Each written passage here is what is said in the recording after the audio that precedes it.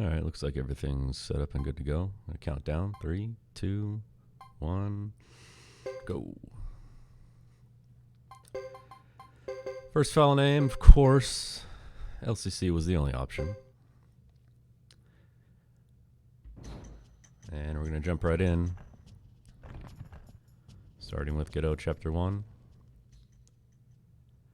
This one's non-negotiable in my opinion, because this is where most of your resets are gonna happen, due to Joker needing to get his level 4 magic for the Twin Snake fight. So, there's really no reason to do any other chapters first, only to get here and realize that you need to reset.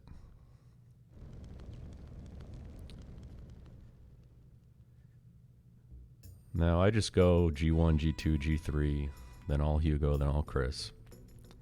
But if you actually wanted to be more efficient than this, in terms of how many times you're going to need to reset or how many deaths you're going to take, you wouldn't necessarily do it in that order. You'd alternate chapters a couple times. But then, you know, you lose those precious seconds on the Trinity sight screen while you're switching chapters. So really you'd go G1, G2, Hugo 1, Chris 1, Chris 2, and then the rest of the chapters are free as far as I'm concerned. But if you did that, you'd limit the amount of times you would reset.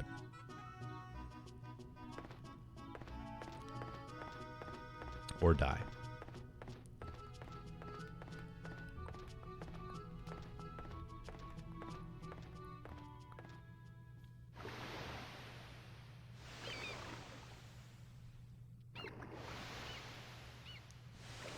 I am going to use this run as more of a tutorial run video. So, featuring try-hard commentary to let everyone know what's going on, what I'm doing, what goes right, what goes wrong, etc.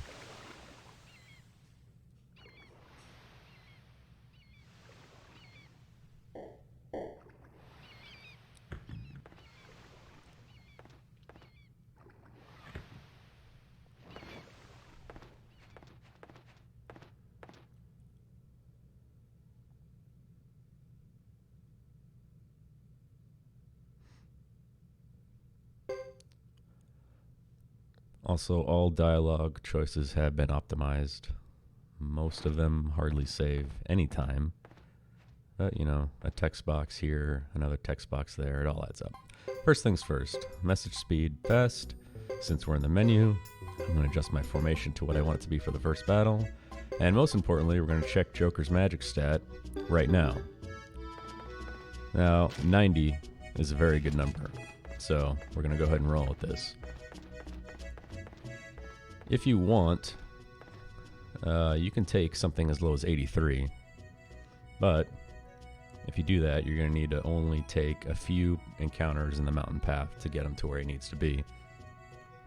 And those would be the 5 Chon-Chons, or the 3 Chon-Chons and 2 Devil Eyes. The problem is those encounters don't come around very often, and the area itself has a really low encounter rate in general. Most of the time, you're only going to get 2, maybe 3 encounters before you reach Twin Snake, and if you don't get the ones you need, then, you know, you're just going to sit there and run in circles, or eventually give up and fight 2 battles, or just reset because things haven't gone your way. So, the reason you check his magic stat right now is just to eliminate wasting 45 minutes of your time, when really, you can rule out a bunch of possibilities and only waste 4 minutes of your time. Again, 83 is the absolute minimum. That'll work. 87's good, 88's better, 89. 89 you're gonna most likely succeed. I don't think there's too many things that can happen if you get an 89 or higher and have things not go your way. So he gets random stats that level up, either 2 or 3 to his magic stat. He needs 101. So, you know, you can kind of do the math based on his starting stat and how many levels he's going to need. I always assume the worst case scenario that I'm only getting +2 each level up. Because, you know, that way you know exactly where you need to be, and anything else is just a bonus. According to Suikosource, the +3 and +2, it's pretty close. It's a 60-40 chance. So, I don't like betting on a coin flip. So I just always assume worst case scenario.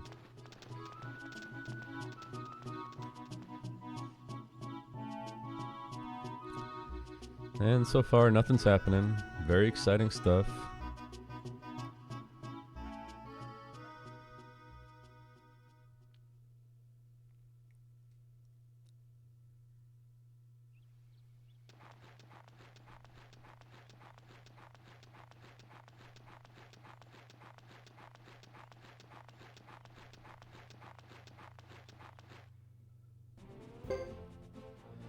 Now I'm going to go through everyone's favorite area, Zexen Forest.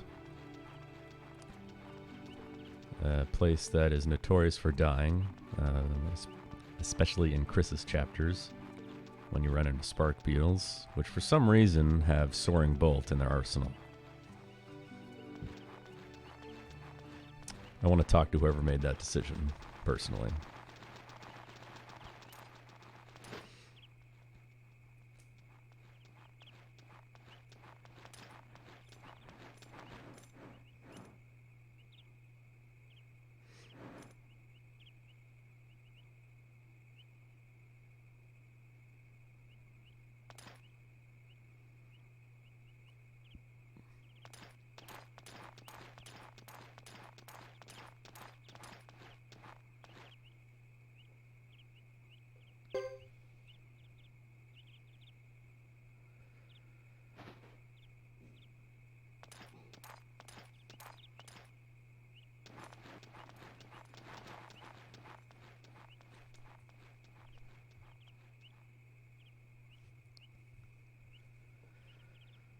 There goes my boy Fred.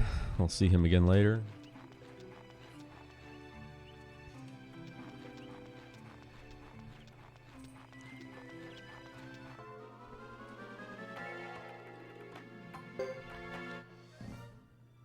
All the time variance you're going to see in this run is just based on how many failed encounters or failed runs I get from encounters.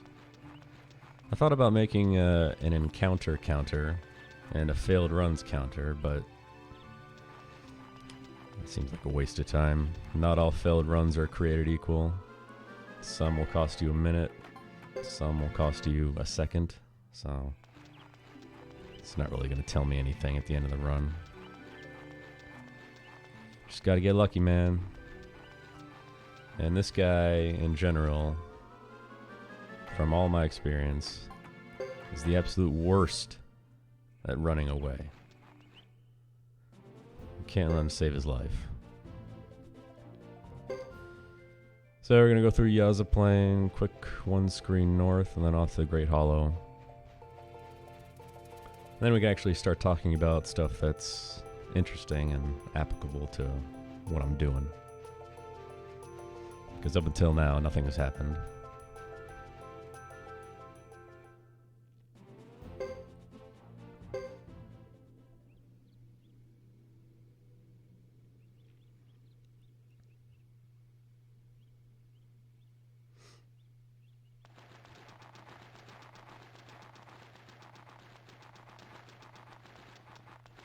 And really, no matter what your route is, or no matter what your own notes say, the first 9 chapters are pretty set in stone. There's not a lot of variance you're going to see depending on whoever is running this, because your parties are set, your destinations are set. You know, you're going to see probably formation differences, battle strategy differences, but honestly, not a whole lot to really differentiate from anyone else's run. It's just by design. Try to play around with sequence breaking, but like most Suikoden games, there's just nothing there. They really did go out of their way to make sure that you can't do that. For example, in Chris Chapter 2, when you're after the war battle and before you fight the battles at Great Hollow, you can leave and explore the world map, and you eventually go back to VDZ.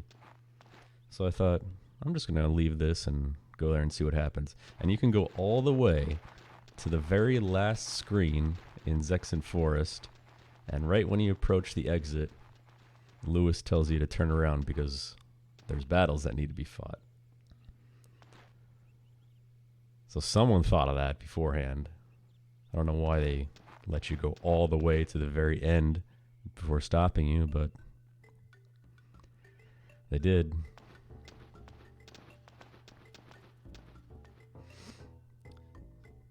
So this route was actually done a year ago, but my free time is few and far between. I ran out of time last summer, and the summer is really the only free time I have to do stuff like this, unfortunately. So I was getting ready to gear up and get a run going and start streaming, and then I realized that I have no idea how to stream. So it was about last August where I said, well, no one's ever going to run Suikoden 3 anyway. I'll just put it off another year.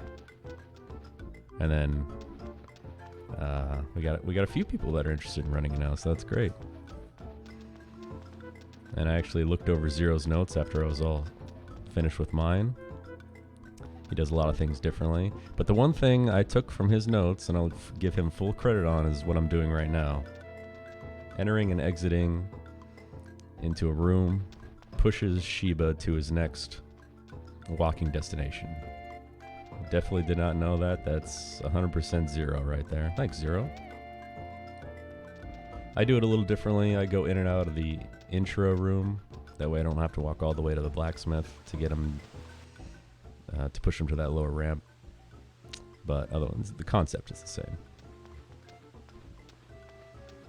Other than that, we came to a lot of similar conclusions, and I do a lot of things different than he does.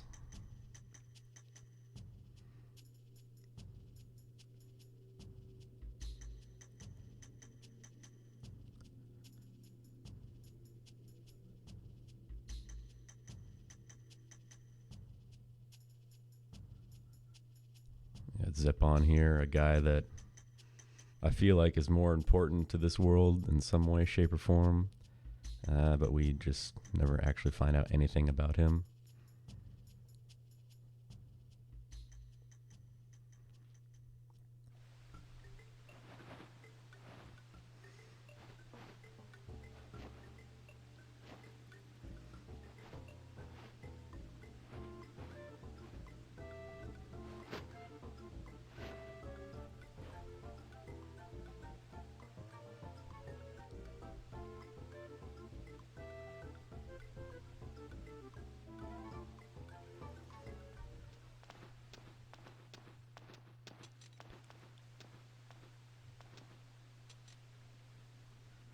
Alright, so now we actually get to start doing stuff.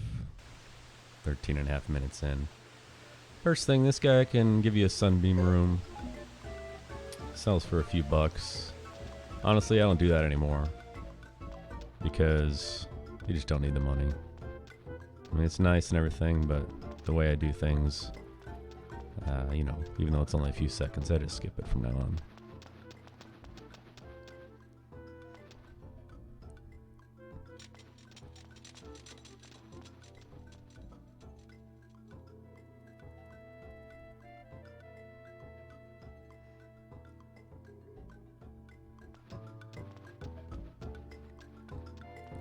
Coming up, we got the first battle of the game.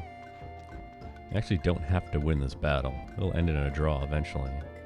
So one of the strategies I played around with is not winning this battle. I just opened the menu there to check my formation.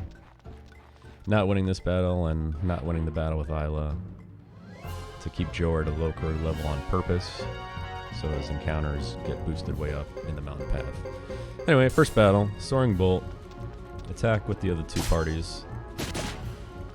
You do that, because you want to get up in their faces and have them attack you.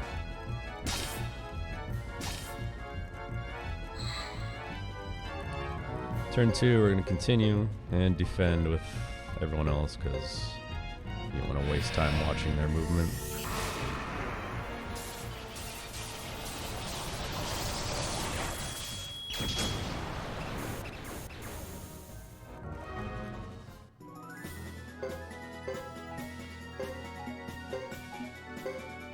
Now, item management in this game actually becomes a problem when stuff like that happens.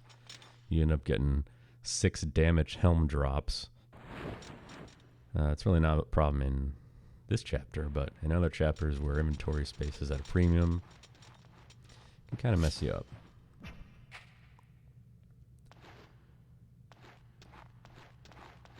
So Shiva's going to join us right now, only for the next battle.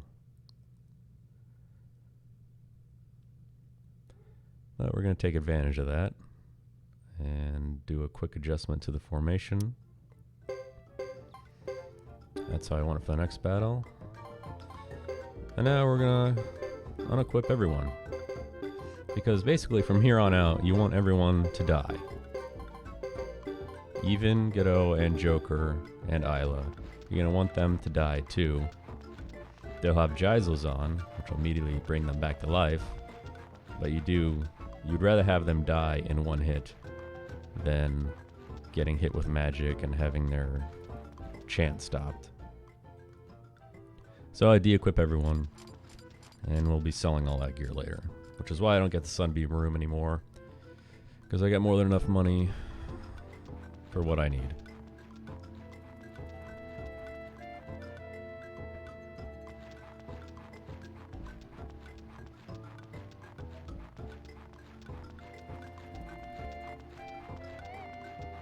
So like I said right here, first battle with fake Chris.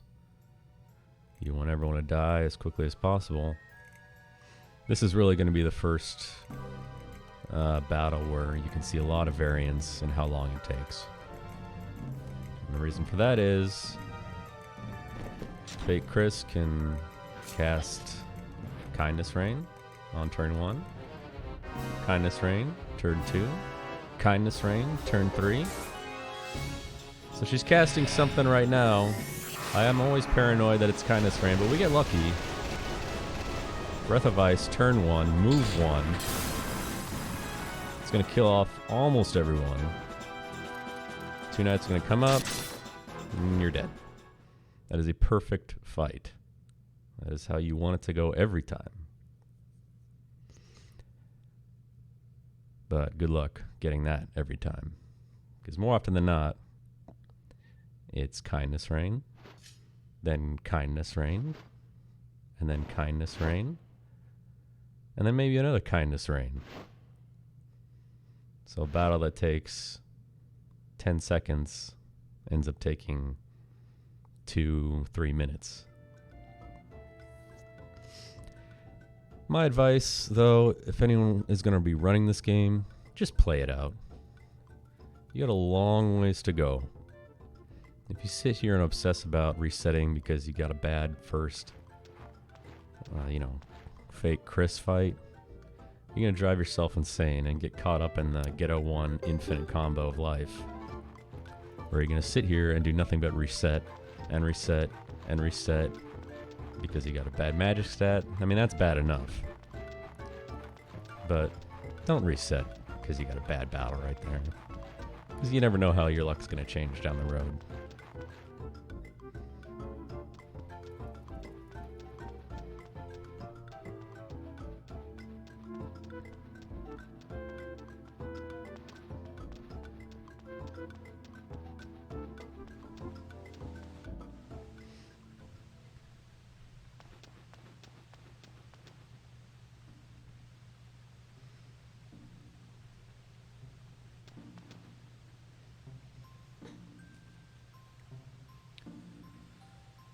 Now here we find out Zapon is dead. That sucks.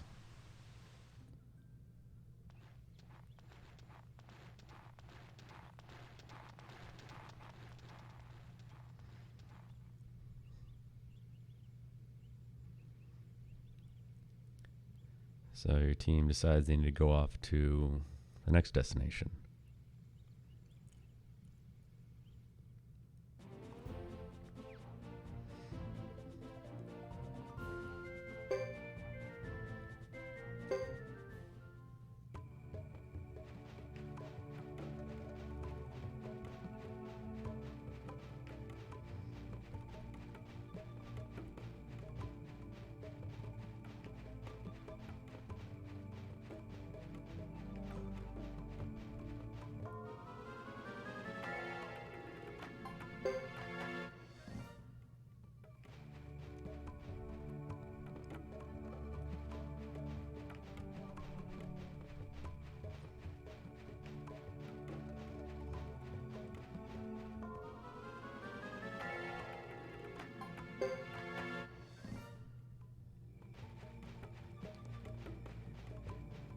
I guess while we're walking here, I'll just casually mention that ideally you fight one random battle in this entire run.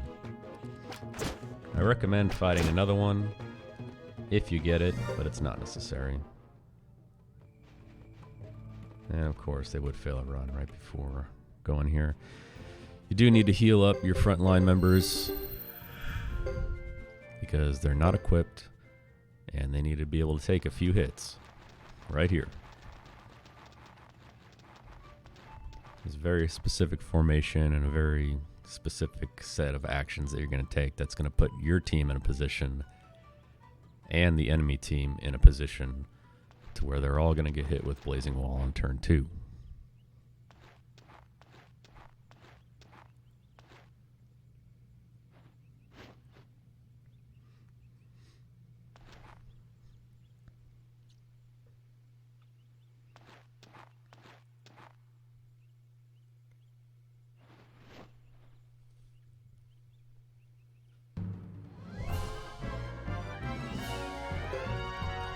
So, Soaring Bolt, the classic. Blazing Wall, and Ace attack that front right guy. He's going to go up here. He's going to take 1 hit and 2 hits. He's going to die. This other guy's going to go to Queen. Now he misses. If he hits, she's dead, which is what you want. But then Isla comes in, kills her off.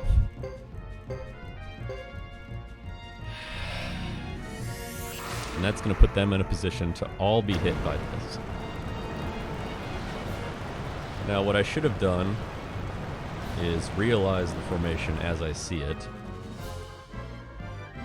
And then instead of continuing this chant, I just cancel it and attack. Because now we're just watching an animation that we don't need to see. Just fine. I mean, we're only talking about a few seconds here, but...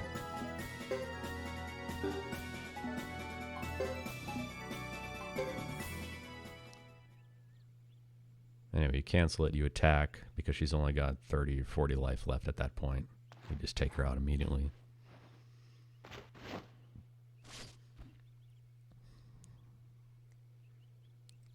And the one thing that always phases me a bit, you can probably see from the choppy menuing, is when I get too many drops after a battle and my inventory's full, and I'm really not paying attention. So you go discard and claim, or just stop. And really you should just stop, because nothing that drops is ever going to be worth taking, ever. Rather than waste the time to manage your inventory, just leave it.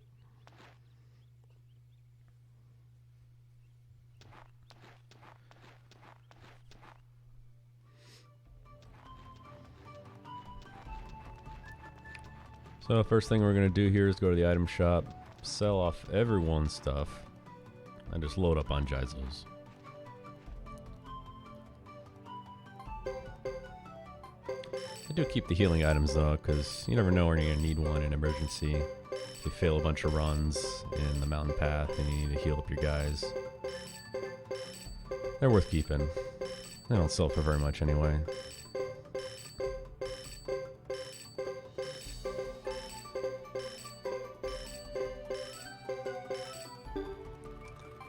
So we got plenty of cash. Jaizo's are cheaper than normal because of Ace's discount skill. So I'm just going to load up.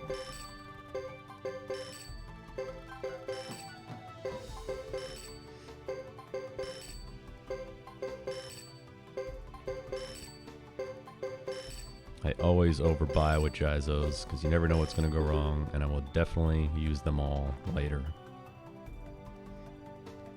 Well, that's all you really need to do here. You just go to the chief's house.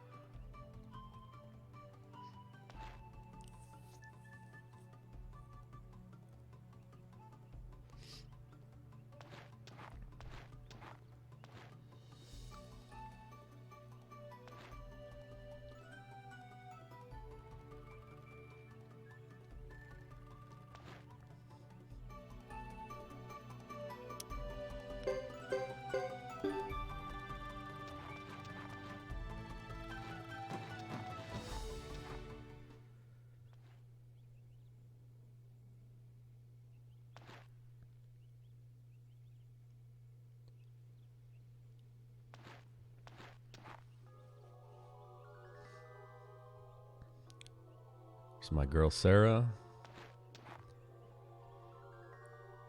I'll be chasing her down shortly.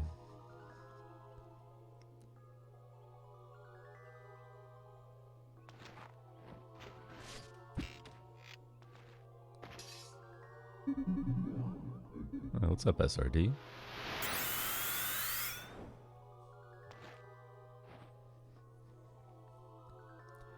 Interesting split layout.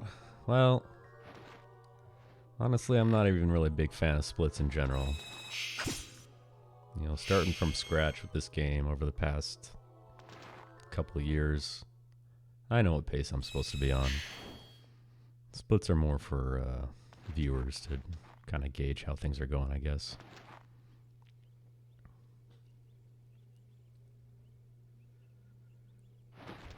Besides, I'd probably forget to split if I just put a bunch in there and every boss. So, keep it simple.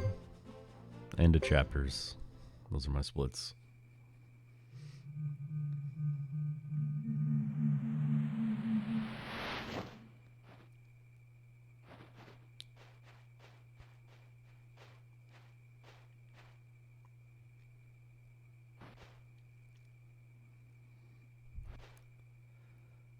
How's Heel's run going? Is he still going?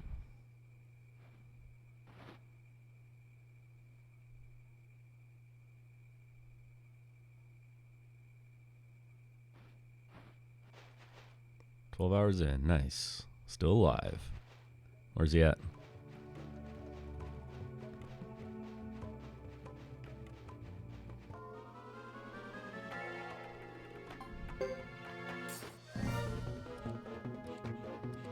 Nice.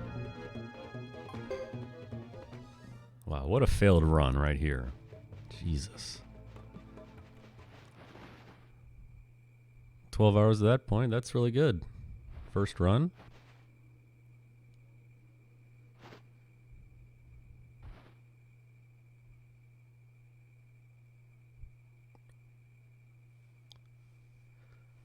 That one doesn't take too long. Just really got to take out Uber. Then you got to do some prep work. Then final war battle. And then ceremonial site. Yeah, he's almost there. Cool. Tell him I said good luck.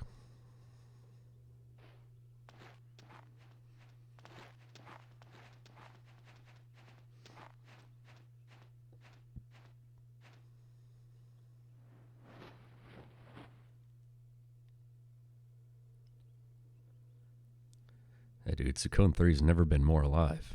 Can you believe it?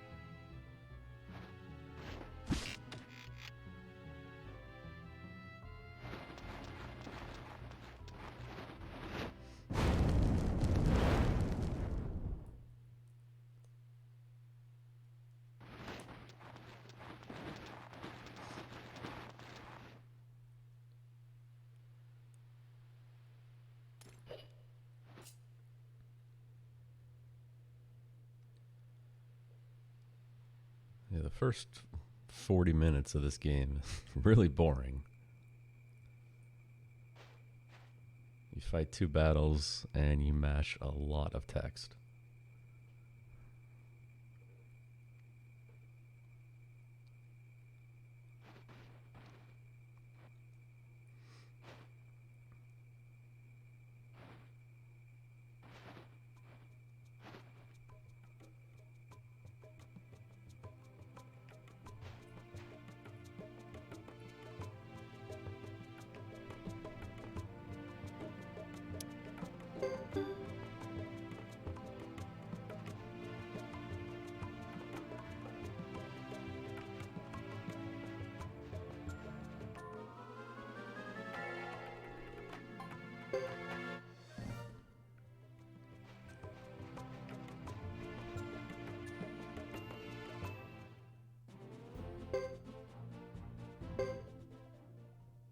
Alright, we got a really important dialogue choice coming up right now.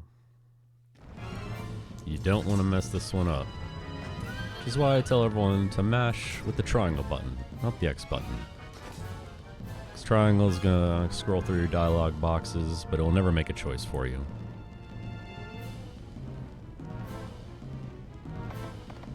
So if you're ever doing a run of Suikoden 3 and the eyes are starting to roll back in your head because you're so bored, and you're just blindlessly mashing, just do it with the triangle button at least. Because you don't want to accidentally make a dumb mistake, like you would right here. Trigger the fight with Boris and die.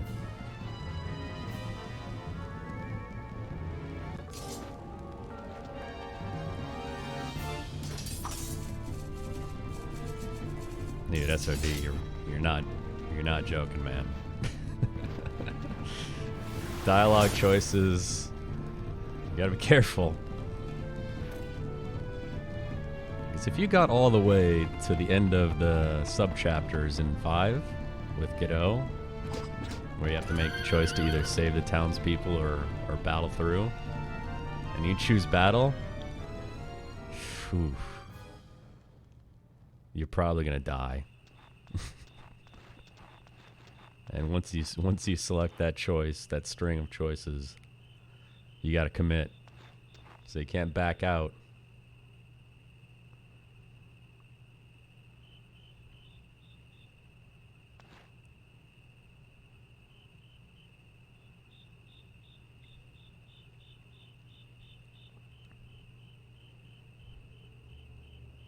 Here, Chris, what a game, man. I played that exactly once, and that was enough for me.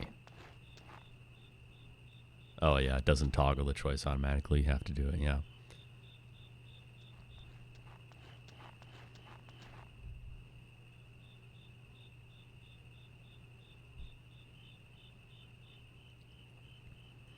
Although I do like the battle theme in that game. It's catchy.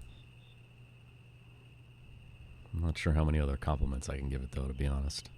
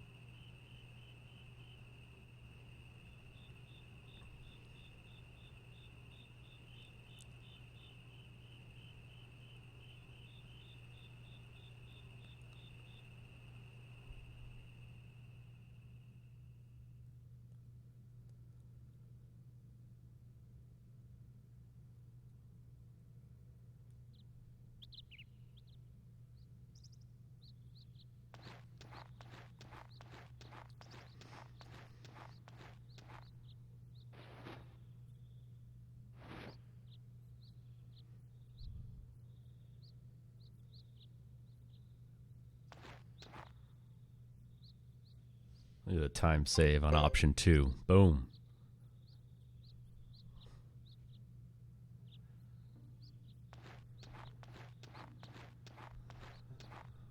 Oh, what's up, Woolrick? Hello and welcome.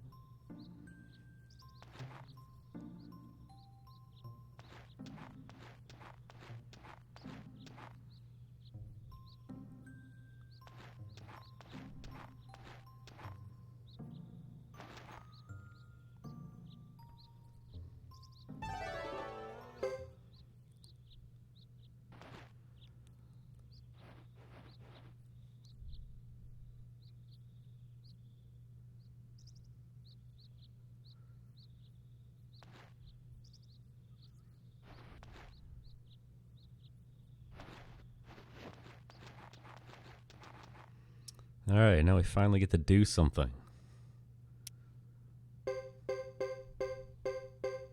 Change our formation here. This is the best formation that you can have. I'll explain it during the twin snake fight. All right, 38 minutes in, and we're actually going to do something now. Awesome. Mountain path, so I don't think anyone was here when I started. You're going to reset your run based on Joker's starting magic stat. And the reason you do that is you need a good enough stat to determine which battles you can take while you're here to get his level 4 magic spell, which happens at when his magic stat reaches 101. Starting stat was 90, which means I have a wide array of encounters I can take, and this is one of them. The higher your stat is, the more encounters you can take safely.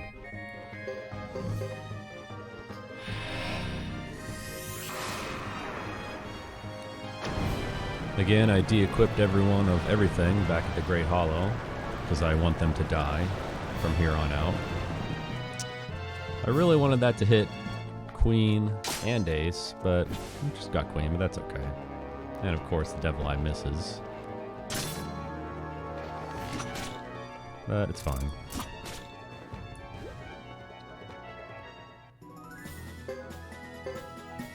There you go. He's got 102, so we're good to go. He gets a +2 or +3 every level. It's a 60-40 split. So I always assume worst case scenario that I'm going to get a +2. And so when I check my magic stat at the beginning of a run, I automatically know how many levels I need and what encounters I can take based on that. Because I have a little chart that shows you what encounters you can run into here, what level Joker will be at when the fight is done. You assume a +2 magic stat bonus up on every level, and there you go. So you do the math and reset after 4 minutes in if it's not good enough, instead of getting all the way here and resetting when you realize that it's not good enough after the encounter. Good question, SRD. I prefer them to die because you want Joker to get as many skill points as possible. And in this game, your level ups are based on how many party members you have. Doesn't matter if they're dead or alive. So if you have a party of 6 and only one's alive at the end, you're still getting that EXP that the enemies are going to give you divided by 6. However, skill points are different. At the end of the battle, the skill points that you get from an enemy battle is split evenly among party members that are alive. So, because Joker relies heavily on skill points at this part of the game, you really, really want him to get as many as possible to avoid having to take any extra fights later. So, you want everyone to die in every battle.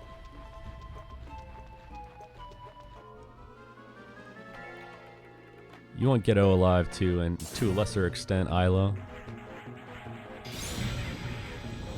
because he needs to level up his lightning and she needs to level up her earth. Nice failed run.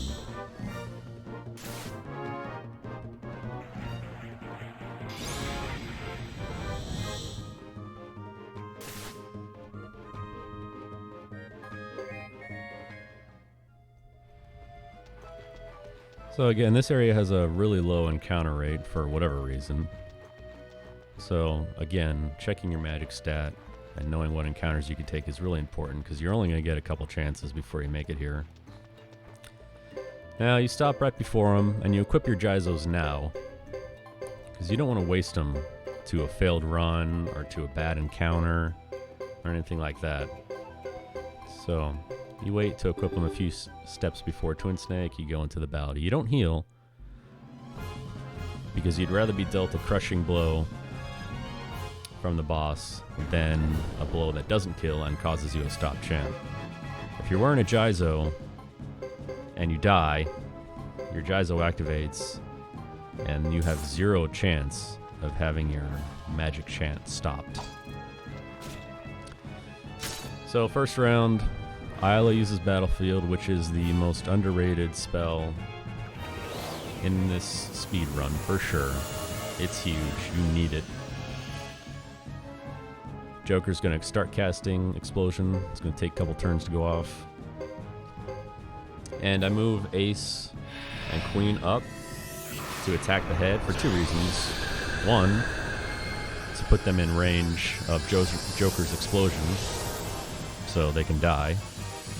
And 2, in the event that that head is casting a spell, maybe there's a very small chance that they can cause a stop chant on the head. Which sometimes you really don't want. Because he can do this.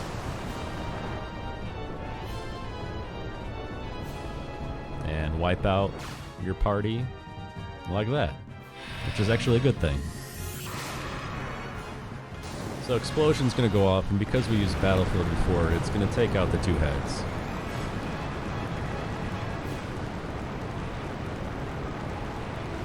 And now the battle is free, because Twin Snake can do nothing. And you're going to just continue to cast magic. Isla's long range, so she's not going to go up front where he can attack her with his tongue. And you do Blazing Wall, Soaring Bolt.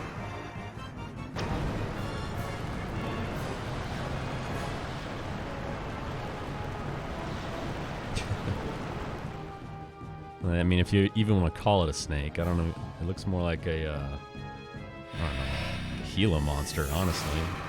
Kind of.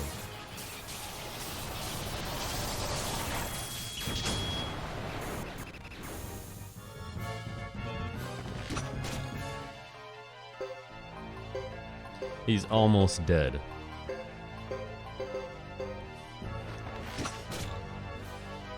Dang. Isla couldn't get it done.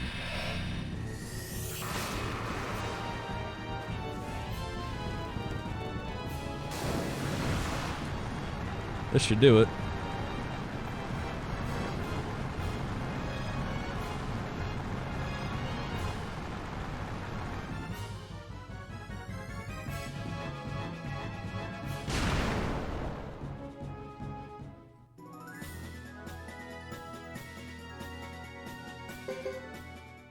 45-minute twin stake. It's pretty solid. That's how the fight's supposed to go. There's plenty of things that can go wrong. Like, for example, if your team has high enough HP to survive one of his attacks, it causes a stop chant. If Isla has a stop chant on her, that's the worst thing that can happen, and you're probably going to die. Or prolong the battle to where you might as well just reset because it's taking too long. On the treasure chest here, all I'm going to do is take the equipment. I'm going to sell that later. Heal with Great Blessing, always, because the last thing you want to do is run into that salamander dragon, have him do his hit all and kill you for failing a run here. It's probably the biggest rookie mistakes are not healing after a boss battle like that. Assuming you're going to make it out of here alive. Never assume. Anyway, the other things that can go wrong are Twin Snake just going all in, using his triple combo attack on you. I mean, you have enough Geisels, about 14. You have enough to put 3 on each person. Isla, Ghetto, and Joker. You can do that if you want to, for maximum safety. I mean, it's not like they go away if you don't use them. I just throw on 2, because 99% of the time that's good enough. And if I get a Twin Snake fight where he does that attack 3 times in a row, it means something went wrong in the first place, because the head should be dead turn 2. If not, you're going to be losing some time. Alright, so what was that? Like 37 minutes in, 47 minutes out. So we got 10 minutes of actually doing stuff. And now we got a billion years of just talking.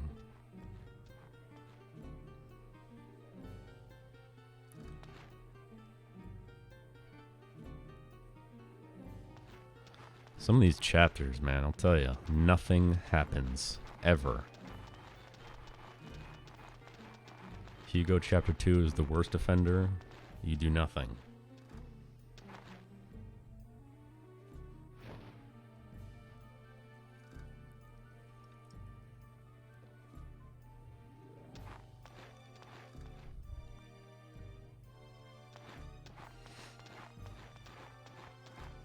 So the one thing you do have to do here is immediately go to the inn. And the reason why you go to the inn immediately, because the next opportunity you have to stay at the inn isn't until you leave the city with all your party members. I'm not going to save, but you do need to refill your magic stocks. That's insanely important. Because in between chapters, you do not get, free refill, free replenishment. You're just as you were from the first chapter. So you have to do that first. And if you forget, you just lose some time because you have to go back into town and then stay after you leave.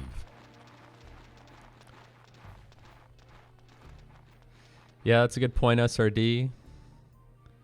Until there's long periods of time when nothing happens and you zone out and fall asleep.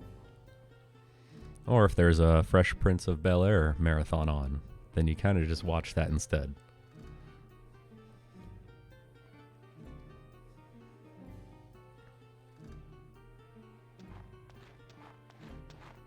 Yeah. Good point.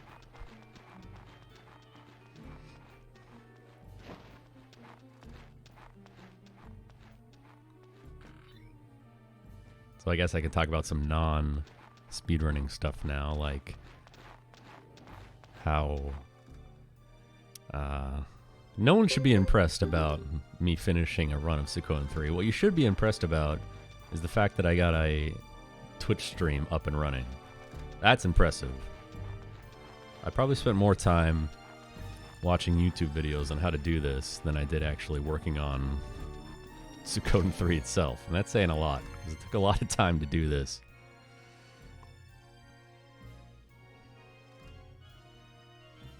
But I still don't know anything. All I did was read other people's recommendations. So if you ask me what bitrate is, I don't have an answer for you. I just know what it's been recommended to be set at. Same with the resolution and FPS of your stream.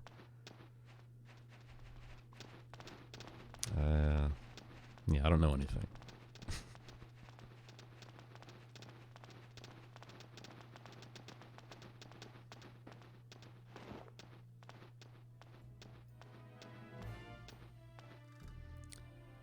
So I did go with Streamlabs because that seems like a very beginner-friendly way to do this.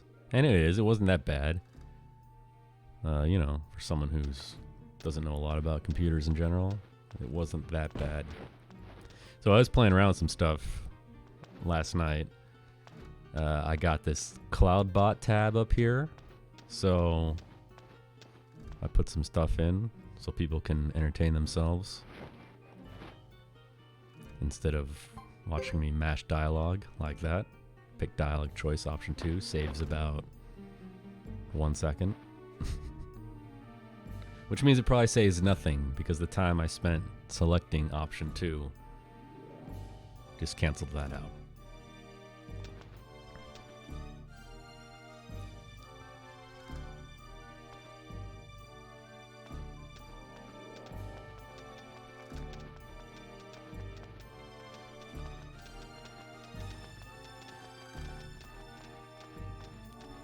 Yeah, man, it's my girl Sierra. 800-year-old vampire.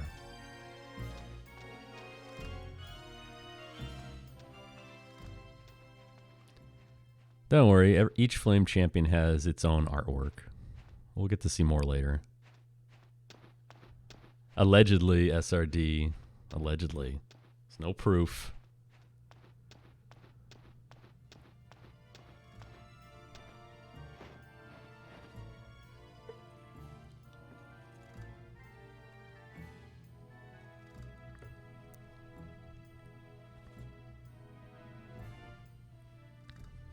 I know tons of pale girls.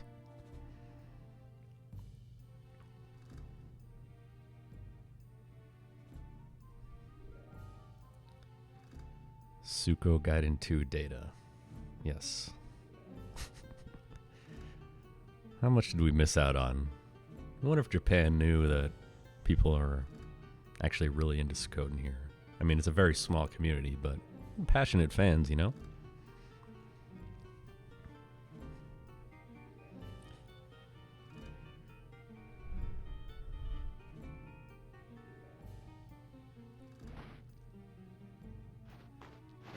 What was I saying earlier? Oh, yeah. I got a loyalty system. You can ask the Magic 8-Ball questions, dude. I am ready to go.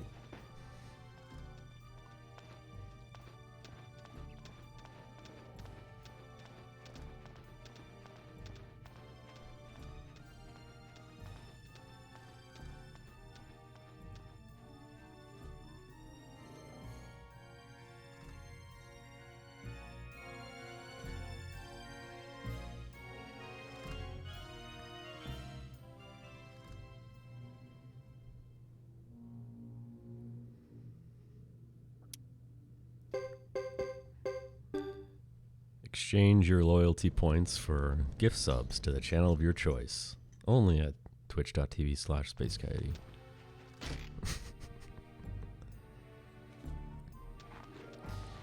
Yeah, I think she's... I don't know. I mean, there's no proof, right? I forgot to split. Oops.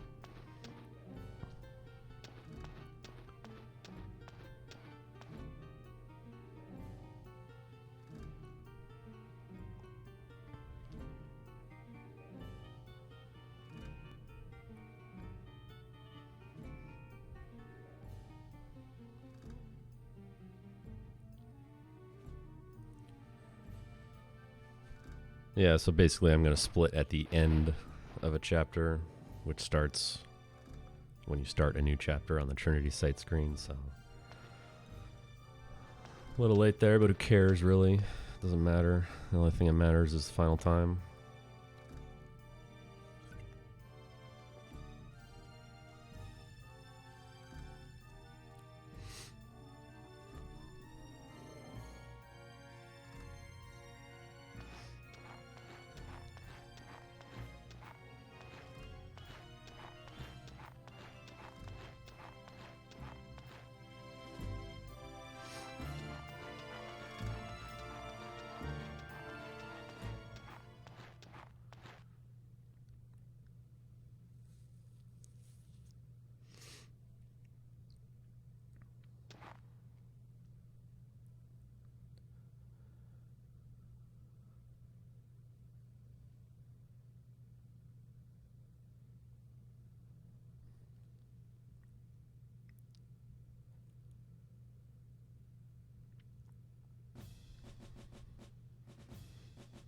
As much as I play this game, I still get faked out every time. Whenever I see that fade to black screen, I'm like, alright, it's time to go. Oh, just kidding. Got another cutscene here.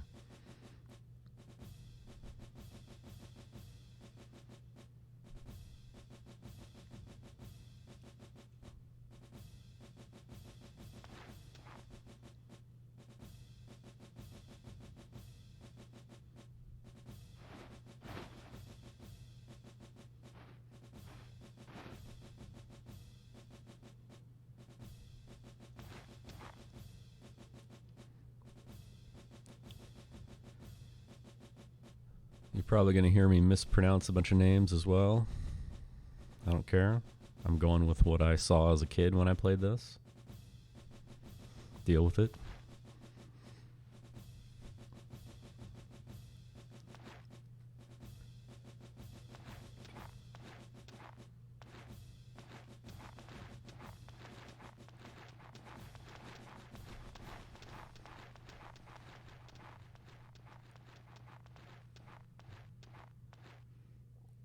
Fade to black. Time to go, right?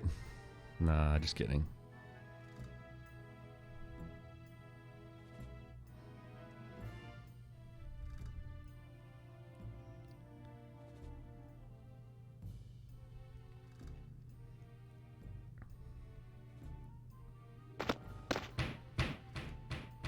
That's how I feel right now. Come on, let's go.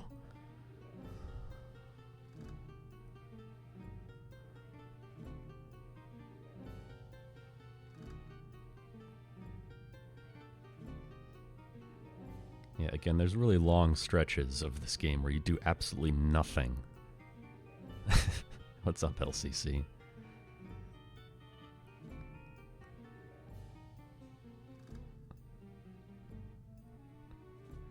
LCC, did you see the file name? Probably not. Oh, okay. You are the Flame Champion.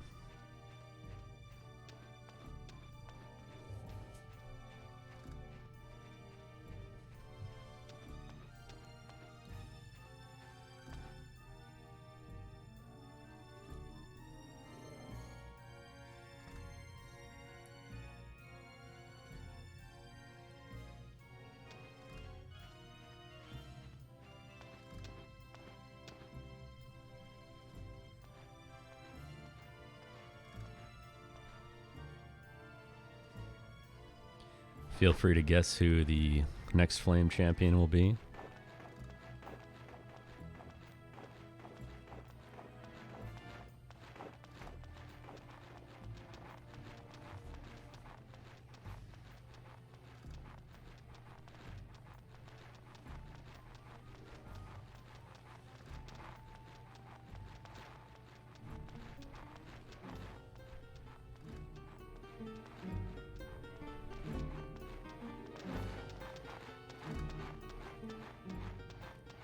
Dear God. Finally, we can go. Snow Leopard wouldn't fit, man. This isn't Suikoden 5 where you have 80 characters to name everything.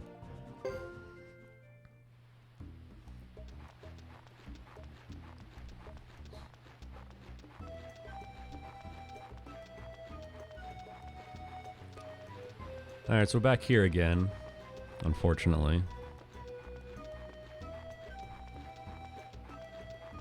Now you gotta be careful when coming around this turn in the second screen. Or we can just fail a run. No big deal.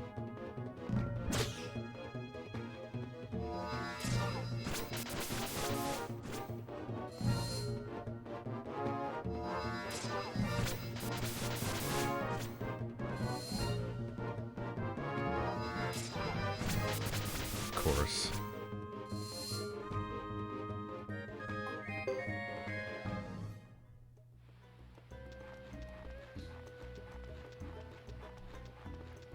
This place has a really low encounter rate, except when it doesn't.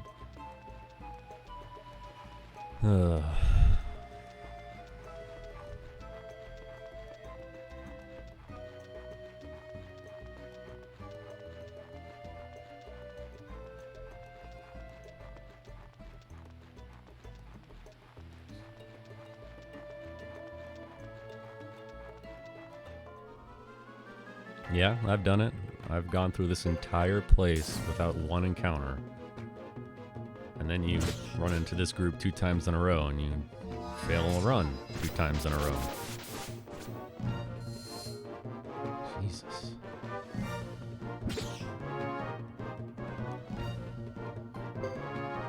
Oh, good.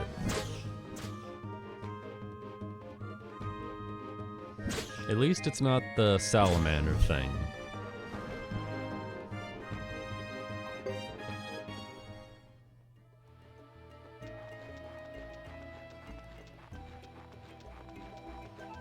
So anyway, the sentence I started 3 minutes ago.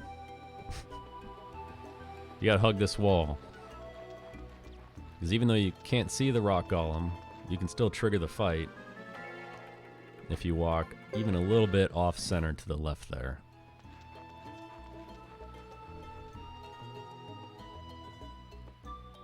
And if you run into him, you're pretty much dead.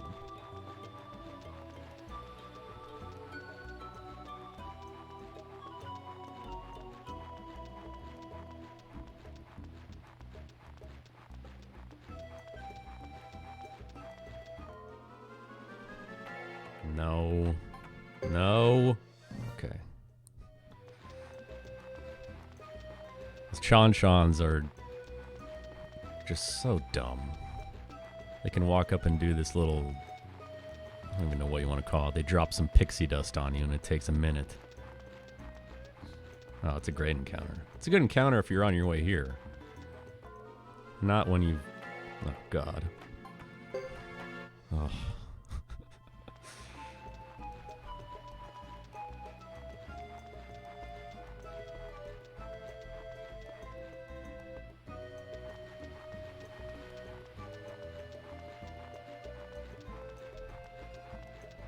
You know, those encounters are arguably, not even arguably, those are the best encounters to get on your way through here.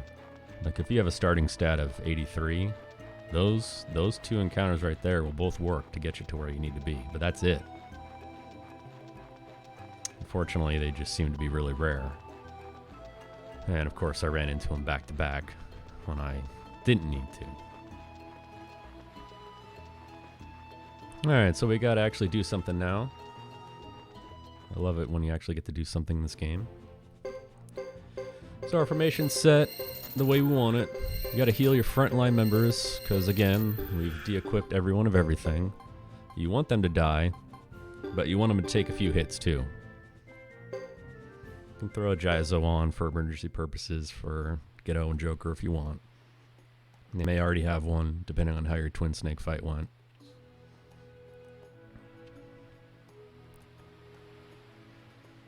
So you gotta take on friends and friends right when you walk in.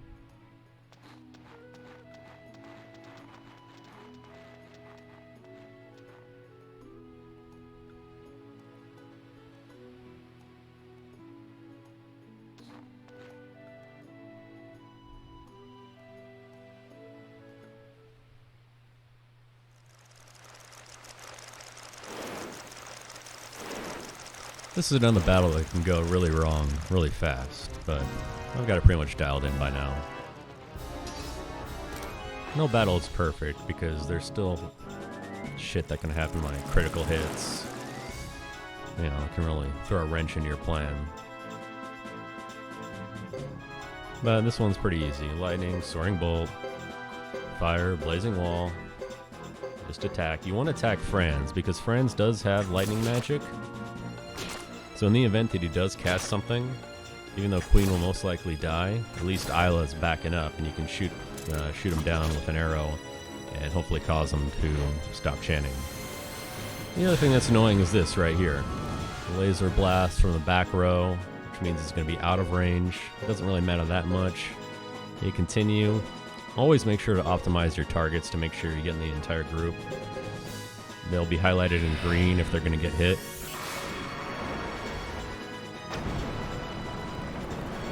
And again, if you're attacking your own team, that's fine, because you want them to die.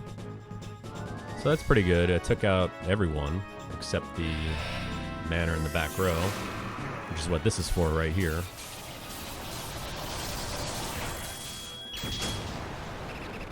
Merry Christmas.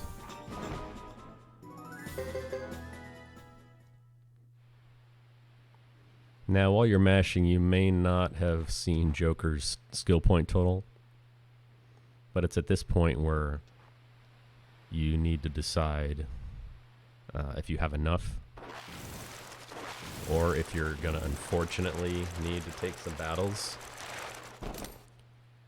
in Mount Sinai or on the way back to Mountain Path, because again, he has to get to A magic and fire for you to continue. He doesn't have to, but it solves a lot of problems.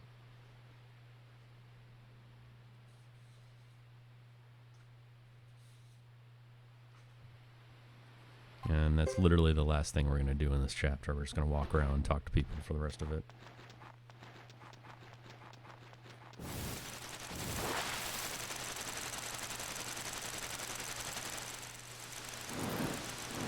So you want to check his magic stat, and he needs at least 445. Preferably 510 or higher. Because if you're at 510, you won't need to forget any of his other skills to get to the absolute minimum to get fire magic to A. But, I mean, that only takes a few seconds. But if you don't have 445, then you got to fight more battles. Just the way it is. And that's going to depend on how many people died in the first encounter in Mountain Path, the Twin Snake fight, and this fight. So I got a quick glimpse of it, and I'm like 520 something, which means I'm good to go.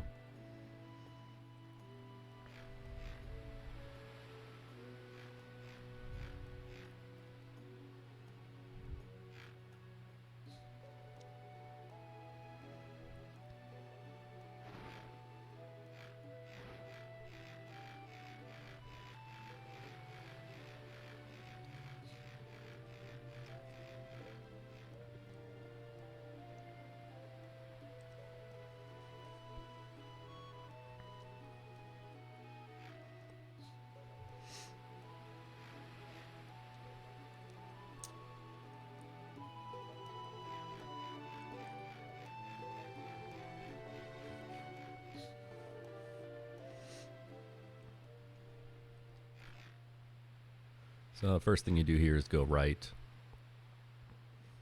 I was going to see Sarah walking over there. And then she's going to leave your party.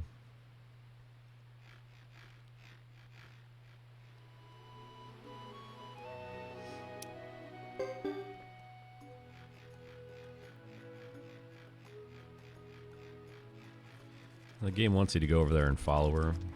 But you don't have to do that. You can just skip it and go right here. She'll find her way back eventually.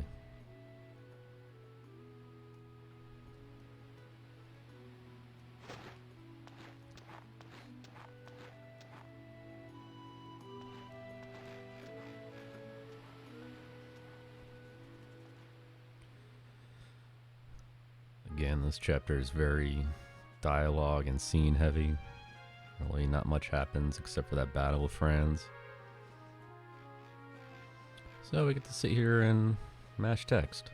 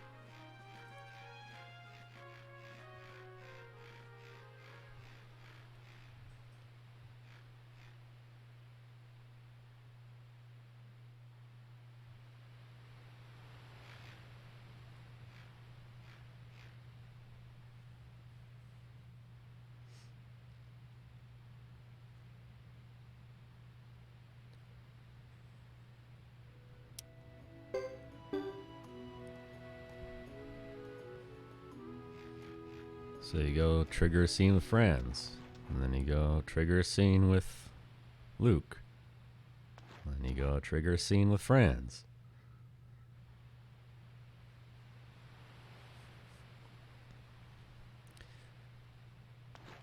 You know, Suikoden is arguably my favorite game series, but it's not without its faults.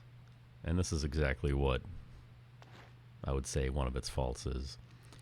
Hugo Chapter 3 is the absolute worst. For one very, very good reason. I'll point it out when I see it. It's just so dumb. I think Suikoden 5 has some stuff like this too, where you have to go to the war room. And then you have to go to the war room. And then after that, you have to go to the war room. It's like, could you guys just put it all together? There's really no reason to, to make me keep going back here. Then you're running around like an idiot. Like, well, I already went to the war room. I can't possibly need to go back there, right?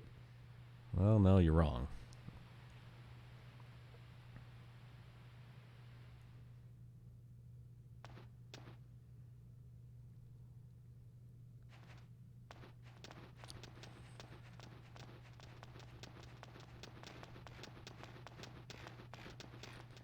So again, I've optimized all the dialogue options for this game. Most of them do nothing or are very, very minimal improvements. But one like this actually does save, more than a half a second.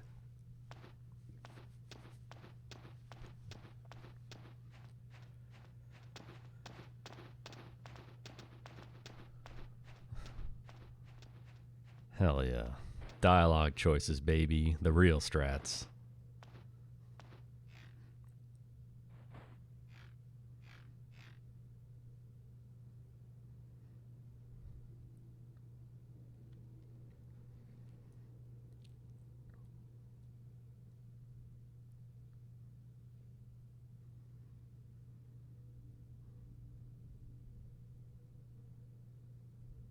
Imagine if I filmed myself real time playing this on emulator and sitting there counting text boxes after each dialogue choice to figure out which one's faster.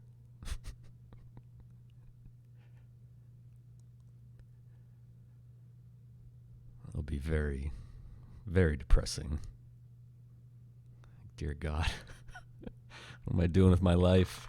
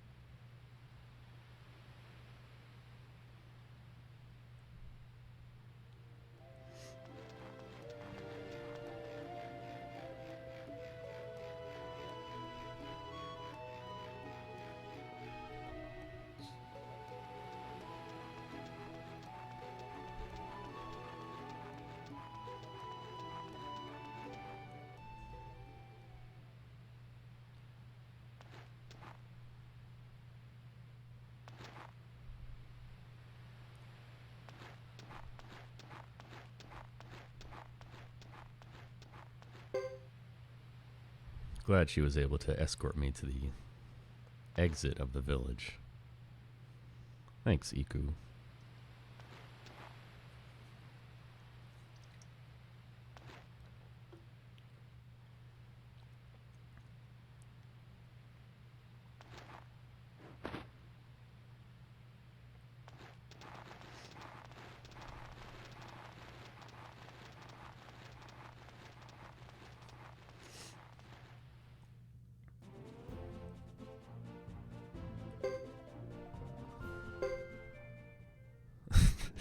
The mean streets of Labuk, yes.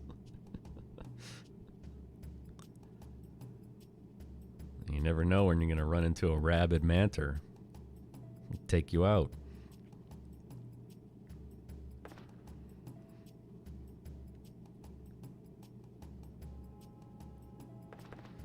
So here's a good question. Guess how many escape scrolls we use in an any percent run?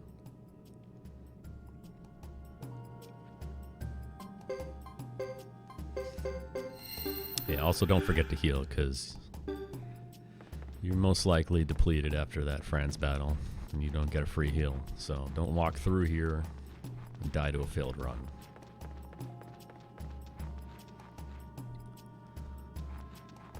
Also, it's always better to walk into the dirt off to the side there, because these bridges are bullshit.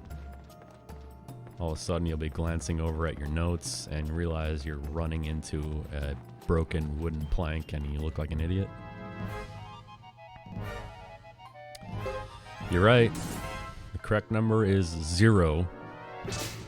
Now you think this would be the ideal place to use one, because after the scene at the end, it would be nice to just leave, but you can't.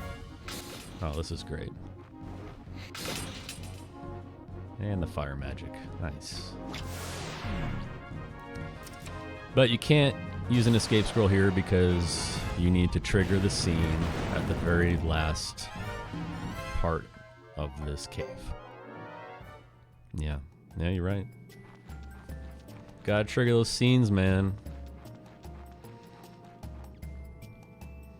So again, you would also check Joker's magic stat here if you didn't catch a glimpse of it at the end of the Franz battle. And here's where you would decide whether or not you need to fight some additional battles. You can do it on the mountain path too, but again, that place has a very low rate of encounters until it doesn't. And I've done it more than once where I'm walking from this side of the map to the end of the story, or the end of the chapter, where I get no encounters. And if you get no encounters and you're holding off waiting to get your encounter in the mountain path to get those extra skill points, well, guess what? Now you got to start the beginning of chapter 3, leave Brass Castle, go out into whatever area you want and fight battles there. So if you are short, you should fight the battles here and concentrate on skeletons, because you know they don't have any absurdly long attacks. They're not that hard to take down. You know, we'll have some fire magic at your disposal to take them out. So that's my advice.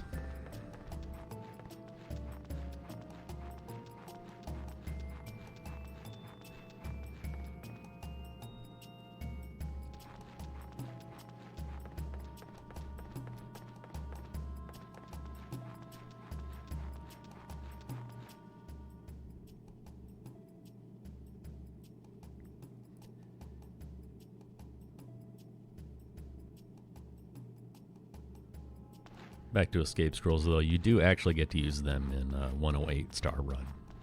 They do actually provide you with a significant amount of time save. Talking minutes, valuable minutes. Here's another part where you want to make sure your eyes haven't rolled in the back of your head and you're just mindlessly mashing text. Because if you've picked the wrong option here, you're going to fight Duke.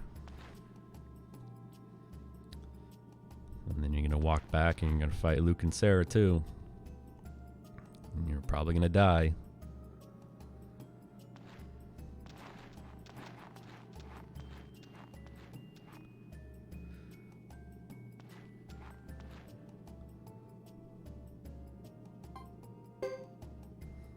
That bishop is up to something. There we go. We just saved $1 billion.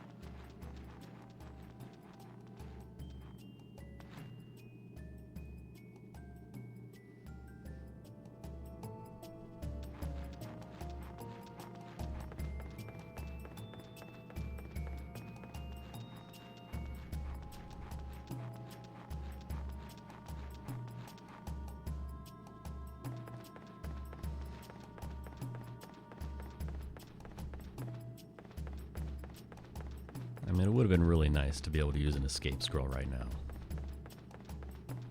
We could have just had that scene at the mountain path or something, man. This is just dumb.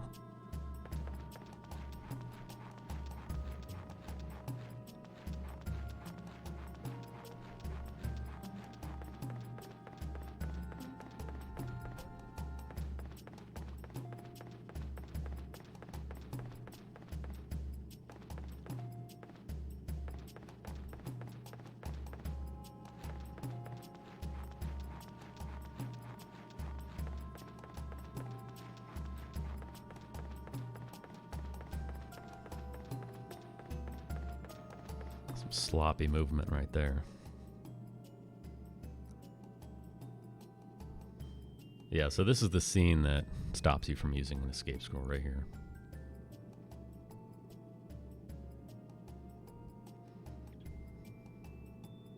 That would be cool. Anything would be cool. I tried, man. I tried a lot of different sequence breaking type of stuff by going to the next location in the middle of an event, but man, this game just stops you every time. I don't know if you heard earlier when I was mentioning Chris Chapter 2. I'll talk about it again during your Chapter 2, but you can leave the Great Hollow during the battles, and your next stop, you'd eventually get back to VDZ. So you can walk all the way through Zexen Forest, and right before the exit to the world map, Lewis will stop you and say, "Hey, people are fighting, we need to go back." Dude. Didn't you have told me that earlier?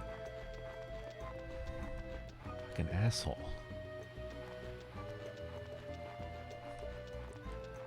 It's almost like the developers are just fucking with you, man.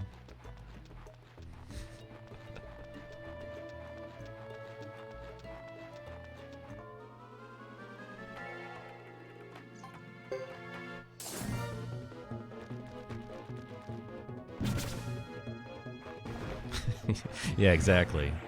Everyone got tired and went home, and the story ended. Oh, come on.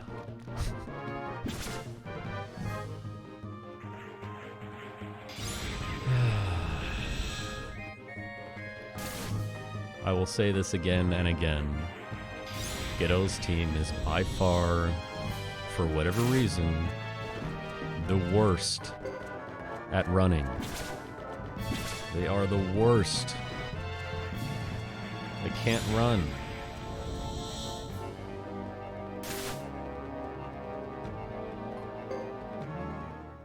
Bunch of slow old geezers in the back holding everyone up.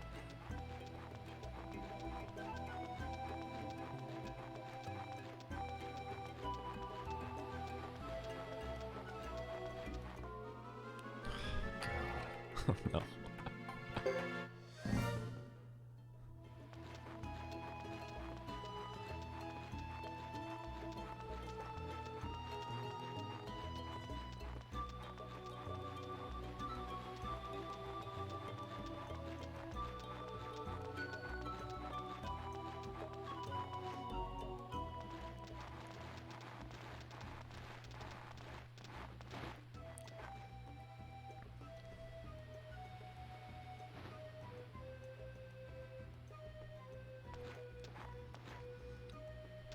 So in an hour and a half, what have we done?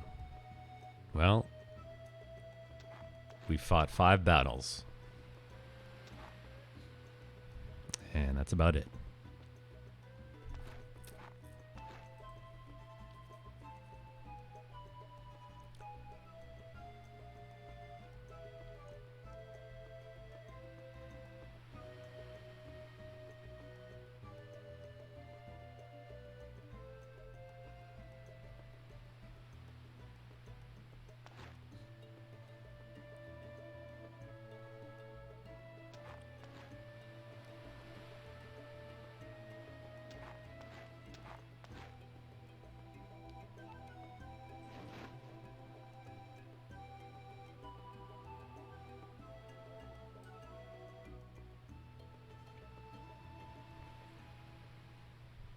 Alright, I'm going to remember to split this time.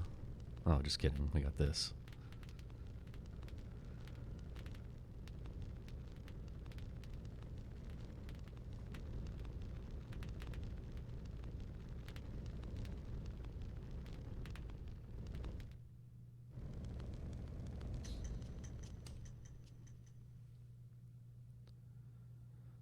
Uh, 129, that's pretty solid.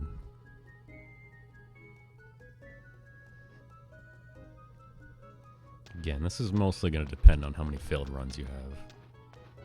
It's not a whole lot of variance you're going to see in the first 9 chapters.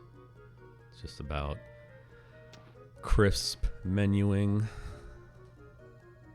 nice movement, battle luck.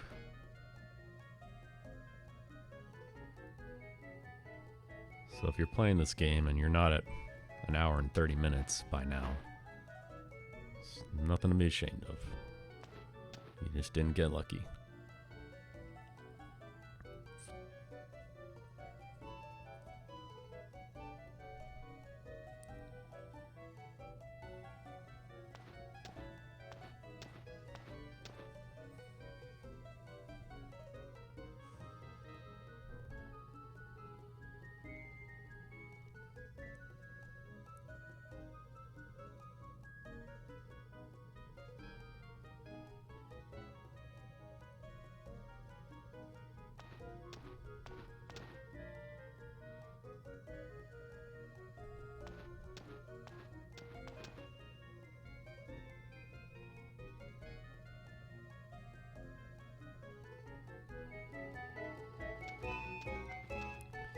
So one thing you can do right here is sharpen Ghetto's weapon right now.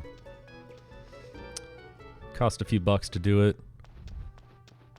It depends on how things go in the future, whether it was worth it or not. I tend to think it's a waste of time and money. Because the only time you're really going to be attacking with him is in the upcoming duel with Duke. And depending on his actions, it can save time, but it can also lose time. It saves time when Duke does nothing but defend. What's his most common dialogue? Like, hardly felt a thing, try harder, which means he's going to defend. And you get stuck into him repeating that 10 times in a row. And if you don't sharpen his weapon, you're doing 2 or 1 damage to him at once. The biggest disgrace is when he has 1 little tick left and you attack him and he doesn't die. That's the worst. So sharpening his weapon will help alleviate some of that. But then you go in and he goes hard on you with death blows and you kill him in 4 turns. So then it wasn't worth it. So you never know.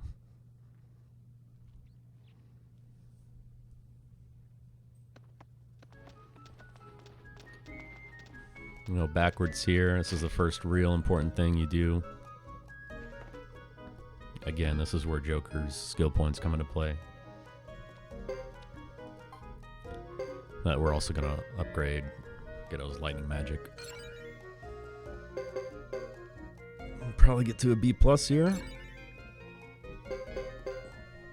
That's good enough.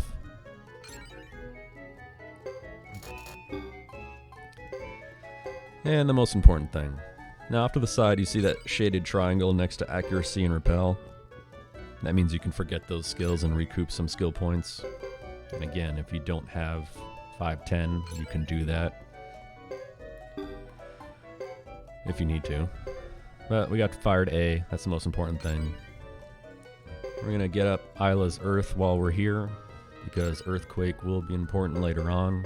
Might as well do it now while we can. And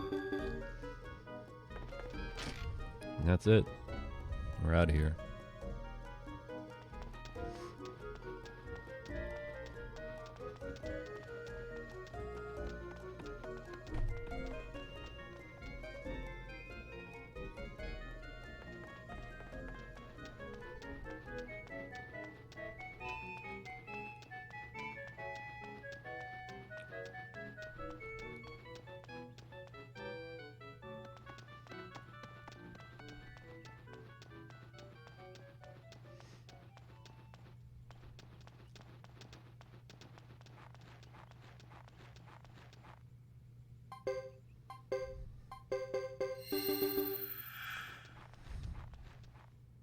Do a quick heal before we walk through one of the most annoying and treacherous screens and areas in the game.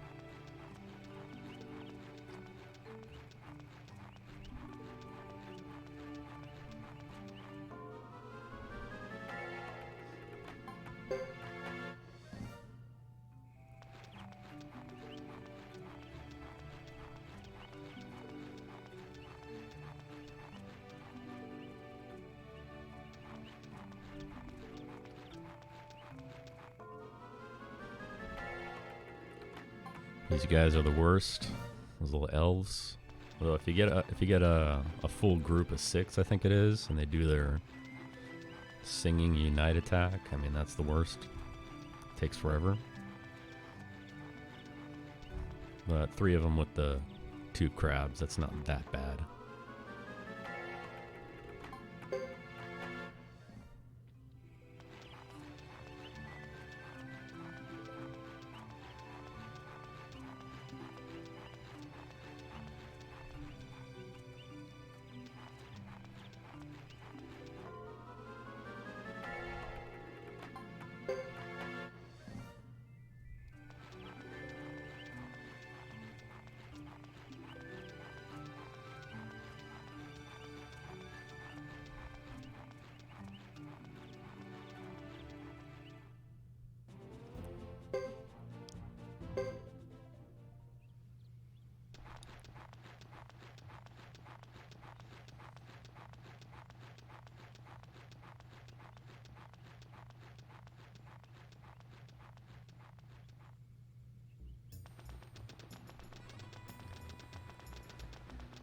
Alright, we're back here again, where we started the game.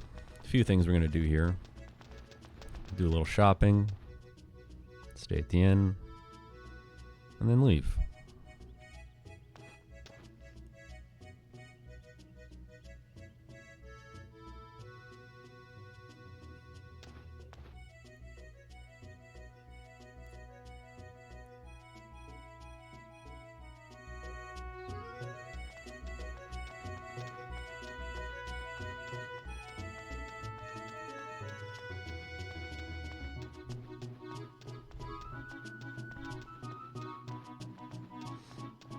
You really got to pay attention to the movement in this game. Only because the camera is it's kind of dynamic. It rotates along with you depending on your position. So depending on what direction you're holding down, 1 second could be leading you the wrong way a few seconds later. And if you're doing that and you're just glancing over at your notes, Again, all of a sudden, you're running into a wall. So another necessity here is to get wizard hats for Ghetto and Joker. They raise lightning and fire magic by an entire rank. Probably the best piece of equipment in the entire game, honestly. Or the most relevant to a speedrun, anyway.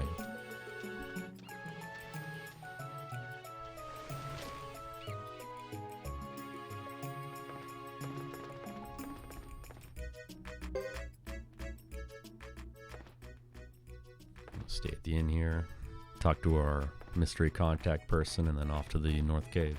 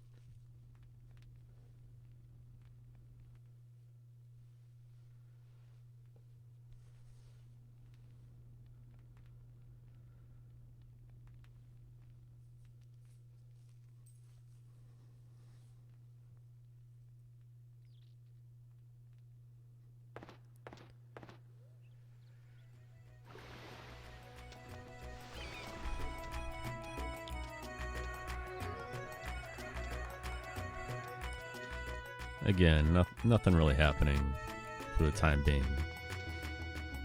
Watching a Suikoden 3 speedrun is like watching the Blair Witch Project.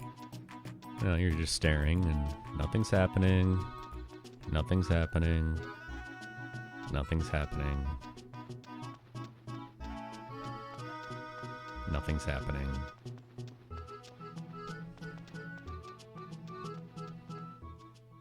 And then it's over.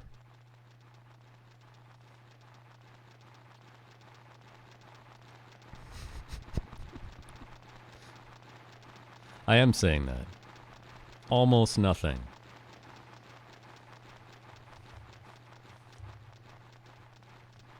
This is a visual novel, basically. Alright, make an adjustment there real quick. Actually don't want Ghetto to take any damage in here, if at all possible. Intense walking. Yes. Intense movement.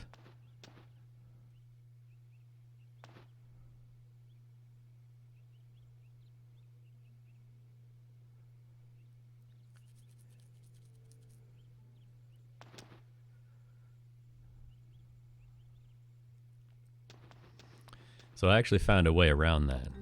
It does require you to do a bit of setup beforehand. I mean, you lose about a minute. But I'll take the minute time loss to save from dying 5+ hours in. And then slowly losing my sanity to the point where I'll never play this ever again. But yeah, those spark beetles are no joke, man. You run into 3 of them, you fail a run, you're toast.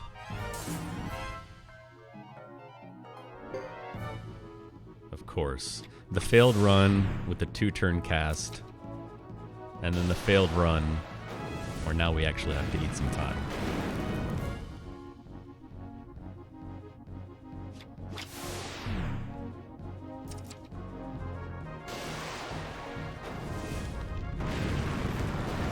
This is fine.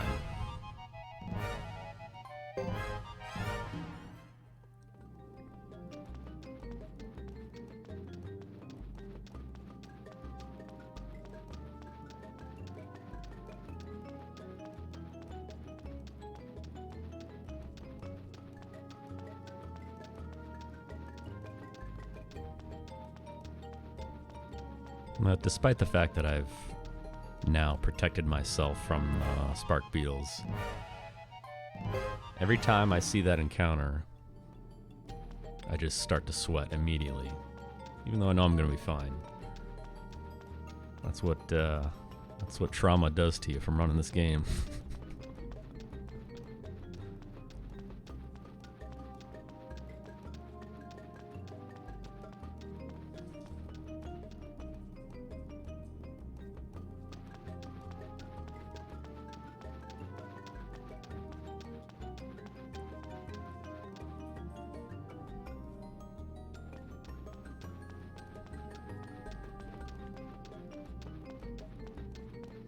Little shortcut here going down the ramps.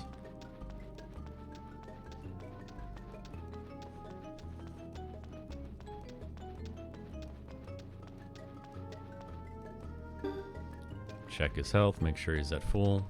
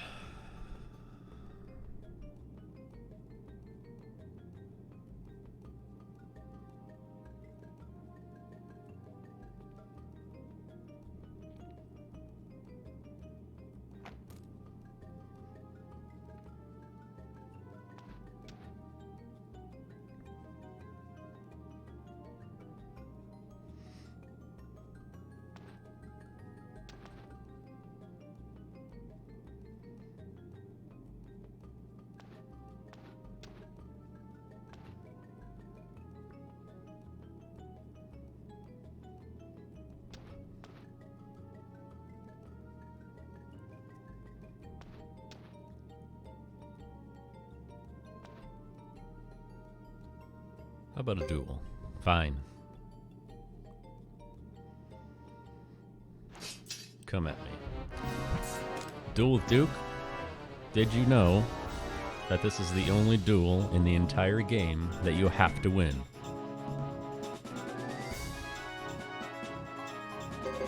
Now we get to see how sloppy and slow my duel reaction time is.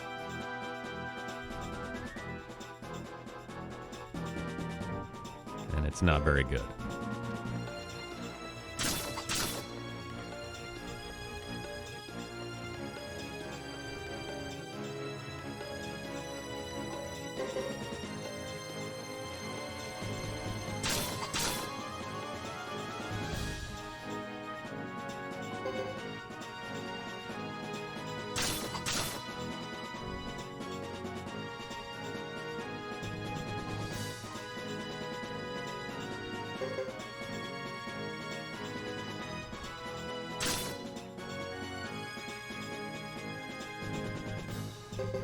Hardly felt a thing. Try harder.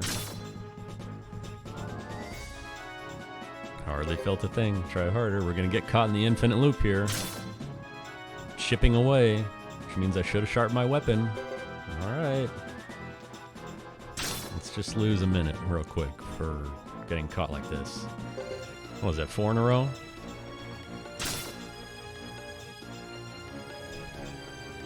Five.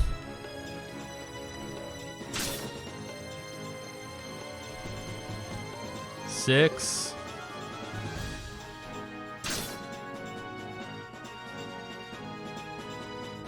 Finally. And this isn't even going to kill him. And he's got 1 life left. He's going to defend.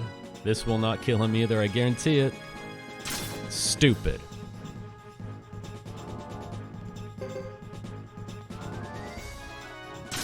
What a joke.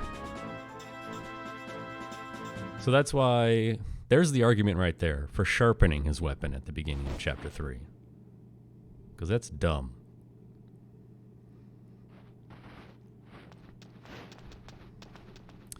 So no, you cannot lose the duel, Hugo versus Sari. You can, however, not win it or end in a draw. And depending on your reaction time with how quick you are at responding to duels, you can just mash defense the entire time, and it's arguably faster than reading and reacting and trying to win the duel. Because it ends automatically after 10 rounds. And he could do the same exact thing that Duke just did, where he can just keep defending, and then you gotta attack, and you're not gonna kill him, and then the battle's gonna end before you even kill him, even though you're trying your best to win. And you gotta watch the animation of Hugo going up and attacking every time. Now, the good thing about duels is your cursor stays on your last action. So if you want to go the full defense route and just mash defense 10 times, you can. And all you do is just mash X, and then the duel will end in a draw. And it can be faster than actually doing it optimally.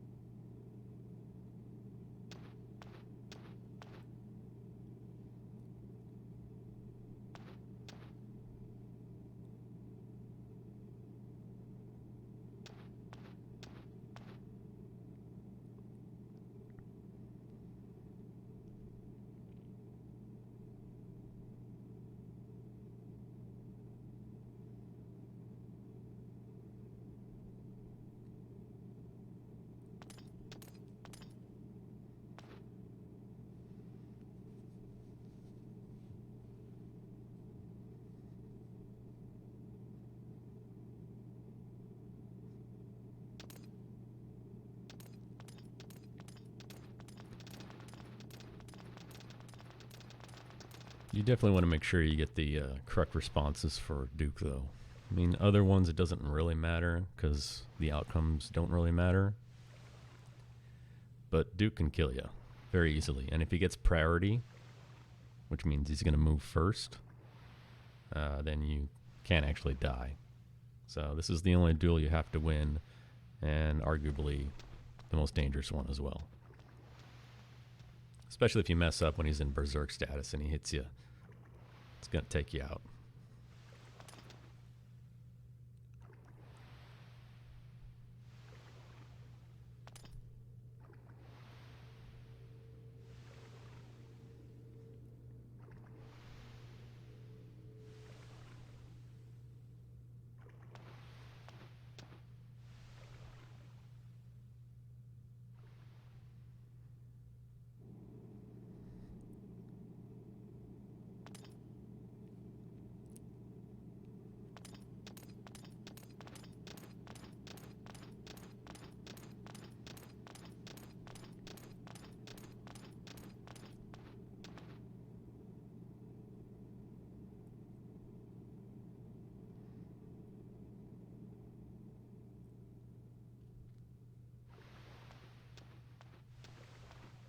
How's Hugo doing? Should be finishing up, right?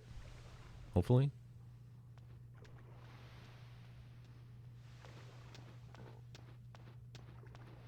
Nice.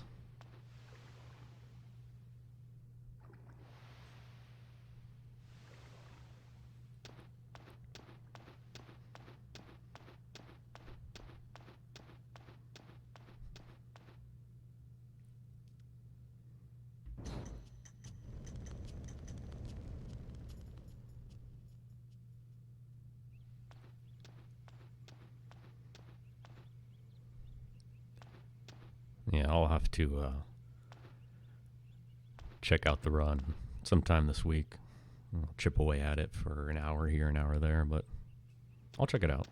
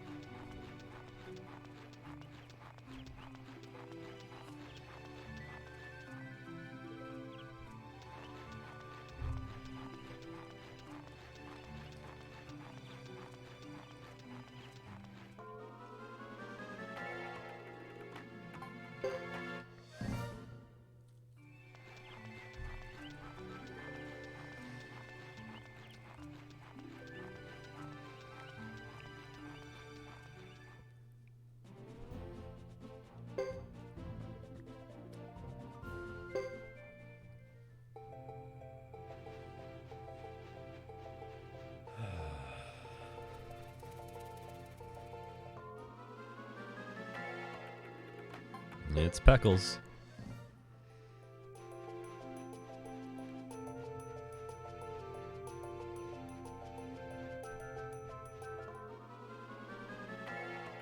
And there he is again. If I ever get a pig, you damn well know that's going to be the name.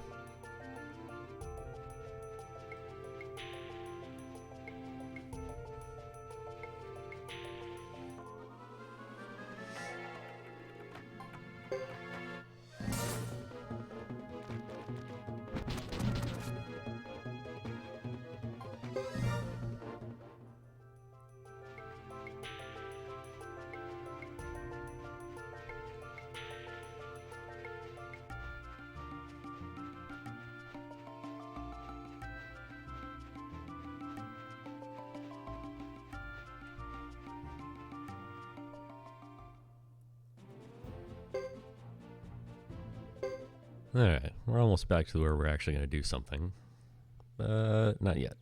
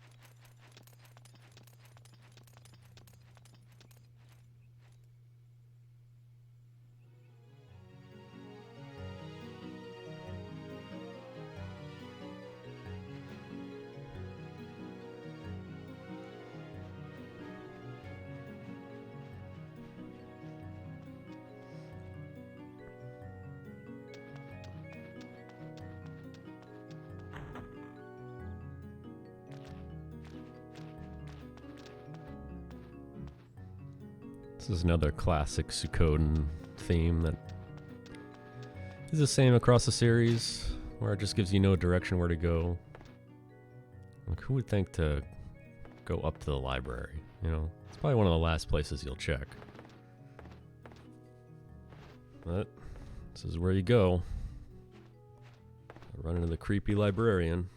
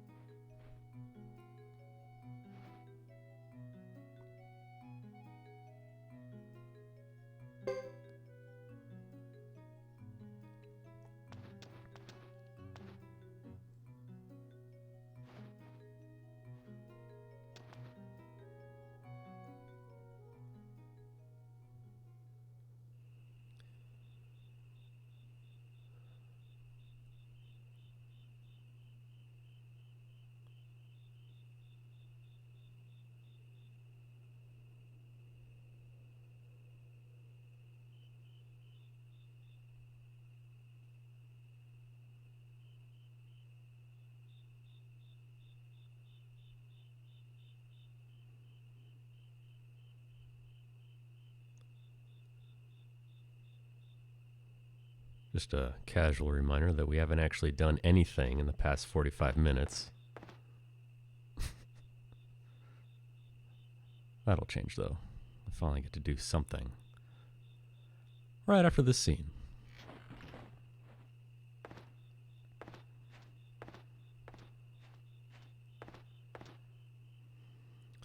So here you're gonna see that Gedo has the True Lightning rune, which unlocks it for your own use. So he's got True Lightning and Lightning.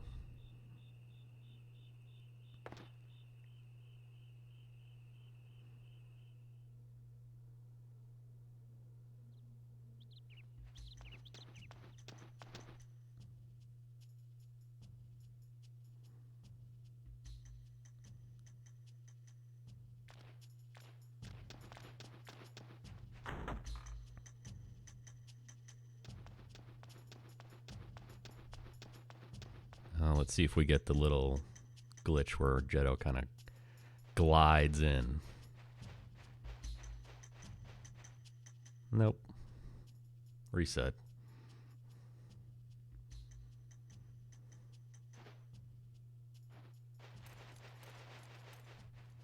There's something that can happen here where it looks like he kind of slips on a banana peel and just skates in on one foot.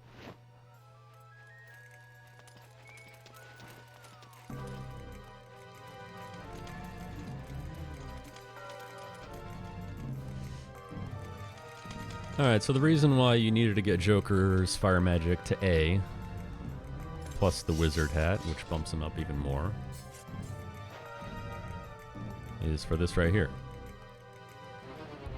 You need Blazing Wall to go off first. And the only way you do that is if you followed my instructions up until now. Make sure to target all of them, defend with your other units. One turn battle.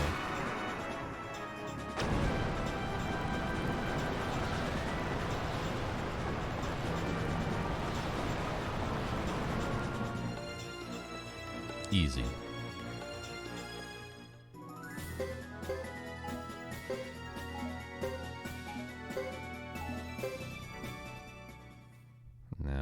that's going to give me inventory problems.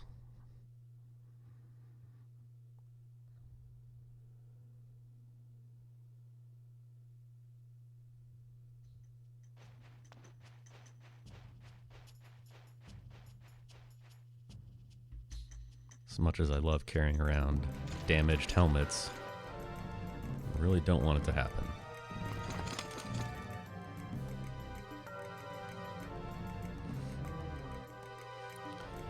Defenders of Justice.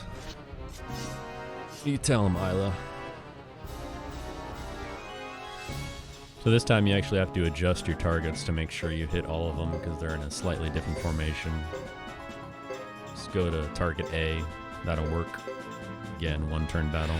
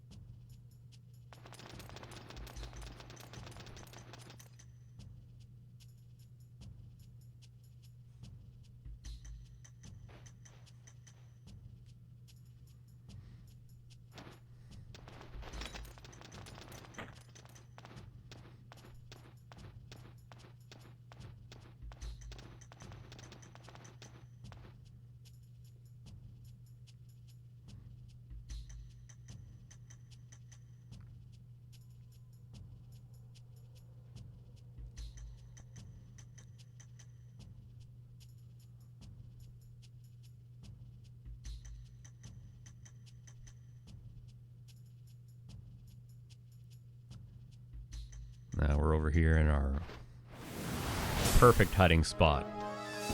Right out in the open in the hallway. Never saw me coming. So here we're going True Lightning, Thunderstorm. B+ with the Wizard Hat is enough for him to go first. Even though this spell takes a billion years to cast, it's the optimal move here.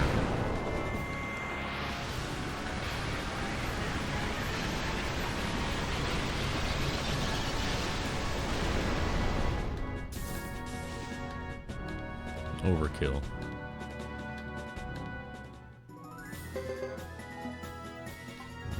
See, I'm overloaded. I knew it.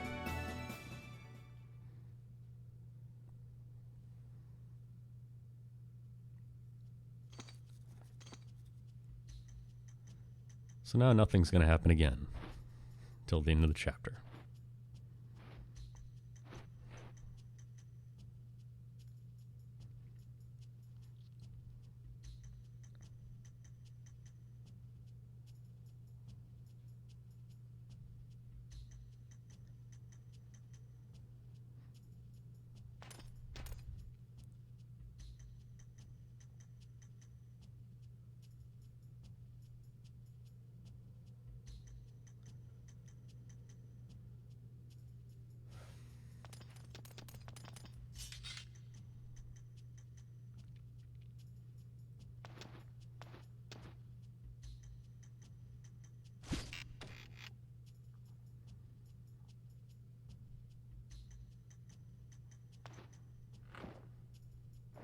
What a terrible hiding spot.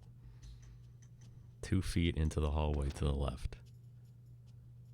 I'm sorry, but if you can't see that girl aiming an arrow at your face, you got some bigger problems in life than taking over this mansion.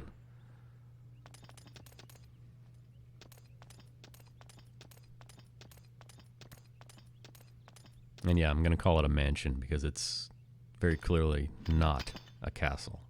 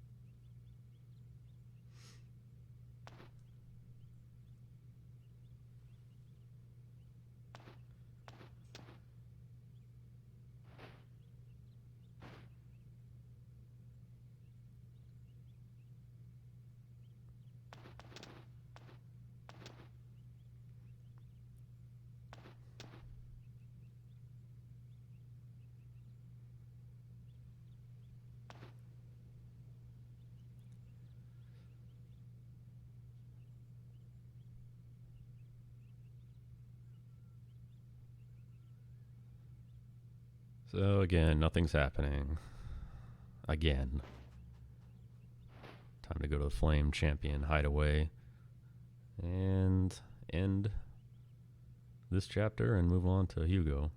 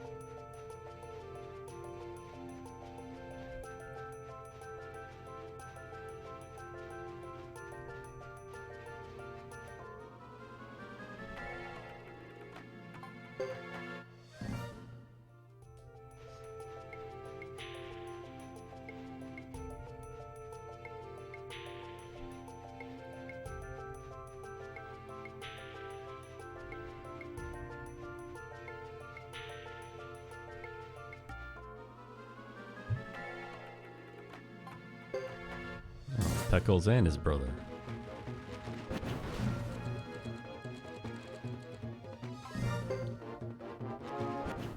Perfect.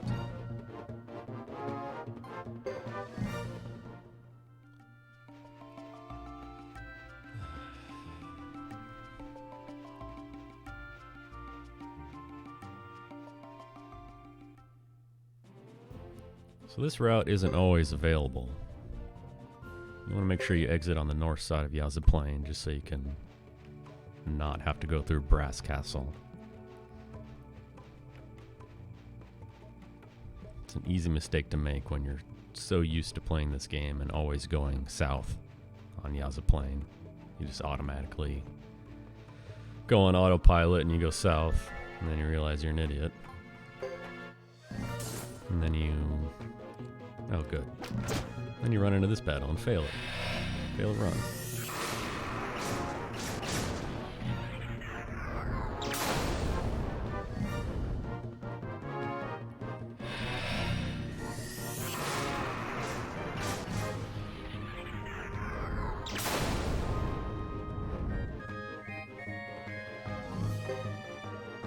Of course.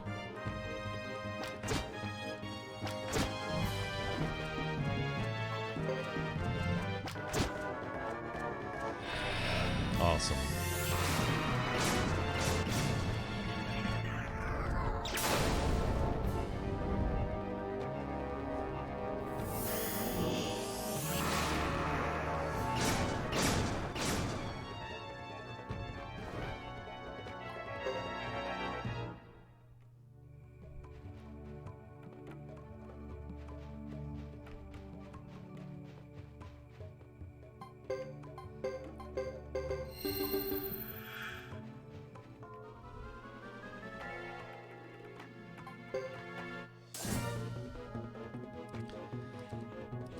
These guys just don't want to let go, do they? They gotta chase me down.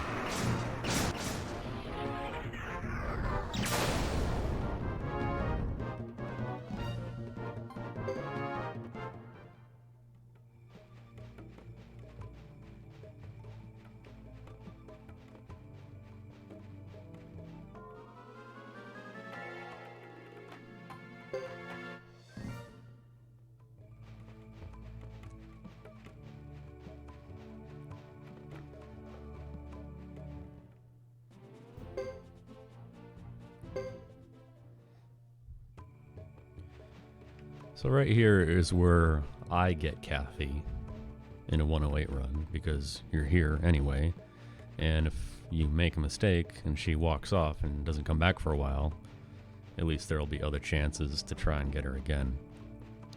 It's important to not count the horses before you talk to her, because the number always changes. So don't come in here like, yeah, I've already counted your horses, and then immediately talk to her again and think you have the right answer, because you don't.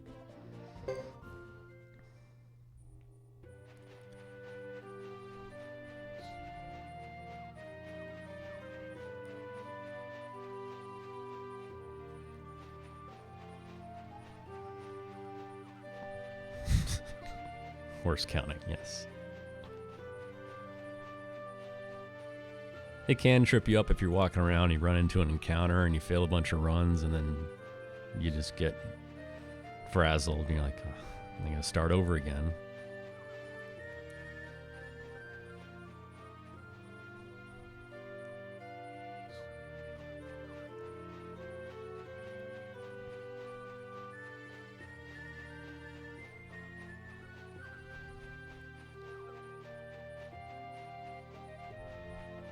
Also in a 108 run, if you happen to run into those red crabs here, you can consider fighting one.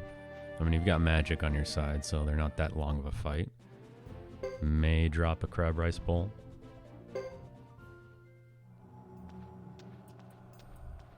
Which you'll need.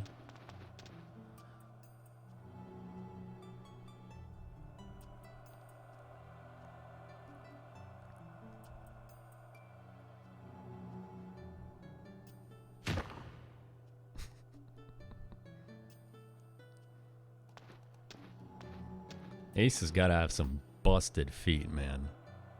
Always getting stomped on.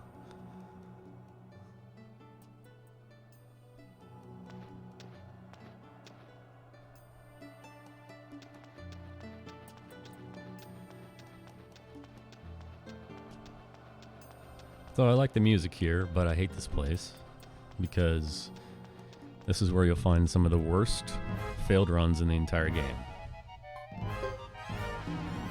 Including that one.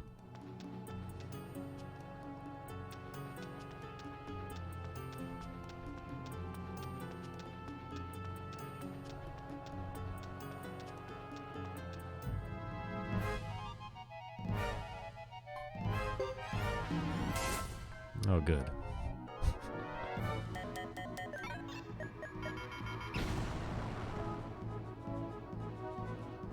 Oh.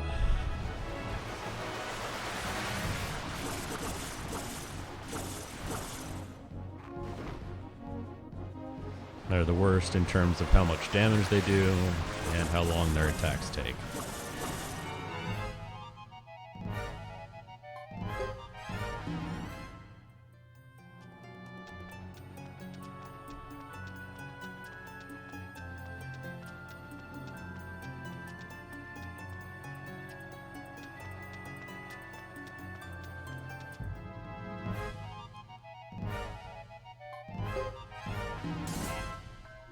Perfect.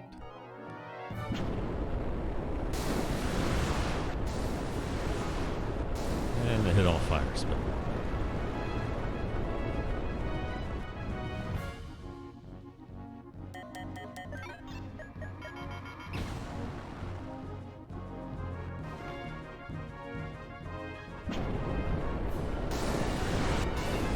My goodness.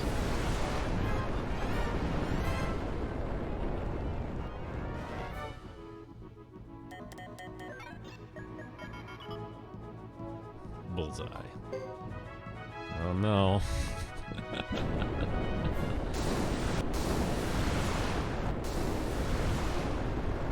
What's up, Hugo? Good timing. I'm about to die.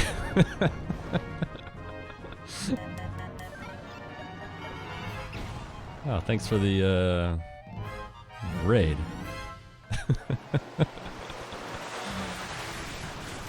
Oh god. Let's just consider how much time we've lost right now. Good thing I had the Jizo on. Woo! Narrow escape. You know I'm pissed off when I do the double heal.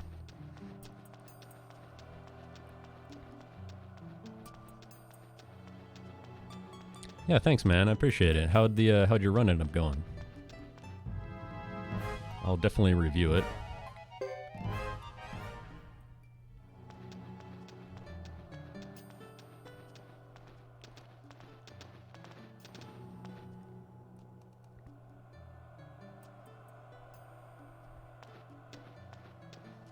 $13.45 first try, dude. Nice.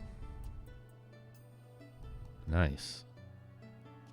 I know you gotta go, but if you want to talk more about it, I'm interested in hearing it. What were the pitfalls? Any deaths?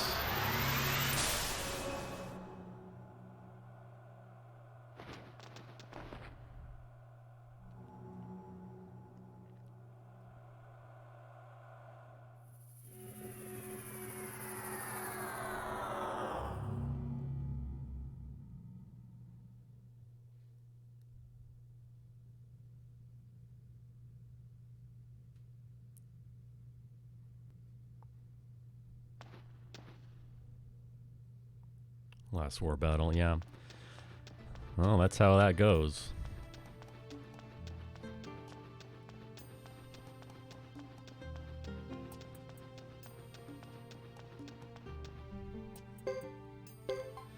So right before the end of the chapter, you want to beef up Ghetto a little bit. He needs a few Jizos. Give him some stronger equipment. And just for emergency purposes, put a Medicine on there in case he needs to heal. Because the spell gets reflected. Yeah, man, I'll definitely, I'll check it out later for sure. Congrats.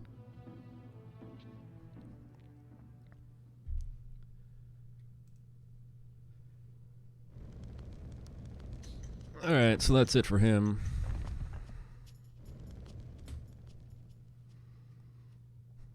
.223 respectable time there.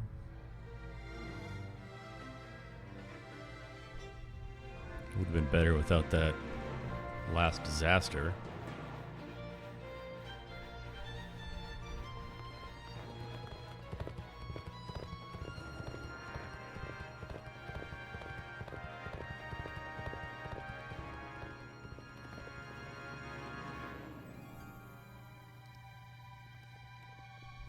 Good spot for a bathroom break right here. You got about 1 minute and 15 seconds.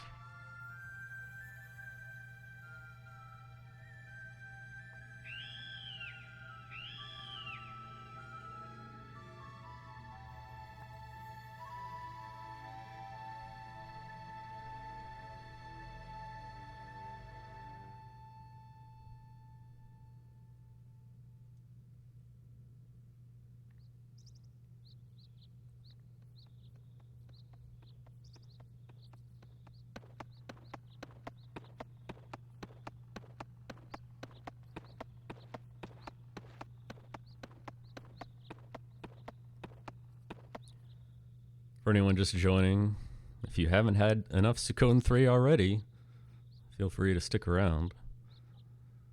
Although, it's completely understandable if you don't.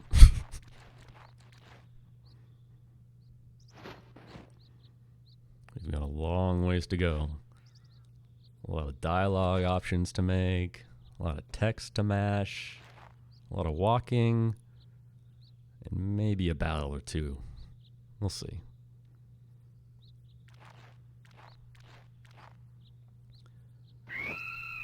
Welcome, everyone.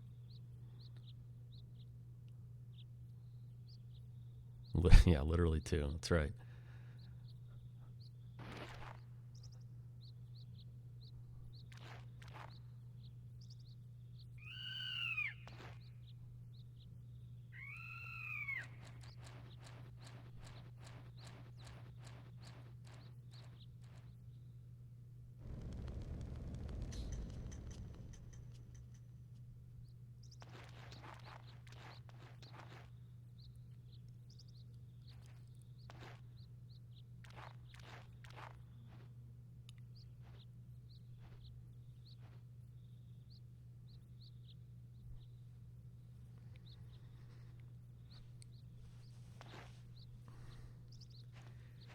Hugo 1's a pretty boring chapter, but it is one of the stopping points in any Suikoden 3 run.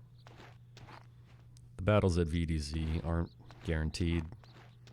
It's really all going to depend on when to sleep and if it hits everyone or not.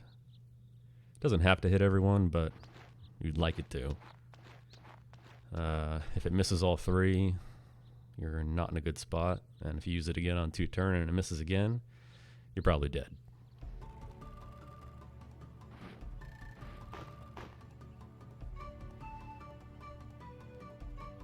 It's rare that it actually happens that way, but, you know.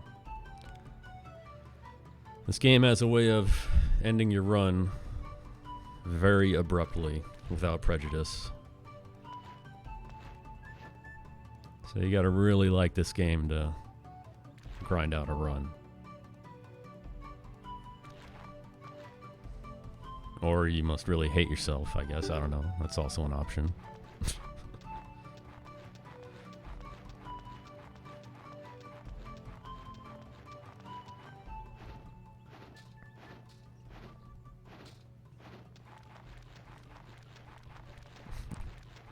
Or both.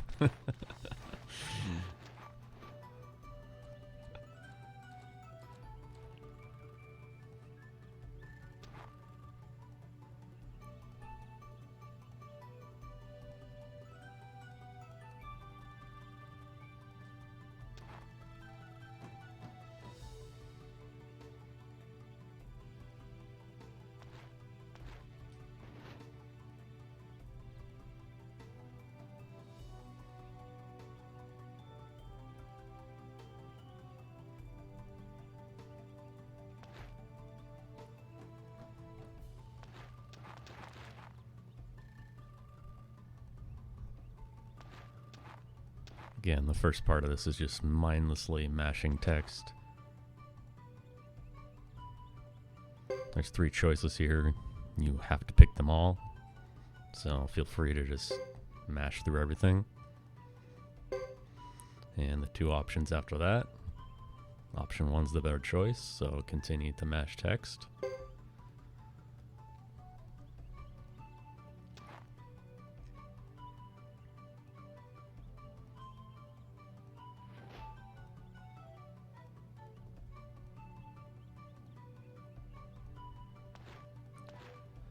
Honestly, it doesn't really pick up until after the first 9 chapters.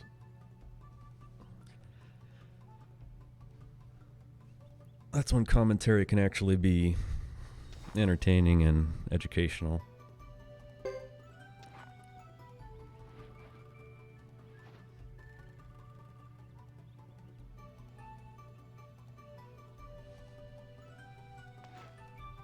Yeah, Hugo 2 is the worst. Because you literally do nothing.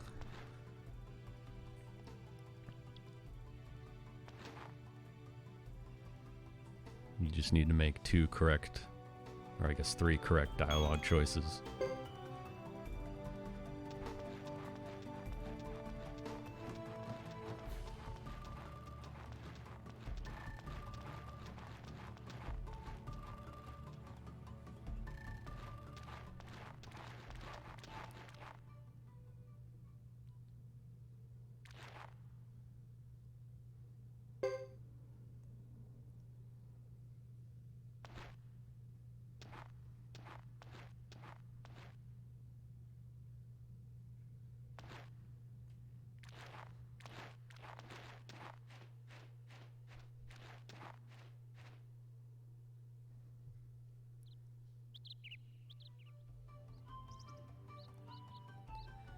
Yeah, so again, this is my first stream ever. It took a billion years to figure out how to do this.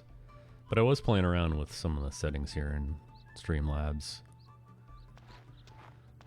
Pretty easy to use.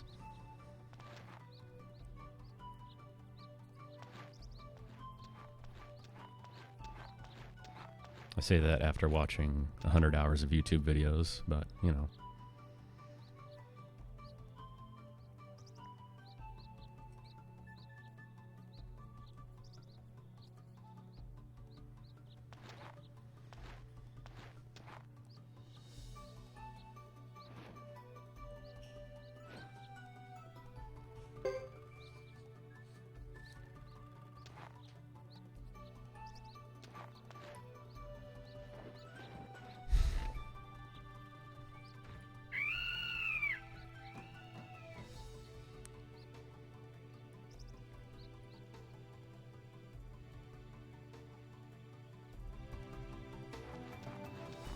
Finally leave this place.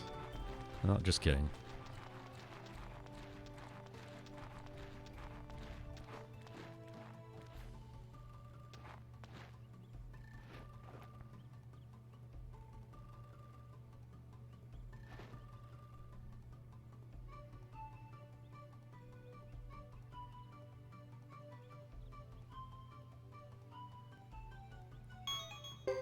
Don't worry, Jimbo. I'll make sure to deliver your pentacle. And I definitely won't not do it and lie about it later. You can count on me.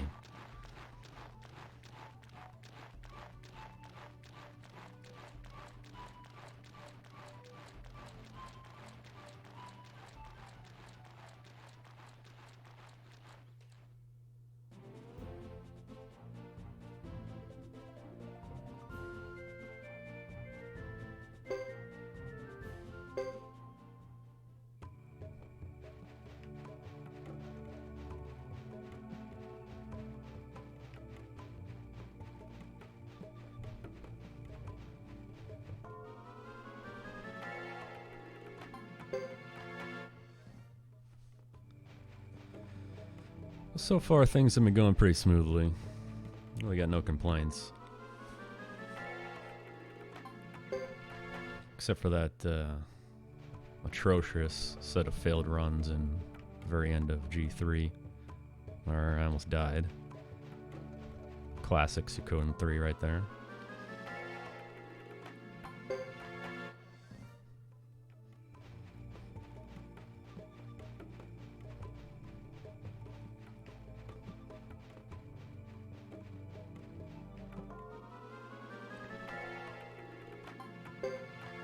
Nice encounter rate, Jesus.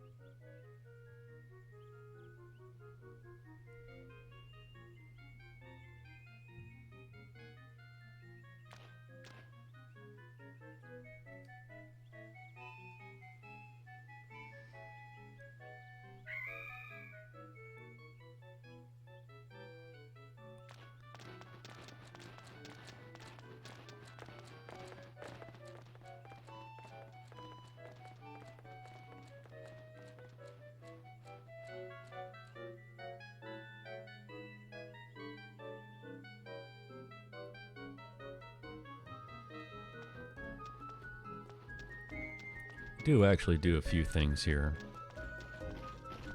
Very strategic magic training to manipulate the turn order later. Kind of important.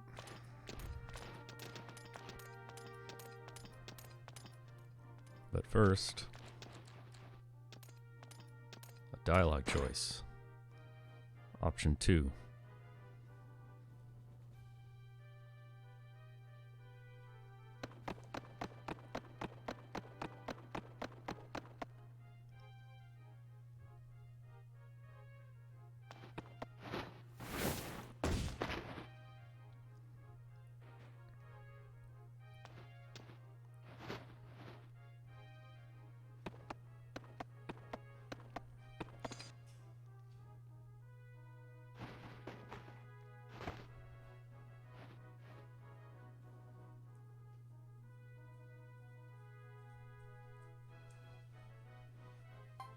How dare you?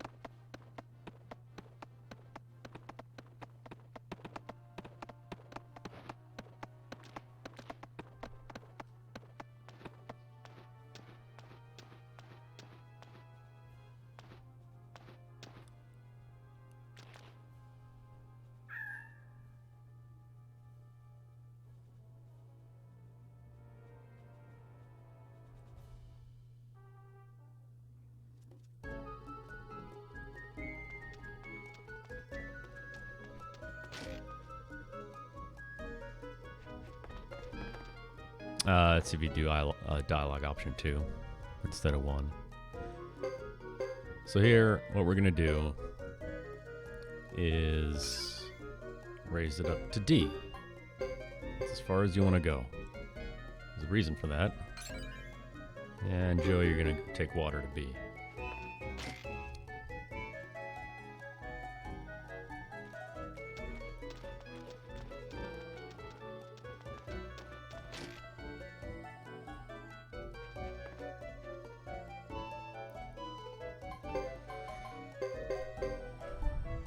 Very important not to forget this. If you forget that, no, it's not a big deal. Actually, you can do it again in BDZ. Yeah, you're right. There are a few instances like that where the dialogue just doesn't really make any sense. One of my favorites, which you will not see in this run, but in a future run, I'll make sure to point it out when I see it. It's a good one.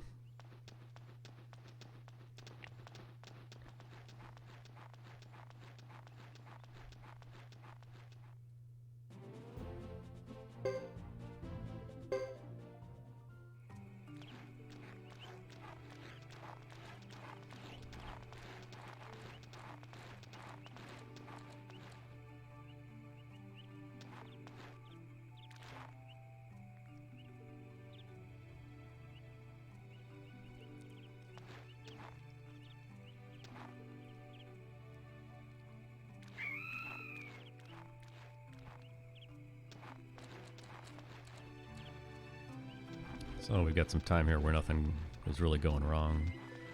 Sieg, how was Hio's run overall? What was like the biggest problems he had? Like any deaths, any forgetting an item or something like that?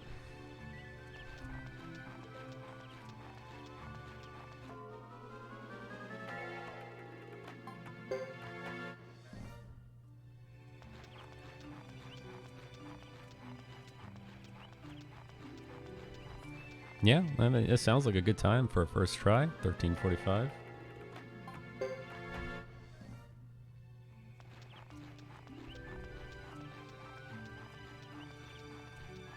I mean, I think just reading someone else's notes probably slows you down a bit, right? Because you're, unless you did all the work yourself, or you kind of got it down in your head, it's probably all that time looking over probably adds up pretty quickly. Last couple war battles. Did Uber do his thing where he goes around in a giant circle? Not knowing the strategies, yeah. Oh, he just sat there.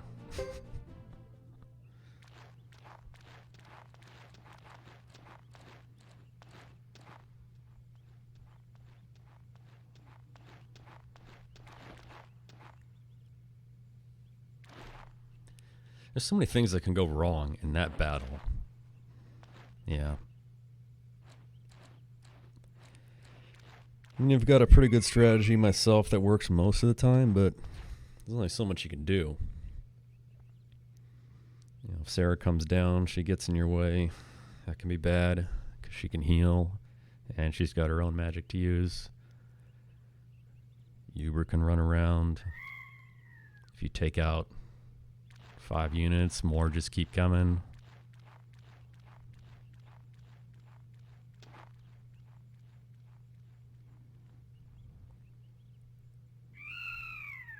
Oh yeah, that's a Uber classic right there. And since the enemy is advanced, he's got priority for all the dark squares where you can move 2 at a time. So you can't even catch up to him.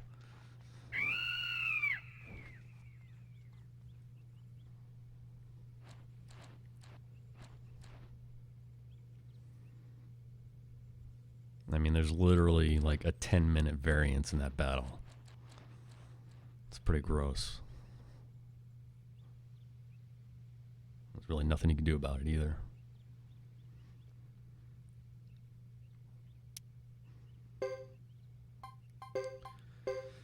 So we're going to change up the formation a bit just to prepare for the next battles. If you leave your character in the back row slot on a formation screen, they automatically get moved to the front. Not that it matters anyway. But I put Hugo in the center because enemies are less likely to attack the center unit. You kind of focus on the outside units. Since his Wind of Sleep is the most important thing you have, you got to protect them the best that you can.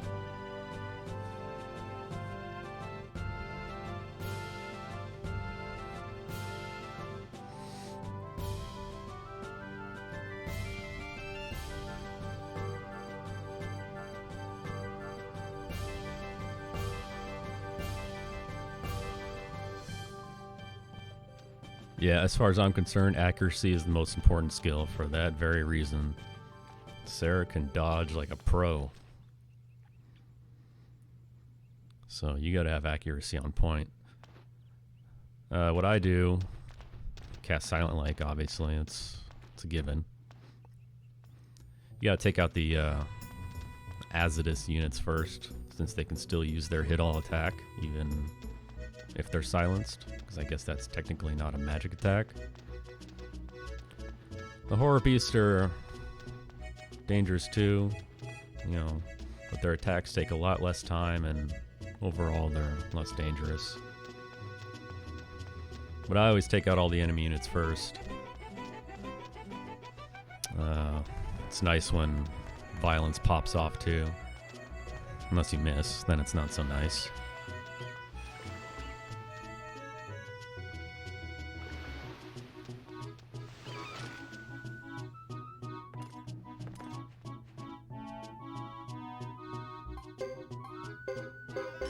Alright, so I'm going to sell Lulu's equipment, except for his healing item, and also the Sword of Cyclone rune. It's going to give me enough money that I need to sharpen my weapons up to a respectable level. Because that really does help out a lot in the next few battles. And by a lot, I mean it's absolutely necessary. You have a choice whether you want to take Sergeant Joe's to 7 or Hugo's, but Joe might be attacking anyway and he's a stronger character, so let's go with him.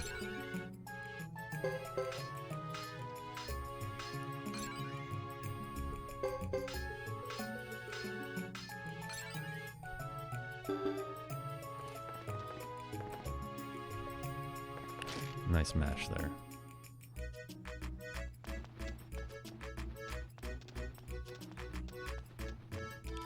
So let's see if we can make this skip thing trigger. Yep, there it is. It's so weird, man. This PSN version is just... it's kind of fucked, actually. I'll talk about how the game can crash later when it did crash on me once, but stuff like that. You see it in some places, but for whatever reason, this screen in particular is the worst offender. It's really easy to duplicate, too. I have a link to my YouTube channel, which right now only has one video, and that's it. It's just running around this screen, seeing if I can, you know, trigger that weird, I don't even know what you want to call it. It's kind of glitchy movement. But if you go to the left of the fountain, it's fine. If you go to the right of the fountain and you're holding down your D-pad or whatever during the screen transition, for whatever reason it does that. I don't know. Basically, don't play this on the PSN version because it sucks. If I knew that going in, if I knew the potential for the game to soft lock, definitely would have planned capturing on a, you know, slim PS2 with, you know, whatever you do, the fast disc read or whatever.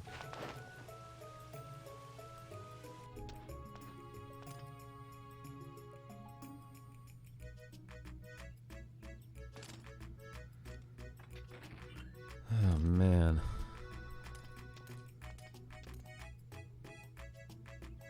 So we're kind of up on the 3-hour mark. And what have we done in 3 hours? We've fought 8 battles. That's it. Oops.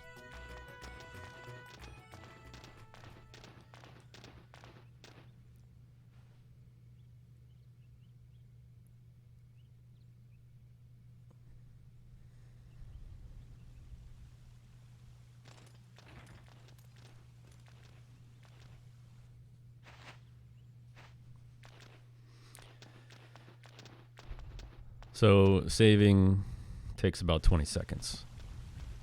If that's how long it's taken, then that's about accurate. If it's taken longer than that, then yeah, something might be wrong. I don't know how long saving takes on a PS2. I'm at the point now where I only safety save once in the entire run. So I'm against all safety saves unless absolutely necessary. The way I see it is if you die, you die. You know?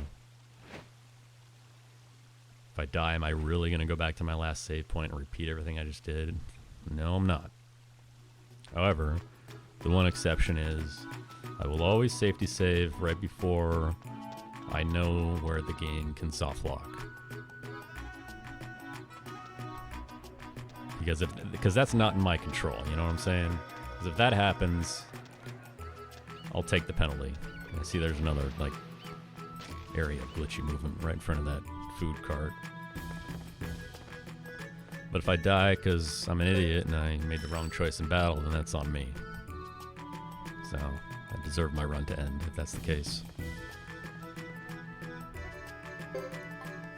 And I don't even know if you want to call this a sequence break, but if you're going to describe a sequence break in this game at all, this would be it.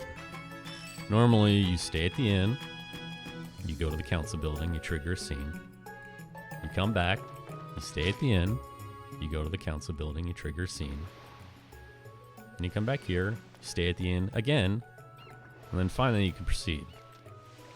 Or, you could just stay at the inn 3 nights in a row, and move on with your life.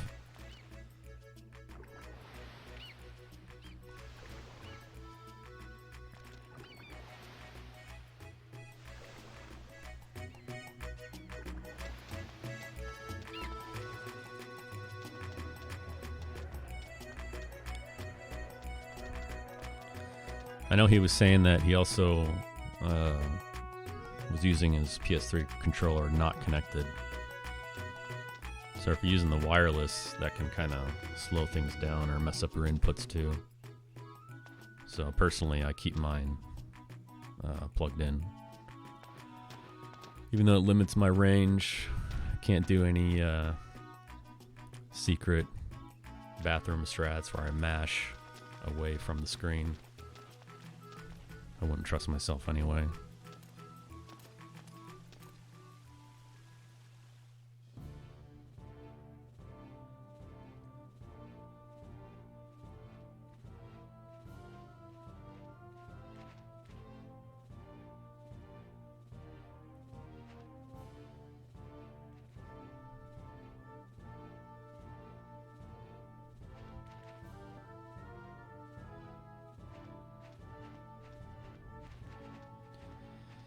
Yeah, you're right. And again, I figured all this out after the fact, you know? Like, I got it all set up. Finished this route a year ago. Ran out of time, so I had to push off doing an actual run until now. And then come to find out saving takes forever. And the game can just lock up on the world map screen, and there's nothing you can do about it. So, don't do this on PSN. And after I'm done broadcasting these runs, like, that'll be it for me for the time being. And if I come back to it next summer, I'll definitely take the time to get a new capture set up for a PlayStation 2. 'Cause that's bullshit, honestly.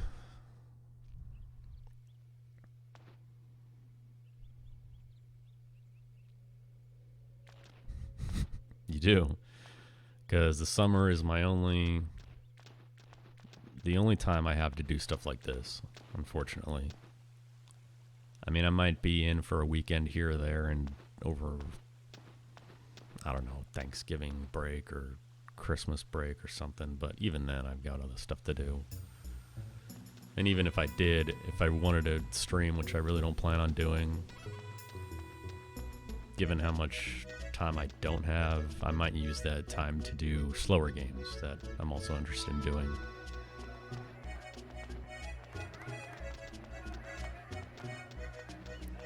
Although there's no guarantee this run's going to be your time.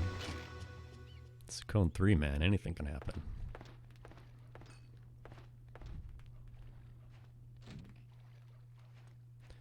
So one thing I haven't done, actually, I guess I didn't know you had notes, or I didn't know they're posted anywhere. I haven't read them. I'm kind of familiar that your run is based off Zero's theory notes, if that's correct.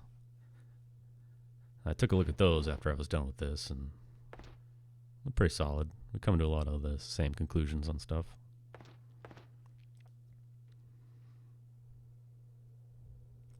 Water Dragon's a run ender, man. And even the Sarah battle right before that can end your run, too. A couple of things don't go your way, and all of a sudden you're dead.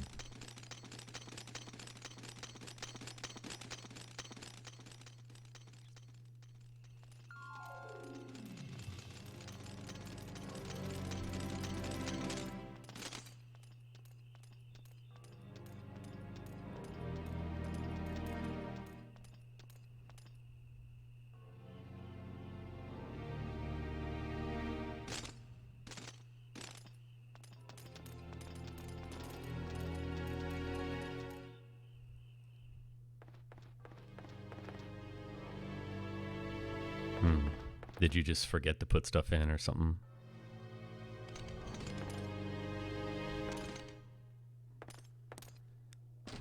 Yeah. Yeah, that's the thing about putting up a note guide. You know, people are being like, well, it didn't say to do that. And you kind of have to be like, well, you know, you got to be familiar with the game, really. If you're just blindly following notes, it's going to be tough. Because you're right, like the little things like go to the hut at Karaya Village instead of just leaving, you know? It's like, yeah, I know how to do that, but realizing that if someone's just following it verbatim, then they'd probably miss a story trigger.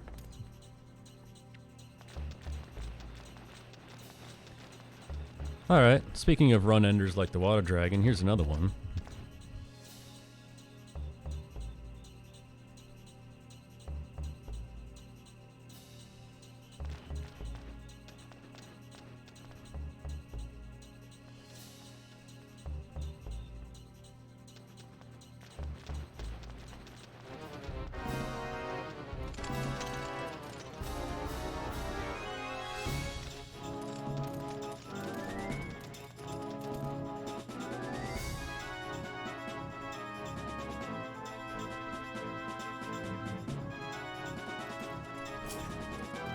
Make a sacrifice to your wind rune.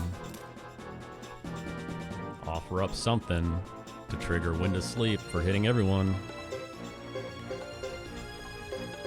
So you defend with the other two players because you do not want this to go off, put people to sleep, and then have your other two characters attack someone who may have been put to sleep. Oh, we got all three. So this battle is free. I still don't attack with Lulu because the chances are you're gonna hit, he's gonna die, and then Lulu's gonna wake someone else up. So I don't do that. 1 hit, 2 hit, he's dead. So now you can auto battle. Nice crit. 8 damage. Nice. Way to go, Lulu. So that's a perfect fight right there. Didn't even take any damage. Yeah, if you miss all three, Is that, let me guess, is that one of the times you die, I assume? Because if you miss all three and you do it again and miss all three, or if you attack instead. That was in your P. Yeah, okay.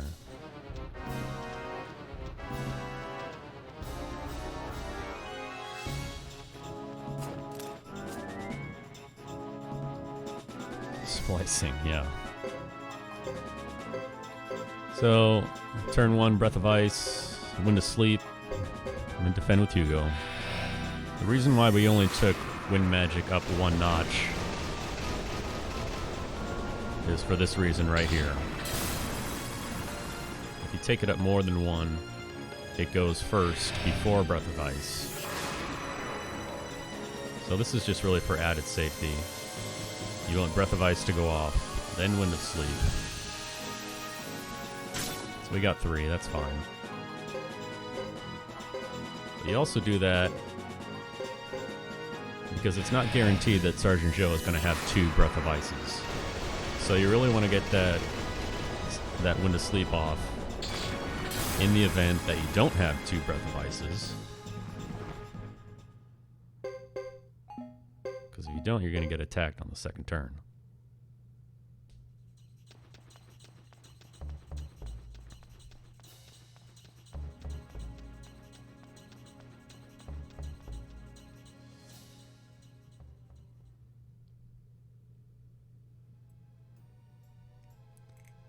Another very important dialogue choice here.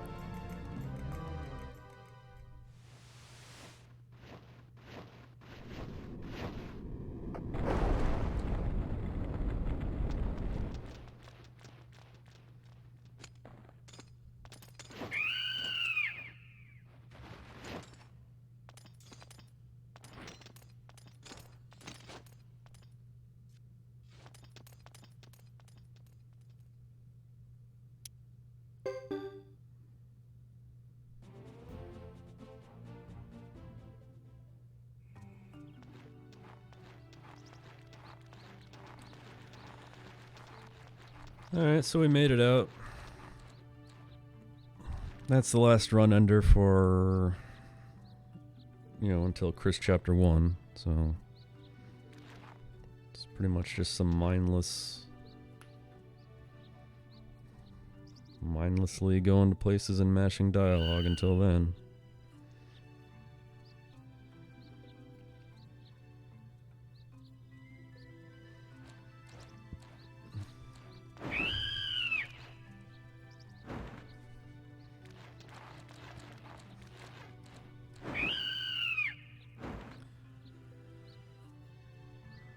Three hours down, 1 billion to go.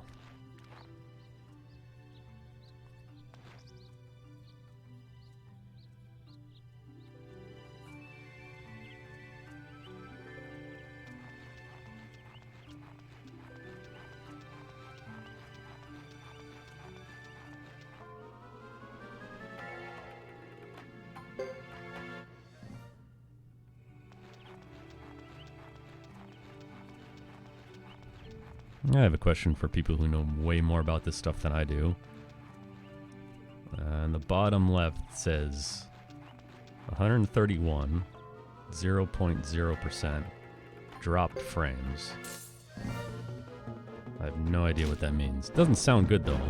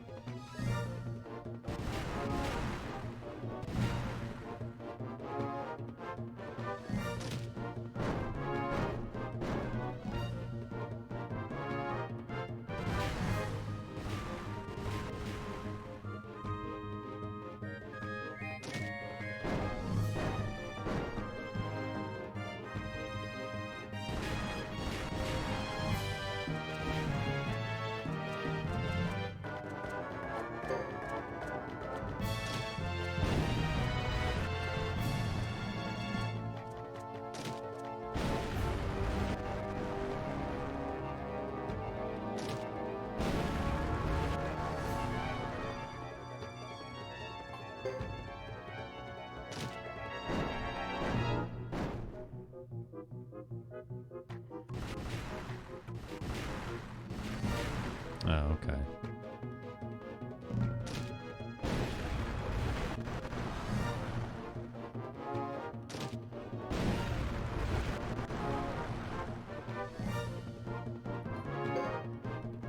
Maybe lower my bit rate next time then.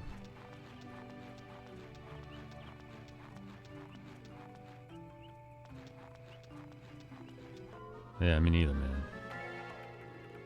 Oh, goodness.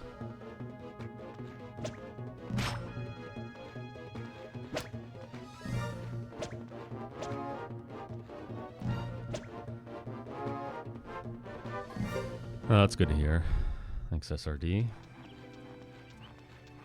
SRD, I'm putting you in charge of reporting about all things I have no idea about.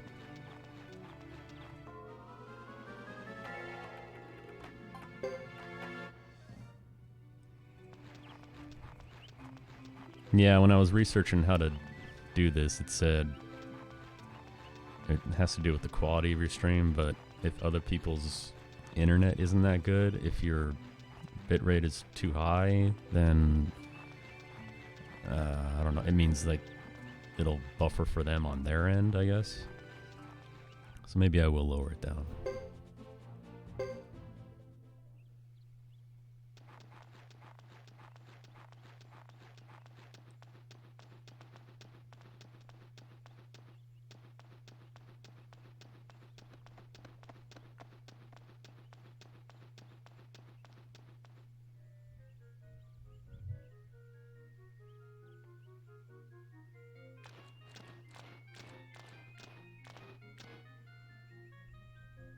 Oh, okay.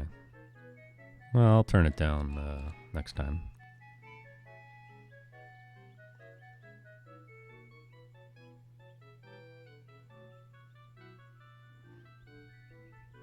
No one needs to see Suikoden 3 in HD anyway, let's be honest.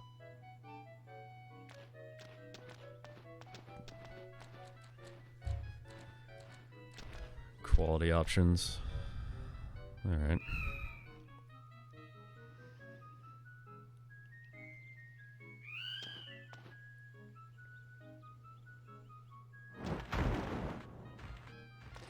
Yeah, I don't ever plan on being big time at all.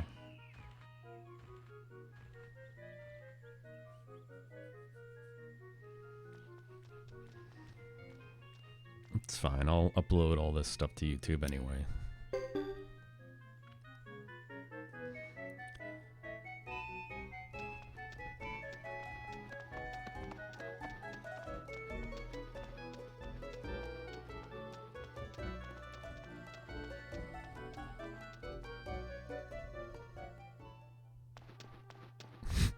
Three? Yeah, they're setting their standards pretty low, huh?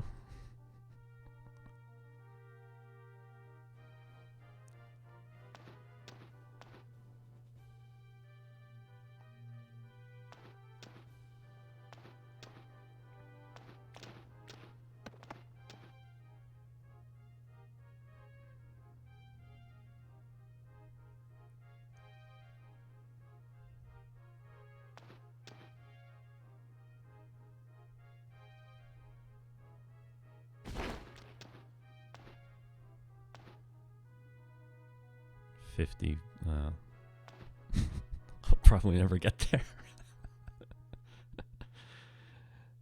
That's fine, I don't care.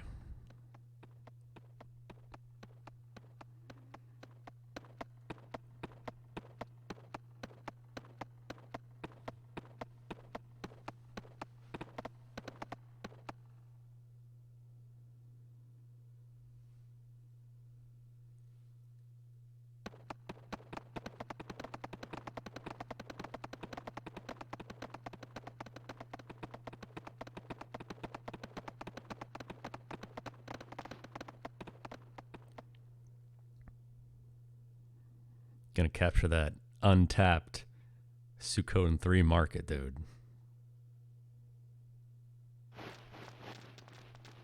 If I get to 50, I will...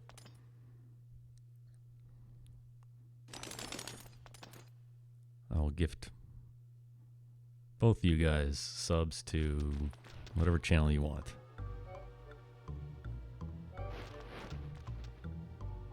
Which is basically like me saying, if I win the lottery, I'll give you guys a cut. It's not going to happen.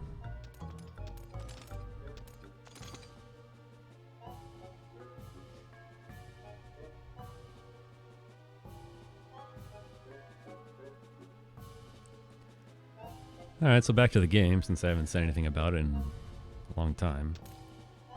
Going through Brass Castle, you get spotted by these two jokers, and for some reason you hide in the oven, which you were able to crawl up in for some reason. And for some reason there's a hidden secret passageway in the oven.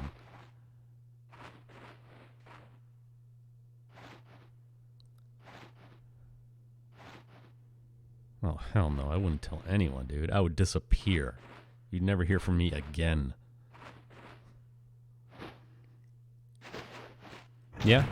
108 route is done.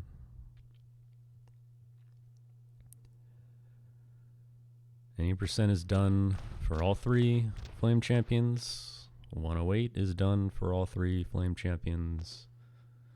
Luke's notes are done. Thomas's notes are technically done, but it's more of a you know, the minimum requirements. If you actually wanted to integrate Thomas's chapters into a run, there's actually a lot of really cool tricks you can pull out.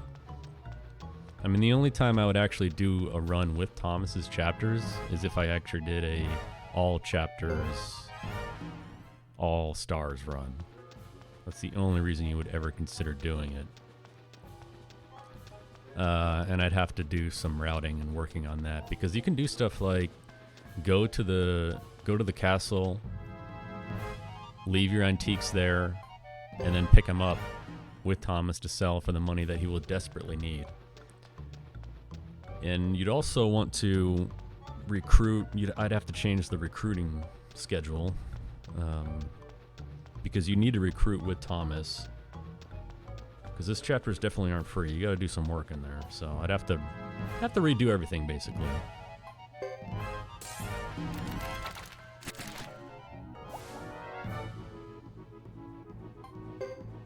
Yeah, Thomas. I mean, you could do a. You know, I even made notes for a marathon. That like if someone wanted to donate to see Thomas's chapters, you know, I have a whole set of marathon related notes, because you know that's gonna happen, right? SRD, there's a lot more prep work you have to do. Well, not that you have to do, there's a lot more prep work that I do through the first 9 chapters.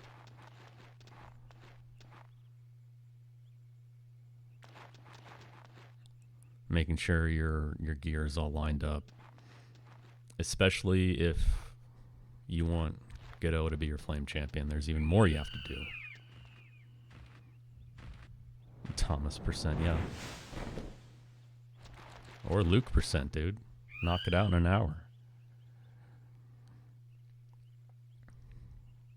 Of course, that would also be the most boring visual novel ever, with a few dialogue choices. The best part about Luke, his chapter, is when you get to Caleria and you're waiting for Albert to show up. There's nothing you can do to speed that up. I mean, literally nothing. Sometimes staying at the inn advances your game time, and that can trigger events sooner. But it's not one of those times. So you think, well, what am I doing? Why is Albert still not here? And you go around and you talk to everyone, and then you come back and he's there, and you try and figure out, well, what did I do to make him appear? And it turns out, nothing. You leave the room and try it yourself. You set a timer for 5 minutes. And at 4 minutes and 50 seconds, if you go back upstairs, he won't be there. 4 minutes, 55 seconds, he won't be there.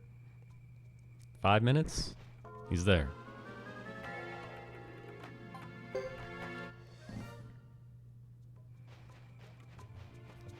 Yeah, I mean, I'd be interested in doing a, being part of a Suikothon. You're right, we do have the squad lined up.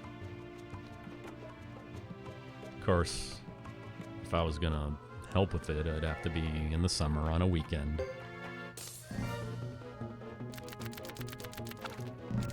It's a pretty arrogant thing to say. Yeah, I can do this, but Suikoden 3 has to start Saturday morning at 8 a.m. Well, we'll find someone else.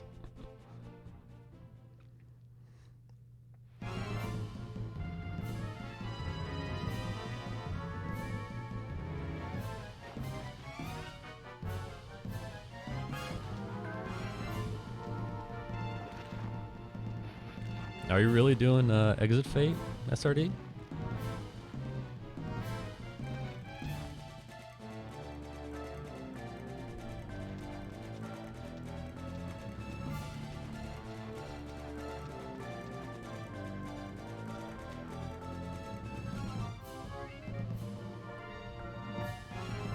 Nice.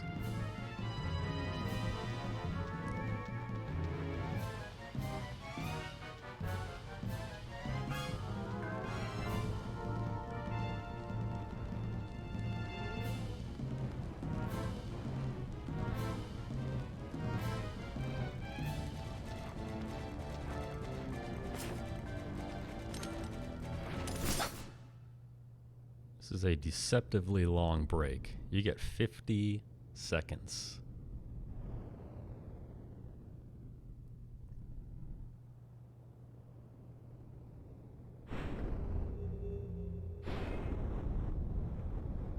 Exit Fate fan forum. Did not even know that existed.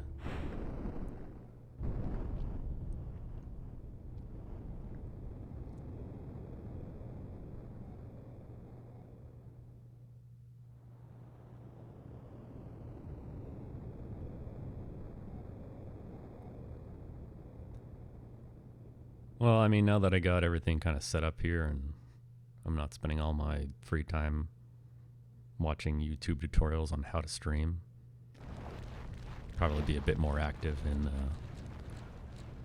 the Discord and popping into other people's streams, even though I won't be streaming hardly at all after the end of this month. At least I'll be around to give my input if people want it, answer some questions or whatever.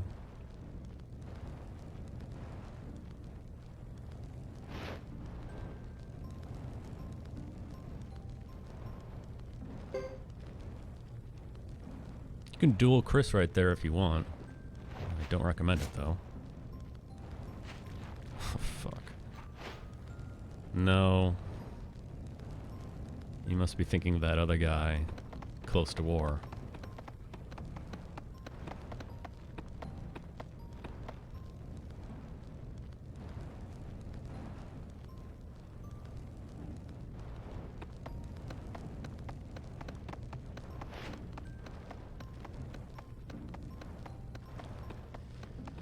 No, I think the schedule is going to be... this is it for this weekend. Unfortunately, next weekend I do have stuff to do, so I'll probably take that weekend off. A very small chance that I may be able to do it Sunday, but if I do, it would have to start really early, like 6 a.m. my time.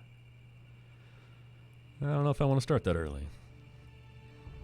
So the next Flame Champion will be most likely 2 weeks from today. And then the week after that, the last Flame Champion for 90%. The week after that, a 108 run. And then maybe I'll do a stream with some bonus content, and that's it for me. Yeah, Close to War is ridiculous. And I mean that in a respectful way.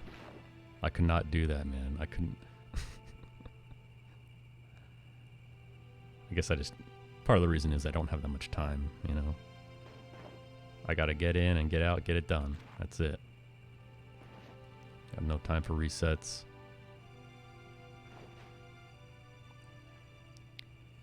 How different are Hugo and Chris? Well, you'll have to tune in and find out, SRD. The first 9 chapters are essentially the same for all 3, I'll tell you that. There's very minor differences, and part of that I did on purpose, just to make something consistent if people want to follow. I mean, not there's really too much you could do to optimize each character anyway. They're just really small differences that don't...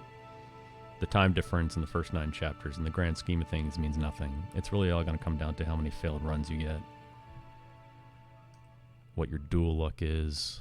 Oh, hold on, I gotta remember to do this. Yeah, 318. It's alright.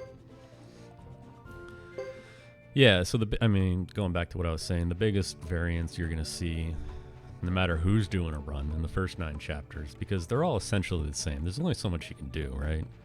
Your destinations are the same. Your parties are the same. The boss fights are the same. It's just how optimal are your strategies and how lucky do you get when implementing those strategies. So, watching the first 9 chapters here, if you've seen the first 9 chapters of a Suikoden 3 run before, they're going to look very similar. But each Flame Champion does have stuff that they need to do. Some are better than others in some areas, and reverse in others. Everyone's got their pros and cons. Does he really have a full-time job, too? Shit. I got a full-time job, and I can barely do 1 run in the summer. Alright, I'm going to shut up now because this is one of my favorite town themes. Duck Village.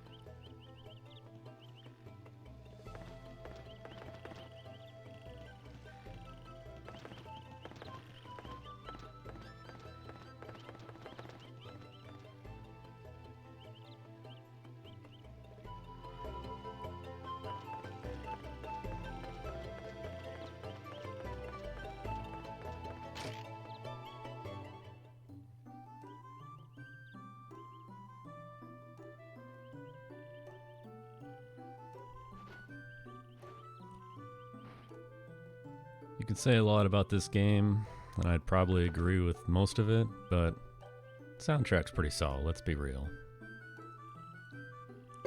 Except for the battle themes. That's the weak point in my opinion. Duck Village, solid. Chisha Village, solid.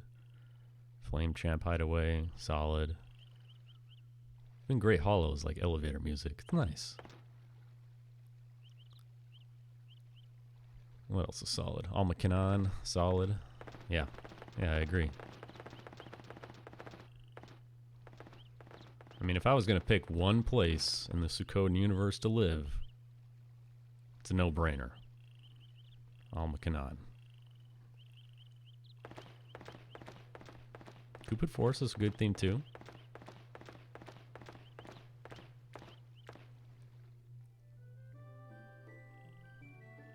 This theme right here is not good.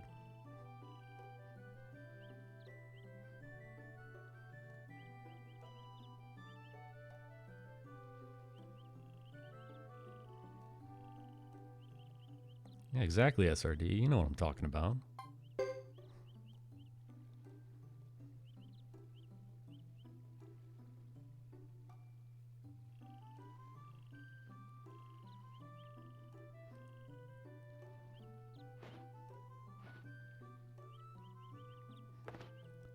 That's true. But I'll take Cupid Forest any day over Zexen Forest. The worst forest ever.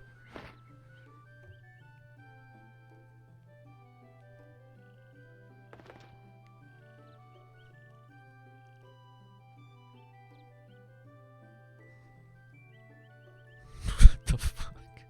Oh, God. In that case, I'm out. If that's part of the deal.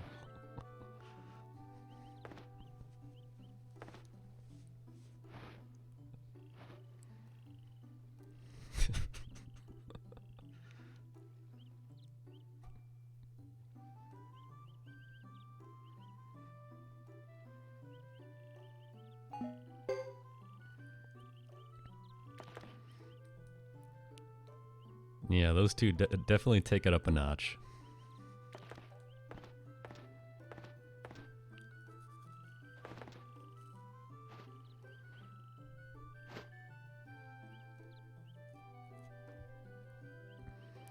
It's alright, both of you are cashing in on a large amount of loyalty points right now.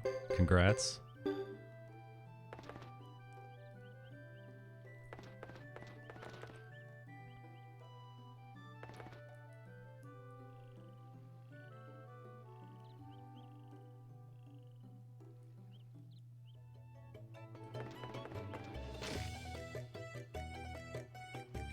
Yeah, Yumi says that too, I think, when Fred calls her out on it. She's like, you know what, it's better not to know.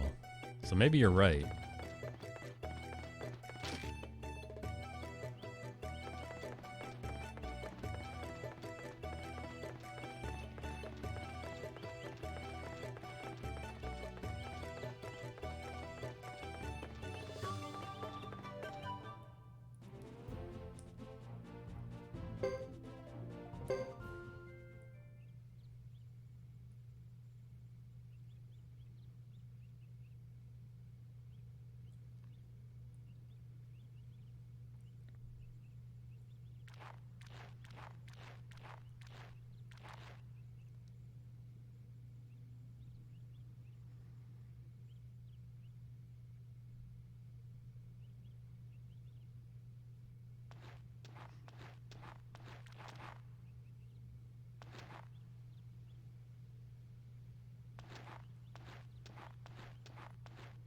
I would love to know how she knows how to find the secret entrance here.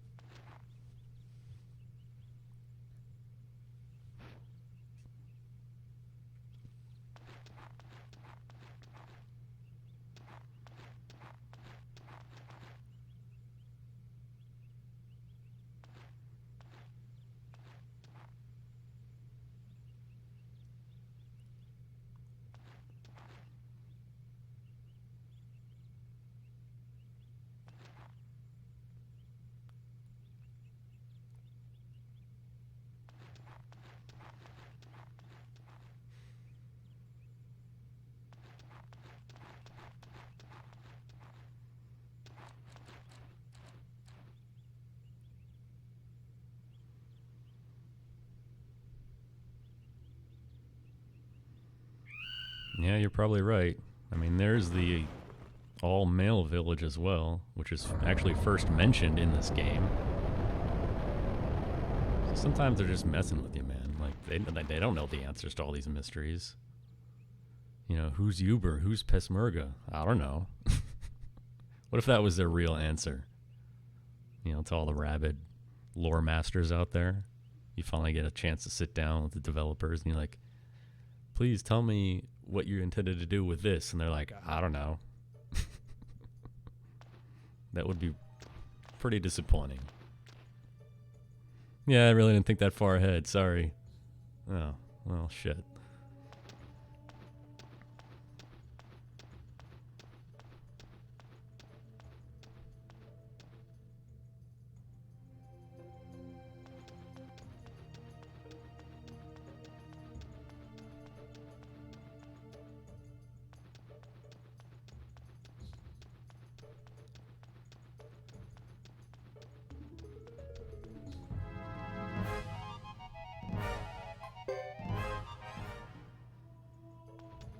So up here we got another important dialogue choices to make.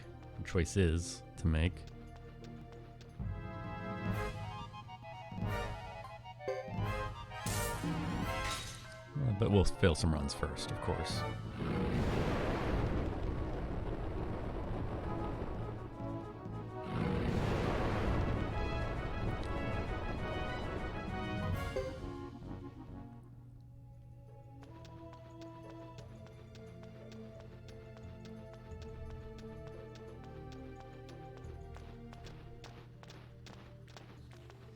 So you've got a choice here, the rare choice of a battle that you can skip, lose, and not get a game over, or win.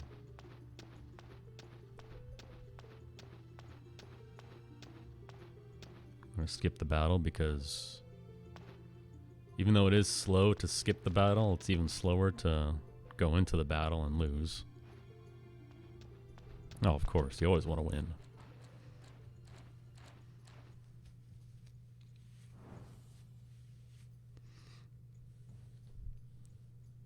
You know, if you drop the Champion's Rune or something like that, it's probably the only situation where you'd actually seriously consider going for it.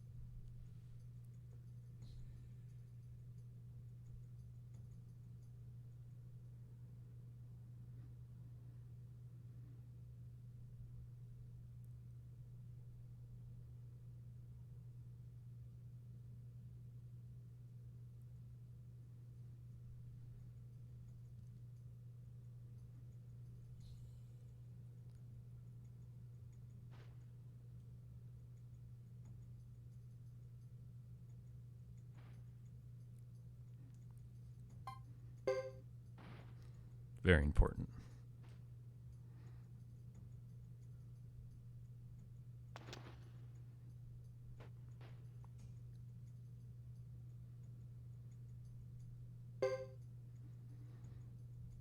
It's the weird part about these choices in particular is they do the exact opposite of what you think they're going to do. Frontal assault? I agree. Now let's run.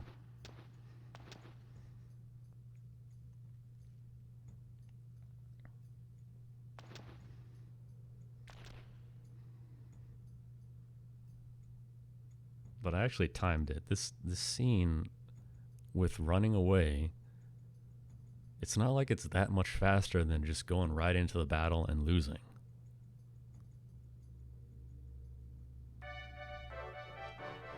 No, you have to do that specific sequence of dialogue choices to skip this battle. Anything else, you blow it. You gotta fight Uber.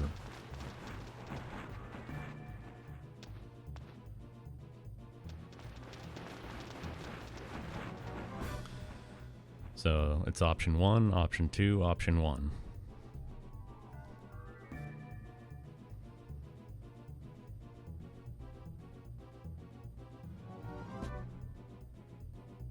And you just skip the battle. But you spent a ton of time skipping it. Still faster though. Just not by a landslide.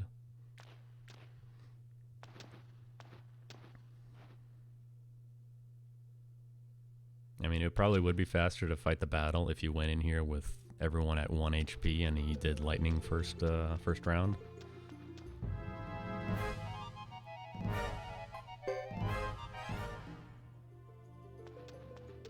But that's not going to happen because you come in fully healed and everything. You'd have to fail 800 runs, barely survive, and then get here.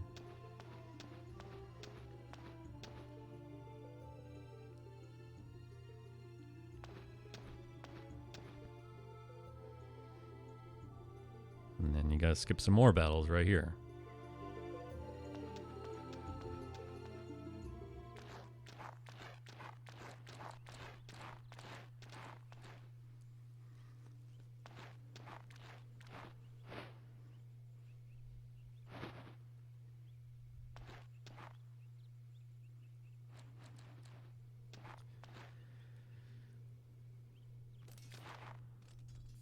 Sarah has the most interesting battle strategy of any enemy I've ever fought in any game.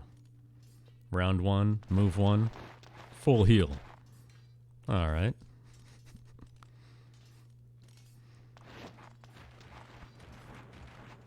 You know, I can't imagine the scripts are that dynamic. It's probably just random. Except for the final boss, which, by the way, I'm very impressed about. Because the final boss can dynamically react to your moves after you've already chosen them during the turn. Because it doesn't make any sense that you could take out a rune only to have it immediately healed or revived by the water rune entirely. It's pretty, it's like Skynet, man. There's also another situation that could happen, which I'll talk about in the final battle, based on my strategy, which is a bit different than everyone else's, but we'll talk about it when we get there. She did that to him? Yeah. Well, it's common. As annoying as seeing Kindness Rain drop on the first turn is, it's a lot better than her choosing Breath of Ice. Because you all of a sudden go from losing time to possibly dying. And she can do that. She can do it in the war battles where you ambush her. She can go first with Breath of Ice and stop your chant. She can do it at the Sindar Ruins. She can even do it at the ceremonial site. It's rare, but she can do it. And of course, it's not going to stop your chant every time, but imagine you being on a hot pace and having that happen. You're definitely allowed to be salty about that.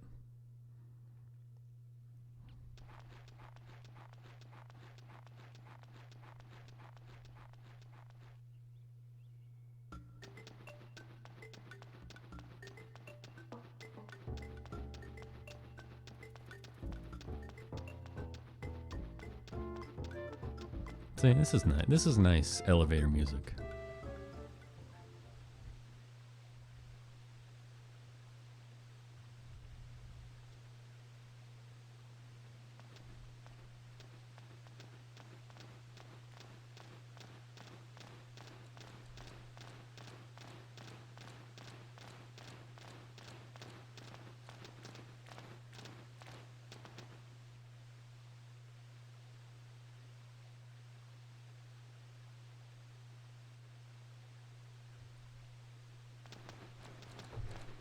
Great chapter. What did we do? 1, 2, 3, 4, 5, 6, 7, 8, 9, 10, 11, 12, 13, 14. 14 dialogue choices in this chapter. And literally, that's it. Oh yeah, we still got more.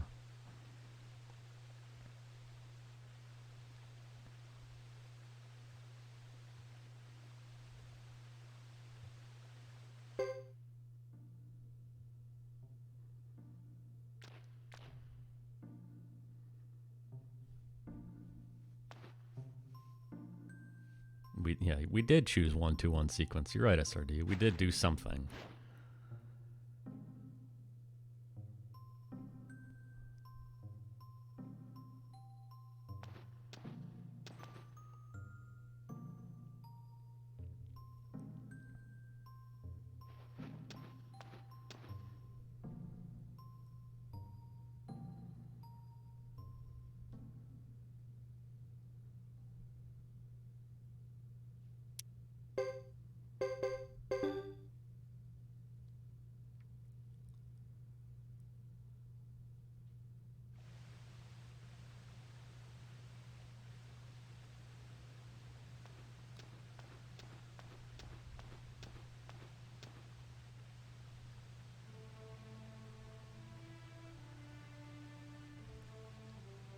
Yeah, Lulu went all in and got busted.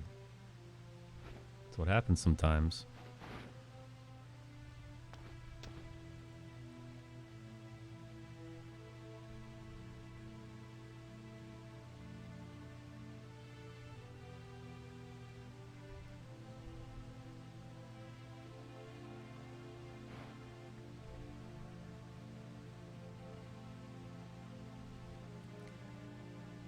We will actually get to see him again, though.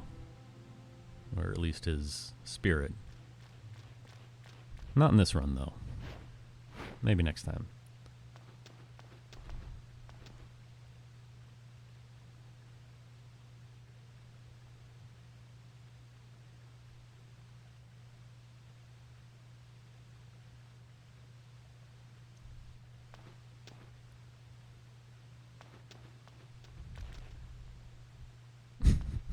Hours ago. Oh, God.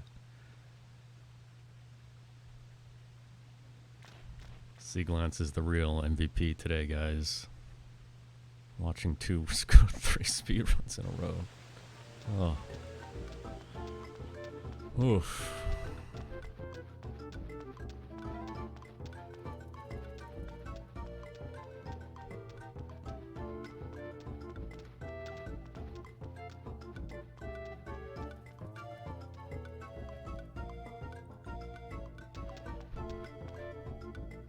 Alright, I want to pick up this hammer here. Very important.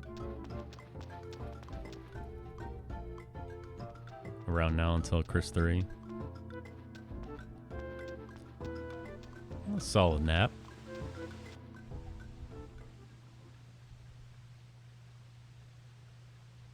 You would have missed the Spark Beetle massacre, though.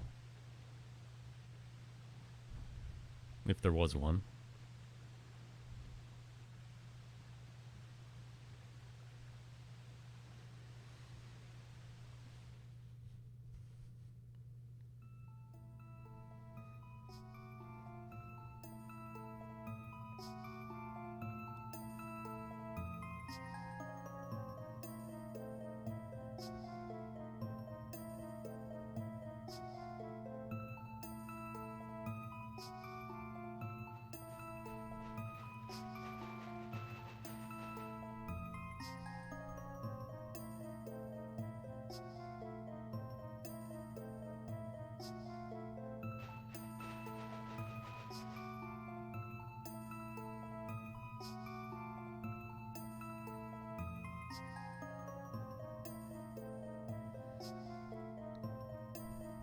Also, I probably messed up my settings. I see people are, you know, posting in the code words for, I guess, universal emotes or whatever they are, but they're not showing up. It's probably something I have to do on my end, I imagine.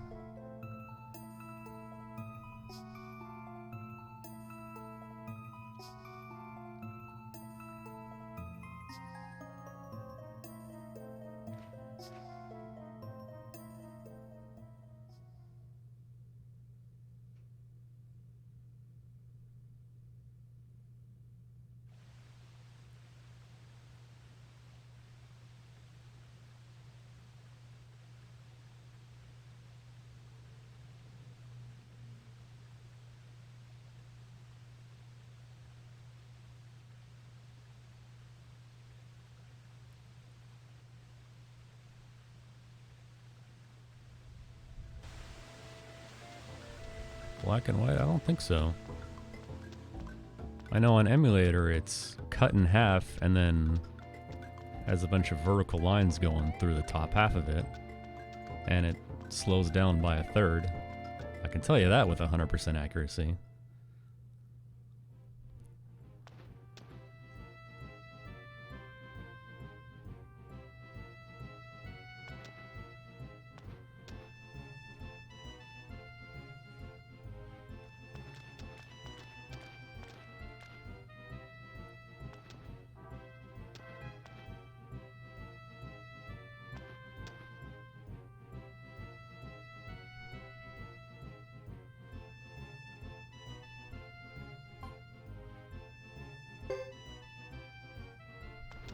That's the other thing that's annoying about this game. Probably the most annoying thing, honestly, is the little delay that happens when you press down and then press, you know, if you press down to select another option and you press X right away, it's not going to register. I mean, the down input doesn't register immediately. It takes, you know, a quarter of a second. So you press something and nothing happens, and then you tend to overcorrect by pressing it again, and then both inputs register and you're past where you wanted to be, and then you hit X and you select the wrong thing. And really annoying. That's why one of the hardest things about this run is crisp menuing. In my opinion, anyway.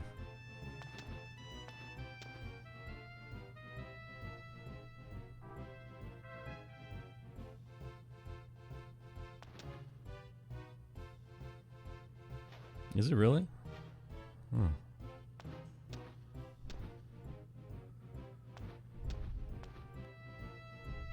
You'd think everything would be the same, right? I mean, why wouldn't it be?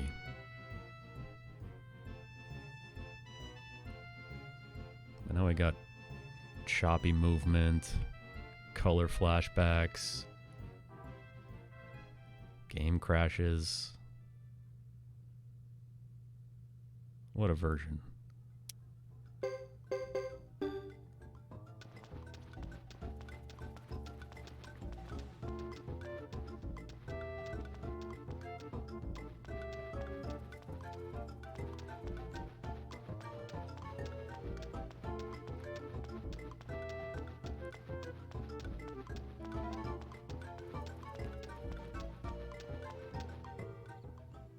Yeah, that's true. Kind of digging my own grave right now.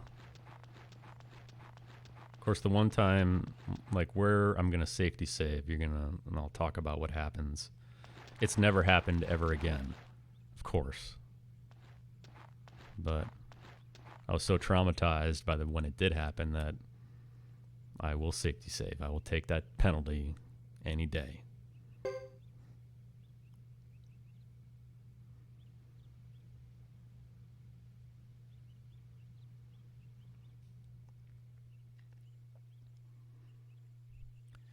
Because again, if I mess up and it's my fault that my run ends, then that's on me. But if it's something that's completely out of my control, like the game freezing, I'd be pretty salty about that.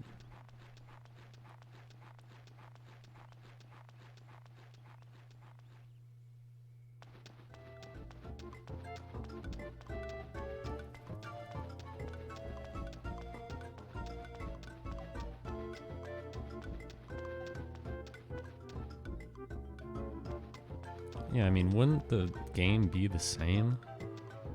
I don't know why they would even want to change anything. Who knows?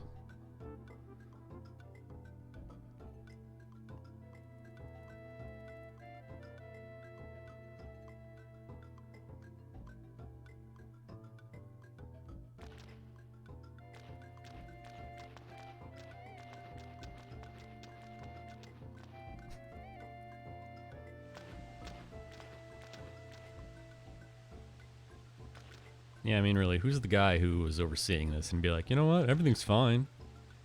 I really hate those, you know, non-color flashbacks, though. We gotta do something about that. That is a huge problem. Let's go, team. We gotta fix this. What about the soft locks? Or the movement where it looks like your game is skipping over itself? No, that's fine. Leave it in.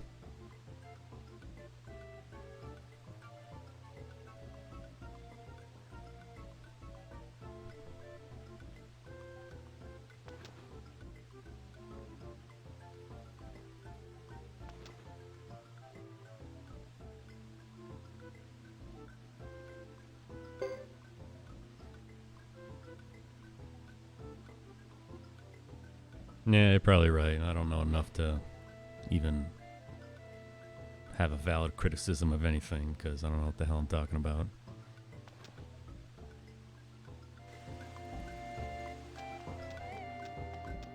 Okay, we're almost done with that visual novel, Hugo 2.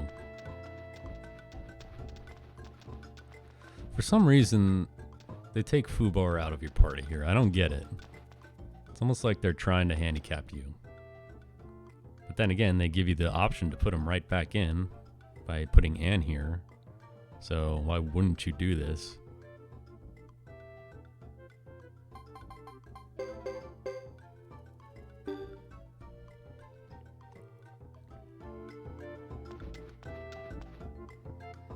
Dang, dude. LCC is right. He's calling me out on it right now, too. Definitely did the 108 battle, you know, before I started playing today.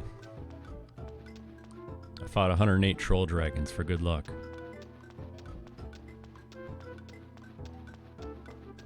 Or I failed 108 runs, because that would be more likely.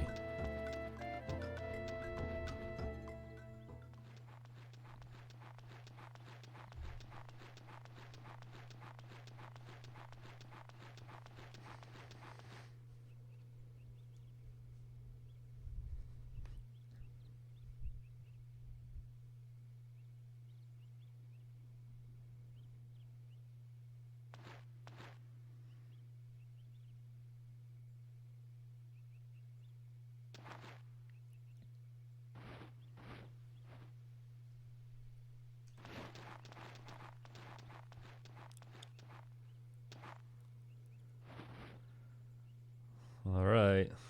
The most exciting chapter in the game. Finally done.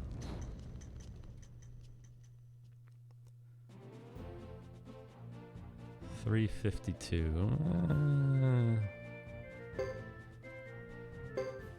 I don't know about that. It's a little behind where I'd like to be.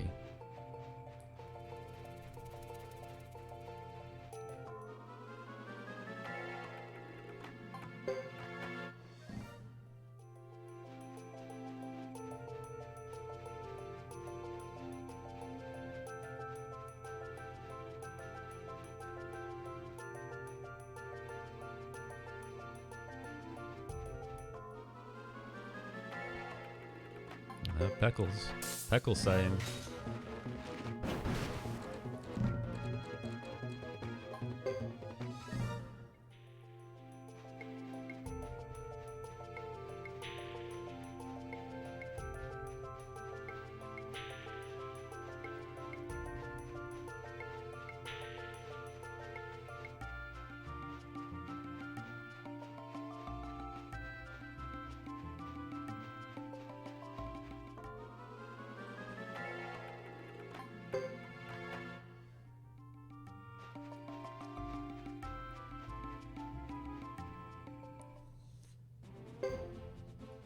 Alright, my least favorite part of the run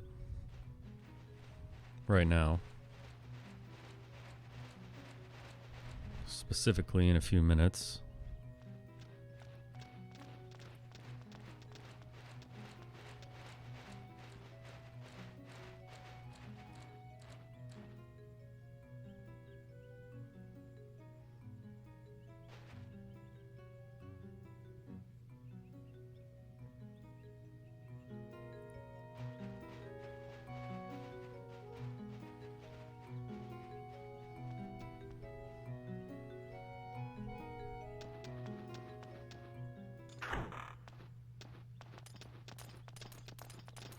Yeah, Pecco's been around for a while.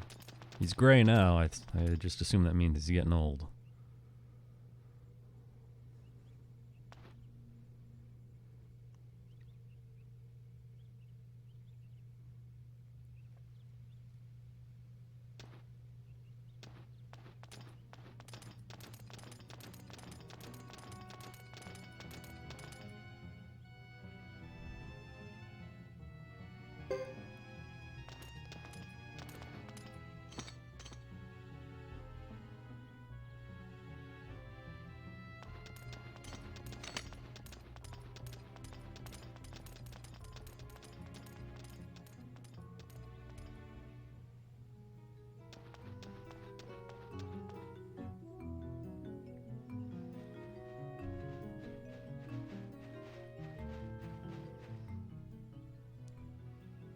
Alright, so what are we going to do?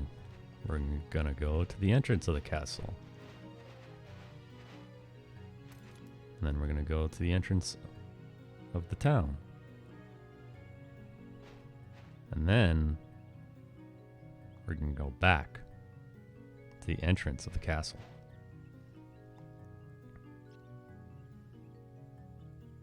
Great question, LCC. The answer is never. Right down to the very ending, you could still sense some tension between all the groups. And according to the ending, where you find out what happens to everyone, they're still fighting each other, apparently. So they've learned nothing.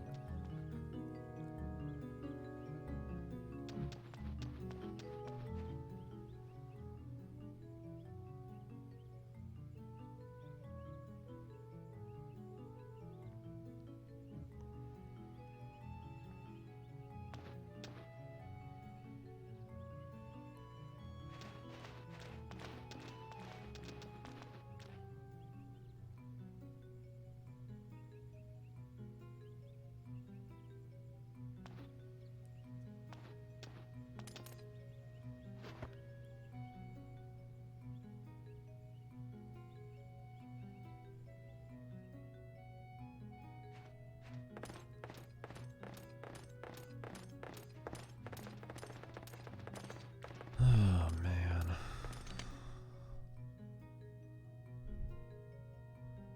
This is the most uneventful part of the game, starting in Hugo Chapter 2 all the way through to when you finally get to leave this place.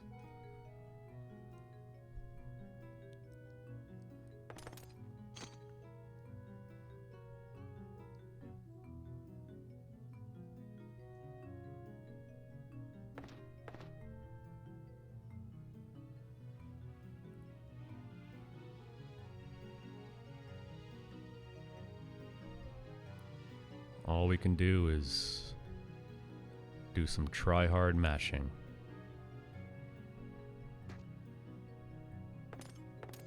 And when I say that, I mean like that guy who does Mega Man runs and mashes with his teeth.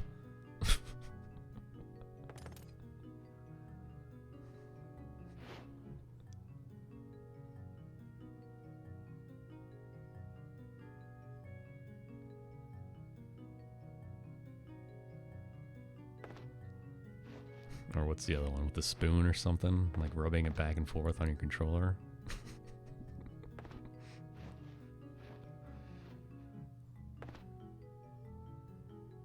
There's some hardcore gangsters out there in the speed gaming community.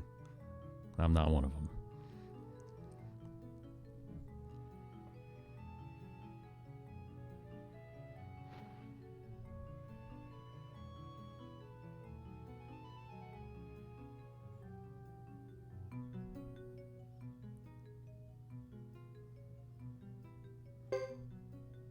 Yeah, I'm gonna stay, and I'm not gonna pay for it.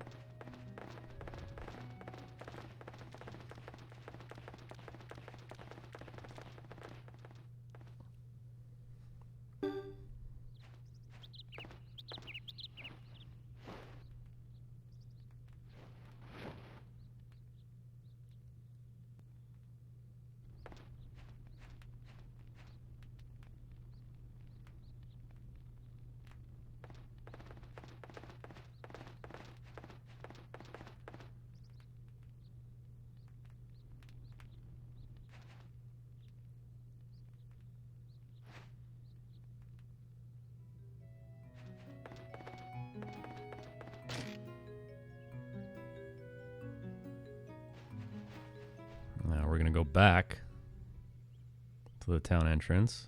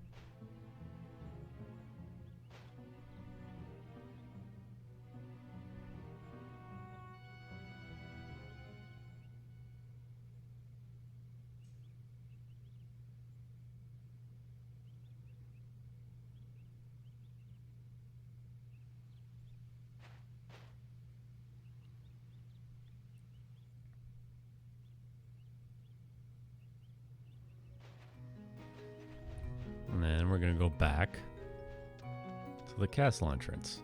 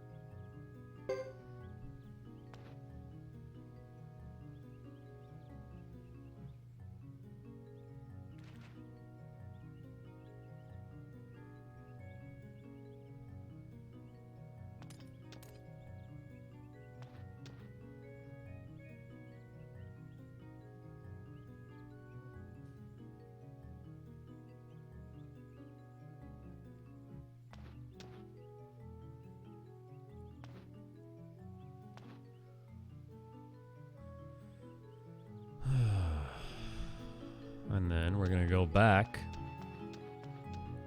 to the town entrance.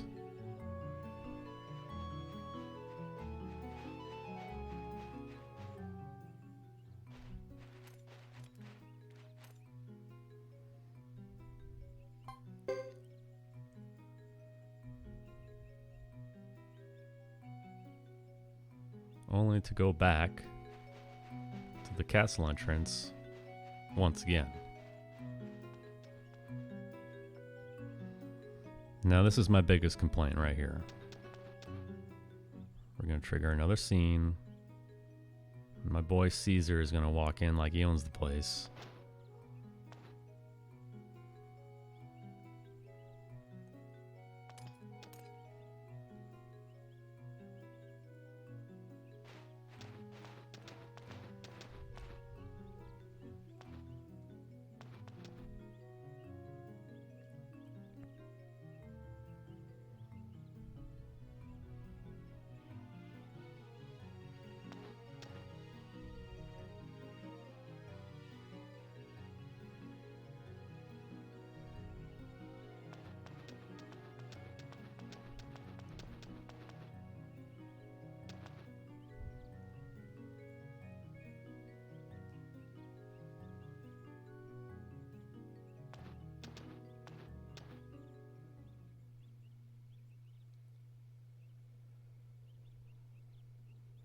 Now, if you're playing this game casually,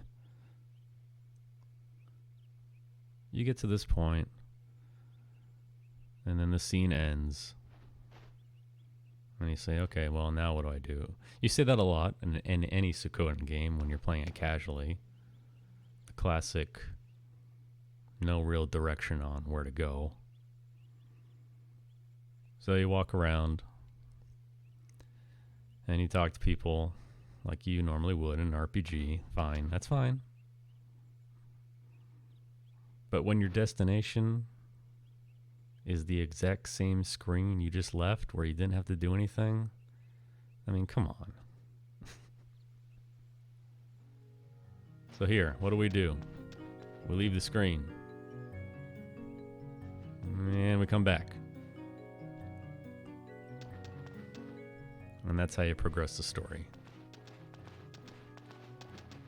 Now, if they really wanted to make you go through all of this, I mean, just make it one scene. I appreciate the freedom they offer me to do what I want, but I mean, what are you really gonna do between leaving that screen and coming back? That's important. When are you gonna go on a recruiting spree? I don't think so.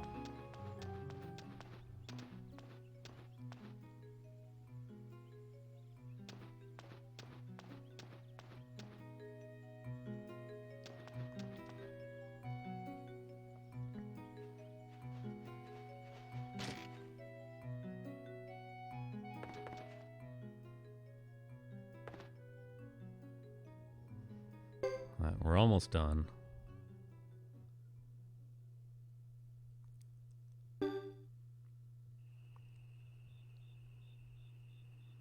Just kidding. Get the night cutscene.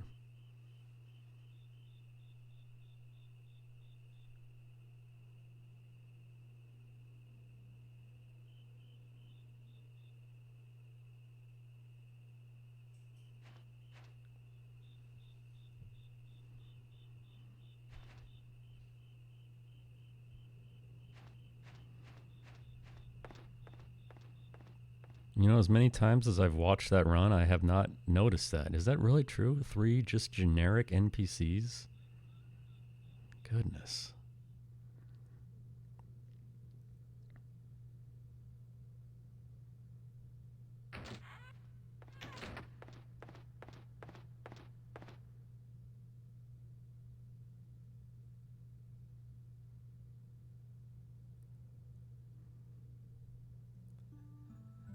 By the way, I don't know if there's a way to track views or look at a metric of your history of your past videos at all.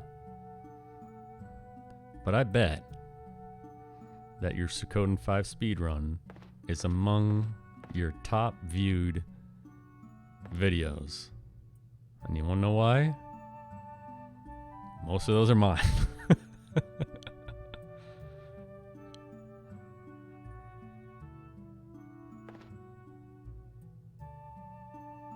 Yikes. That's brutal.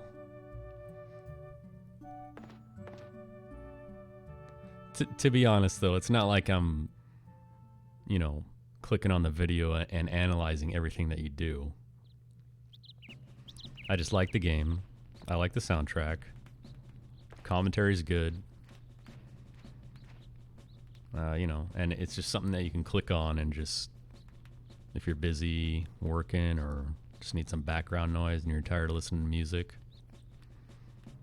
I just click on it and let it play.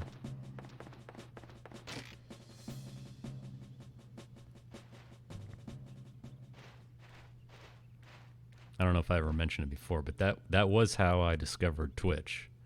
I was looking for something. I don't even remember what I was searching for. Suikoden 5 related stuff.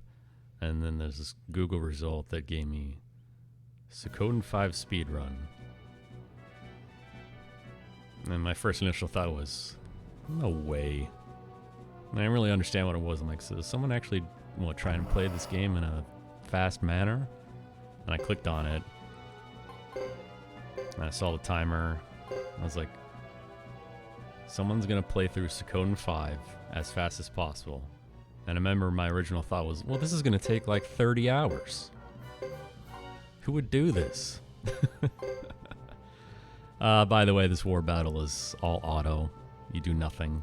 You just match the dialogue and it ends. Check out Thomas's wind rune, though. He has it. He does have a wind rune. Don't get to see it, though. Anyway, so I click on the Suikoden 5 speedrun and I'm watching it, and for whatever reason, like I didn't know Twitch existed. I didn't know speedrunning video games existed, but I was admittedly captivated by it. I'm like, I couldn't believe that someone had the audacity, in a good way, to take Suikoden 5 and to try and beat it as quickly as possible.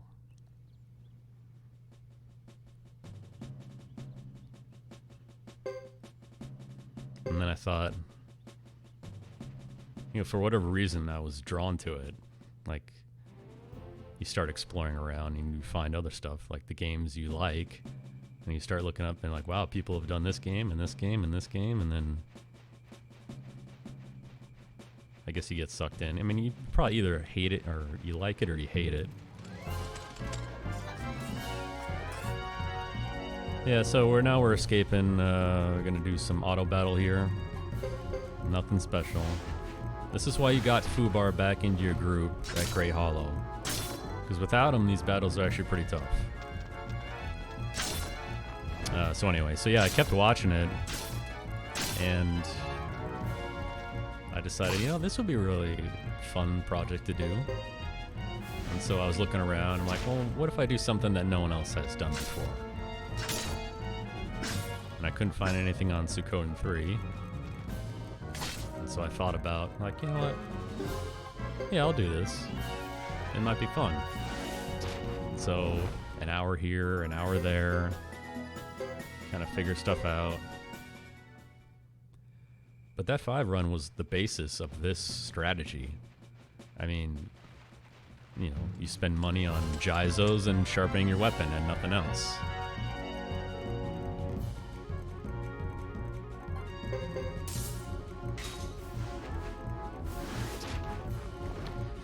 No, that was probably before my time. Because I had never seen... Well, I mean, there was no runs to go off of anyway. I couldn't find a run of it anywhere. Like, I remember people were talking about it in other streams.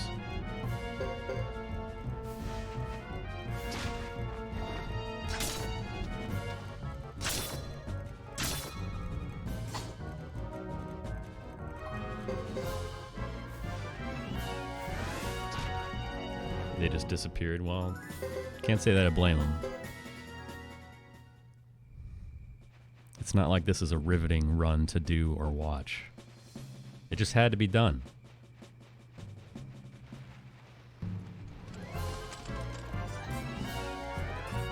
So again, the second battle, you go through auto battle. Third battle, auto battle. You can heal Hugo and Fubar because you want them to survive for the skill points. But everyone else, you don't care. They can die, it's fine. That's why I don't heal them.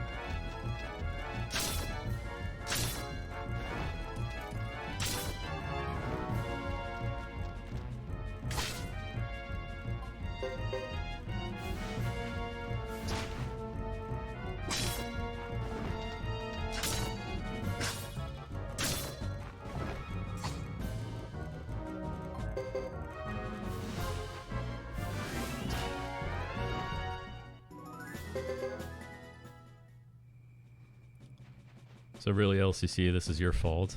This is your fault that this happened.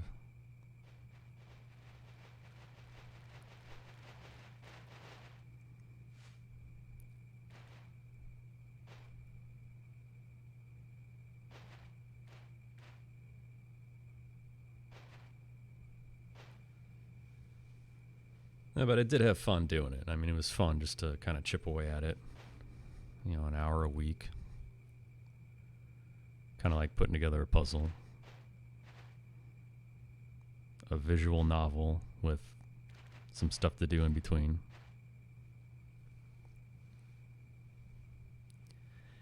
See that? Oh, dude, there it is. Mikado Toucan, my favorite. I don't even have Mikado Toucan. Can you believe that?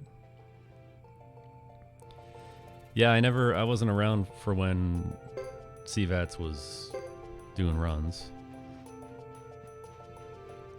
I did watch one of his, I think it was his 4 run where he talks about 3. And his idea was to, I think, win the lottery or do the level up trick with Chris. But as it turns out, you get enough money during the run that you'll ever need. You'll be maxed out by the end of the sub-chapters in 5. And doing the Chris level trick isn't that necessary. And it takes 1 billion years to do it.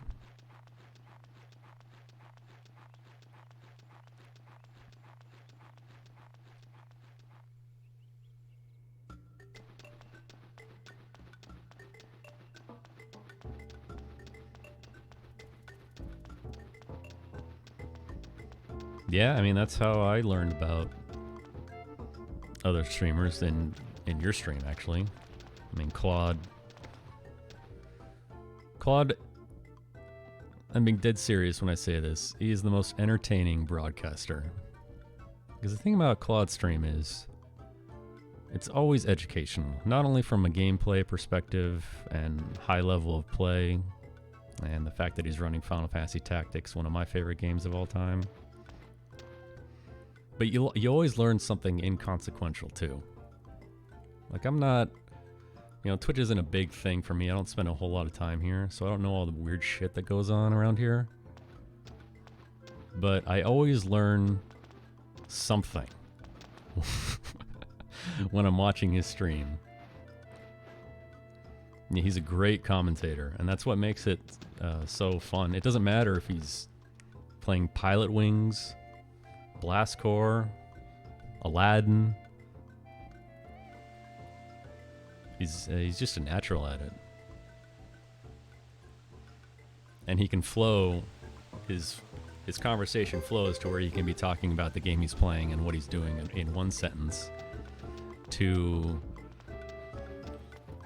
I don't know how to describe it nicely, but kind of making maybe a snide comment about something that someone is doing that's absurd the next.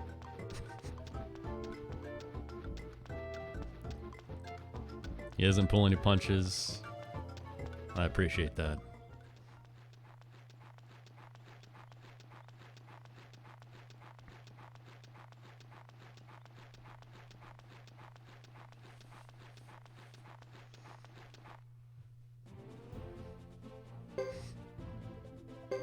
Yeah, same here. I mean,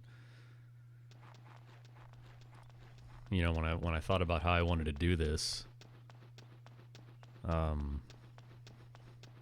the whole point of broadcasting is to interact with people that are watching, right? So you got to try to make it entertaining for them. But if you're playing a game, it can be kind of hard to do. Oh, dude, if I was playing a fighting game, I wouldn't say shit either. The only things coming out of my mouth would be some sort of, foul language reacting to what's going on.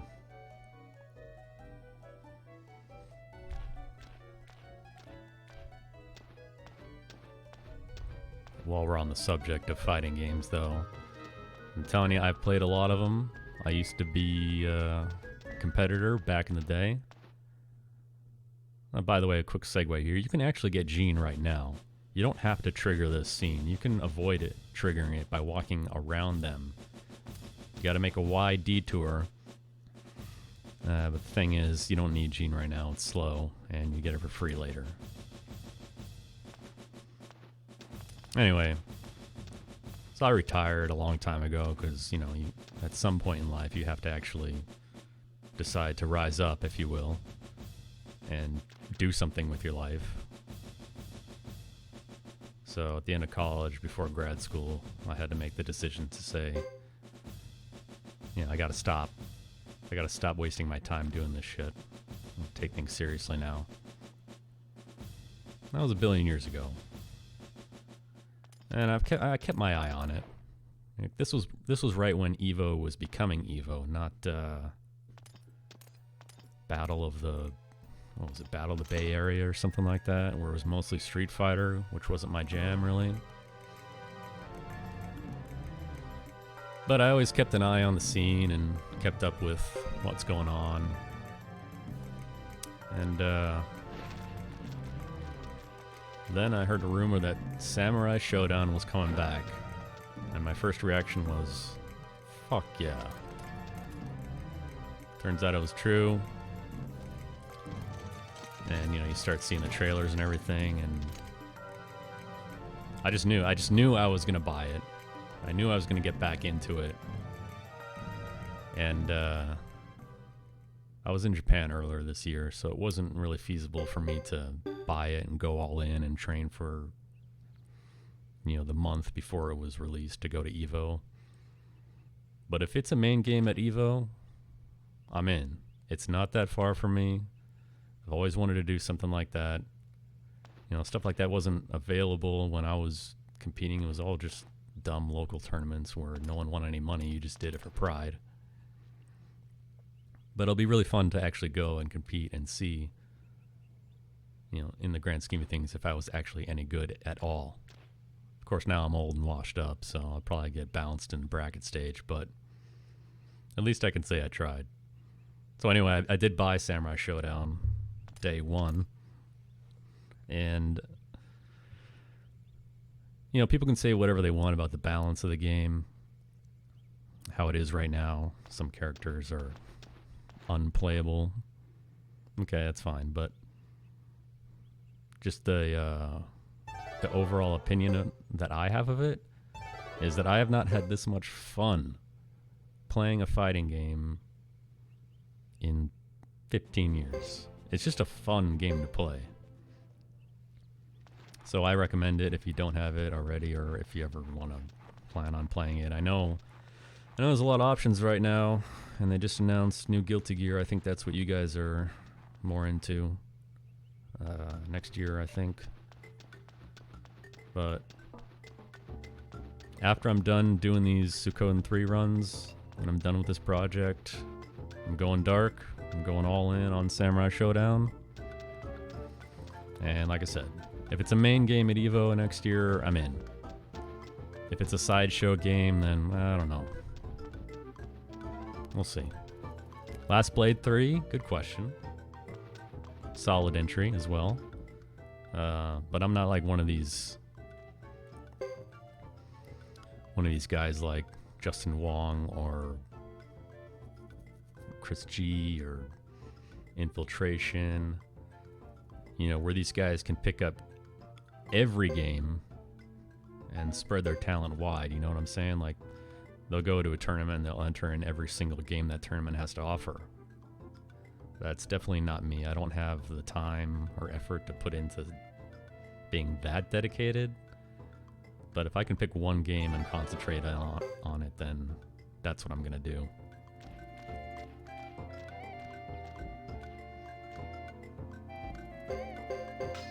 Yeah, Guilty Gear's always been lauded as one of the most comprehensive, you know, well put together fighting games, so there's probably a lot of high expectations for it, understandably so.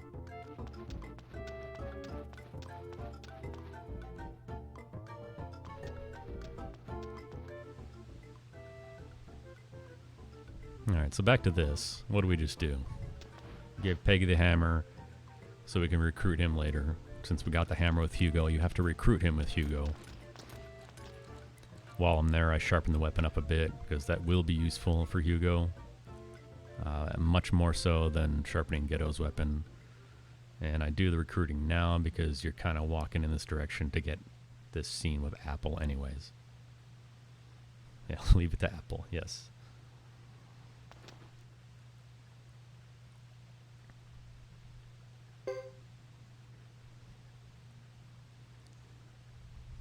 Rookie mistake right here is trying to leave without talking to Luce. Because the game doesn't really tell you need... I mean, it does. It says, let's go talk to Luce. Luce, however one of you pronounce it. Right there, it says, let's inform her. So the natural instinct is just to leave. You're like, alright, we got this. We're going to Chisha. But you can't. You do have to make sure you talk to her right here.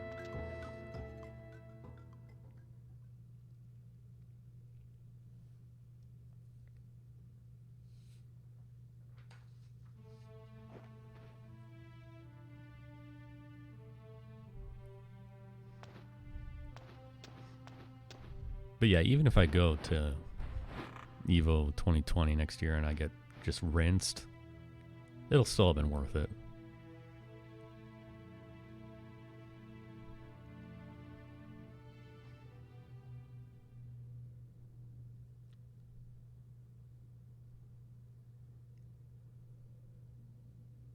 SNK was nice enough to give everyone a free season pass if you bought the game before the end of June. So that's cool. Rimururu just got released a few days ago. Played around with her for a bit.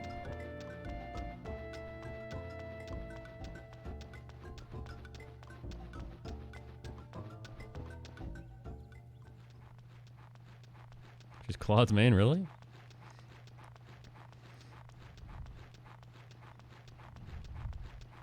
Well, I have some bad news for him. My initial impressions are she's not that great.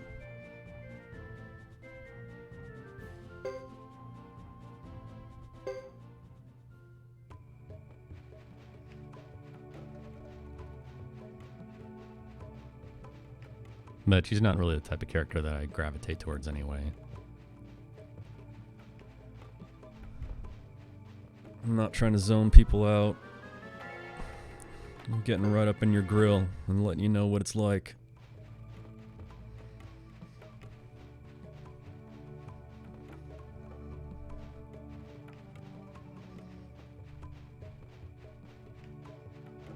The ice pillar she can create to stand on when she jumps is pretty good, though.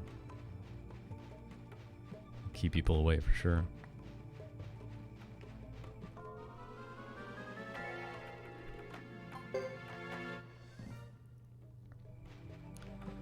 So the great part about this screen in general is you can let go your enemies. And in this screen too. So you may have wondered, well, why didn't you just go through the ancient highway?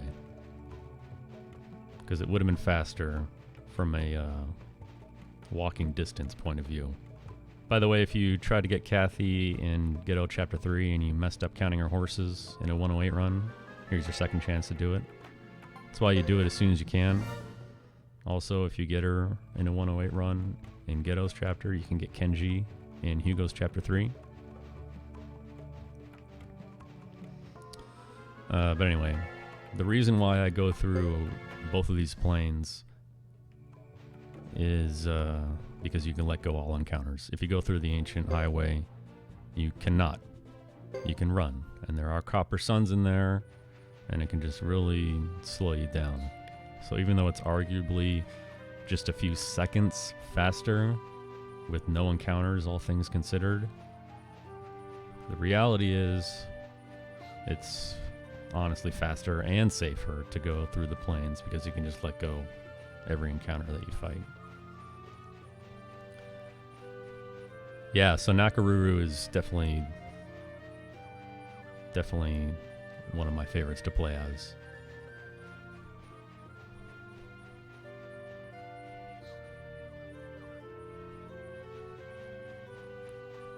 She, you know, for being a quick, agile character, you think she is weak, but the weapon range isn't there, just her dagger.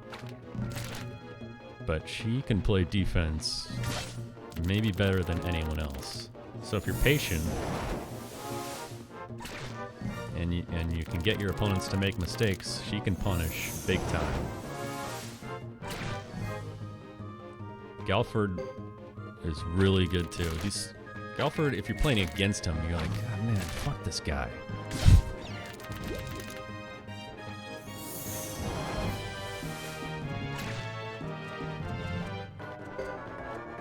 You got Plasma Blade, you got Puppy mixing you up,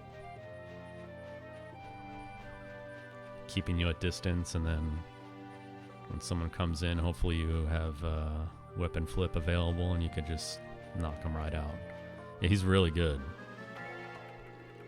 If you've watched any tournaments, you can see what I'm talking about. Everyone's on Genjuro, and I get it, but he's not someone I would play as.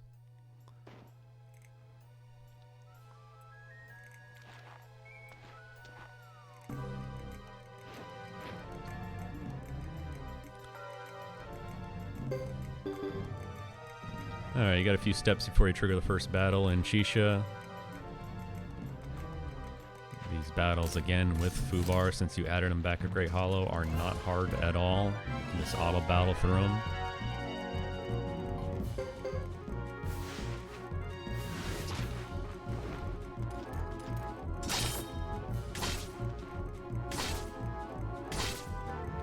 Mua is an absolute beast.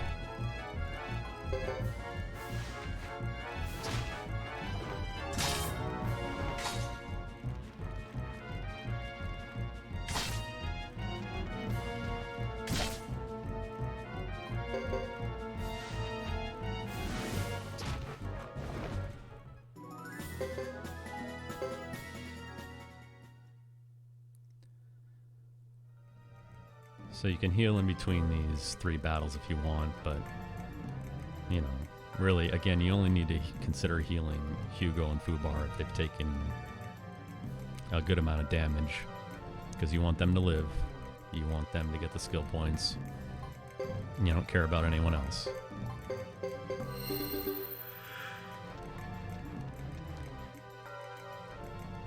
Yeah.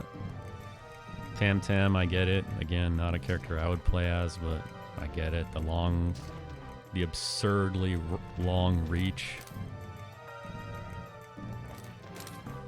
You know, you got the high and low skull throws. Genjuro, obviously, it's just got so many options. Charlotte, I mean, not that I'm an authority on anything in this game. I'm not seeing Charlotte. I'm not seeing why she's so popular, I guess. Just the reach isn't there. But she does have a Dragon Punch and a projectile that she can hold. It's pretty quick. Ukyo, I like him. It's a good character. The only thing you have to know about Ukyo is never jump, ever.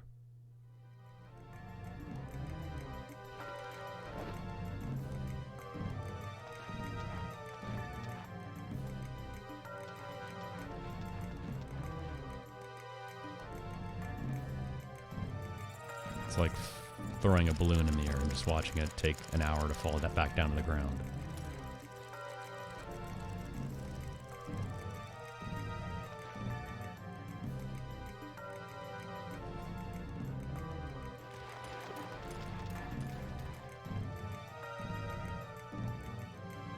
He's got good fakes, though.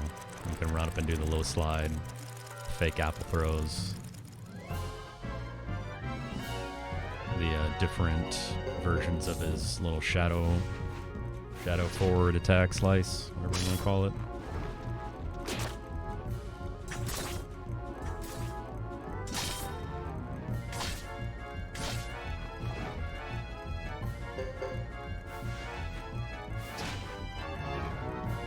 So again, auto battle here, it's free.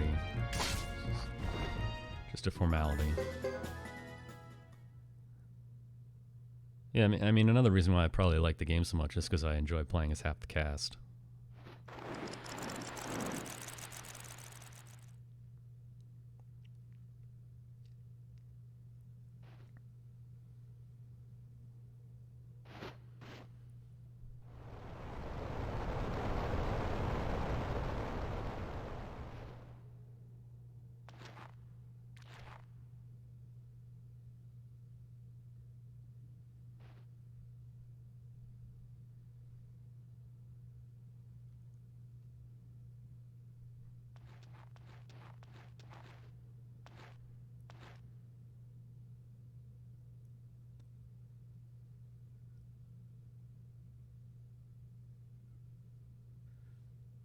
So here we are.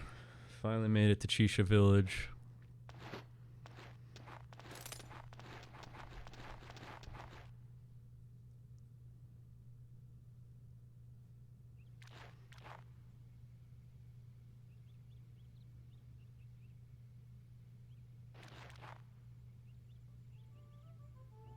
Another great town theme.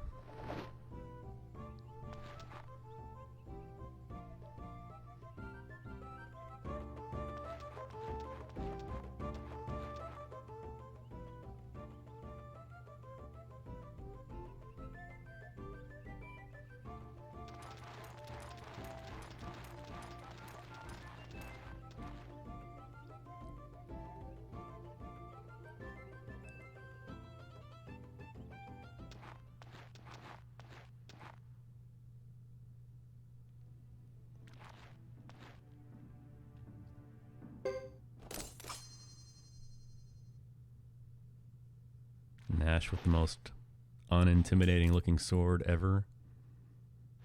The handle is longer than the blade.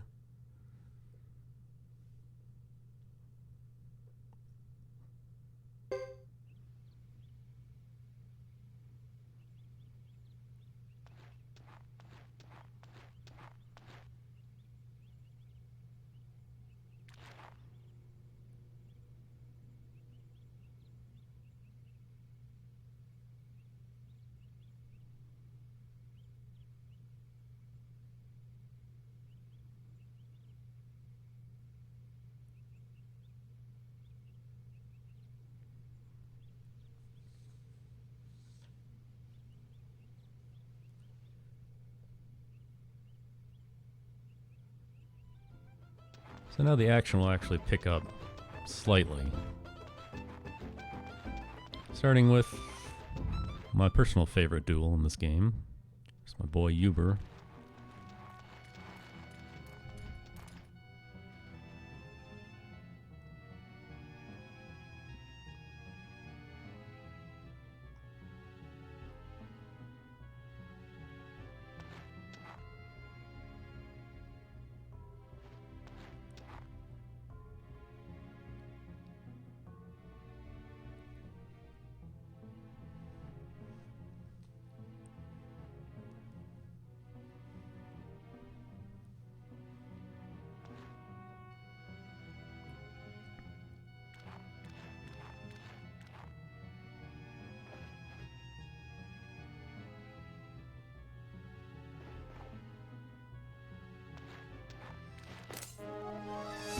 Let's go.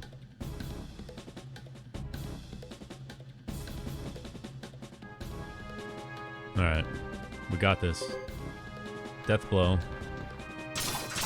Oops. We died.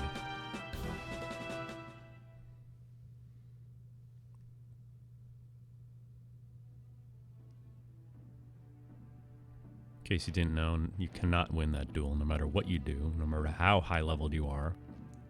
No matter what move you make, he has that dynamic reaction where he will always counter with the right choice.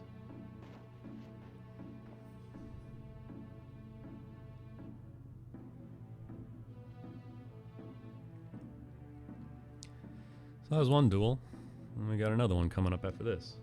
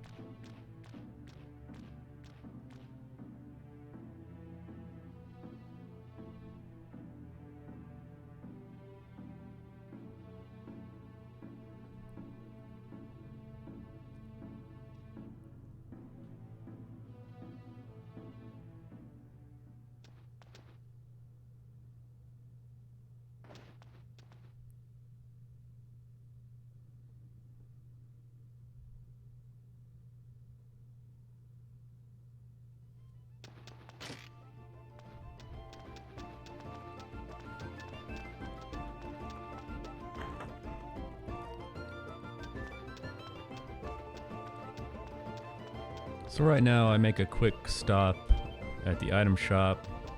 I pass right by this bum right here. In 108 I actually get him right now. Defensive gear shop.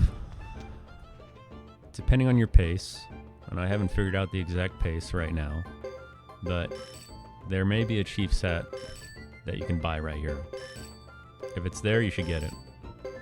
If it's not there, it's fine. It's not the end of the world. It's not going to make a big difference, but it does help.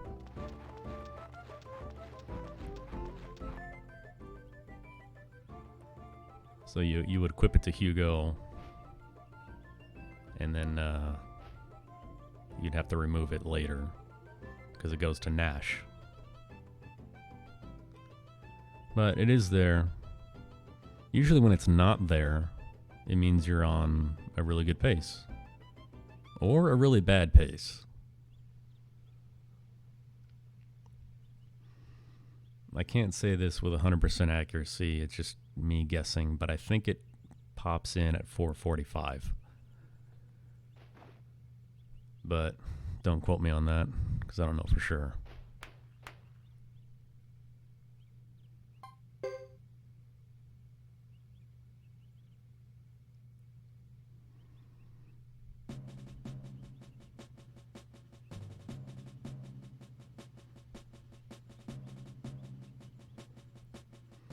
Now, what's this guy's name?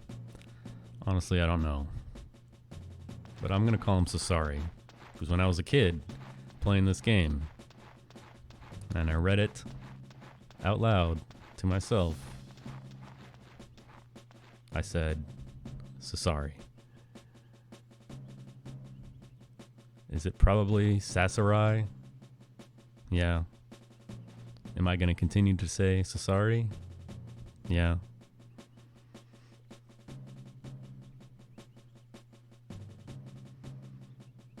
Anyway, none of that matters because we're about to duel him.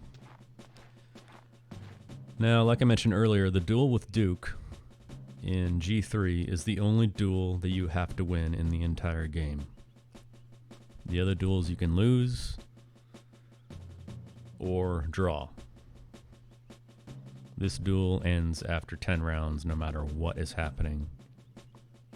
And much like we saw with Duke, he can get into this infinite combo mix-up where he's not mixing anything up.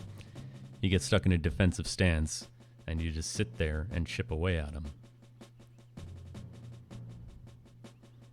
So, depending on how good you are with your dual reactions and menu selections, I'll bet you, more often than not, this duel is faster just to mash defend for 10 turns. Because in the duels, your cursor stays on your last action. So it doesn't matter what he says.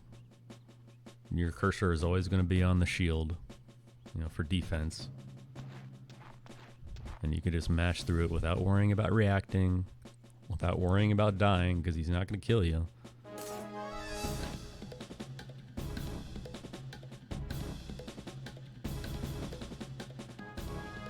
So let's see what he does. I won't hold back.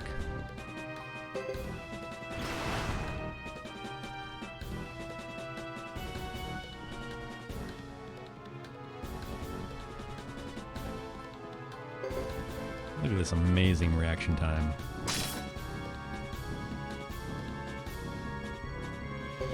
So here we go. Not bad. Try it again.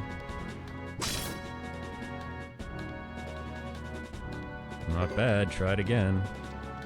This is the worst possible outcome. Goodness. Not bad. Try it again. If he keeps doing this, I will not kill him. The battle will end. Wow. Not bad. Try it again. Stuck in the infinite loop. Listen, I'm not going to kill him. The battle's over, right? No, one more?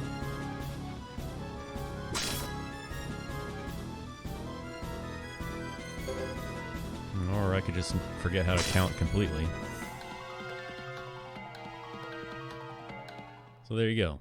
You don't have to kill him.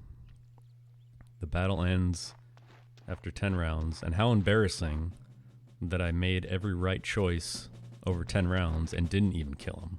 So that's what I'm talking about. It would have been faster there just to defend the entire time.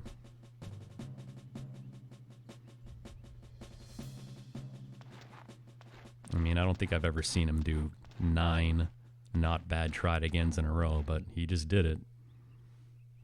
Welcome to Suikoden 3.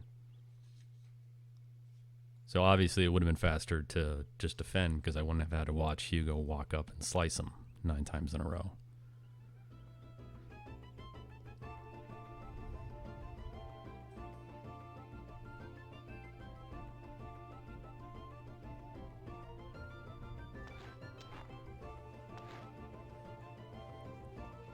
So something to consider. I mean, it's not a joke. It's not just a dumb strat that you can do. that's just brainless because you don't want to read the duel. It's a viable strategy to defend 10 times in a row. Because depending on what happens, it may be faster than what you just... Well, it would be faster than what you just saw. So...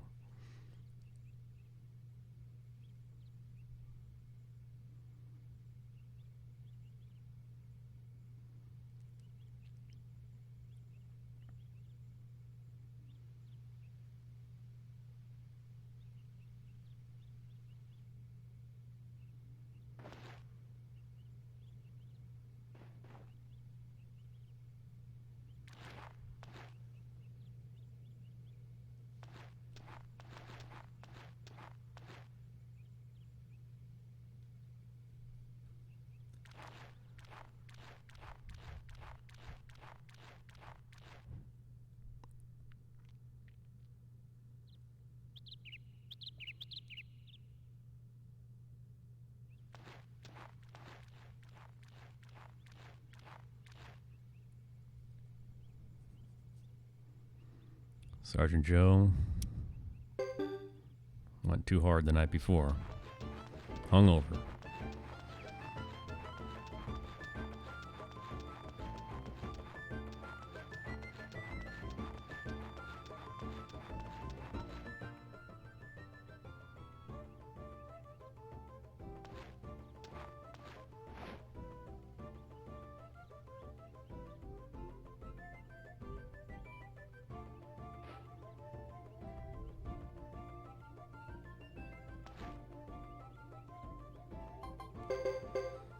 So here, even though it's slow, I'm going to load my party up. Just with a couple people. For one reason. So I don't die in this place. Like I almost did at the end of G3.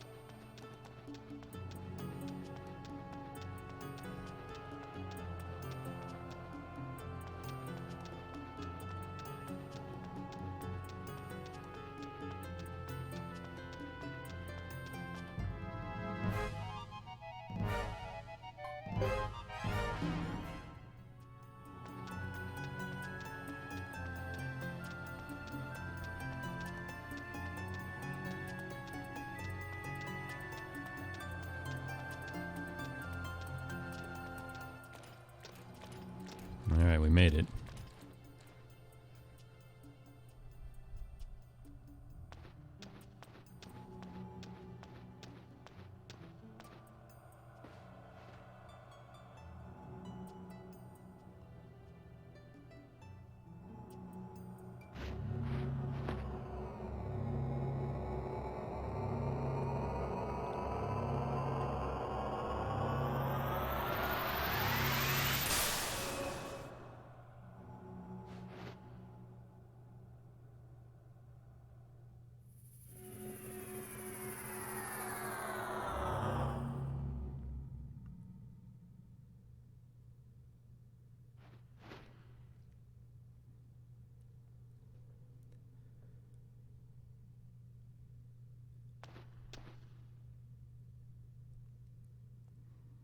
So not much else to do right here. Just make sure Hugo has full health.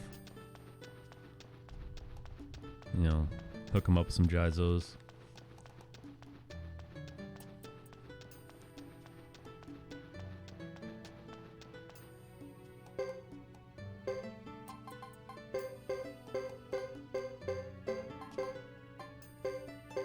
I always throw medicine on the last slot just for, you know, if things really go wrong with the fire dragon. And they can. You just got that extra safety there. If you need to bail yourself out to survive one more turn. Although medicine C ain't gonna cut it, so that was a waste of time.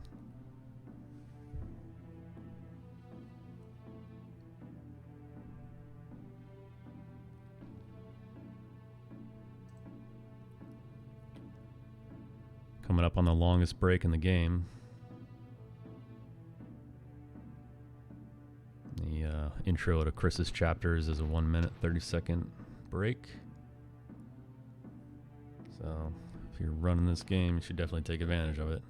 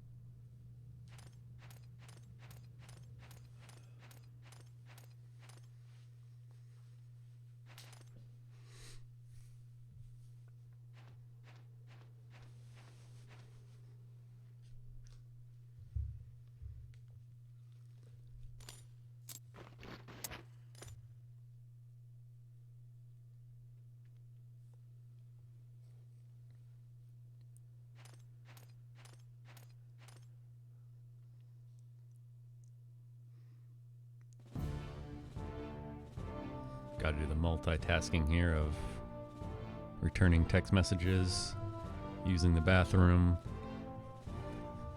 and then come back to MASH while you finish texting.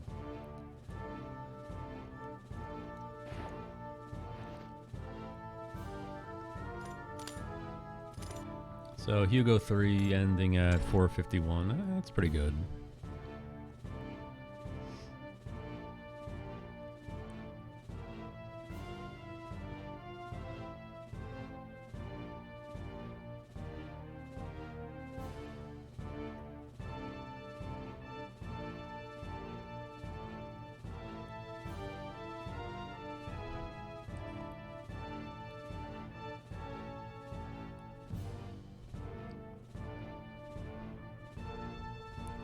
So coming up in Chris 1 and Chris 2, you'll be walking through Zexen Forest.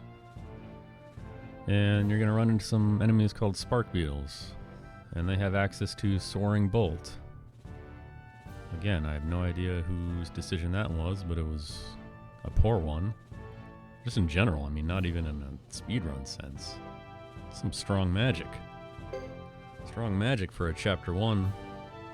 Running through chapter 1, you fail a run, even casually, you're probably going to die. But we're not going to die. I'm going to make sure we don't die. Even though it is slow, I'm okay with being slow sometimes if it means finishing a run.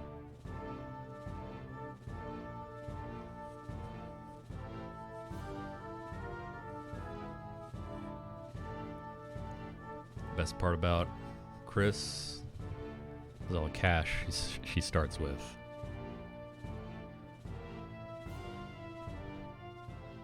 And we're going to make real good use of it.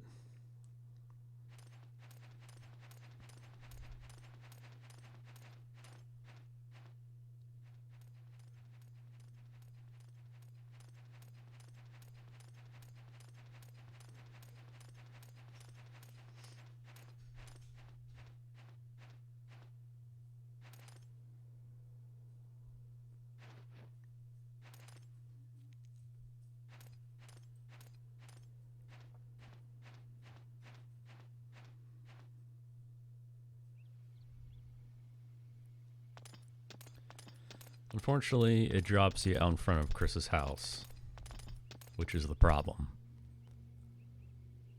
Because in chapter 2, when you leave the guild hall, it drops you, or you exit right out of the guild hall.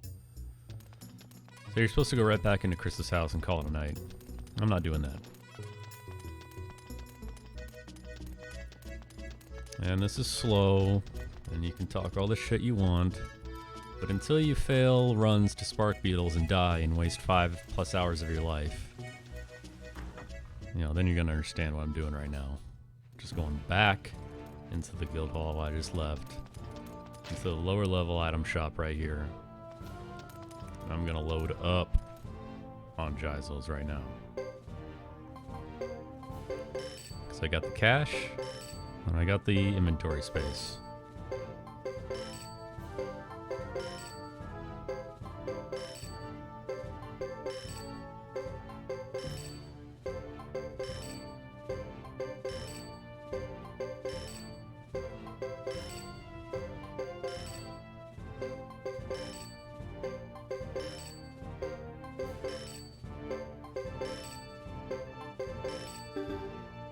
18 should do it. Yes, easy mode activated.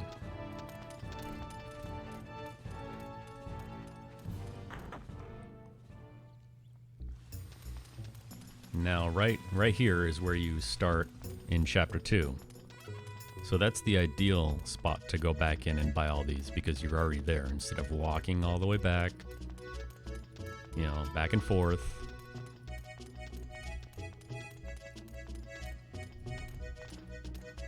So, I mean, buying the Geizos is the same. That time is a wash, but walking back and forth, it's about a minute. So, casual minute time loss.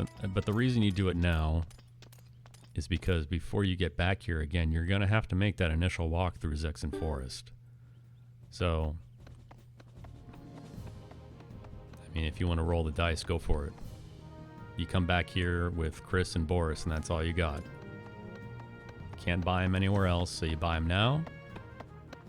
And you make one walk through Zexen Forest and hope not to fail runs to Spark Beetles. Or you go all the way here and you buy them in Chapter 2. Because you're going to have to walk back through Zexen Forest, but at least then you'll have the Geizels for sure. So it's completely understandable if you want to skip this segment right here, but again, if you got time to do a lot of runs, then yeah, you would not do that, but I don't have that luxury, so I buy them now because I just need to finish a run. There's no time for You know, there's no time for bullshitting around. I got other shit to do. So I'm more than happy to point out when I do something that's obviously slow and could be optimized better. But I'll at least justify why I'm doing it. You know, I'm aware that there's a better spot to do it, and I just choose not to. We'll see a very controversial, very slow strat at the beginning of Chapter 4 where, you know, feel free to call me out when you see it.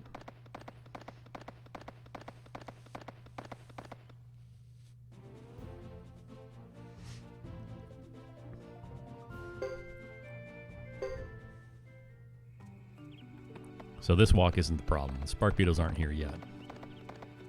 But they will be the next time you come back through here.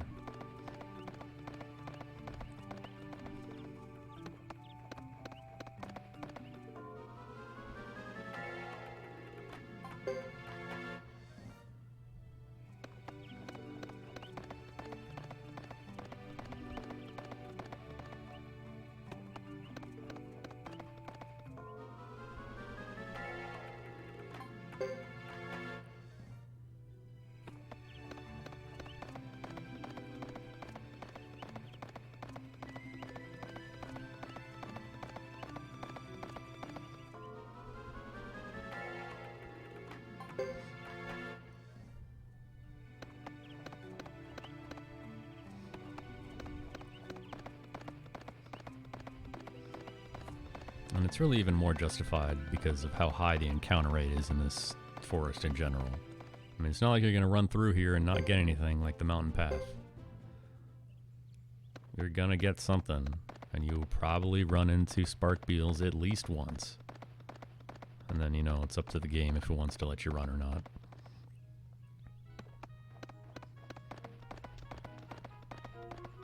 And there's bad formation. There's 3 spark beetles in one battle.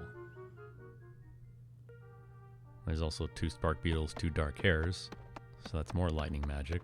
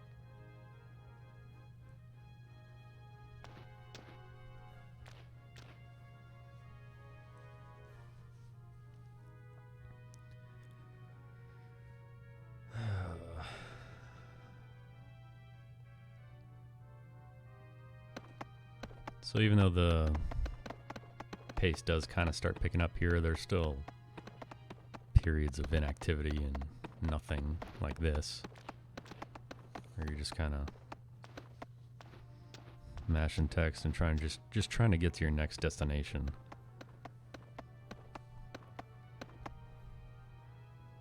Like I mentioned at the very beginning, if you really wanted to, you know, limit the amount of resets you're going to have, or the time you're going to spend resetting when things can go wrong, you wouldn't do the chapters in this order. I'm just doing them this way because I'm too lazy to scroll over to the other character in the Trinity site screen. But you do G1, obviously.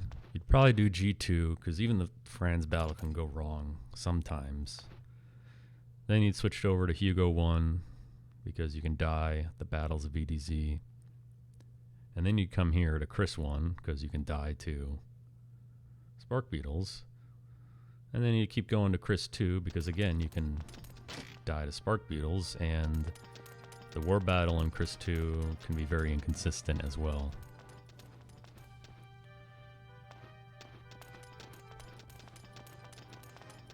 So you do 1, 2, 3, 4, 5 chapters, and if you don't like your time, you would reset. Or that's where most of the run stoppers would end. Because the rest of the chapters, up until 4 of course, are all free. There's nothing really to stop you in any of them.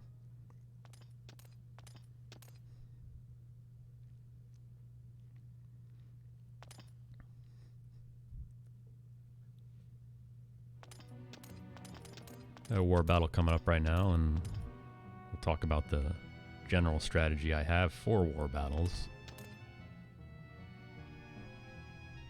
which is to do the absolute least amount of stuff necessary to win, obviously, but we'll go over that specifically in this war battle and more, and even more in the war battle in Chapter 2.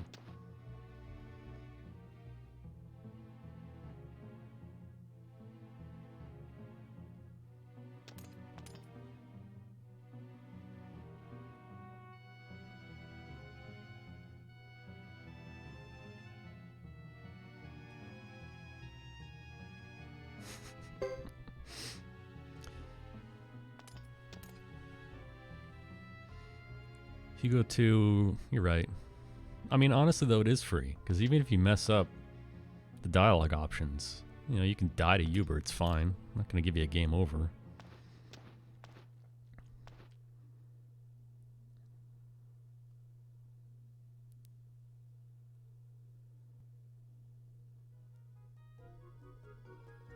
You just can't lose those precious seconds of scrolling to another character in the Trinity screen.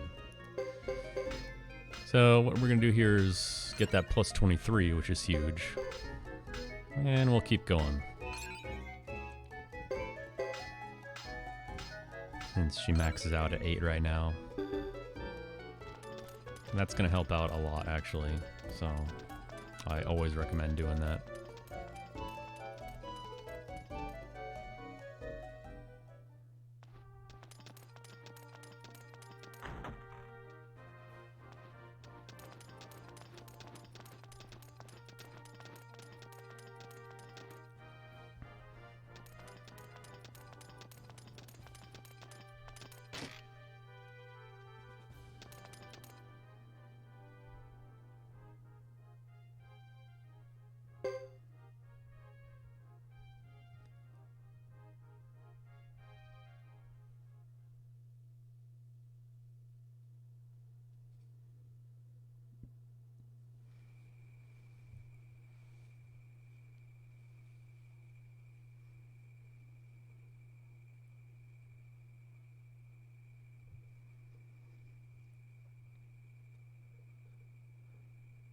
Or as much as I dislike a lot of things that this game has to offer, there are a lot of really cool stuff too. I mean, if I'm going to rate Suikoden, it's 2, 5, 1, 3, and 4. So even though this is second to last, it's not mean I dislike it completely.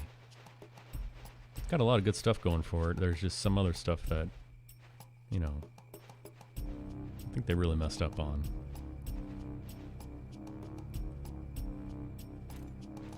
If they were going to remake any of the games, I'd put in an argument for this one because it needs it the most to really get back to feeling more like a Suikoden title.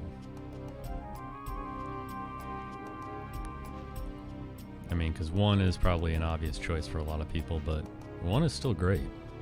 I still play 1 and have a good time. I'm not nitpicking stuff about it like I am this game.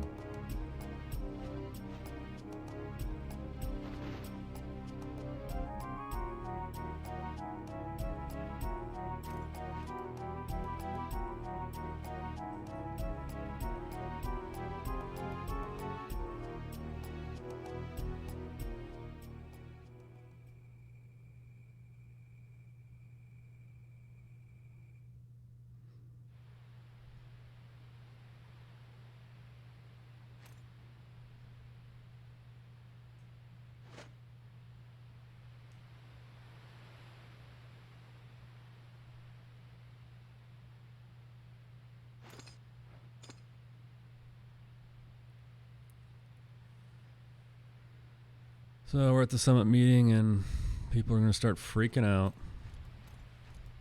Surprise attack. So what do you do when you're getting surprised?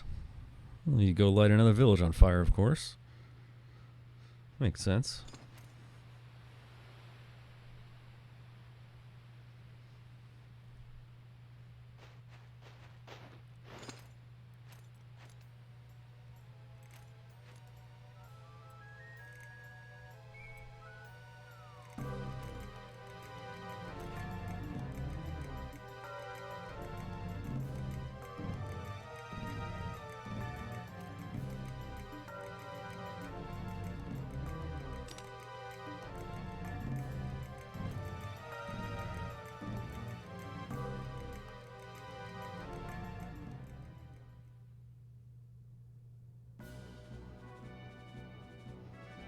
Okay, so this is the first real war battle. The one with Thomas and Hugo 3 doesn't really count because he can't do anything. So what are we going to do? Retreat. End turn.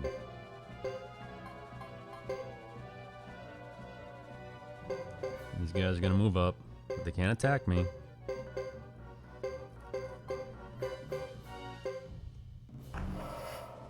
These guys are going to block my units. Number 12 to the right there. We're going to attack him with Roland. We use Roland because he's got 4 members in his group. And even though some of the other groups are arguably stronger, especially since Roland can really do you a disservice and uses...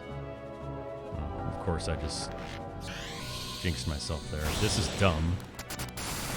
0 damage on 2 of them. I don't know if you saw that. Awesome. Thanks, Roland. I hate that move. I hate that move. I always give him the benefit of the doubt. I said, Roland, you got 4 people. You should be able to take this group out no problem. And then he goes and does that. Meanwhile, they're critically hitting me right now. I'm losing.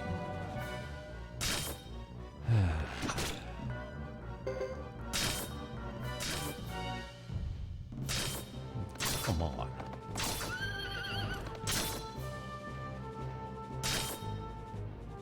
Alright, ideally, you want to win this outright. This isn't looking good. If we don't finish him off here, then... Alright, good. I think we got this. Okay. Yeah, that hot 0 damage from Roland. Nice work. And we're going to advance with the other 2 units, or the 3 units, in the turn.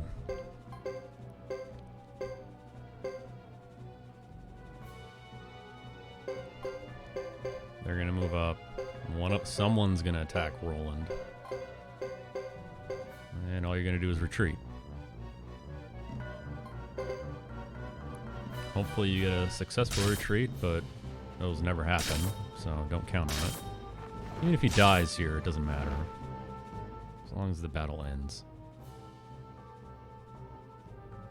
Enemy's going to keep using the rest of their turns. But it doesn't matter because they've done all they can do. And you're just going to move 1 unit to the right and you win. You win by safe retreat.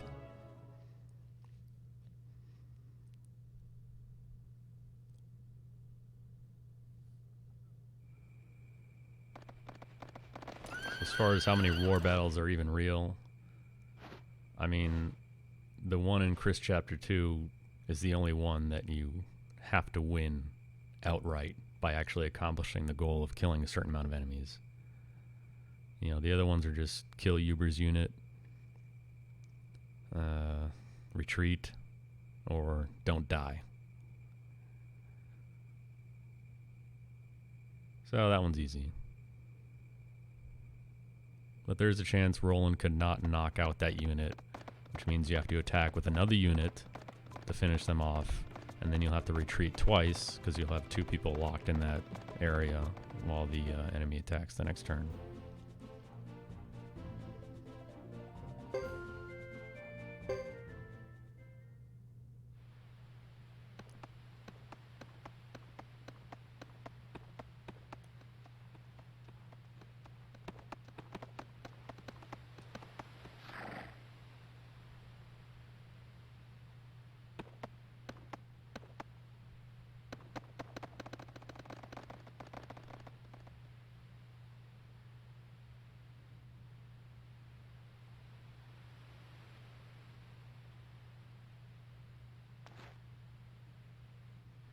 Now we got a pretty urgent situation on our hands.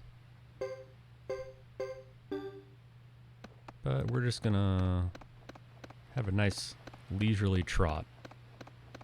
We're not gonna gallop. We're just gonna slowly walk past this dead body.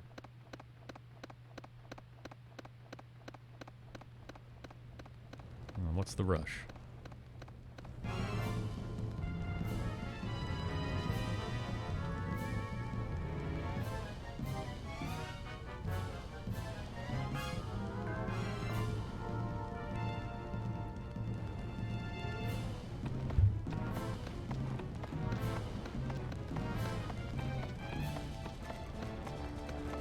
In case you didn't have enough gratification from Lulu dying the first time, well, you get to see it again.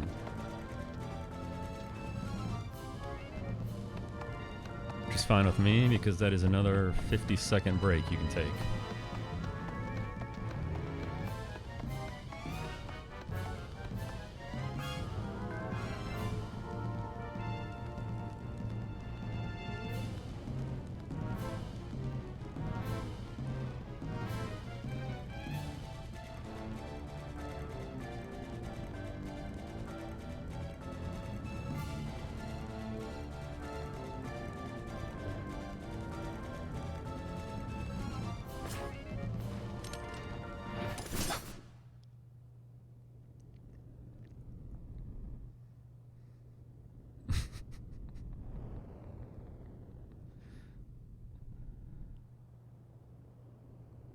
Just complete jubilation.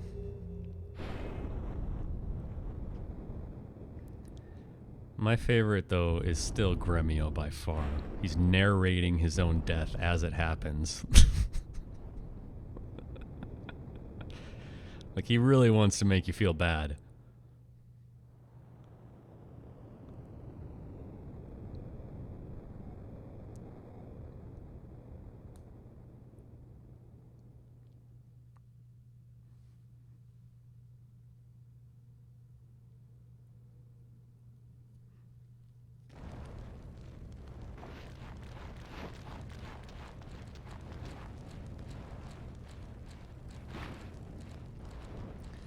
Like, Gremio, I appreciate you going all in and taking one for the team, but, you know, just chill out, man. You don't... We get it.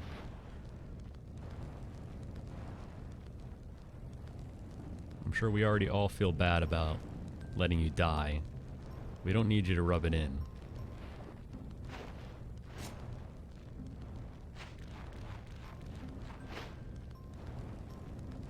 Yeah, they definitely do. What's the dialogue even? I can't remember. It's something like he's describing the poisonous spores eating away at his flesh or something like that.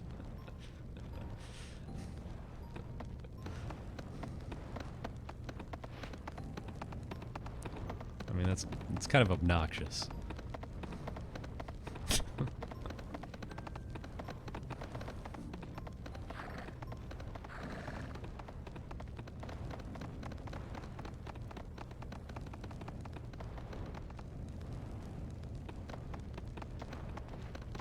Yeah, I can't. Yeah, then they go away. Yeah, I can't see anymore. That's it.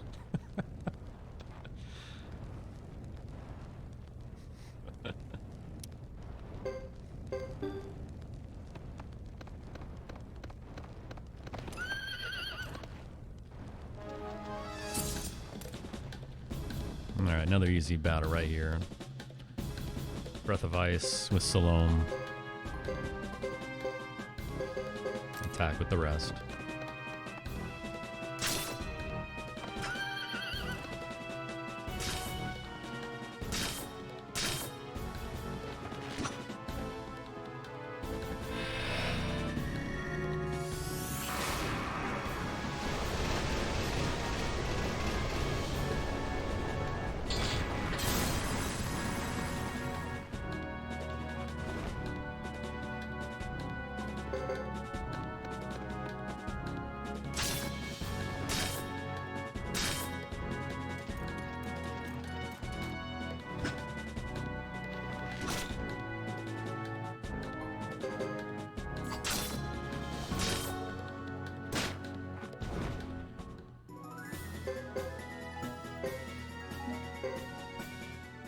more drops that I don't want to see, because I know that's going to mess me up later. There's only 2 battles here, but I heal just to, you know, if you die, just going to slow things down even more. So I do the quick heal. Same strategy as last time. Breath of Ice, attack.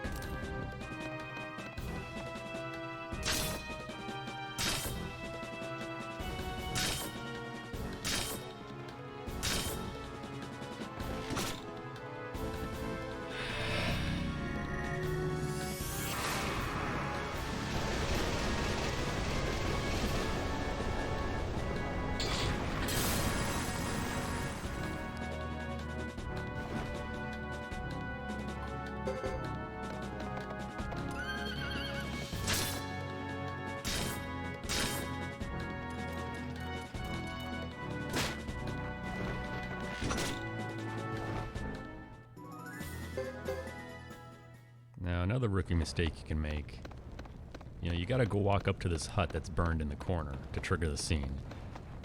Well, the first time I did this, I walked down, back around, back to the back, and, you know, was trying to figure out what's the trigger here. I'm not getting it.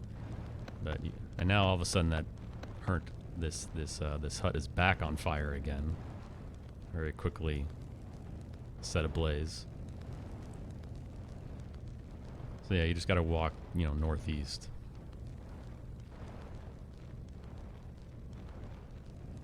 Now let's see if we get this little PSN classic fade out right here. Did you see that real quick?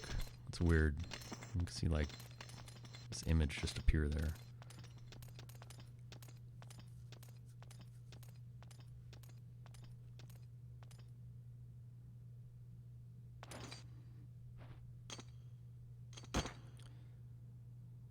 So Boris just slaughtered a bunch of innocent people, and he's gonna lie about it later. That's fine.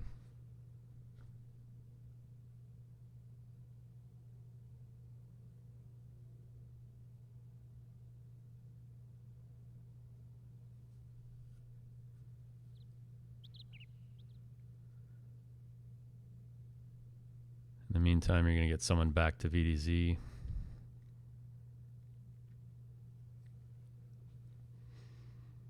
And you're going to experience the first walk of Saxon Forest.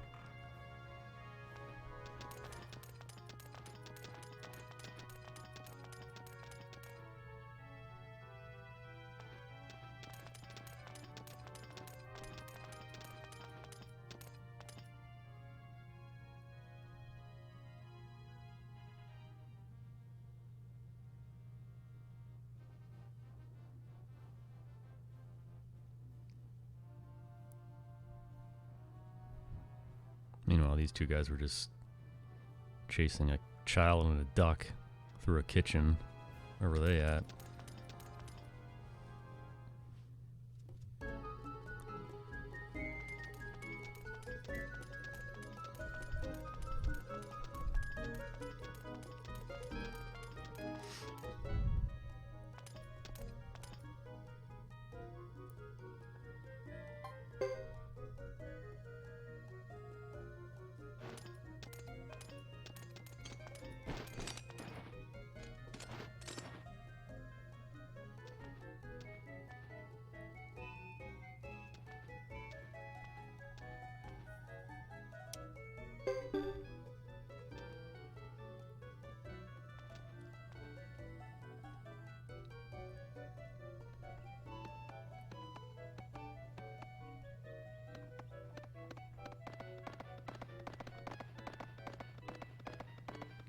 You gotta be careful when you're running around on Chris's horse, because if you could brush by a shrub, sometimes it'll stop her dead in her tracks.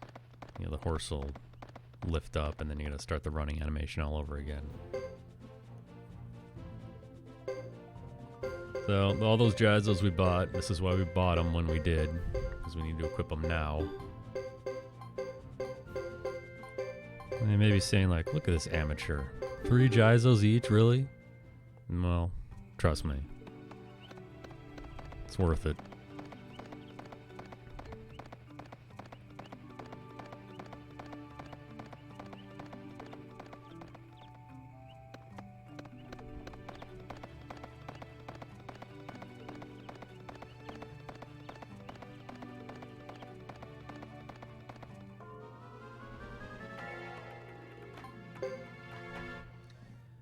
Earlier I mentioned that we will fight exactly 1 random encounter in the entire run, with an optional one. And the optional one is here. You've got 2 characters in your party, Chris and Boris. If you run into the battle with 2 dark hairs, I mean, they die in 1 hit, and they can take you up to level 28. So it doesn't take very long to do. It makes the war battle a little safer and easier, and it makes the 3 battles at Great Hollow a little safer and a little easier. If I get it, I take it. If I don't get it, I don't worry about it. I don't sit here and wait for it to happen. You can also do it with the 2 shadows, but that's a really rare encounter to get, and they dodge a lot, and they hit pretty hard, so they can actually kill you.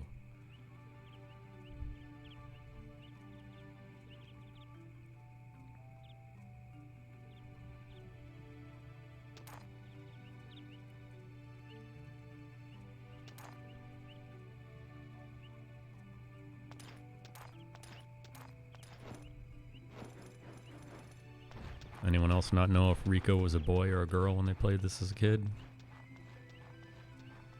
Because I didn't.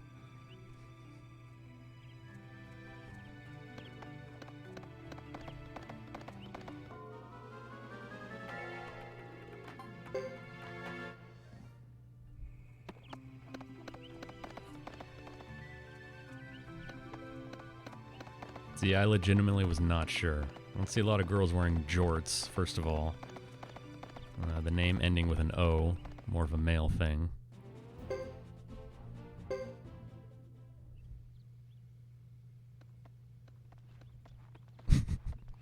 Yeah, 2 to 2. I mean, the name ending with A, girl-like appearance, and 2. That's a mistake you can make. Alright, so no Spark Beetles, so buying the Jazos early we've just proven to be a complete waste of time. But you know what? If I didn't buy them, I probably would have gotten smoked, so I'm still okay with my decision.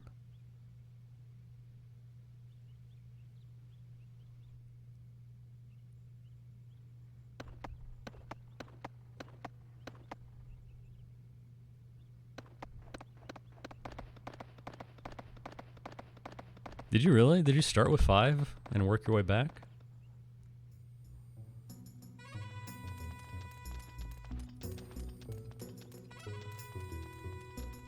I'll start with 3. Or reverse order in terms of timeline, I guess.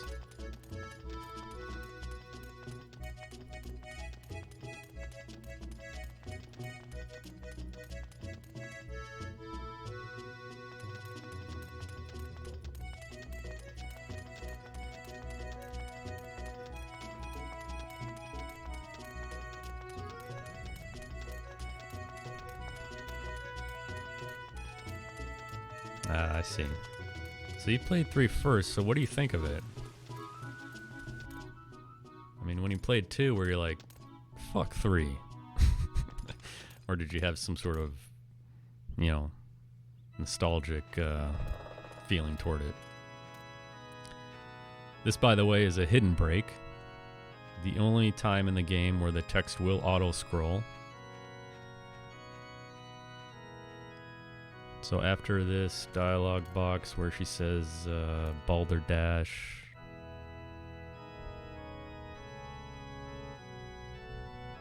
dash something.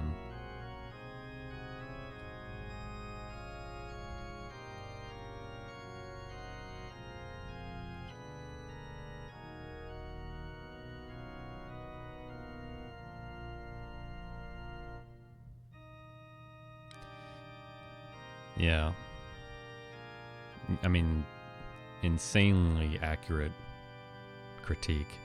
It just takes forever to get things going. You know, it's just...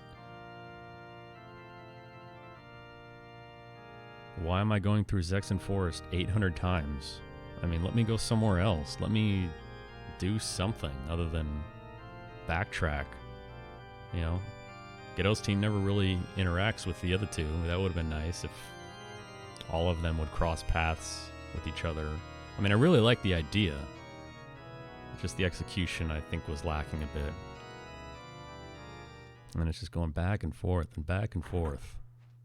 Like, dude. And the game doesn't really even start until you get your castle, really. Yeah, you're definitely right about that, Siegeland. It's definitely the worst speedrun.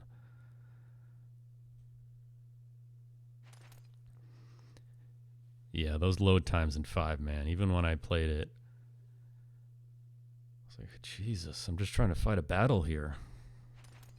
Not watch the sunset every time.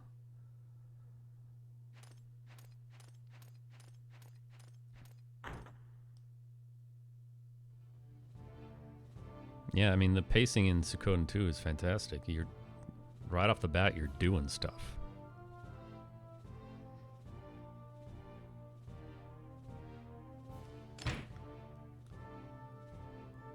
Now Chris is all angry. Watch out.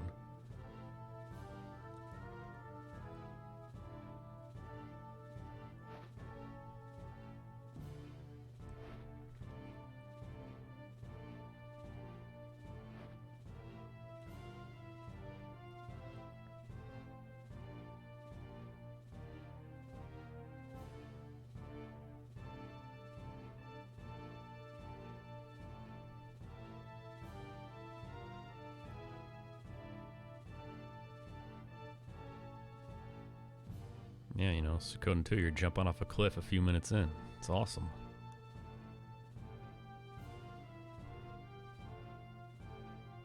Here you're delivering messages and going back and forth between locations over and over again.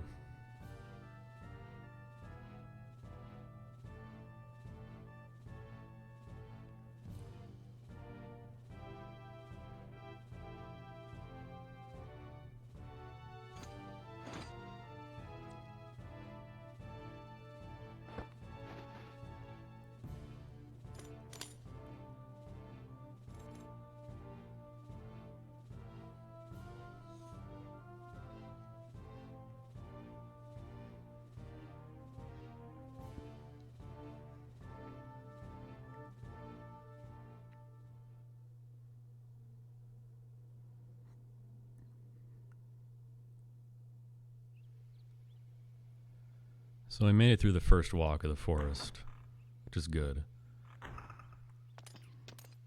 And if I were really going, you know, try hard mode, which I'm not in these runs, then I would have skipped the Jizo buying. You know, really, you'd skip it entirely, because it just wastes time, wastes money. But my goodness, you gotta have a lot of resolve to die 5.5 hours in and be completely okay with it.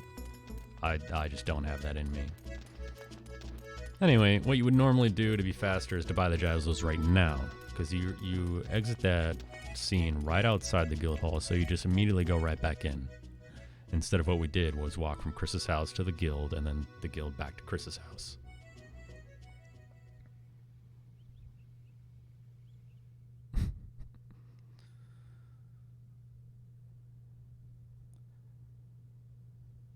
Suboptimal water dragon. Reset.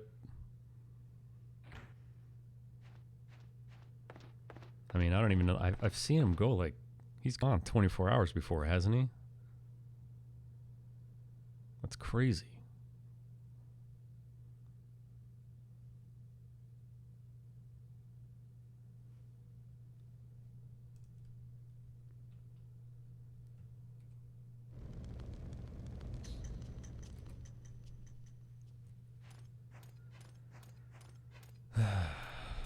5.5 hours and we still haven't really done anything.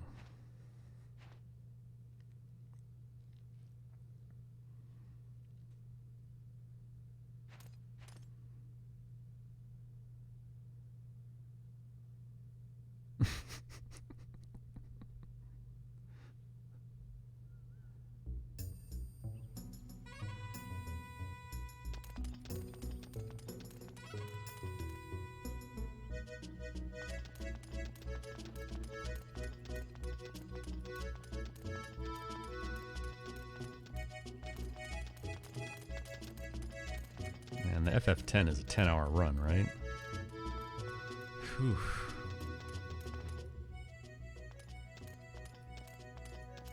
Yeah, maybe there's some secret that he's got his own diet or something that helps him with that, because he streams. I see him on a lot, right? I mean, he does this almost daily.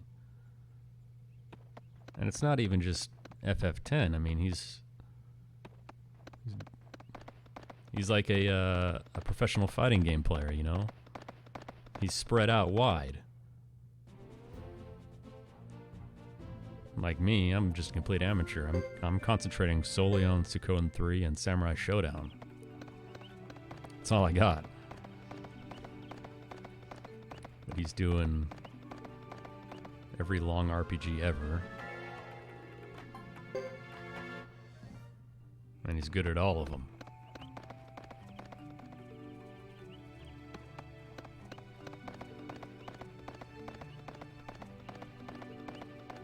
I did watch him play Wild Arms 5, and I'm glad he left the animations and the scenes on, because that can get very boring very quickly when you turn those off. And that's a great game. Exceptional soundtrack, one of the best. So here's the 2 dark hairs, so I'm gonna take it.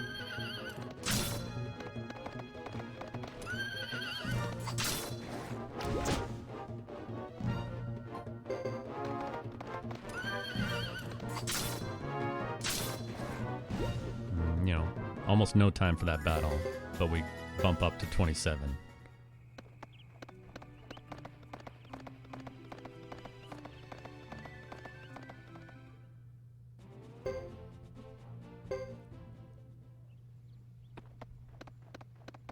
Yeah, I haven't played that, but I know what you mean.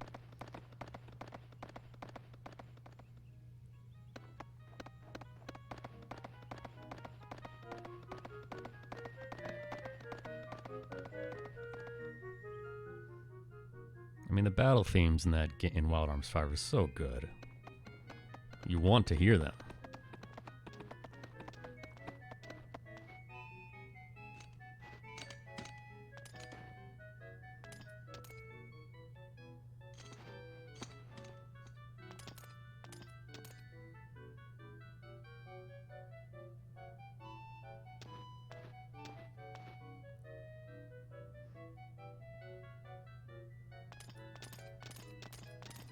I'm in complete agreement there.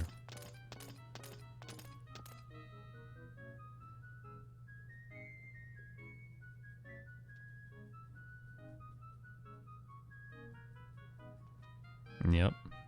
Alter Code is a fantastic soundtrack as well.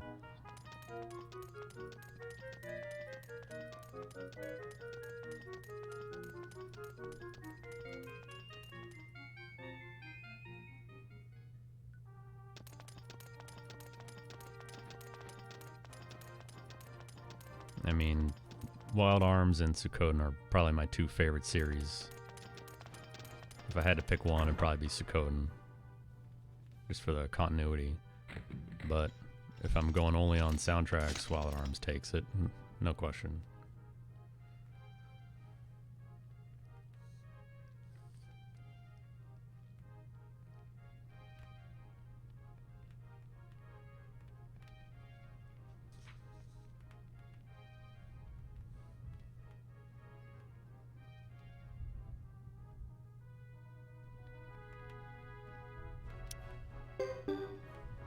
Yeah, man. Remember when you got cool shit like that when you bought a game? It was awesome.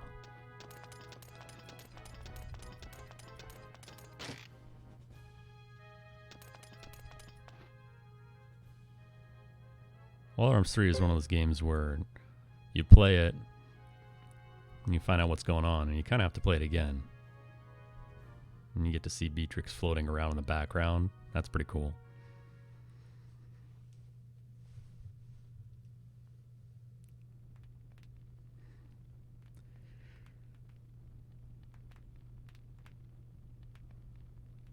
Yeah.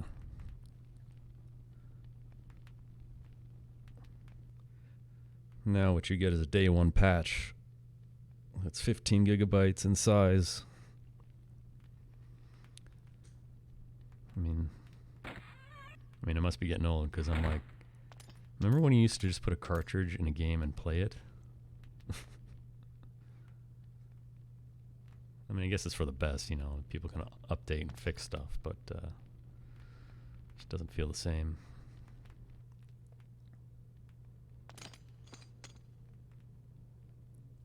Anyway, war battle coming up right now.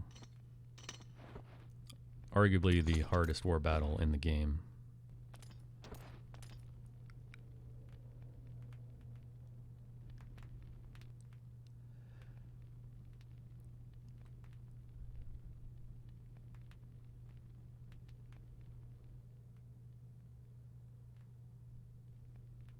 Yeah, you're right. I agree.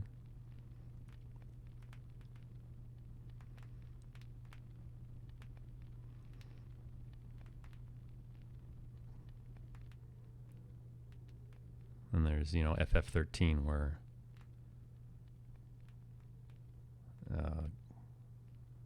better sit down and enjoy yourself and read the data log if you want to understand the story. Not a good way to do it in my opinion, but what do I know?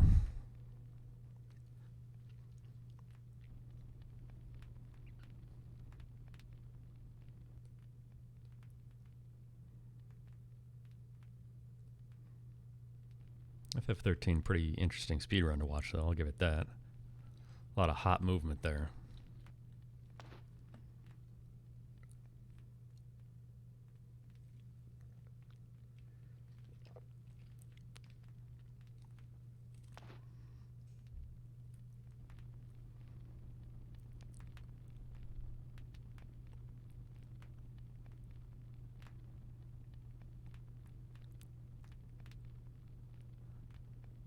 Lost Odyssey, I never played that. I've got my list of regrets about games I never played that I probably should have, because I'm a fan of the genre. Top 3 are the ones that everyone always talks about that are critically acclaimed. Valkyrie Profile, Xenogears, and Vagrant Story. Never played them, never owned them.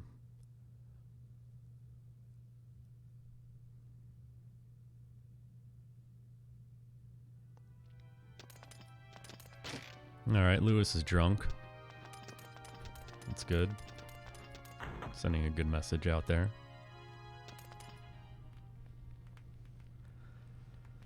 War battle.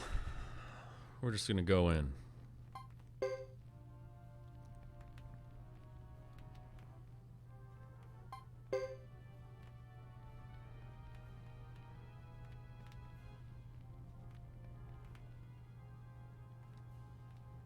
We're going in raw. No prep.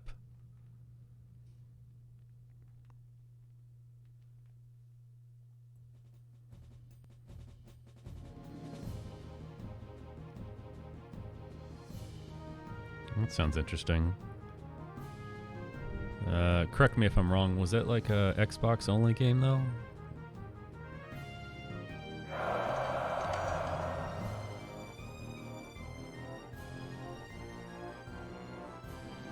Yeah, that's probably why I never. Well, I mean, that's definitely why I never played it.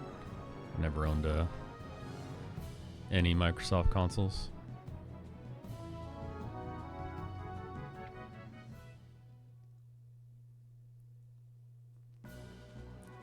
All right. So this one we can actually talk about, you know, what you should do, what generally works, what can go wrong. It's a very interesting war battle. I'm going to move Chris up, Leo down, Roland up. End the turn. Let him attack me.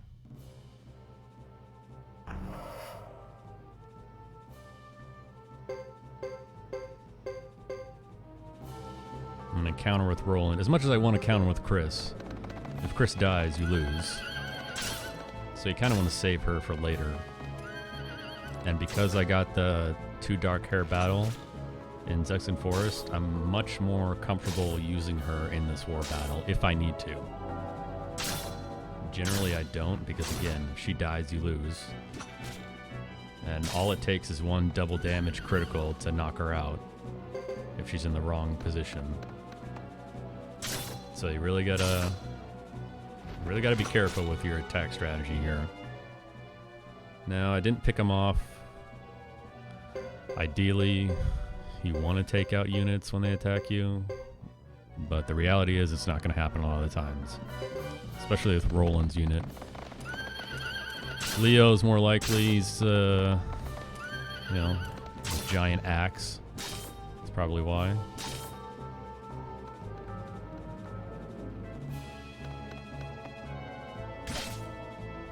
Could have attacked the leader right there, but he chose not to. Thanks, Leo.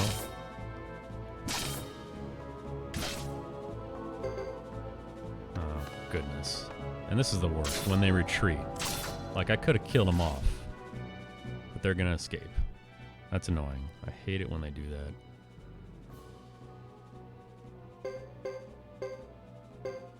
that. Even though Roland took some hits, he's going to attack. Hopefully they don't retreat. Oh, goodness.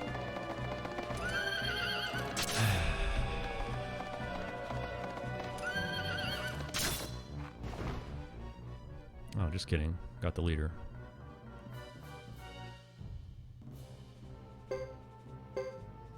Now, I'm hesitant to attack here because I know Dupa's going to intercept me and his unit is strong, but I'm still going to do it anyway. Because hopefully I can at least chip away at his health. He's a strong unit. The downside is he has heal, so he can heal.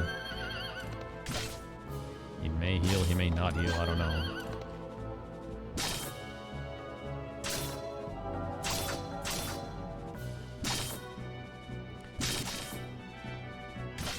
Leo's close to dead. That's not good at all.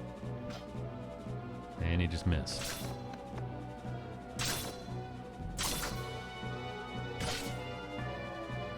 Come on. Got him. That's a huge, huge boost in your favor, taking out Dupa's unit. I am not going to advance. I'm just going to end the turn. I'll explain why shortly. I wish he would have attacked, but that's okay.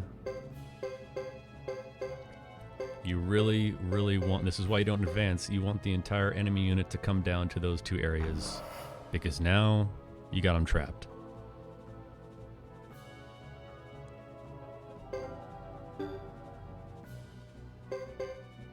So I'm going to move Boris down, because Boris was in the party with Chris when he leveled up with the dark hairs. So he's going to be my tank unit on the back end and prevent anyone from retreating. At least retreating backwards to where they're going to be out of range. He's also going to give me cover support, so when I make additional attacks, we're going to be a lot stronger.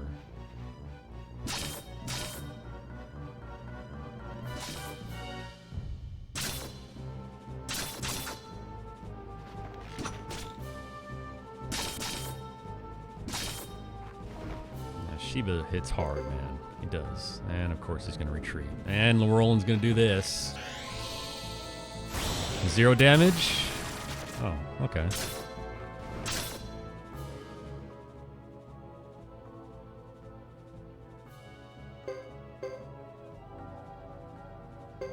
So now I'm really going to go in for the kill right here. Like I said, I'm confident I'm confident, well, especially because this unit is already weakened. Well, never mind. Just gonna retreat. That's fine.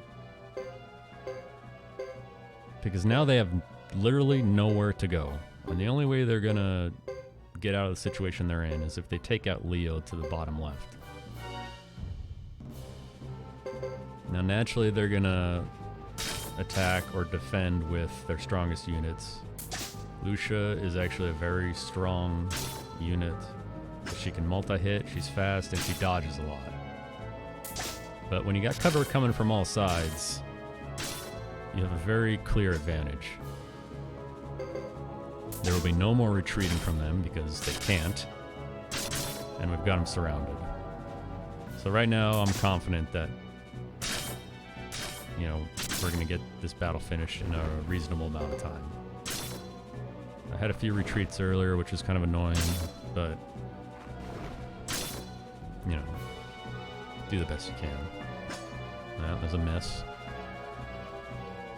Miss. Miss. Damn it.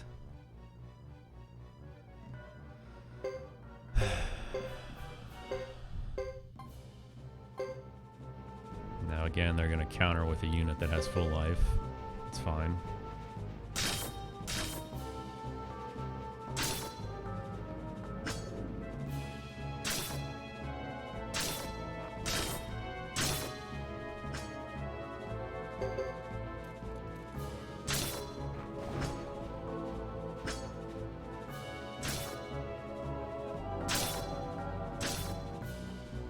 Come on, 5. Okay.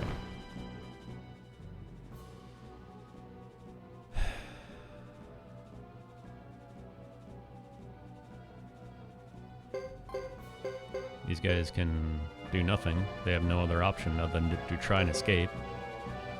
Don't know why she picked Boris. Probably one of the worst choices she could have made.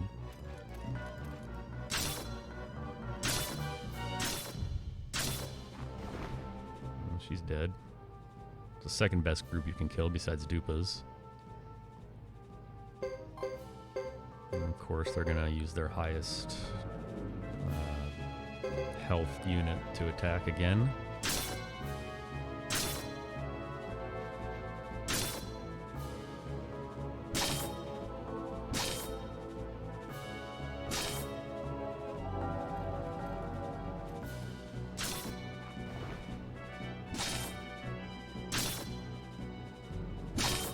So you notice the damage discrepancy from when I have cover support when I'm on the offensive side and it's my turn versus the damage you do by counterattacking a unit.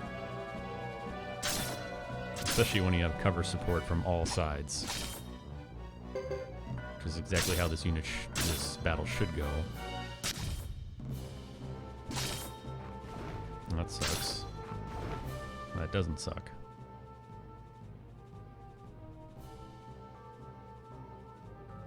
So, that is an ideal battle. It's not perfect because of all the retreats, but that's a major victory right there because no one died. So you get the evasion ring.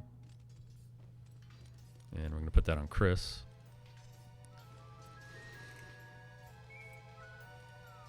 Now here's what I was talking about earlier. I'm trying to sequence break. You can leave to the world map. You can save at Salome. You can leave at the world map, which they probably do because they figured you don't want to get it locked in here. And you can go all the way through Zexen Forest until the very end, and then Lewis will chime in and be like, "Hey, the fighting's still going on. We should get back to that." Bastard. Couldn't have told me that before I went all the way through here. So we got 3 battles with the lizards right now. I like this one, using the Phoenix rune. Again, she's level 28, which is going to boost her attack a bit, which means she should one-shot this guy. And I'm all about one-shotting these lizards, because the sooner you kill them, the sooner they can't attack you. There you go. Got him. Now you've got 2 Breath of Ice with Percival. I use one on the first battle because your party is a lot weaker. They'll level up after this battle. And then I save the second one for Shiva. And the formation, why I put him behind Roland when I move my formation around, is because he can't get attacked and won't get a chance of having his magic chant stopped. I also throw some Geizos on because I got plenty, and I do want my people to survive this battle. At least the first one, so they can all level up and be ready for the Shiva fight.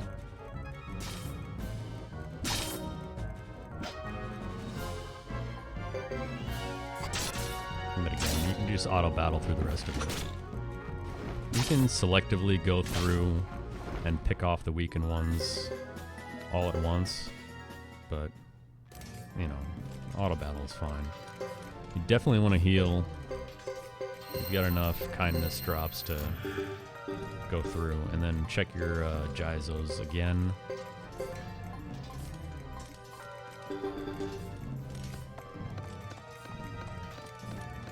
Trigger the second battle. Now your team's a bit stronger. I'm gonna do the same thing. Use the Phoenix Rune on the first turn, because these guys can hit hard, and by taking one out right away, you just really improve your chances of not dying.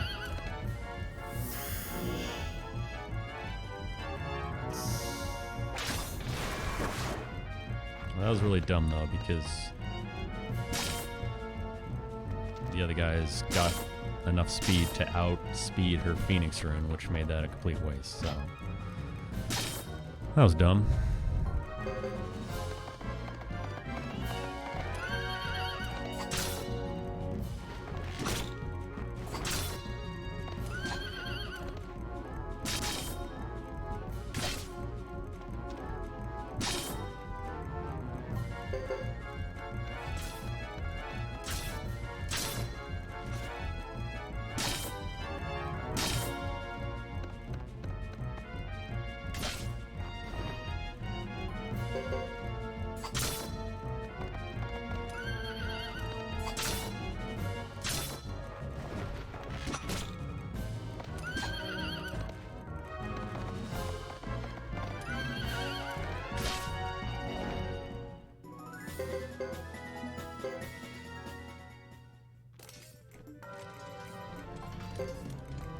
So again, we're gonna heal.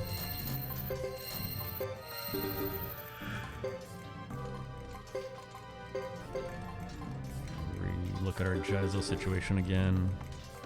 Everything's good.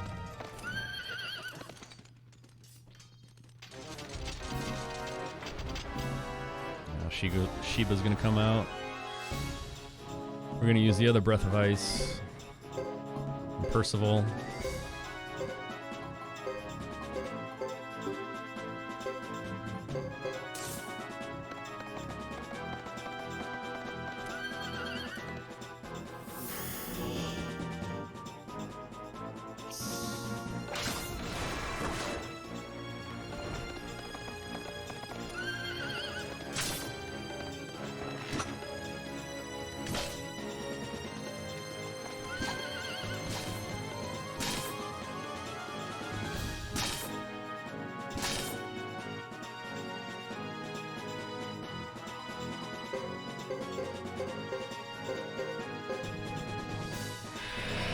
I always forget, you cannot auto battle if someone's still chanting, because that's going to cancel their cast.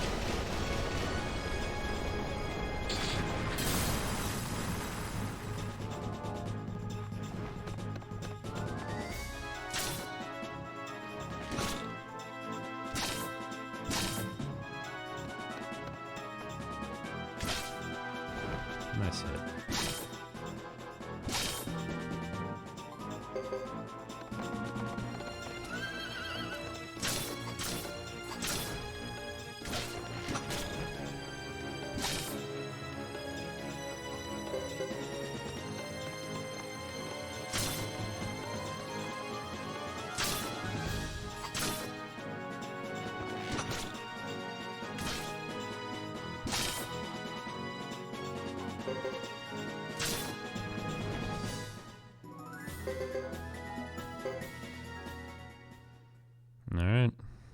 It's not bad.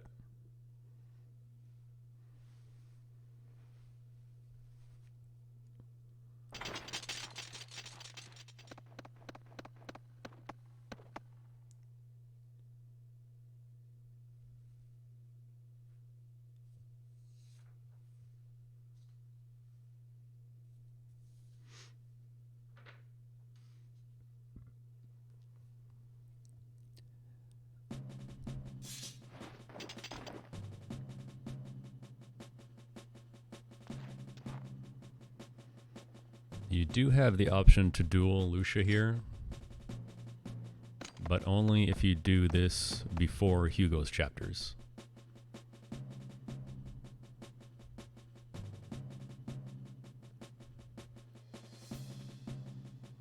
There's some hot lore for you.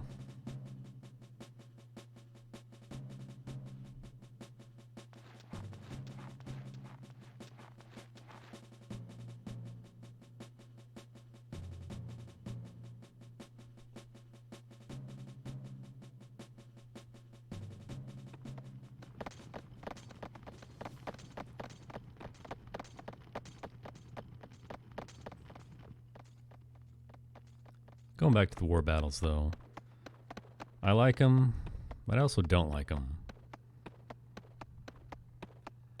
They kind of remind me in a way of Ogre Battle for the Super Nintendo. You've got a bunch of units, you're moving across a map, although you have no freedom to move exactly where you want to go. I mean, you're just moving across a map. You interact with enemy encounter, and you know, you just see what happens. But the one thing I would have liked in this game, because you just have zero control over anything, right? I mean, you got magic, which I guess is kind of the equivalent of tarot cards, even though those are way overpowered. But I would have liked to see, like Ogre Battle has, a strategy. And you can change the strategy of your group. You know, I'm not saying I want to control all their movements or their actions, but it would have been nice to, I think, pick a strategy for each group, you know, like attack the weak, attack the leader, attack the strong. That's what I would have put in anyway.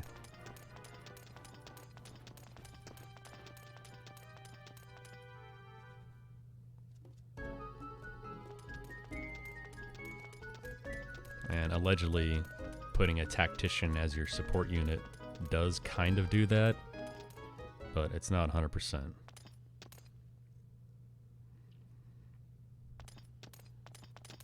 now you gotta go find Salome, which is in the corner here for some reason. Again, no direction to put you here, you just gotta walk around until you see him.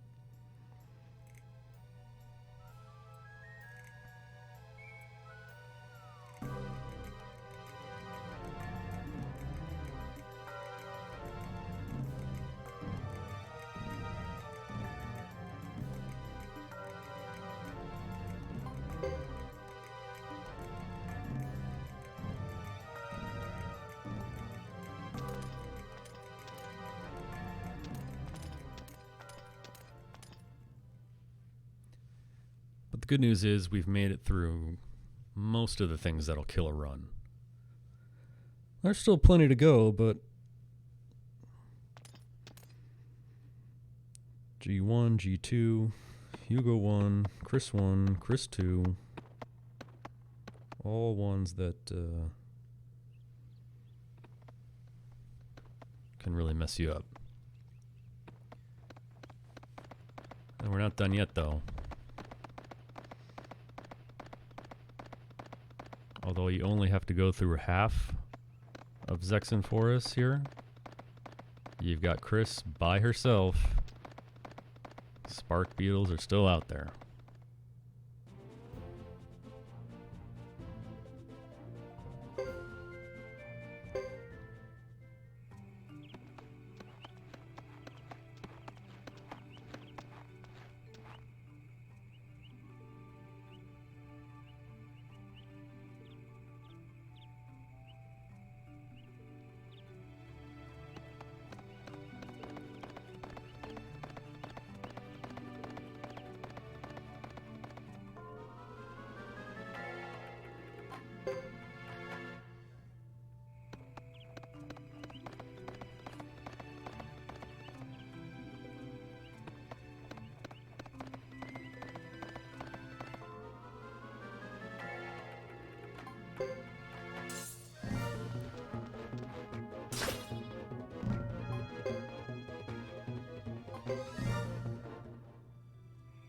Those shadows are the other rare encounter you can get here. If you get 2 of them, you can consider fighting them instead of the dark hairs, but they hit hard and they dodge a lot. Don't recommend it.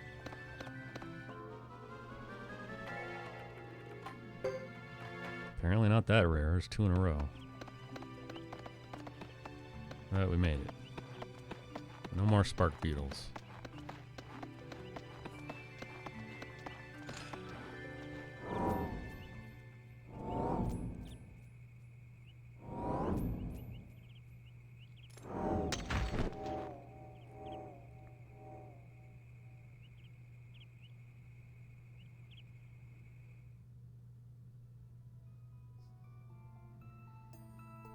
The good news is we finally get to go somewhere else. Besides back and forth between Brass Castle and VDZ.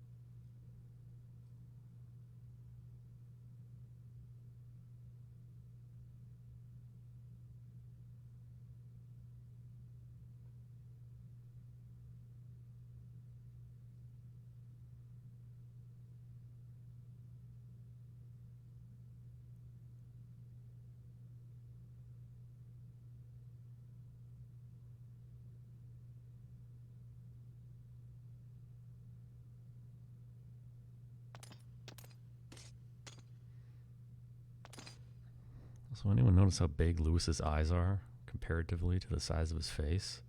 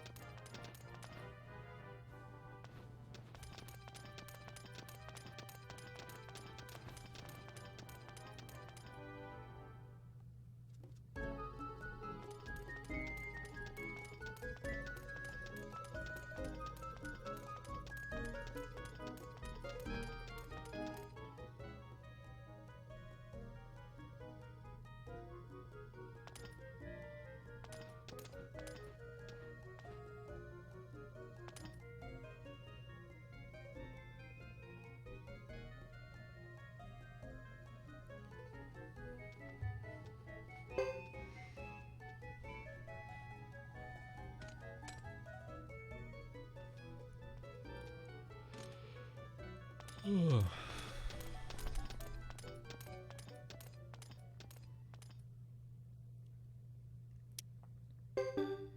What the worst part about a Suikoden 3 speedrun is this chair I'm sitting in.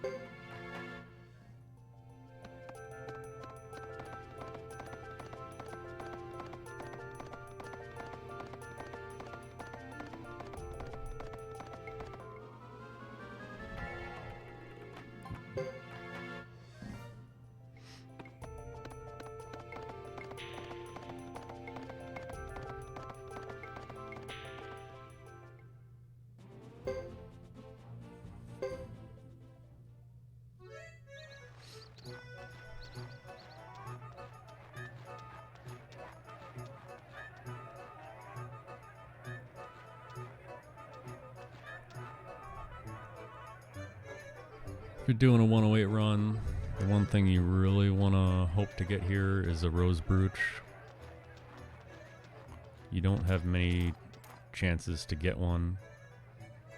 You only come to Ixay a few times. And if you don't find one, then it really slows things down a bit.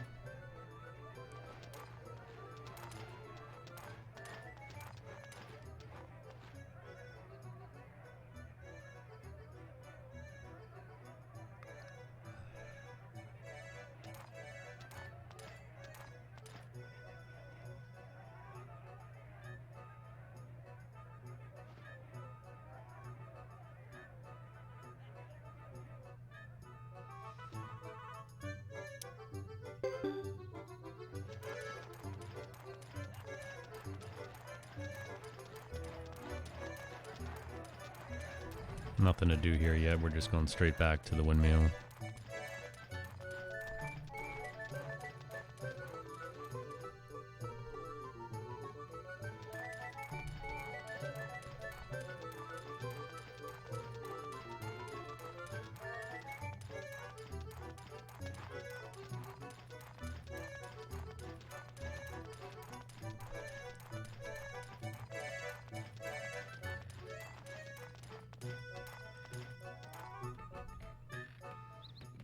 Now you get a nice 1 minute break here.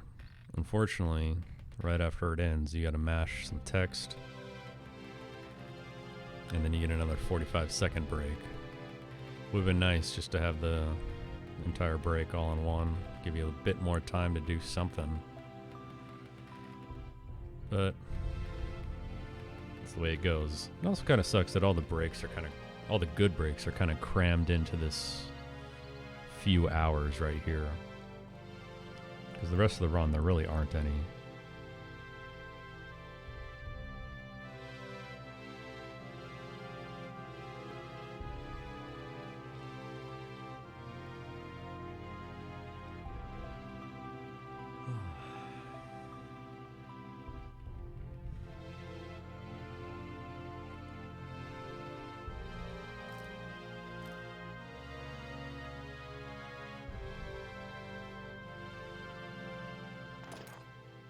Everyone's favorite, Nash.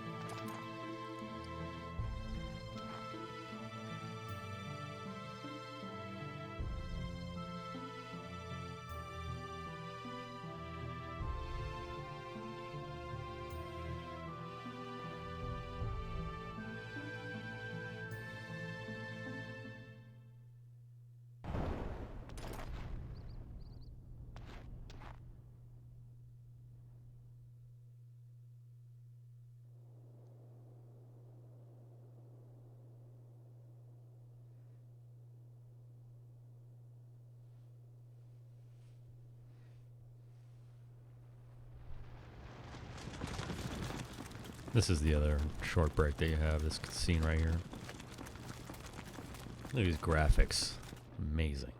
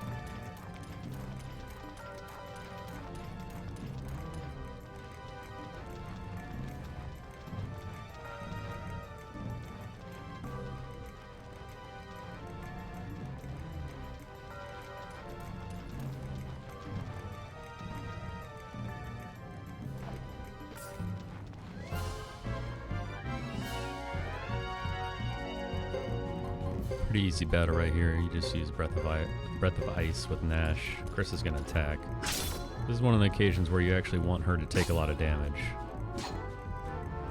Or she could do the exact opposite. Dodge, miss, and miss.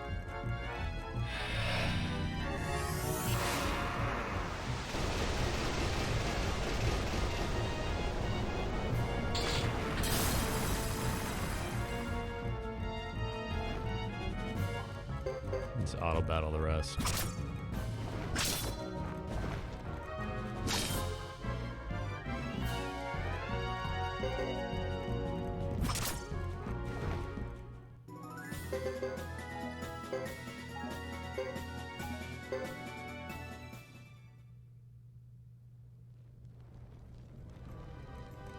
Percival's gonna come in.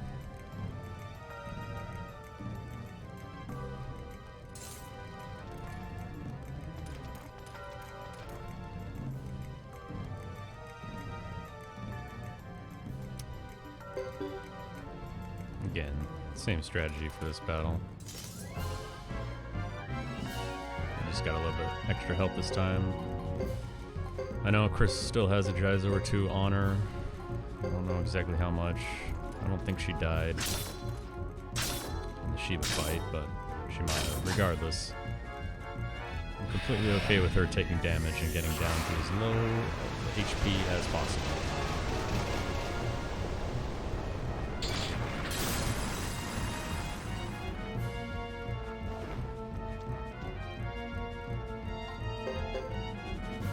So she's at 10. That's as good as you're gonna get.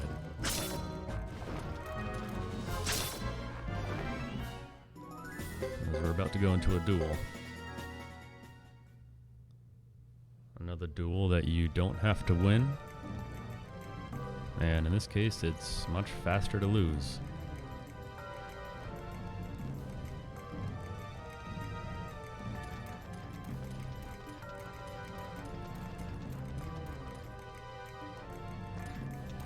First, you gotta make sure you skip this battle. Option 2.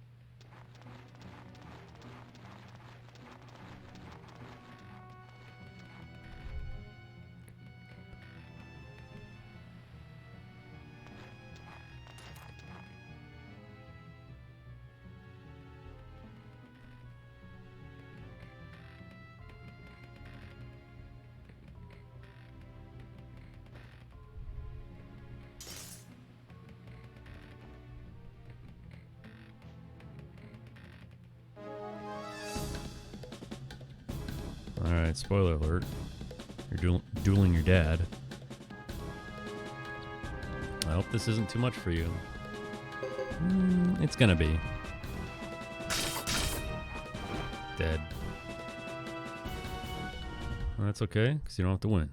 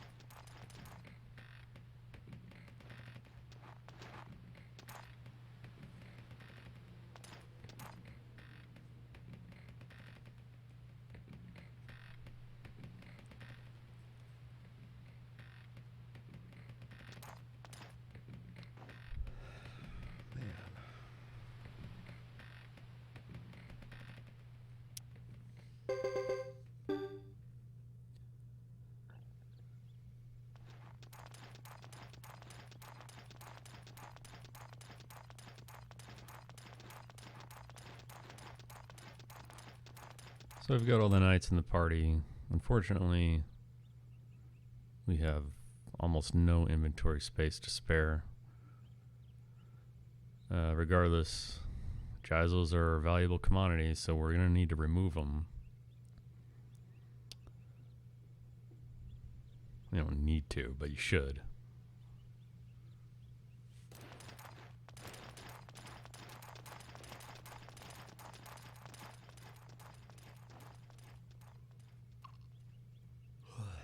Because pretty soon they're all going to leave your party, and Chris is going to get a new set of equipment, and you're going to be off to the grasslands.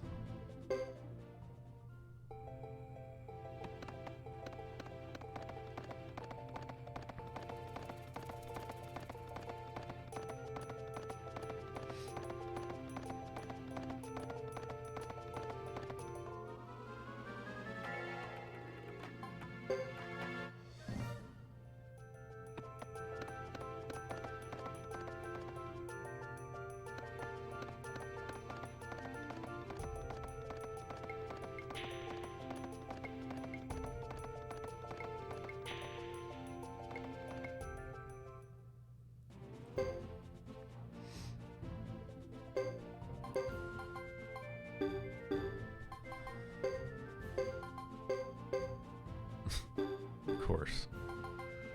Just no free slots at all. And that's what happens when you got all these damaged helms, just clogging up your inventory. And boots.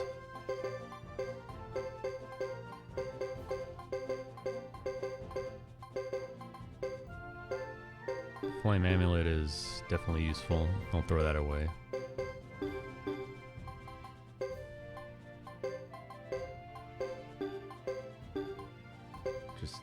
The sloppiest of menuing right now.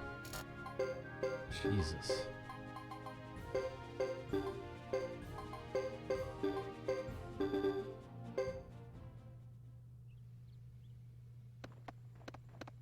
That took way longer than it should have.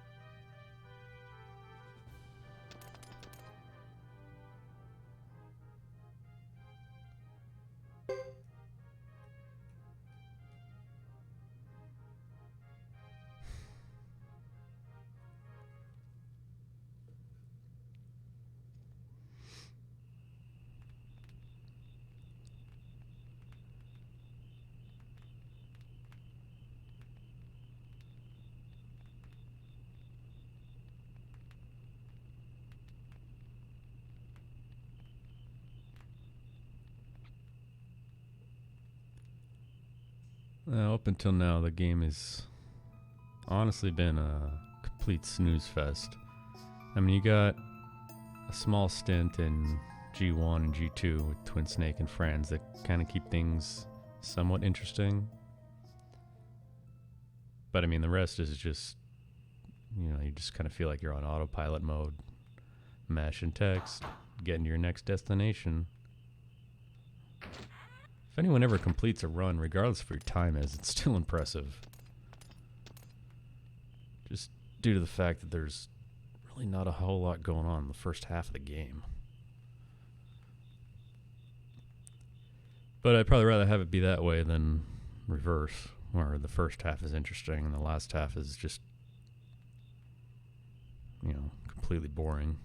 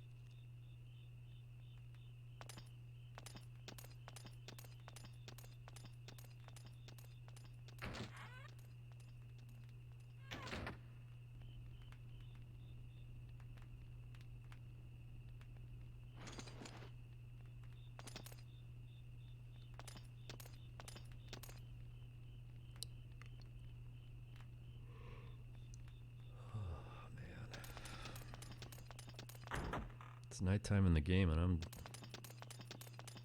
tired already.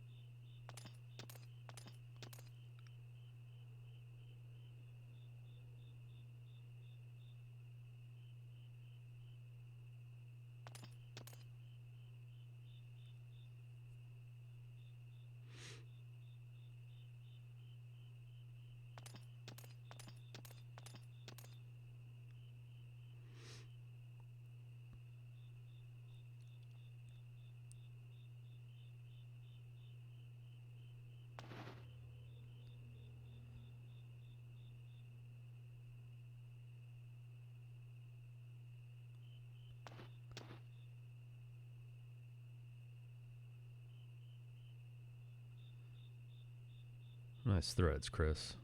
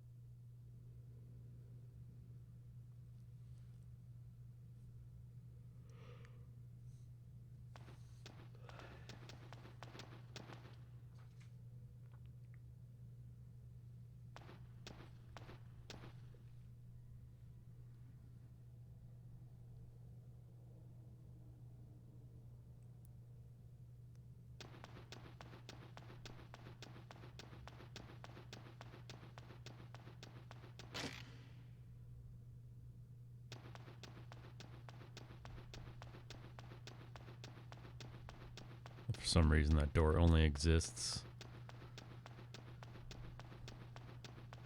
in Chris's chapters. Finally, we're out of... Oh, just kidding.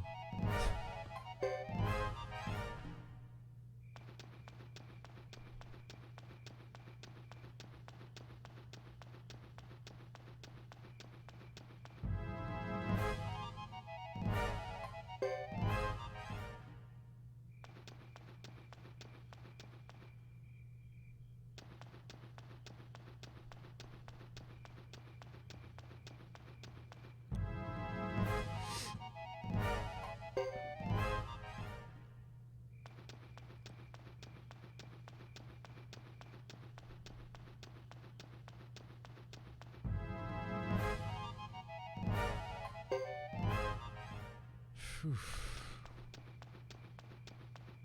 an abnormally high amount of counters. Well, we made it.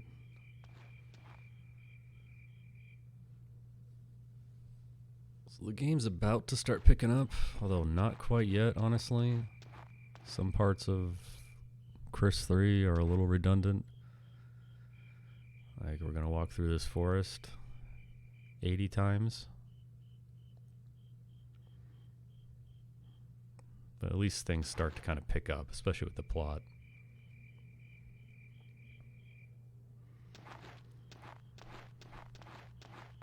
And then maybe someday we'll actually get our castle.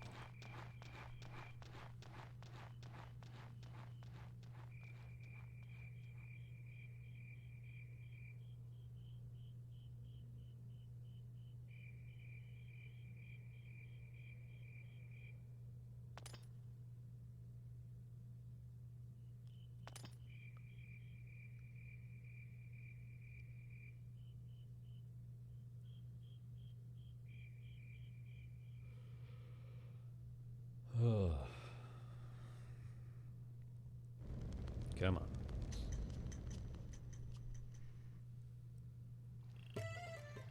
$6.36.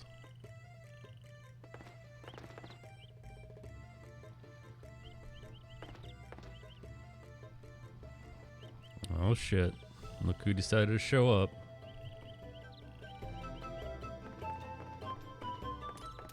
Don't worry, Zero, you missed nothing.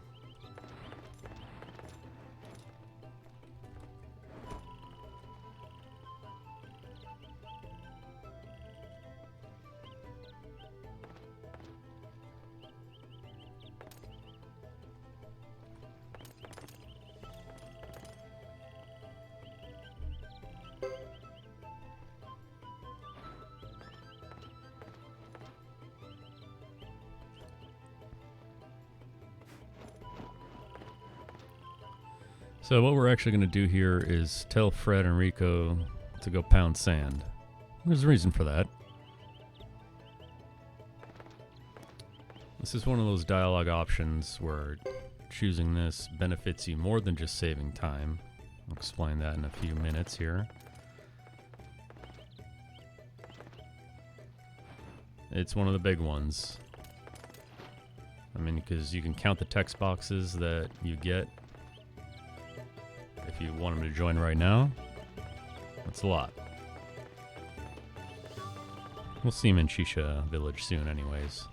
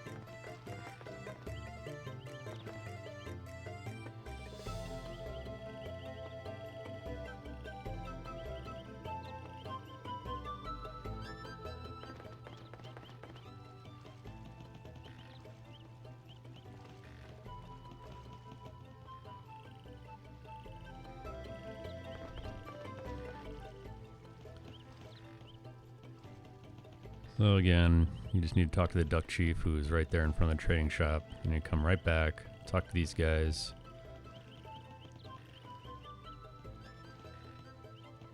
Oh yeah, that's right, dude. Insane dialogue time saves. Like I said before, I think I mentioned this to you a while back. All dialogue choices have been optimized. It was so much fun. So much fun doing that.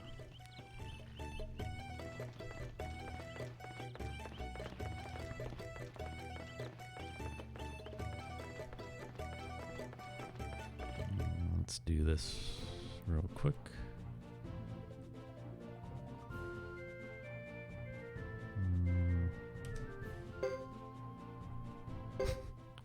I never know how to spell your name, honestly.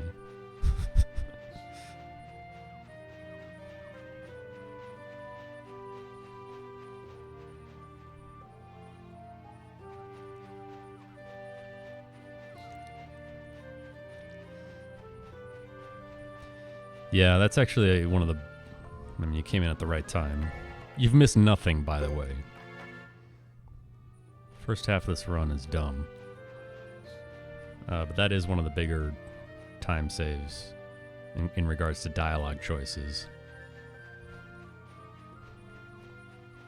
Tell Fred and Rico to buzz off. The other benefit, which I forgot to mention, which I'll tell you just now, is going through this forest without Fred and Rico actually raises your average party level to the fact where you can let go all the encounters as well. So not only is taking Fred and Rico slower, it's also not even optimal, because you get stuck trying to run from encounters. You never know if you're going to fail those runs, etc., etc.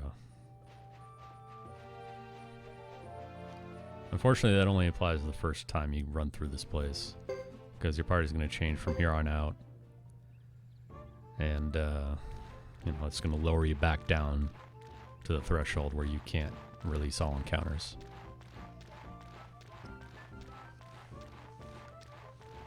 And there's literally no downside, because we're going to run into Fred and Rico right here.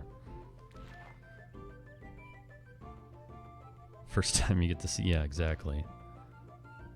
There are a few, there's another area in Hugo Chapter 3 where you take what you'd think would be a longer way around, but you do it because you can let go all the encounters along the way. Instead of when you go to Chisha, you don't go through Ancient Highway, even though that technically would be faster. I mean, all it takes is one failed run and all of a sudden it's slower. If you make the detour around the plains, you can let go everything.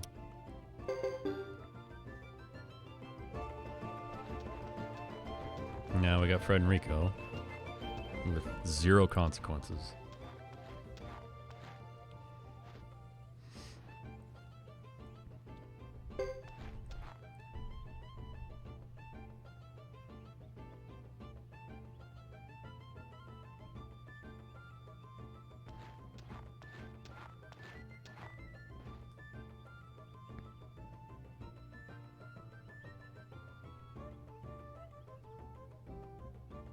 Now we're just going to relax and enjoy this town theme while I continue to mash dialogue. But we got a battle in a few minutes here.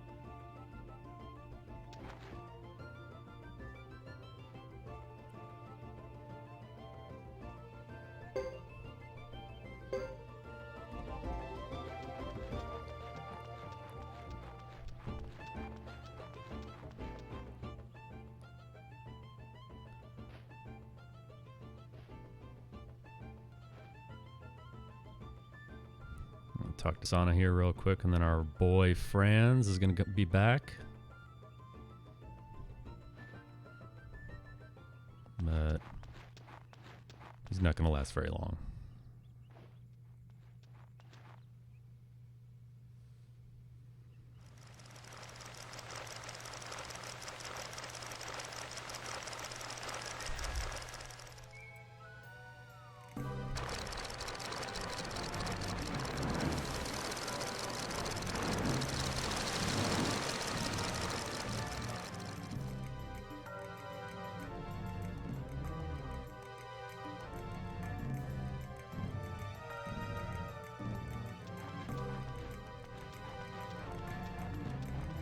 It feels like a billion years since I've actually done anything. And that's because it has been a billion years. But finally we get to do something. Take out Franz. But the one thing you want to do before this battle is do a quick party swap. Really interesting that the game gives you this option, by the way. So you don't see many places like this where you can sub one out real quick.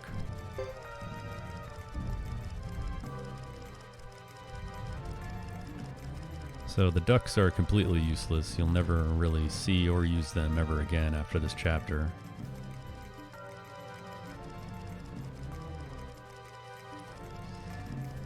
So we're going to drop Yumi in real quick in place of one of them. I mean, of all the people you're going to swap out, it's a no-brainer. Fred and Rico, as I'm sure everyone is aware by now, are very important to this run. You want to keep them in for the skill points and the levels. So round 1, Earthquake. Attack Franz with your other units. Again, he still has access to lightning magic. If he decides to chant, you want to attack him so you can take him out or at least stop his chant.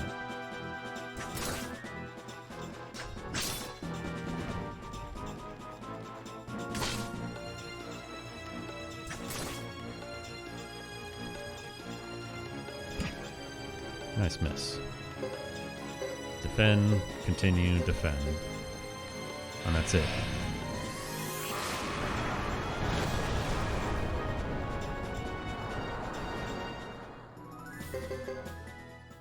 Earthquake is by far my favorite spell in this game. It's quick. It does a lot of damage. The only downside is that it doesn't hit enemies in the air. There's really only an issue a few times when you have the chance to use it. And it's slow. Slow as in casting time.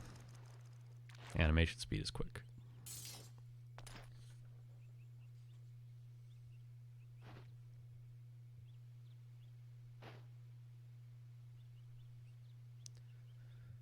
So it's back to doing nothing, unfortunately.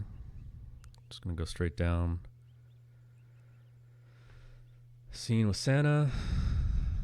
Then we have to go walk all the way to the village entrance. So Chris can ponder her thoughts. Then I'm gonna go back down to where we are right now. This is classic Suikoden, by the way.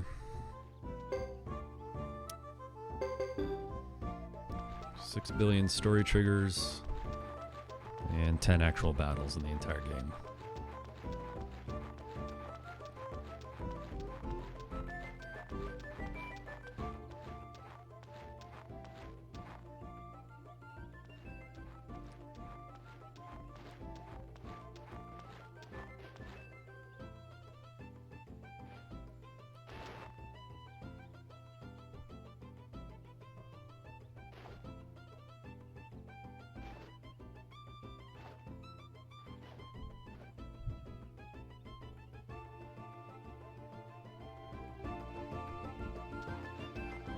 Definitely needed to see that scene right there.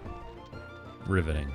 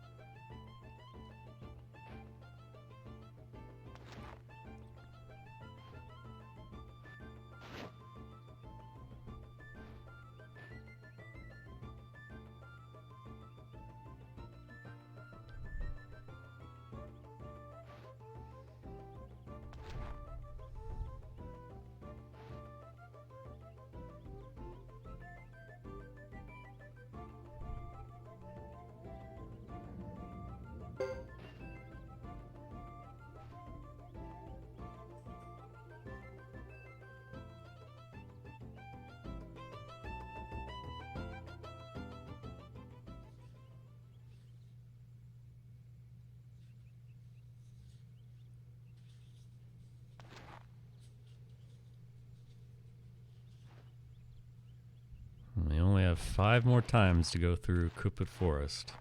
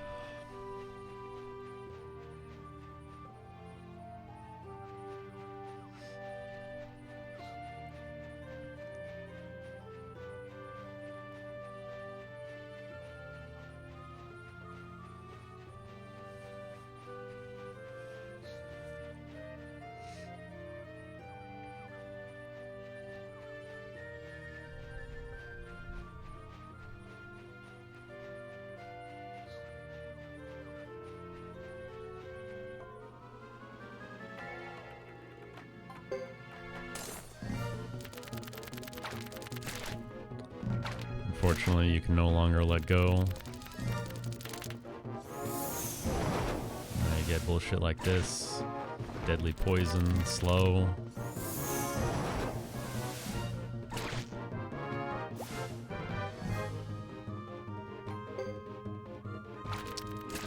Perfect.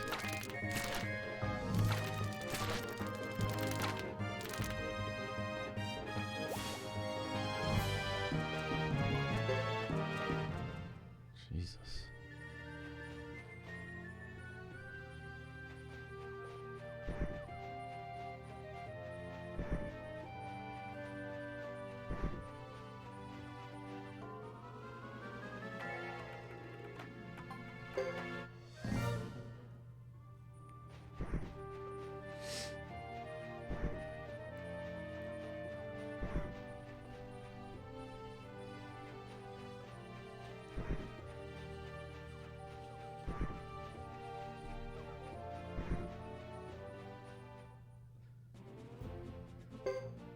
I wish we could say we're almost to the end of the chapter, but we still got a lot to do.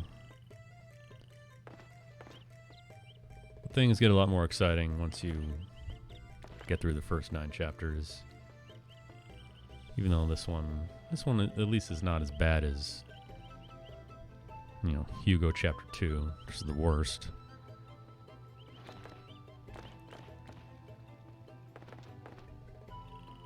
At least you've got good town themes to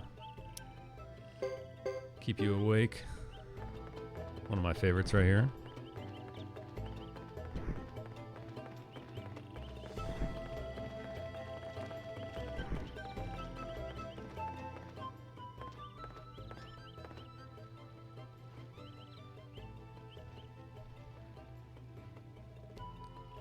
Talk to our boy Caesar.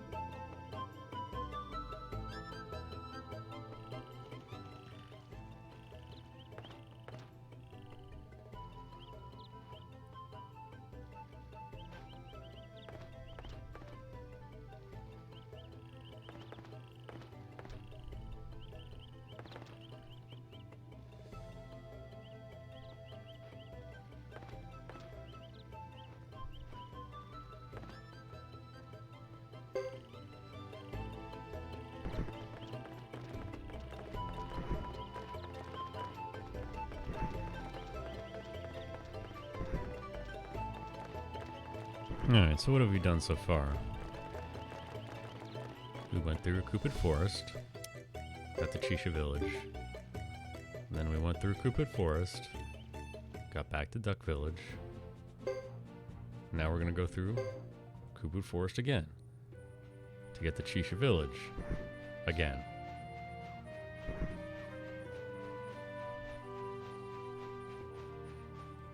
We got a war battle, so we can actually do something.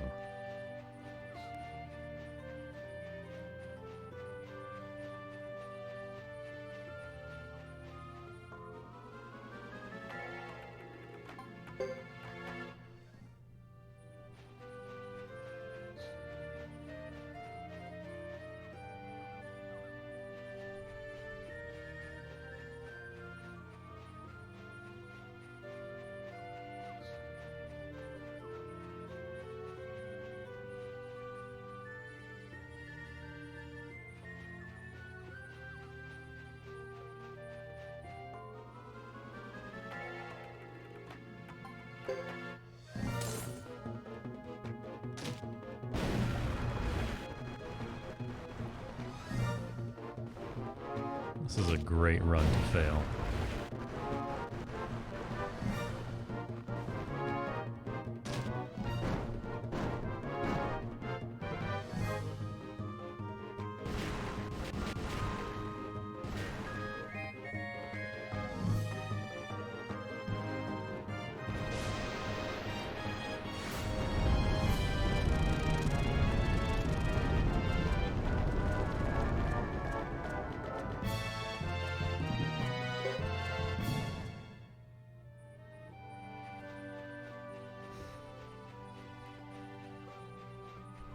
Like I said earlier, there's really no use making a counter for how many failed runs you have, because it's not going to tell you anything.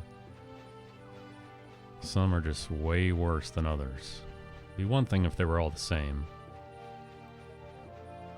But that's definitely not the case.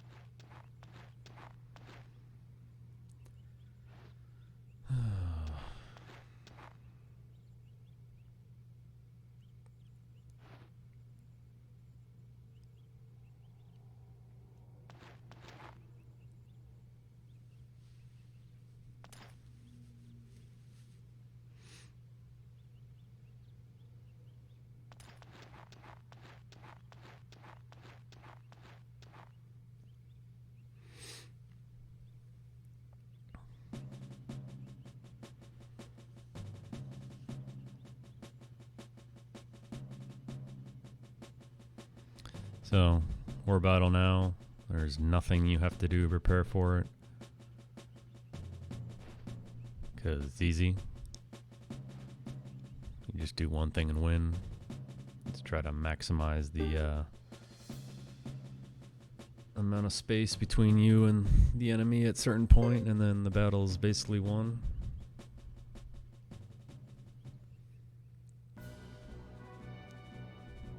Turn one, we're going to do one thing. End the turn.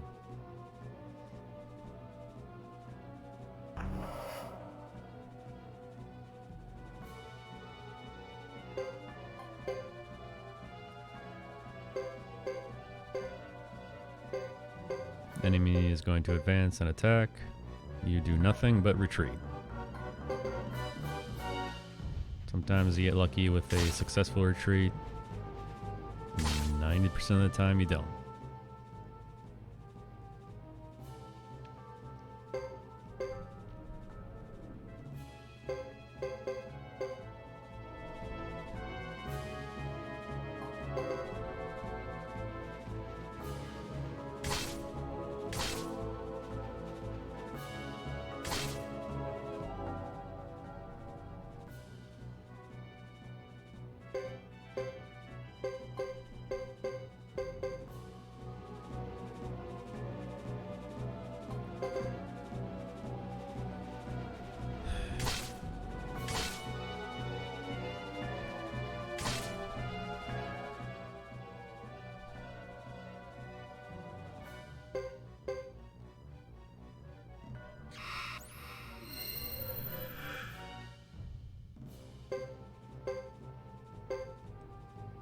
you can't just let them completely walk all over you, so you do have to advance your units again, but you're just going to end the turn again. Trying to keep them at bay. You'll just retreat.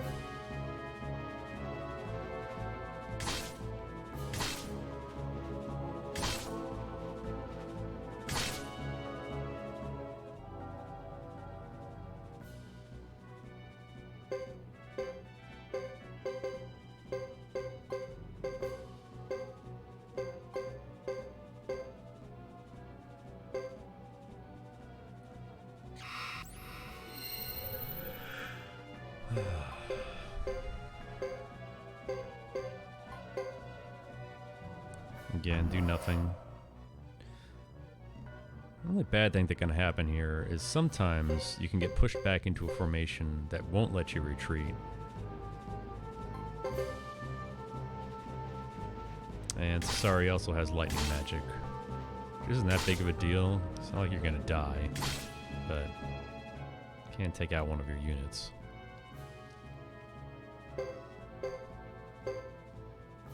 So, for example, there it is.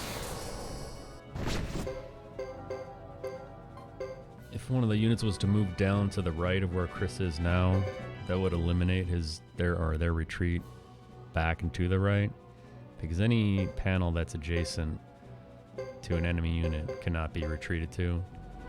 Just kind of like they're covering their own area. But there's still other options for your units to retreat to. It's just very rare that you get a formation that your units retreat one way and then the enemy moves down into the center and then it blocks off your retreat. So you just got to keep an eye to make sure you always have a yellow line going backwards to somewhere. If you don't, then you got to move to make sure you do. Now Fred's already lost Rico, so I'm going to move him back. And this is where I start actually retreating. Because again, there's only one person that can attack me right now. That's this guy.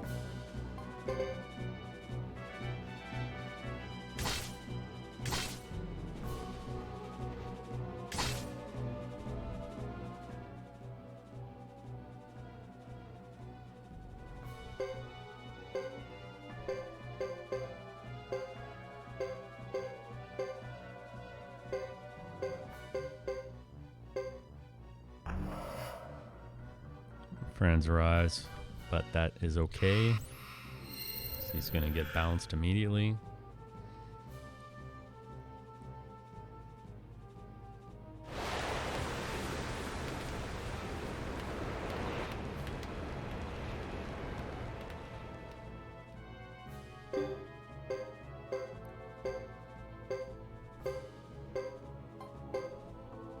So I'm just giving myself some place to retreat to.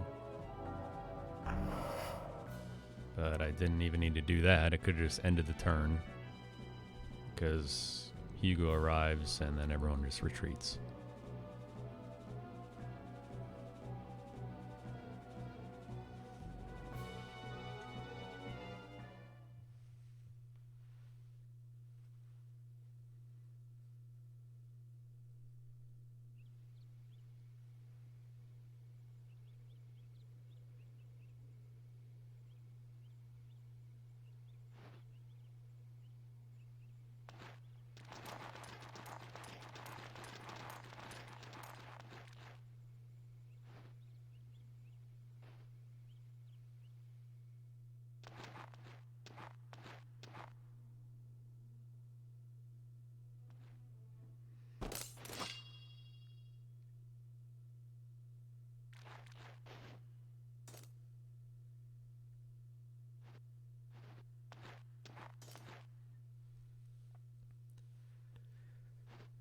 Another scene that we've already seen before.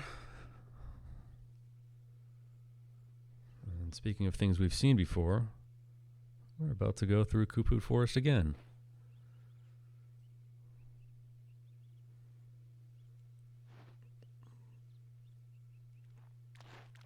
Man, one thing I did not expect is how draining 7 hours of commentary can be.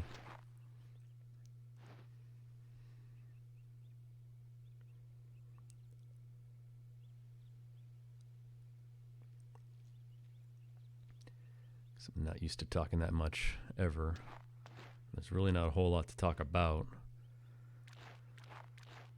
So, you know, if anyone has any questions, just ask. Keep me awake.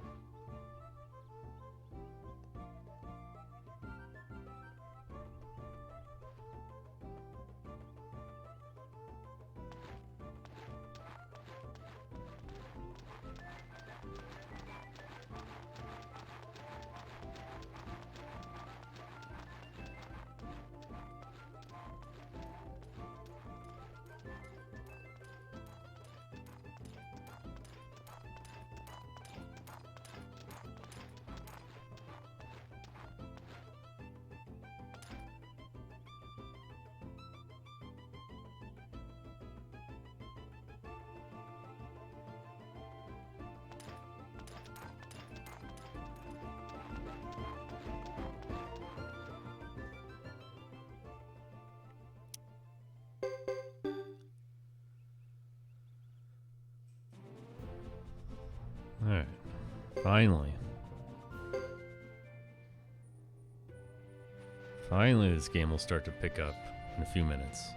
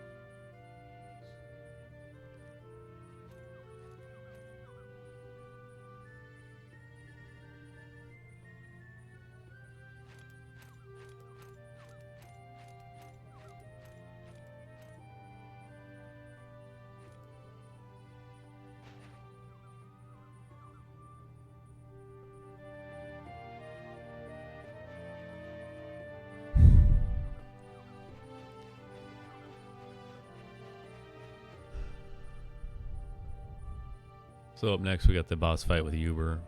First real fight with Hugo. You do have to win. It's not that tough. The hard part is keeping the people alive that you want alive.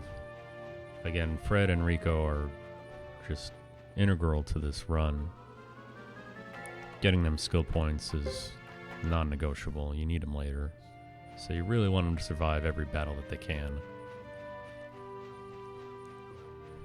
So this is the reason why we spent half our money and loaded up on Jizos at the beginning of Chris's chapters. Because I know I'm going to use them all.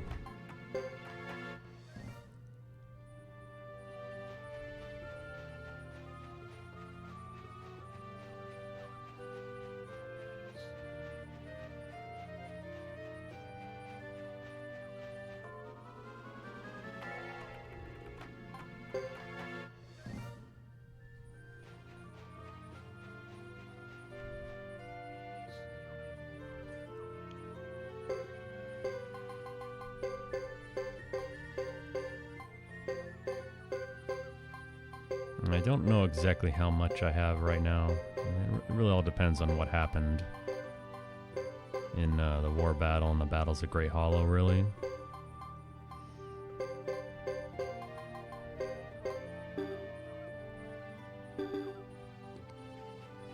That's good enough.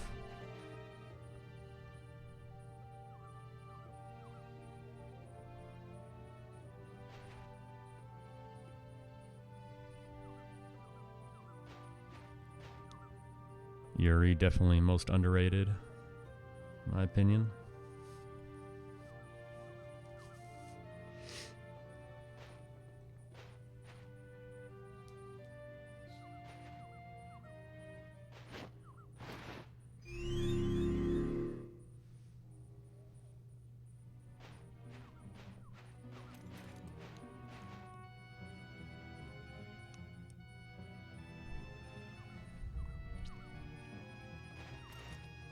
Now, I played around with this battle a lot. I've tried a lot of different things, specifically battle formations. You can get really creative with it, but there's a lot of problems that come with formations that you think would be ideal.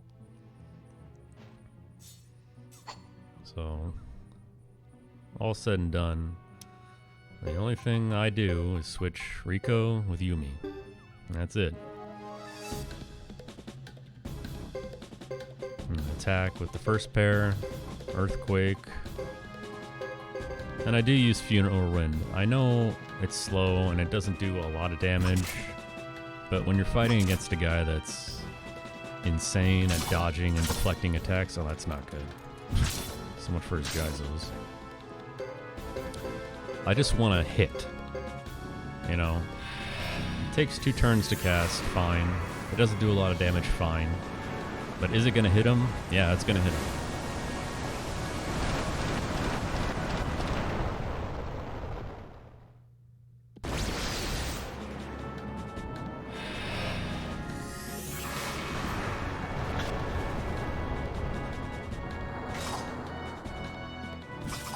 Oh, nice deflection.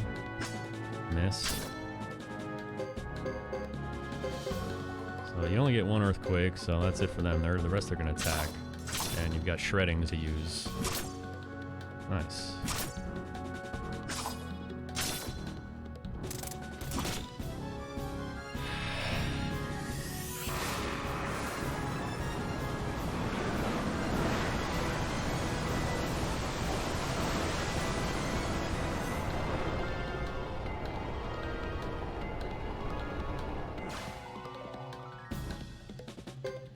So that's turn 3. You always love it when you see him cast Lightning Magic. Oh, goodness.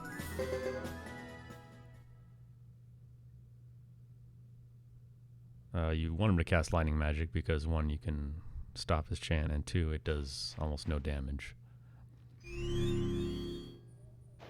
You will probably never see a fight that quick ever again. That was clean.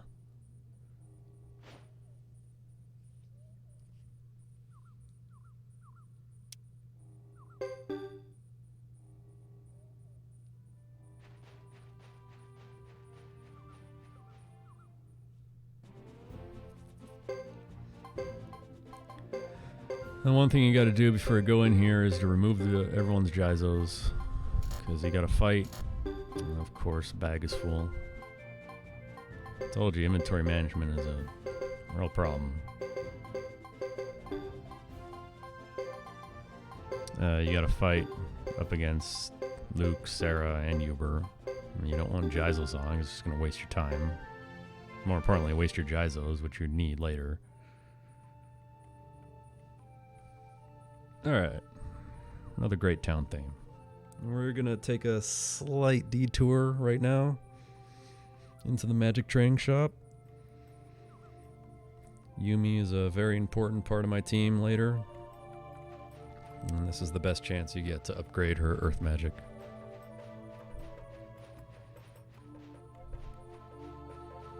If I can make it up into the building.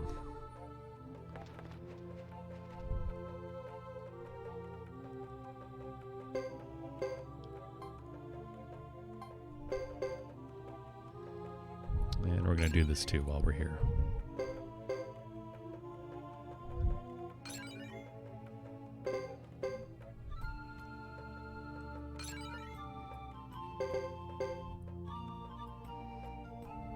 So if you're wondering who my flame champion's going to be, this is the dead giveaway of who it's not going to be.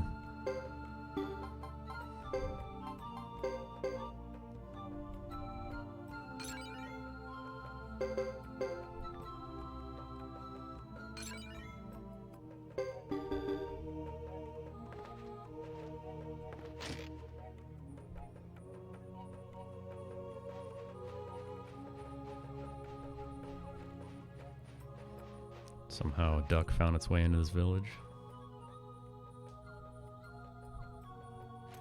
And now time for more dialogue.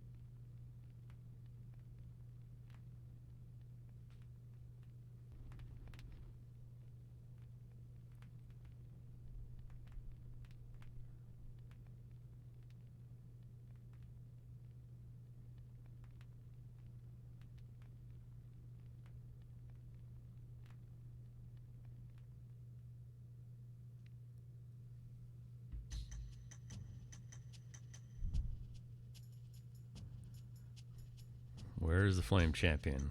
Where is LCC?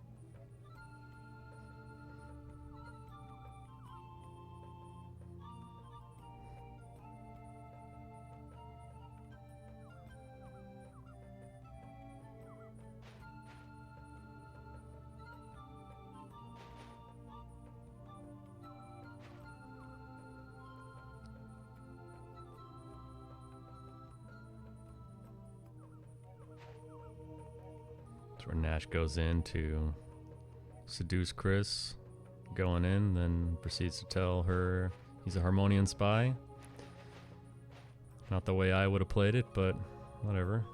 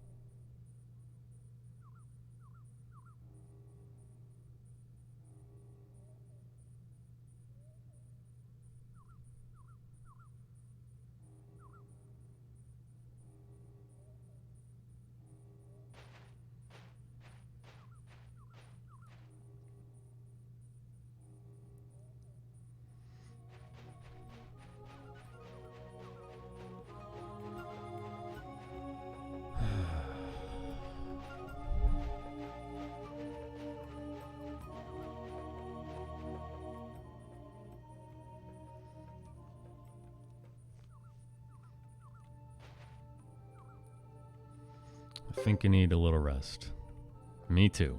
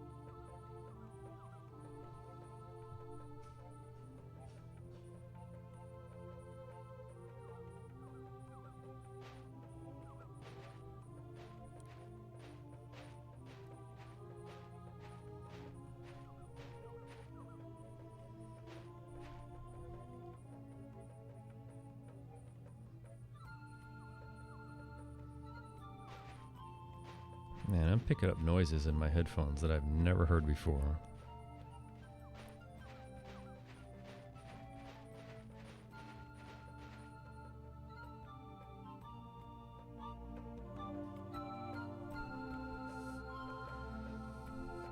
Anyway, that's not important. What's important is losing this next battle as fast as you can.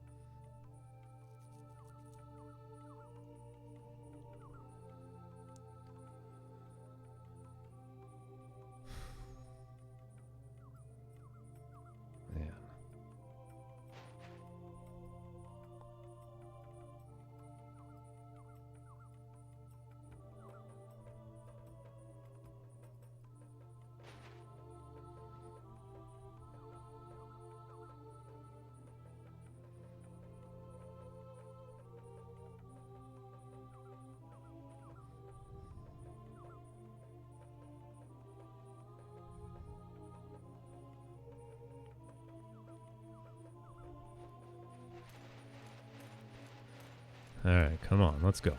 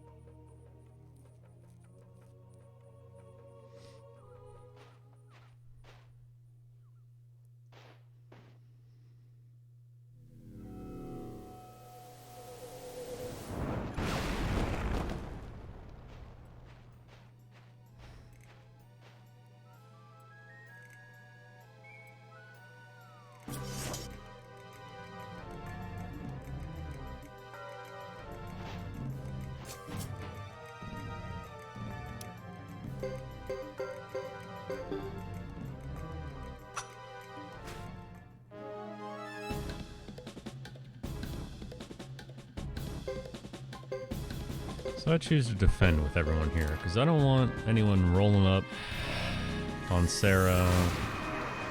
Nice. And causing her to have a stop chant, or even Uber if he uses Thunder Magic, or Luke especially. So they're the ones who are going to knock you out. That's fine. Nice counter. Good. When he uses wind, it's preferred because he can also use Pale Gate and summon his Water Dragon, and it takes forever.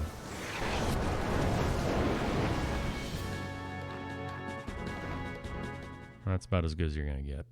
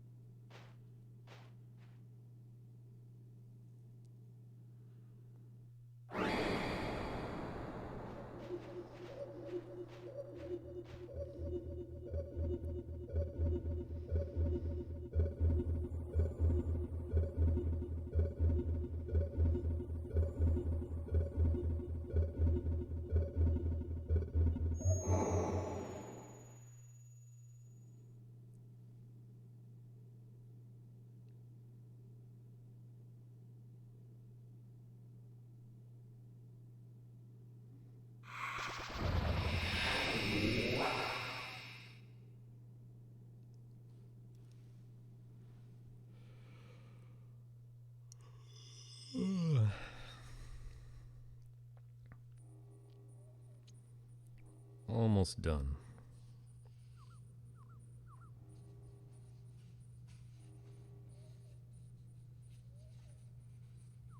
And then we get to do boss fights, war battles, go to places we haven't been before.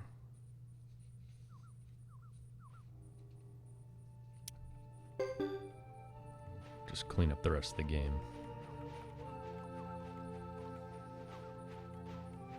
First, we gotta go here, talk to Nash.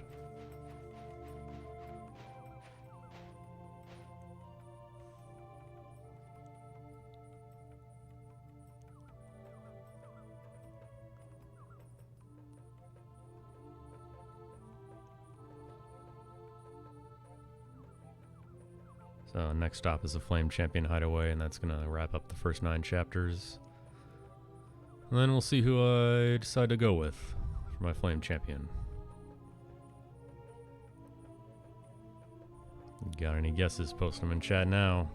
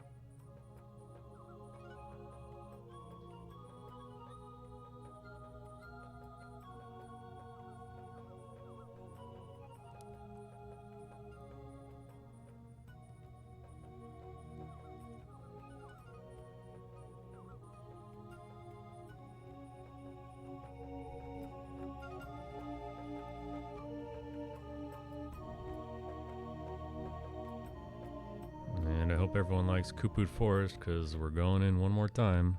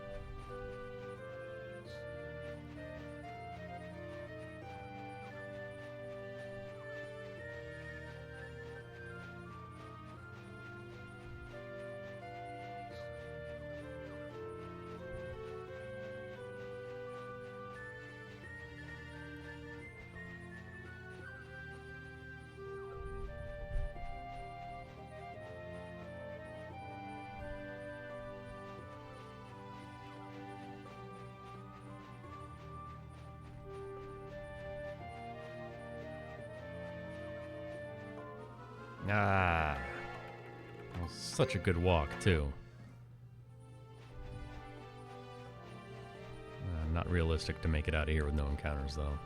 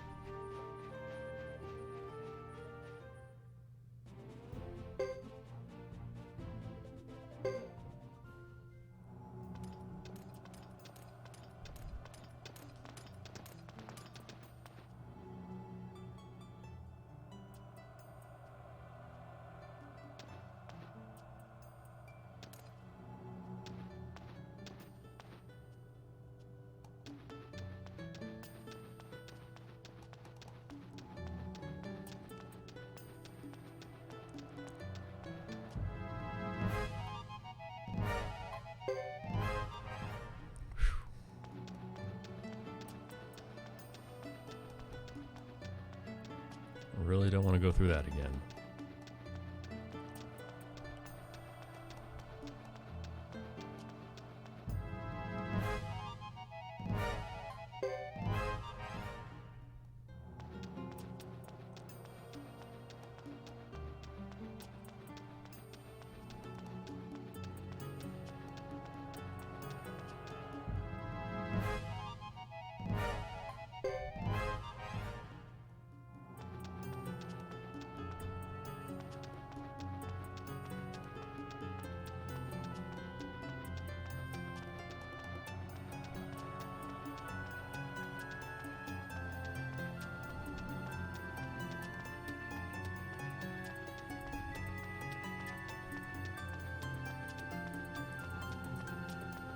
Alright, we did it.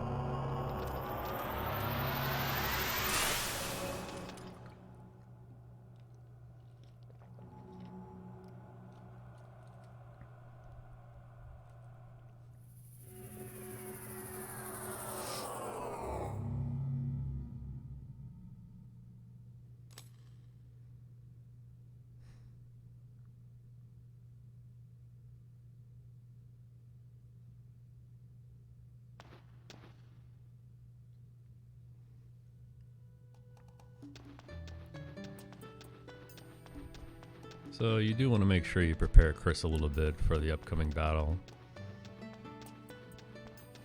Boris starts with a flame amulet. I take it off him for this moment right here.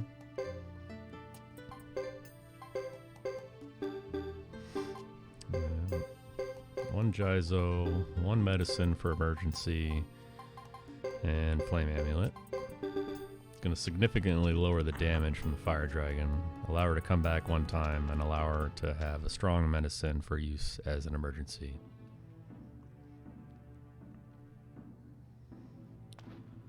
First one to arrive story-wise, last one to arrive speedrun-wise.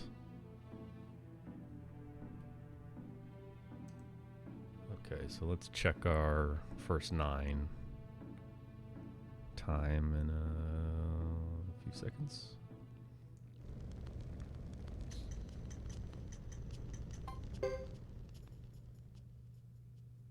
$7:36. Pretty solid.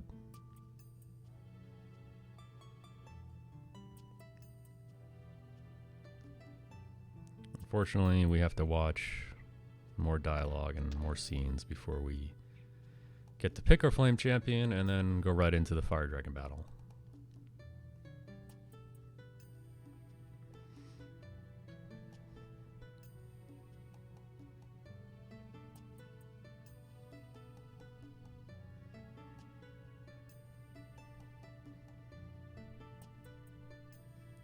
The good news is, though, this is one of the last mind-numbing parts of the run.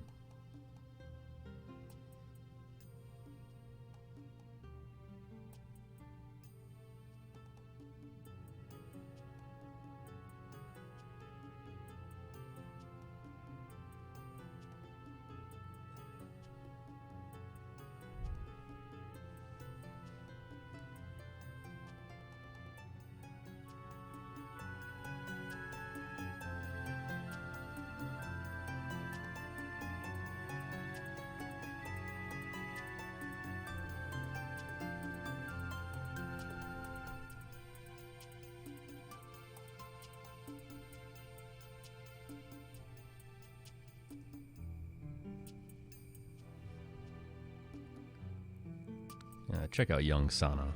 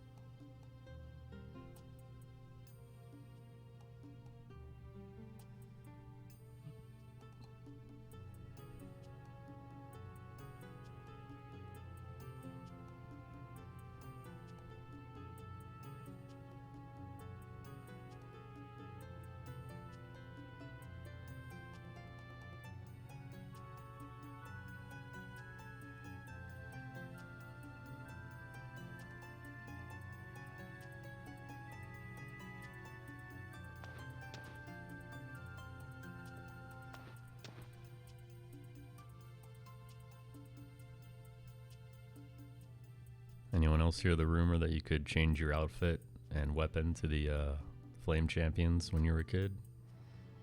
That was a good one.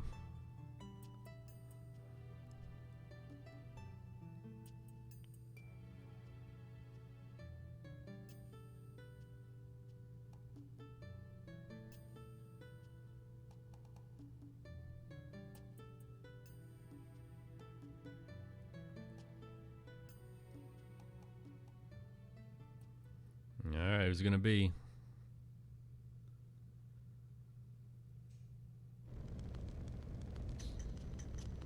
It's my boy Hugo.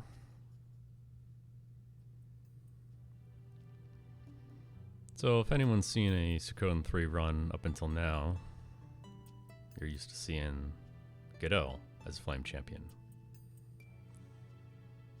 So hopefully at the very least, the second half of the game will be more enjoyable for you to watch, just from the fact that it'll be a bit different than what you're used to seeing.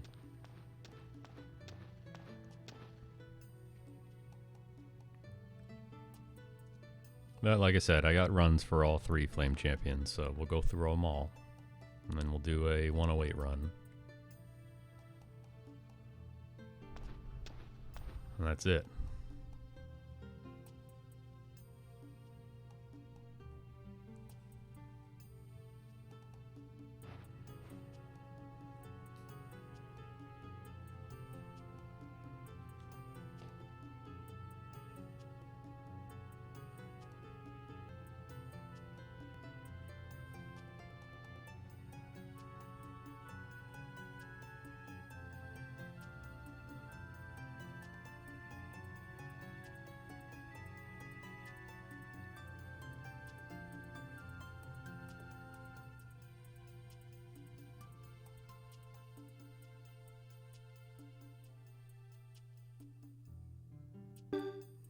No formation change necessary. This battle, there's really only one way to do it.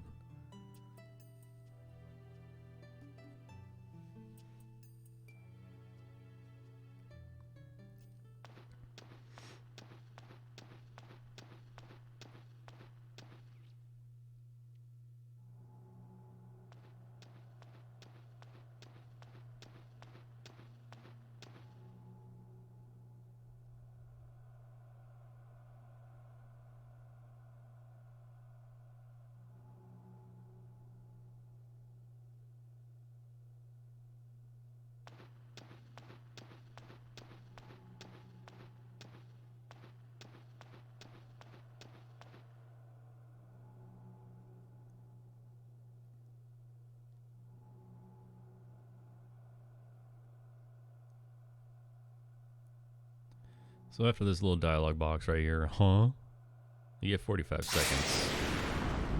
It's kind of a break you don't really think you have, but you do. Small one though. Use it wisely.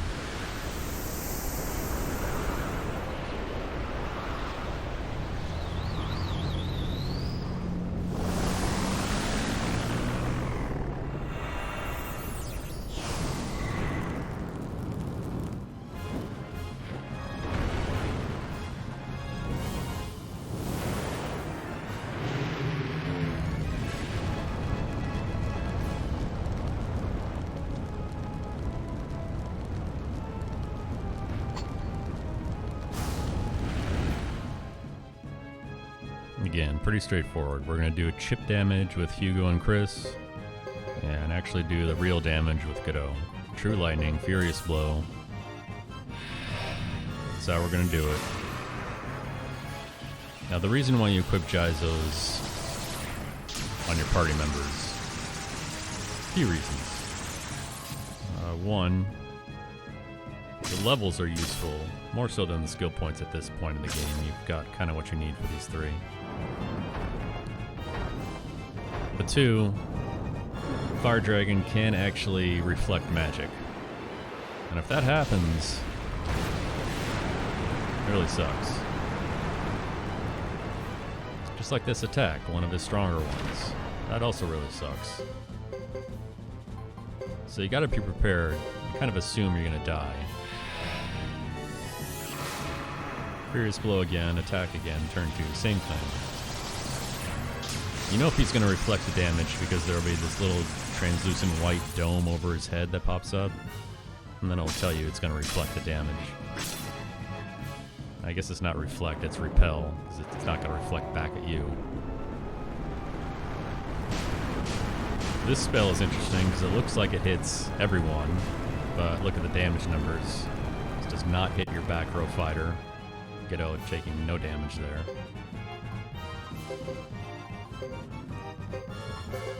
Use a third Furious Blow.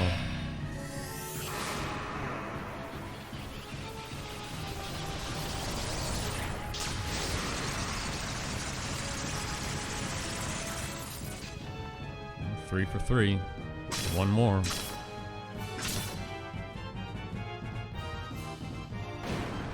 This is something you don't see very often right here.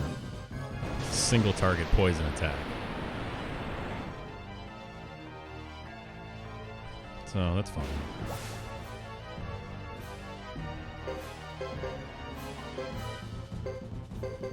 And Soaring Boat. Hopefully it'll finish him off.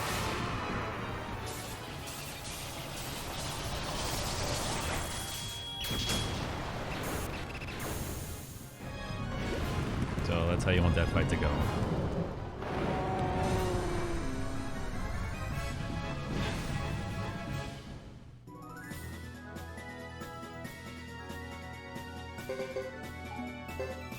It can go better than that. The fire dragon can use a combination of attacks that's gonna take out all of the Geizos that you're wearing without actually killing you. It's really impossible to plan for, though. So you're better to equip more Geizos than you need, because if he reflects or repels one of your magic attacks, I mean, you lose an entire turn there. So if you go in only equipping one Geizo, you're probably gonna die if things don't go your way.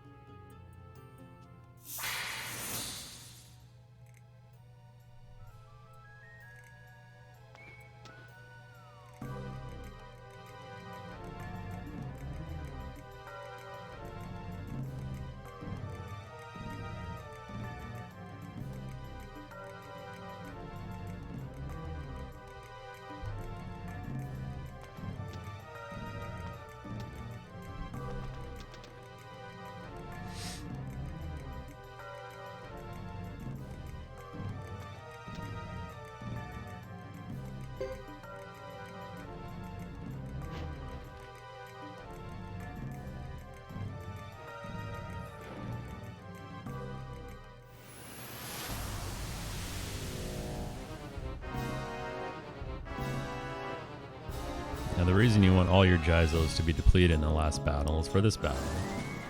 It's another one that you don't have to win, so you want to die as quickly as possible. Auto attack is good this one. That is not good, however.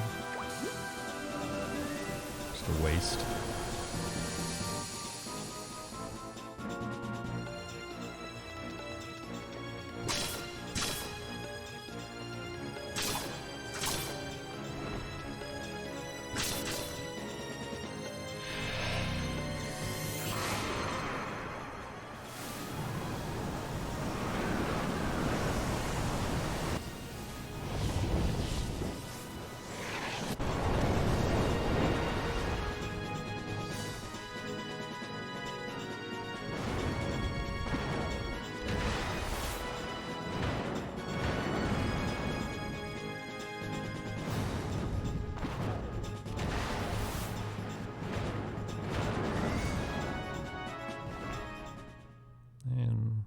There you go.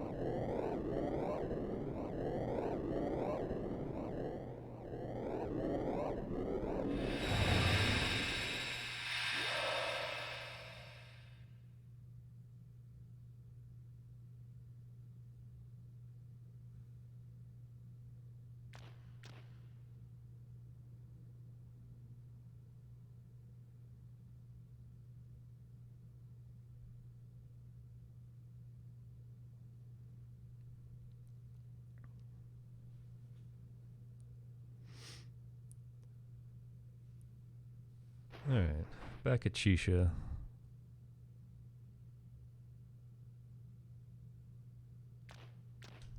And we're going to immediately go into a war battle. But this is one of the differences of picking Hugo as your flame champion. You can actually skip the war battle entirely.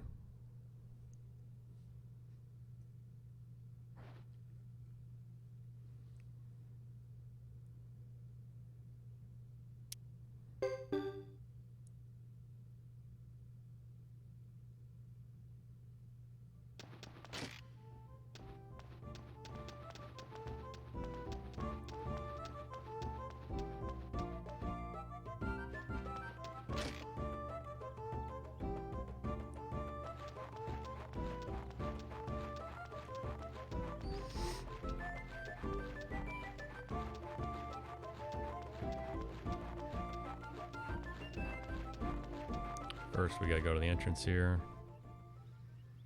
Trigger a scene.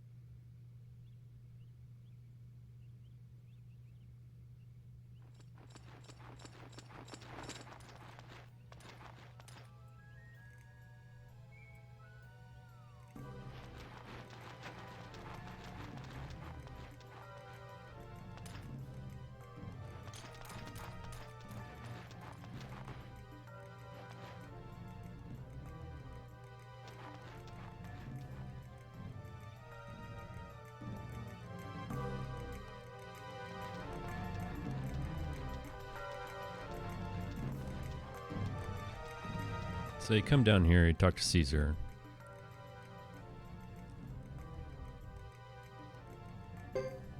Option 3, unique to Hugo, no, I'm not going, allows you to skip the war battle.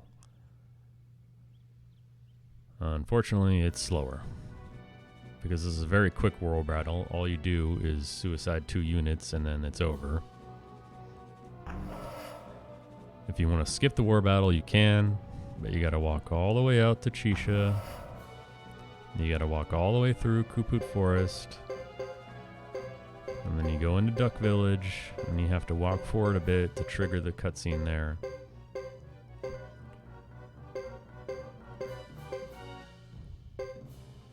And if you do all that flawlessly with no encounters, then it's about the same. So this is much easier.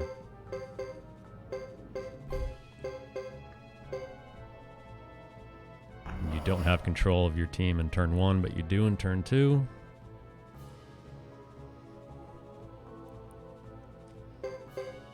So you take a couple of bums, like Beecham.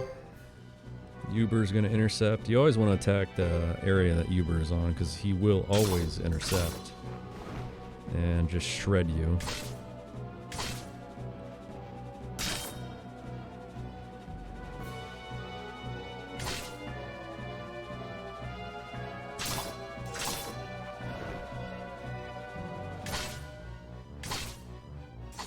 Oh, come on.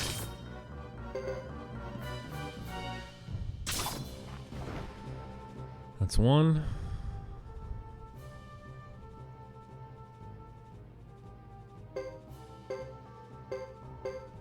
Now, Uber's unit probably will not intercept you the second time because he's taking some damage. And the enemy always prefers a fresh unit.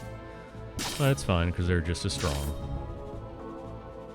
One thing you don't want to do is use Lucia's unit to attack if she automatically moved up in the first place. So unless she's the only option left, you don't want to use her, because I've had her actually win one of these fights before You don't think it happened, but she's a strong fighter. Quick, dodges a lot, multi-hits. If she takes out the leader, then it's over. But this is very easy. You just, you know, run in guns blazing with 2 units, and you're quickly defeated, and you retreat. Which is faster than going all the way through Kuput Forest again. So now we're automatically at Duck Village with the scene triggered. And it's another break, about 45 seconds, if you need one.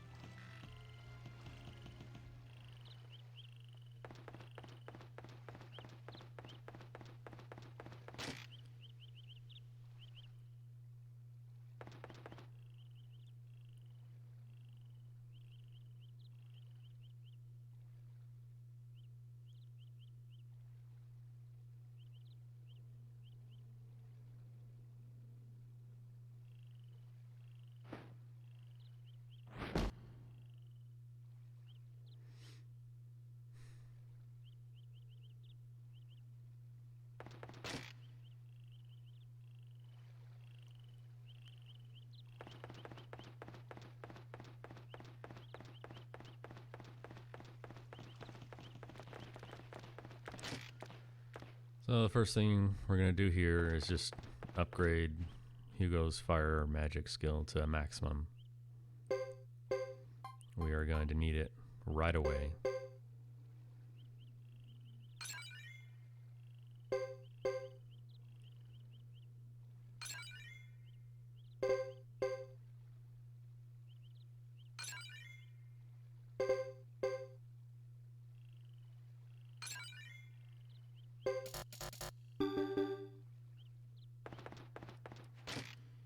B is going to be good enough for the rest of the game. And it's going to have to be because that's the best you're going to get.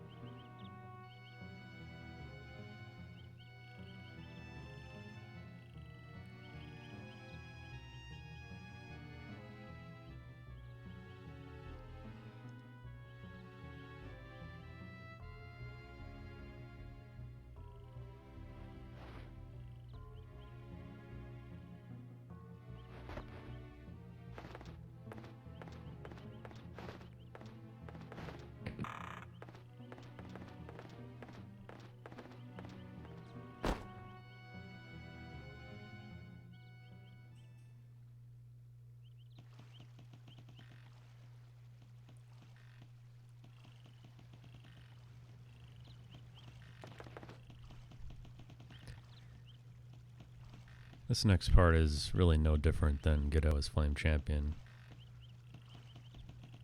But with Chris, it is much different. Here, you do almost all of the war battle, followed by 3 battles right in a row. And for story purposes, Isla leaves Godot's group for a minute and joins you, so she can track Sarah.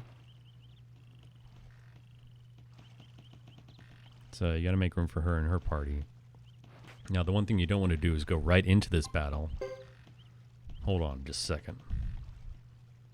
Because you do want to add a few party members into this team. Now with Godot, your party is set. You don't have any room, but with Hugo you do.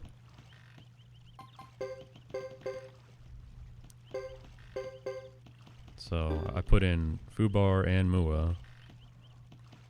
Hugo and Fubar mounted. Not that they're going to attack, but I want skill points for both of them, and this is a great opportunity to get skill points.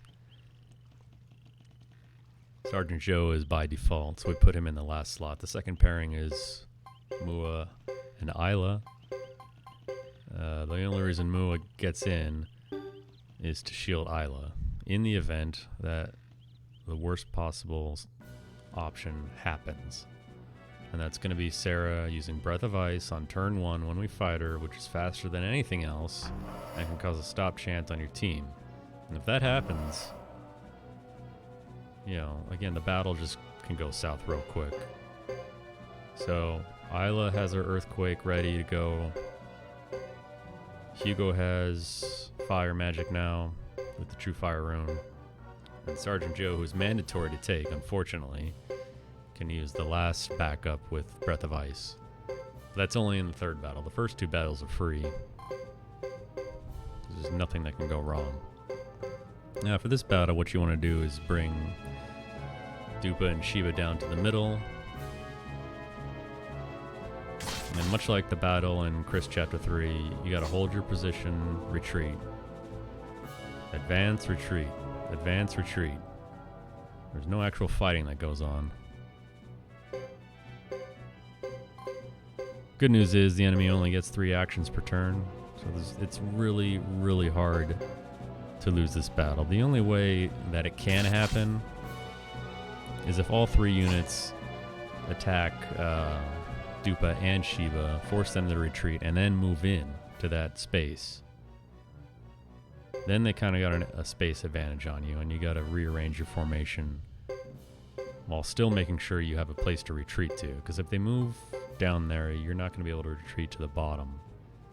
So you got to kind of make an adjustment on the fly, but that rarely ever happens. I've seen it once. Friends comes in, but he's not going to do anything. Uber's going to attack, you're just going to retreat. I always just pick the freshest unit to retreat. I don't actually want anyone to die. Just going to put you at a disadvantage for how many units you have and how much space you can cover.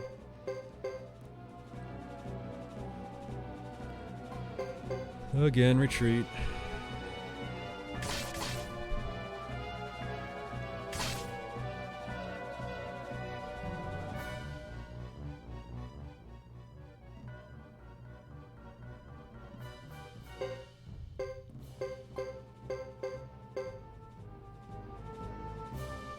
Now they pushed everyone off of this bottom area. It's fine because it's their last action, so I really don't care. Again, this is another war battle. All you have to do is survive for, what is it, 5 turns, I think.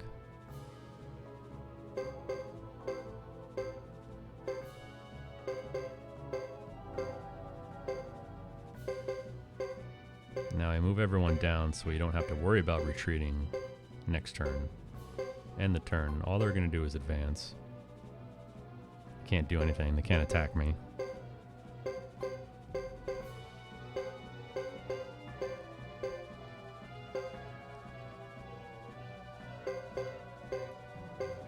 And I'm just going to move everyone back here.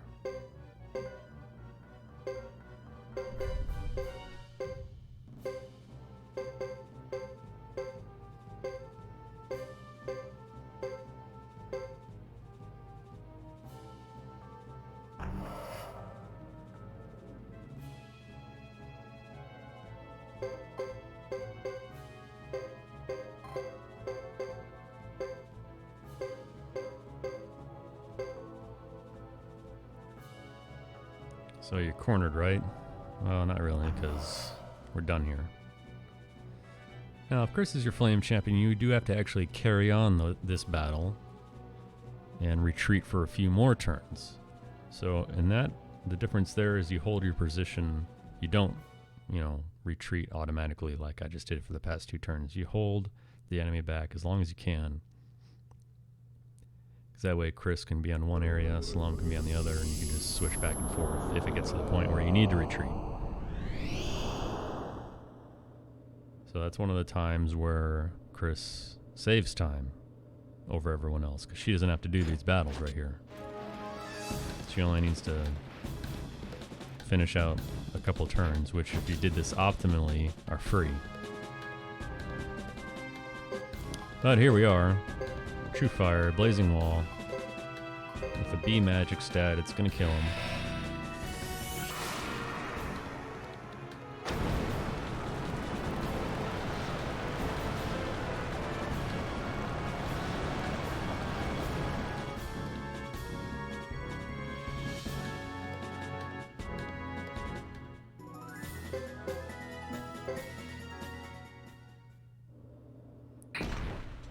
Get a bunch of levels and skill points. If you're feeling gutsy, don't bring Mua with you, because there's really no reason to. Other than the only thing he's going to do is protect Isla in the case of an emergency in the third battle.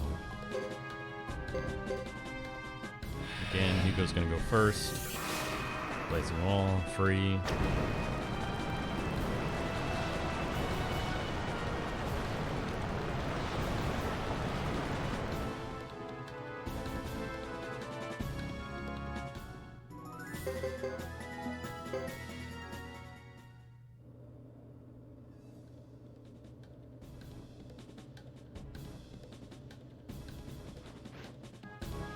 Now this is where things can go wrong. Okay, you got Blazing Wall and Sarah. As a backup, we're using Isla with Earthquake, and as another backup, Breath of Ice with Sergeant Joe.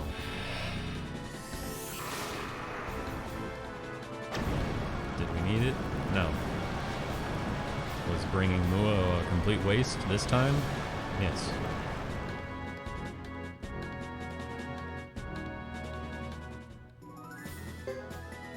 Again, you don't have to actually kill Sarah, you just have to kill all her companions. And that'll end the battle.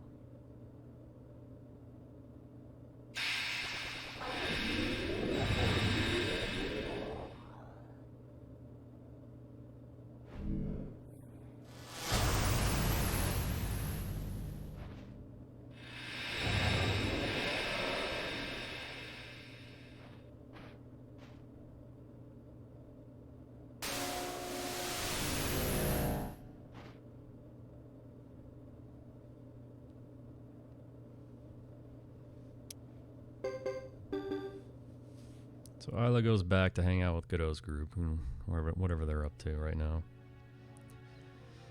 And now here we are at Brass Castle.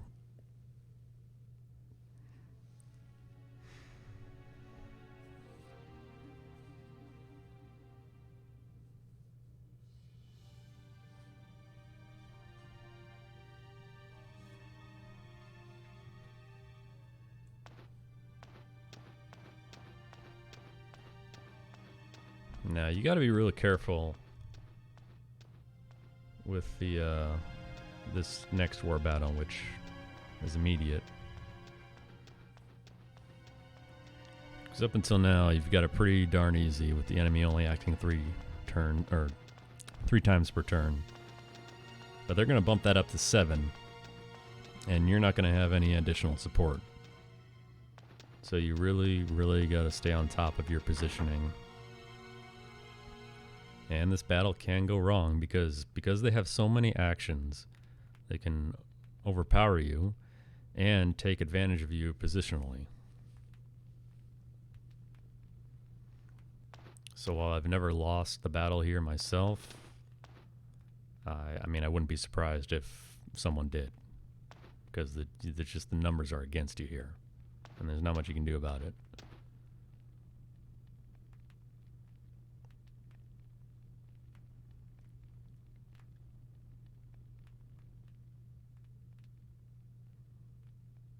The strategy will be the same. Advance and retreat. Advance and retreat. You gotta survive for 5 full enemy turns.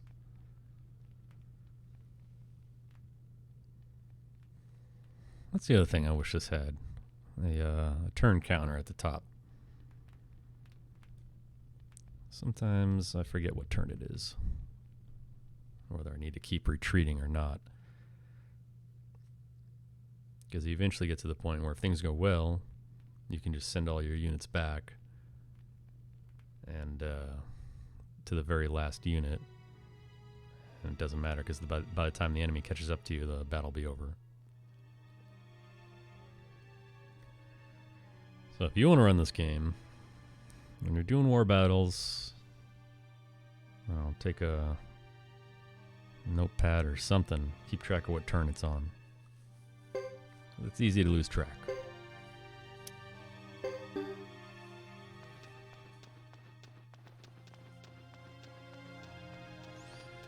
Sergeant Joe has left to go stand out here and do nothing.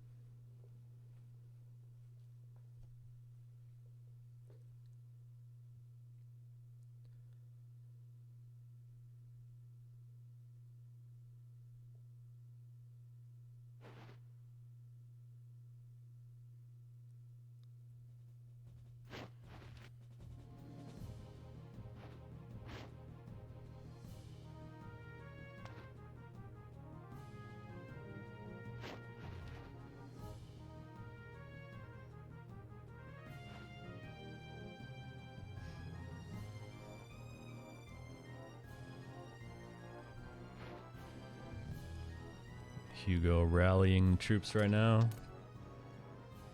Just kidding, actually. He's about to change his name.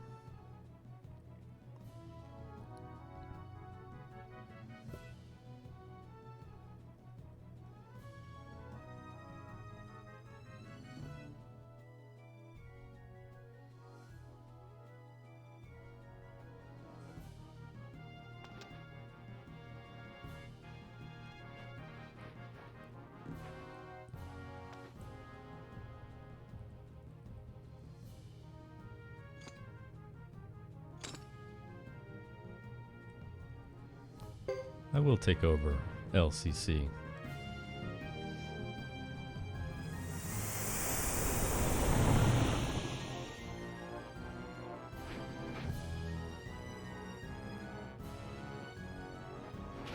That got everyone pumped.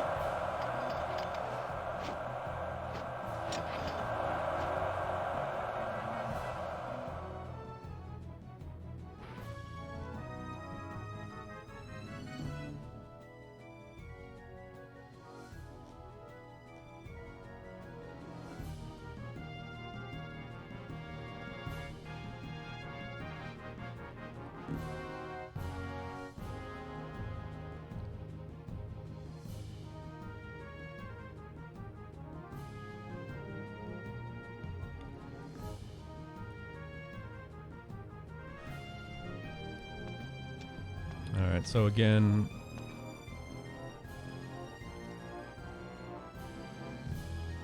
arguably the most difficult war battle in the game. Just because, again, there's only so much you can do here. You're outnumbered. You don't have as many turns or actions per turn. They've got 7, which is insane.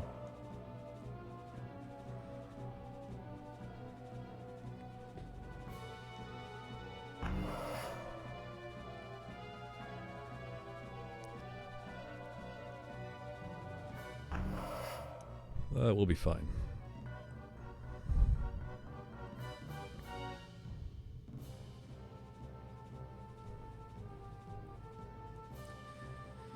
So we're going to advance everyone as far right as we can. I'm going to split them evenly between the top and the bottom. You know, 3 and 2.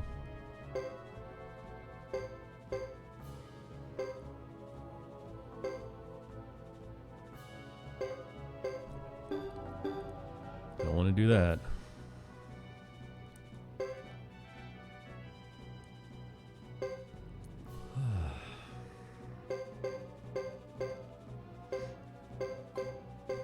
Unfortunately, you can't advance any further because they're right here.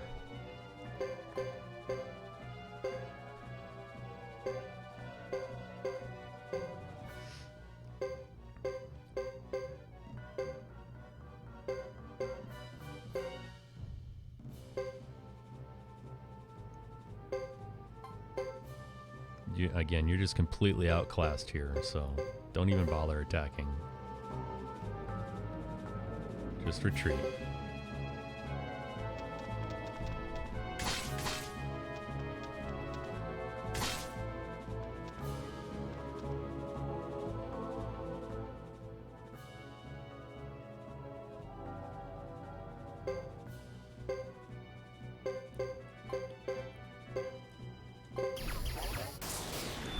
That's gonna hurt.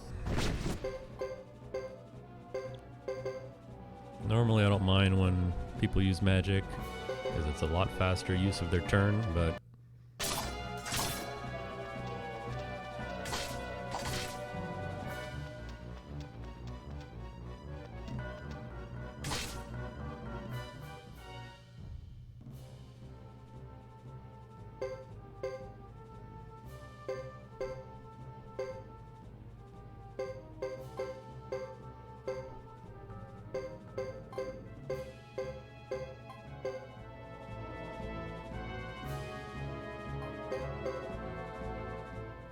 yeah, successful retreat. You get one every once in a while.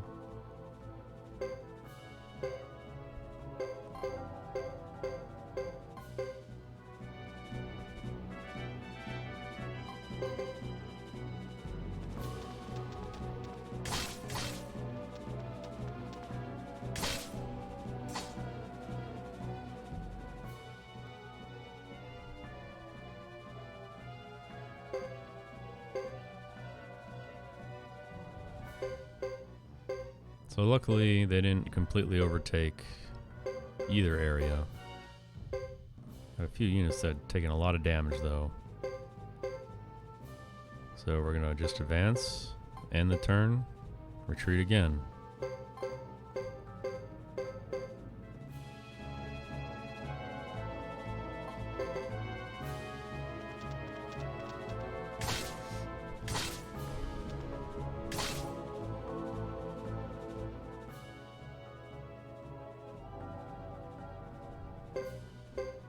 That's nice. I would love to know how the retreating in this game works, because you can retreat if you got multiple areas where you can retreat to. You know, your party can pick whatever one they want. So when someone retreats directly south, oops, see ya, Jock. It kind of gives you an extra turn to defend, really, because they could do that as well. Retreat left. I was gonna do this. That's not good.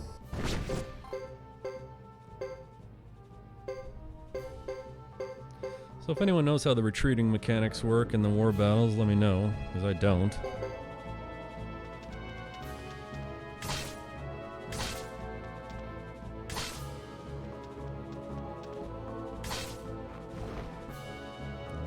on thin ice right now.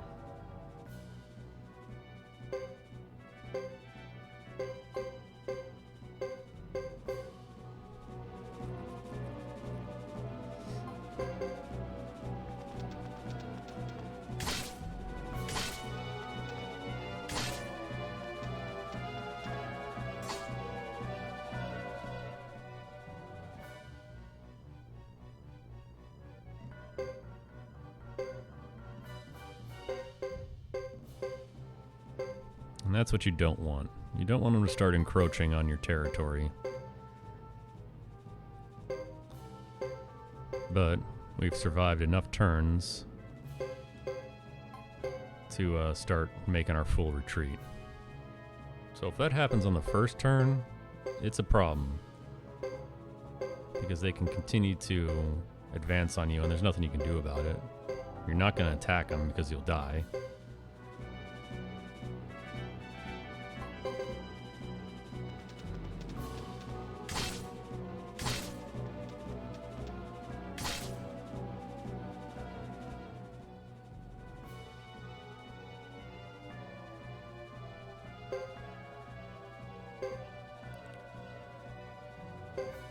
And if I did my math right, it's time to just make a full retreat.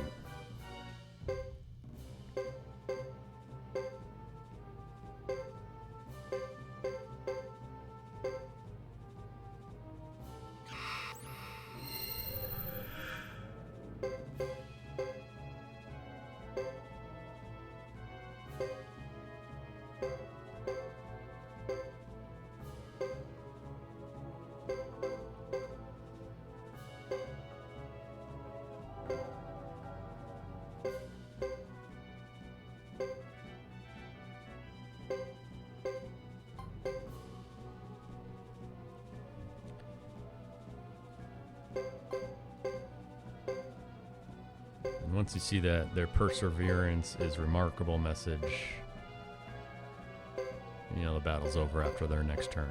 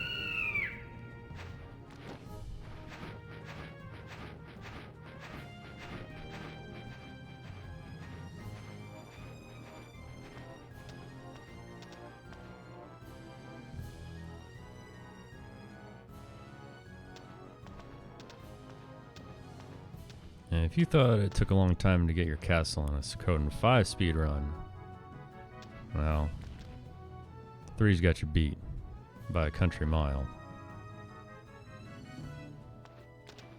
8.5 hours. We still don't have it.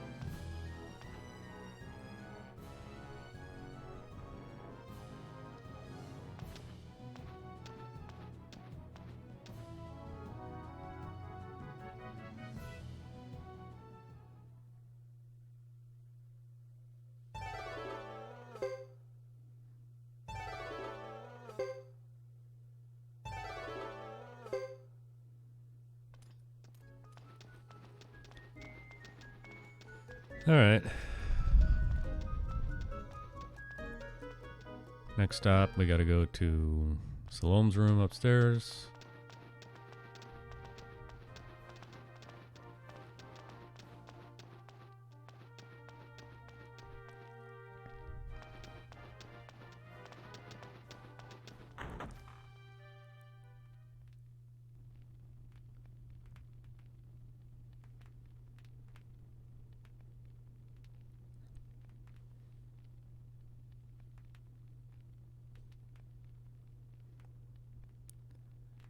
One of the last times we'll have gameplay interrupted by a long scene. There's still a few more, but dies down considerably right here.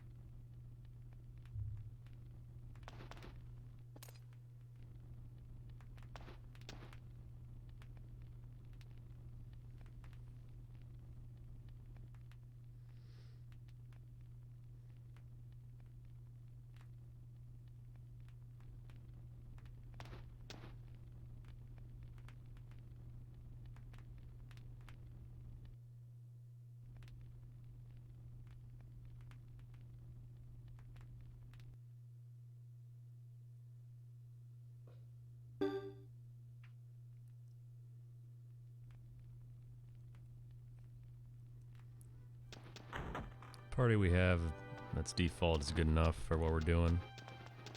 Going right to Ixay on the way to the castle.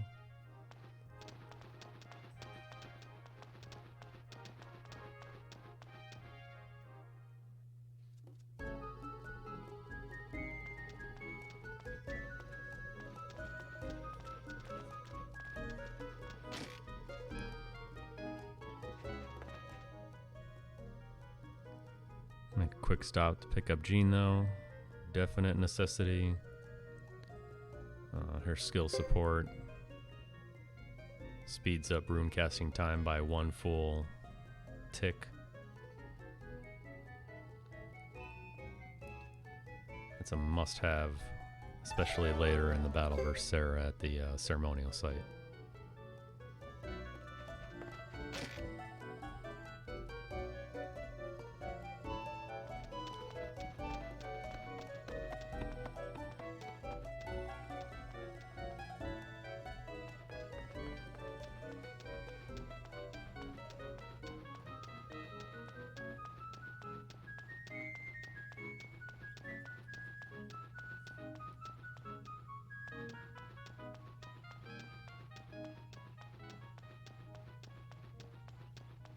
Alright. What I've been talking about more than once is this save right here. Why am I safety saving right here, where there's no danger around me in any way, shape, or form? Because this is what can happen, and it's another reason why you shouldn't use the PSN version when playing this game. So, when you get here, the world map is going to do a lot of auto expansion. If you are, let's say, holding your dialogue or your your D-pad in a direction to mess with the movement of this cursor, especially right now when your character's not on the screen,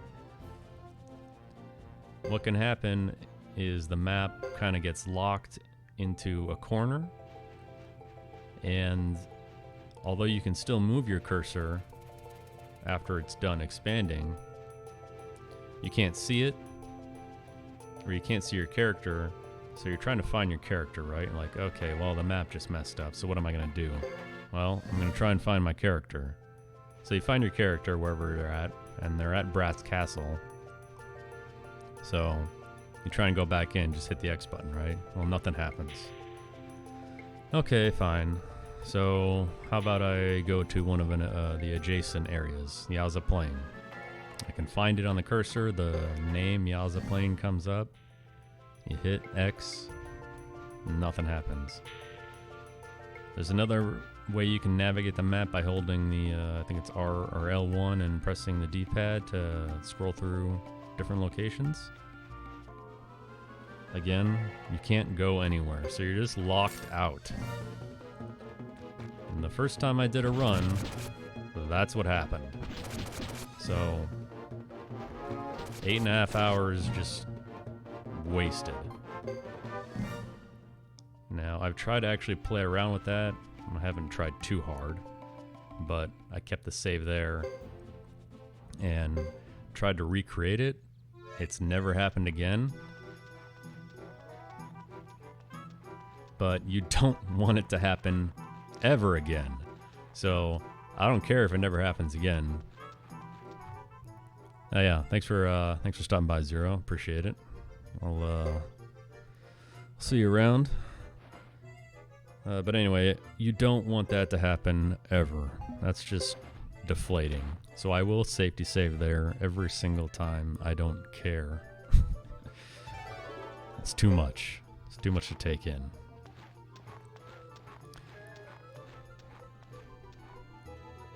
Yep. We still got a good ways to go till the end, so, you know, I'll see you back here maybe. Alright, so where did Ixay, after my long speech there about what happens, you get Watari. Watari, one of the better players in the game for 80%. Then the reason why I kept my party default with just Hugo and Sergeant Joe is it's valid for Gordon right here. I do get Gordon because I do want the item shop later. He is going to be my source for Jizos for the rest of the run. So, I mean, what does that take, a minute to get him? And I'm coming to the item shop anyway because I'm going to talk to this little kid right here to get Pale Gate, which is also insanely important. But that's all I need to do here, so I'm leaving.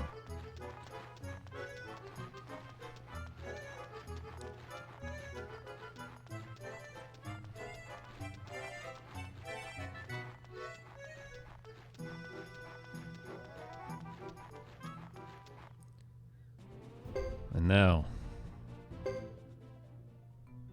8 hours and 38 minutes in, can finally get our castle. Now, I don't know if LCC is still here. He's probably got better things to do. But you may be wondering, well, what's he going to name the castle?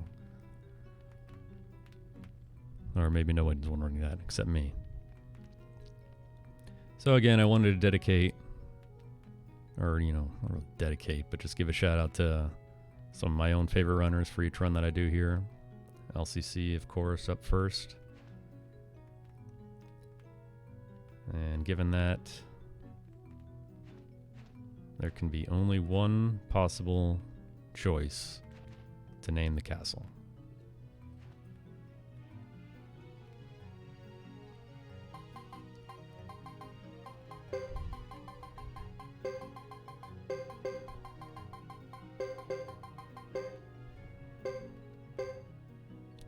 Totino's Castle, baby. The only choice. If you're not familiar with the reference, then you just need to go watch his Suikoden 5 speedrun. Also, the true speed strats there of taking time to name your castle. It's a very serious run. So now the commentary can actually pick up a bit because it's not going to be a bunch of boring shit anymore. A bunch of boring scenes where nobody cares what's going on. I'm just mashing through text. Can better narrate the rest of this run for the most part. I mean, there's still going to be dull parts.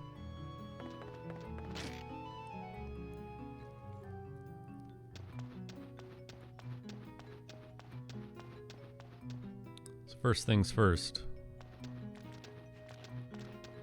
I'm gonna go visit our boy Muto down in the basement.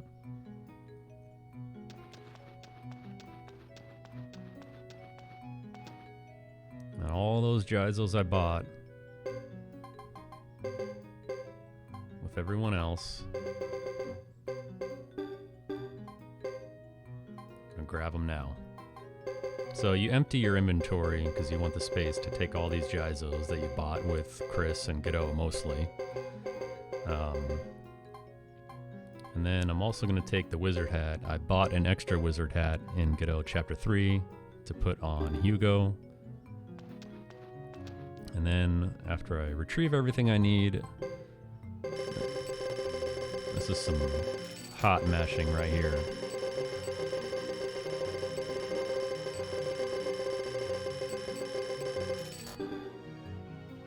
Made a couple $100 grand right there real quick. So I've got plenty of Jizos now. I got the wizard hat. We're good to go.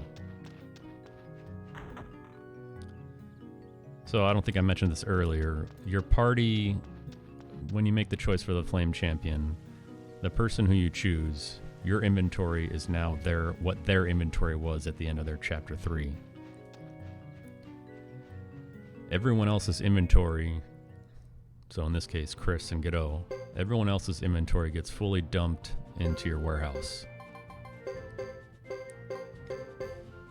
So you got to go retrieve. I mean, you don't have to. I don't think anyone else does this, but I do.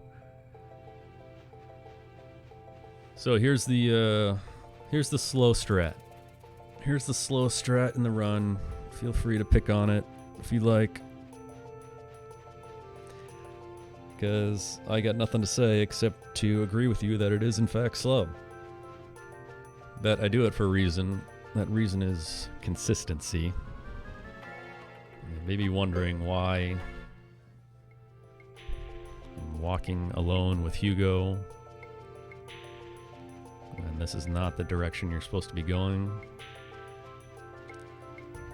If anyone thinks they know, feel free to drop it in chat. But I don't want to add anyone to the party, so instead I just equip them with 3 Jizos and hope that I'm good at running away. The chances of you dying with 3 Jizos equipped, not likely. And again, you just got all of the extra Jizos from your warehouse inventory, so even if you do deplete a few on your way to this walk, you can just put more on. So we've left the castle, walked through Yaza Plain, that's slow. I'm gonna walk through Brass Castle, that's also slow. I'm gonna walk into a horse, and that's even slower.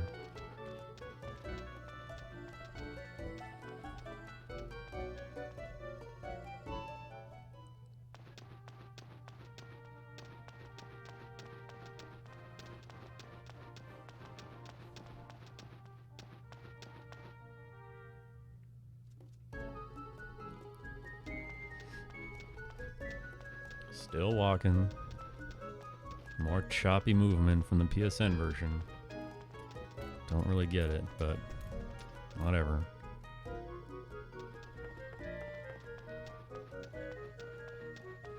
I really should have looked at my timer before I started this walk. See exactly how long it takes. All I know is it's really slow.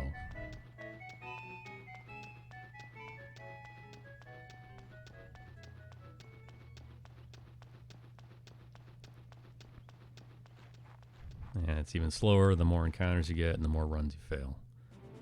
And we're not even done. I'm gonna continue my slow walk.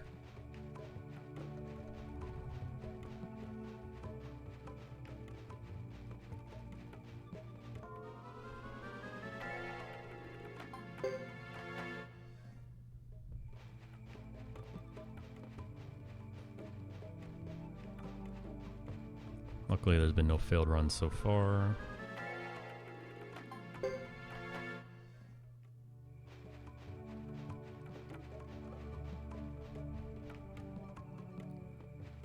One more screen.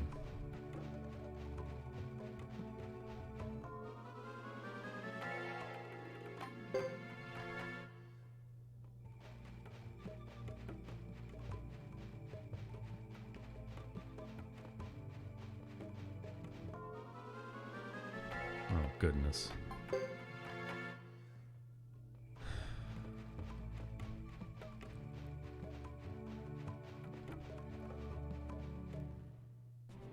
Alright, I walked all the way here. I don't even know how long that took. 3 minutes? And why'd I do it? For this reason right here.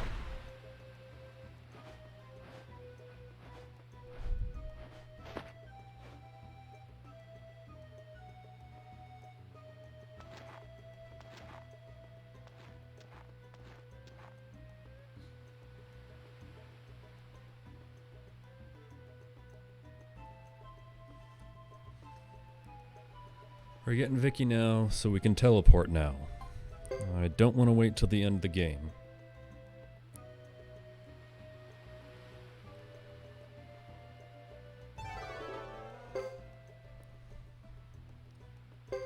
Good thing is you don't have to walk back. She can just take you with her.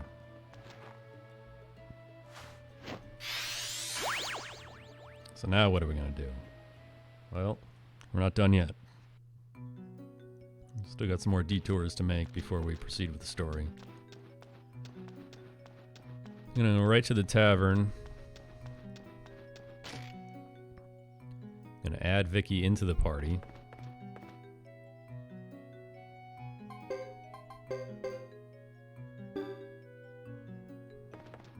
Leave the tavern. As much as I hate doing this more than once, it's gotta be done.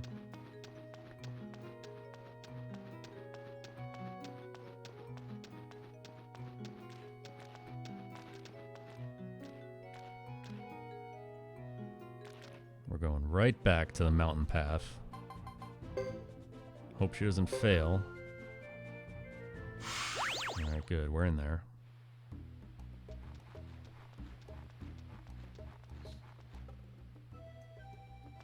And since we just got Big Vicky, we're getting Little Vicky. A smaller, better version in every single way. And necessary for what I want to do next.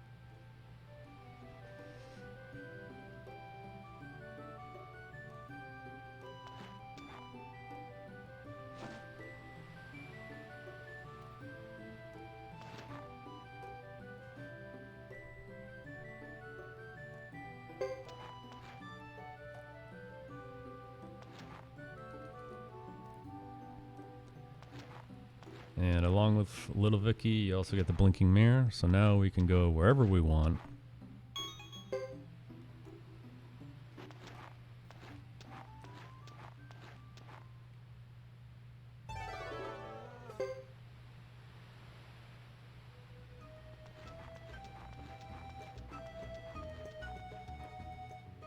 Now we're going to leave, use the blinking mirror, back to the castle, go back to the tavern again.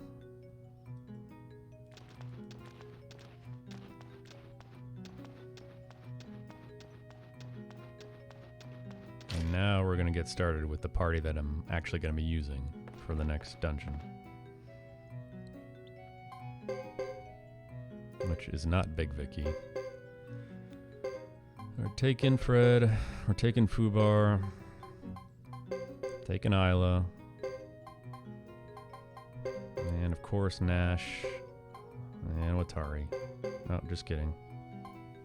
That's right, I keep forgetting I switched out Watari for Isla.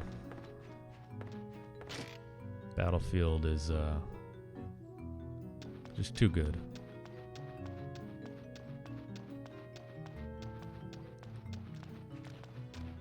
And now we're just going to make a few more detours.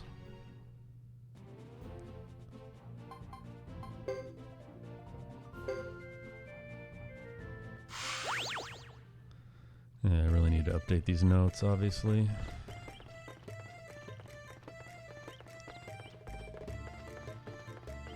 Say one thing, do another. Alright, most important room in the game here. If I can actually navigate over here. Silver hammer, you definitely need that.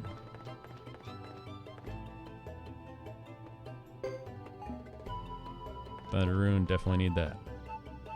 And luckily enough, we're right where we need to be.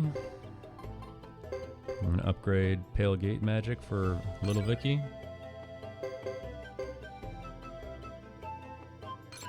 Yeah, I know, I'm mentally exhausted. I'm talking for almost 9 hours.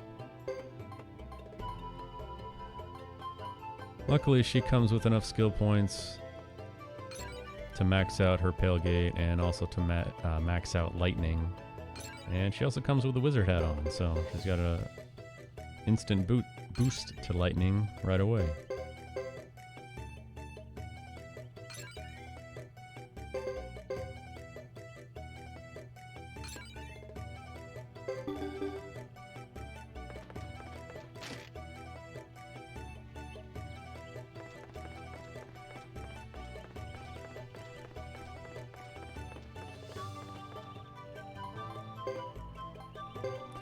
So another good reason the Jean is in your party almost all the time now is she can attach runes on the fly, including attaching Pale Gate to Little Vicky, who comes with an open head slot, which is exactly what you want. And we're going to use the Thunder rune that we just picked up. While also not forgetting to change my formation.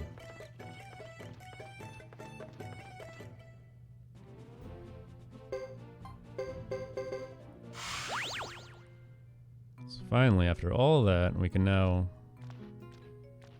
proceed with the actual story.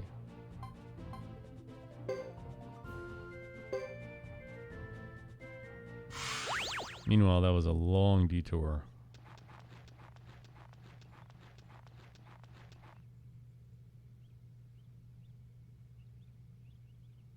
Oh, there's Jimbo. Let's go chase him.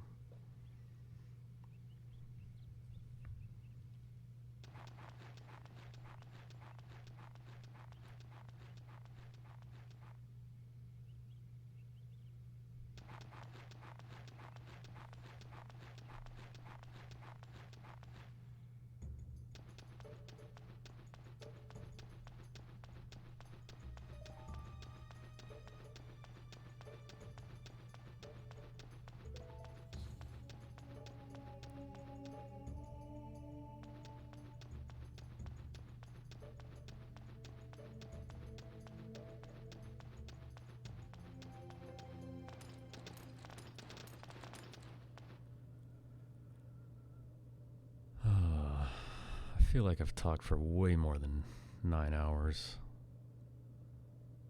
We still got a long ways to go. Shit.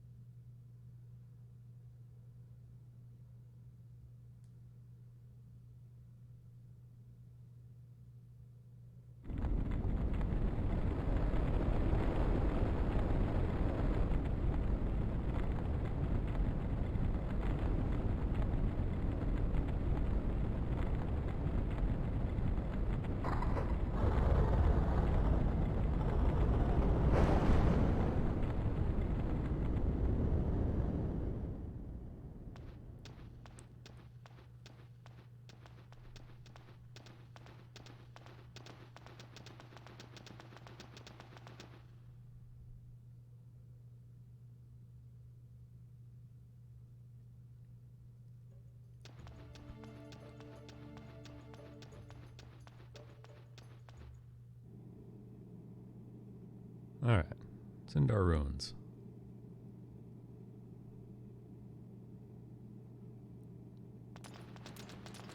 It's a very large, complex dungeon that is insanely easy to navigate and immediately get to the boss.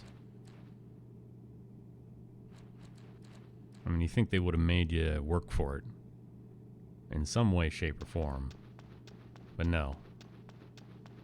I'm gonna hang a right.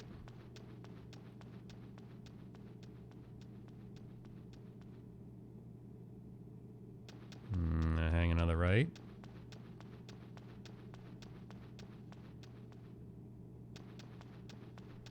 Follow the path where there are no deviations allowed.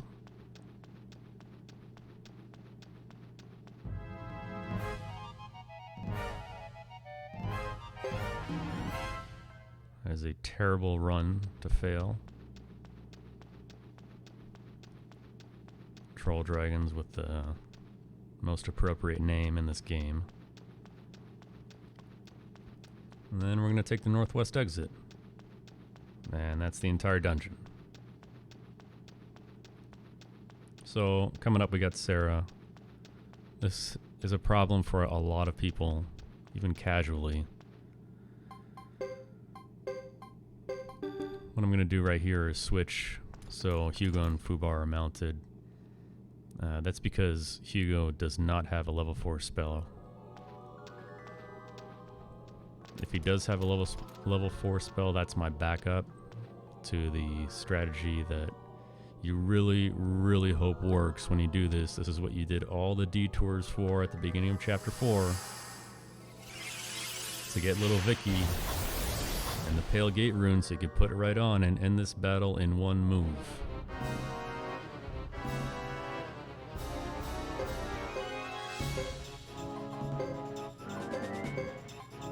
Open gate on Sarah, Earthquake as the backup, and Hugo attacking as another backup. Because a lot of things can go wrong here. Now, we cast a spell, it goes off. That's hurdle number 1. Hurdle number 2 is it going to kill every enemy? 1, 2, 3, 4, got him. Battle is over. You don't need to kill Sarah to win this fight. So, 2 huge disasters can happen there, which wipes out any reason for doing all those detours. 1, your spell can fail outright. It does a backfire, and you don't even see the spell animation, it just doesn't come out. That's rough. And Earthquake isn't that good of a backup in this case because the Ghost Armors are floating enemies and it's only going to take out the Chimeras. So that's why you do Earthquake with Isla and attack with Hugo mounted on Fubar. The other option is if by some chance Hugo did manage to get his level 4 spell, Hellfire, you can use that as the backup. And if you have it, then the battle is still free because it's going to go after that and wipe out all the enemies. So the reason I did that formation change right before the battle is because I knew he didn't have it. I mean, you can check his magic stat. He needs 101 just like Joker did in Ghetto Chapter 1. You may even consider fighting a battle if he's that close, just to make sure that you're gonna have it as a backup. I mean, because again, you always want to assume things are gonna go wrong here. Now, in my experience, open gate does not work most of the time. It works kinda most of the time. It's rare that it backfires, but it's also mildly rare that it actually hits all its targets. It can miss targets, and if it misses a target, it just does damage instead. I mean, it's not missing Sarah, because Sarah is immune to Combat Stifle, which is what it's called. So it's just going to do damage to her instead. Now we're going to load up on Jizos for everyone, which again is the reason why you withdrew all these in the warehouse and the reason why you bought them all originally, all up to this point to begin with. Because this water dragon can end your run as well.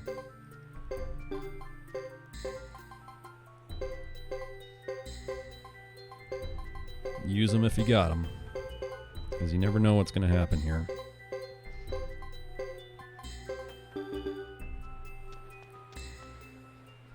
So, another battle that's a huge roadblock for most people playing this casually as a kid.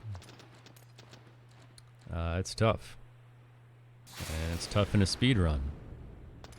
But again, the reason why we did all those detours at the beginning of this chapter is just so we can get little Vicky and her Pale Gate room, attach it to her, and use open gate. The ice crystals are not immune to death, so hopefully we use the spell, it activates, and it takes them all out. Now we're going to go back to Battlefield.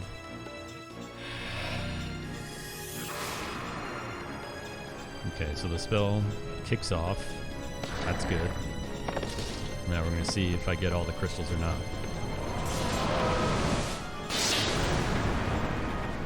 2, 3, 4, 5? Yeah, missed one. That's common.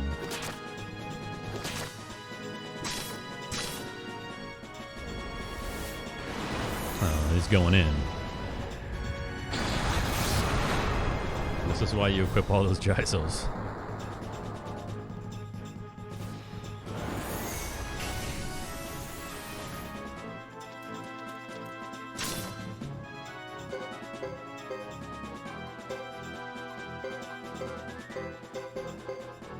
Alright. So you may be wondering, well, why didn't you upgrade Isla's shield magic when you had the chance to? That's a fair question. The reason I don't is because Battlefield, the effect only lasts for a few turns.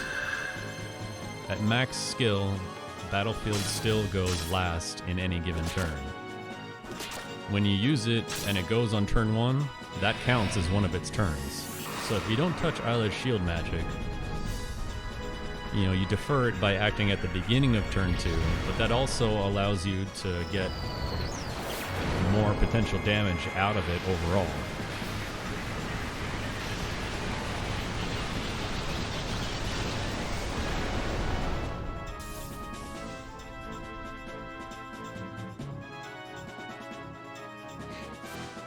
And it's really annoying when he revives these ice pillars.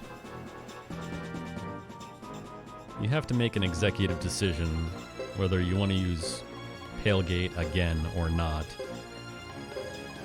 I just want to get this battle over with, so I'm going to stick with Thunder Magic.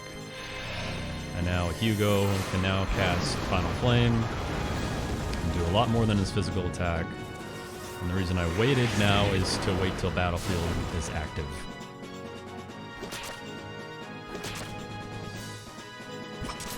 Fubar is along for the ride because I actually do use him a lot later on.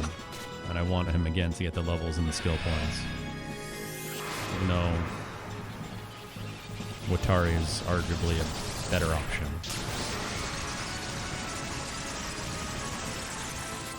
For me, it came down to skill points. He's going to do this.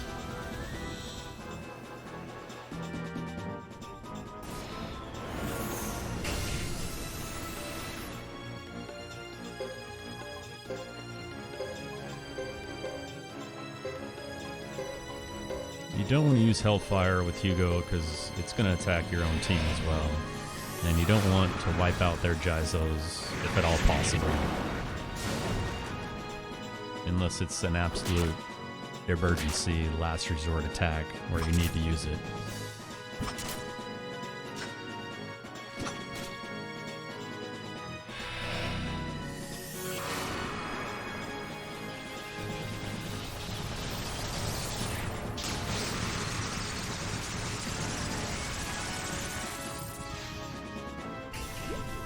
And there it is.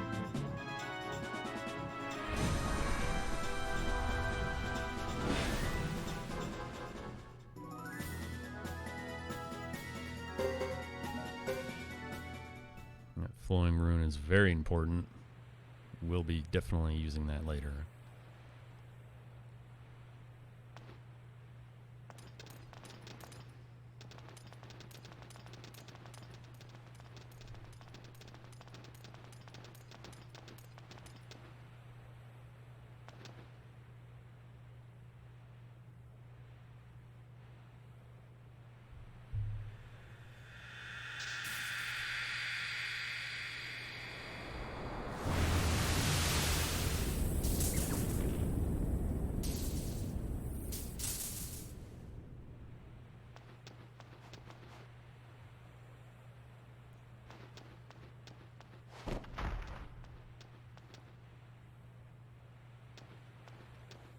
So we're coming to the end of this chapter.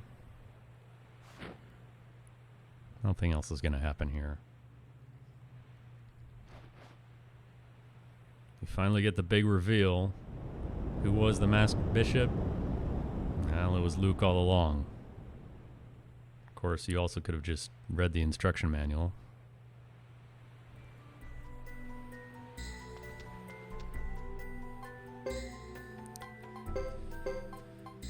Drop a heal here, because again, you still got 3 screens to go through and troll dragons around every corner.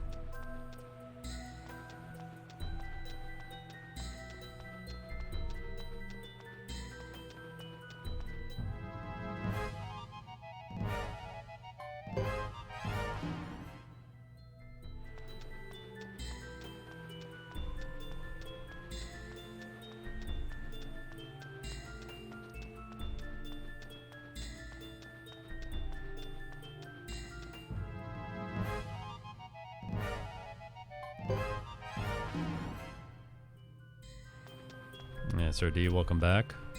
It's going good. Just had just had a perfect Seraphite and pretty ideal Water Dragon fight. So, we're in there.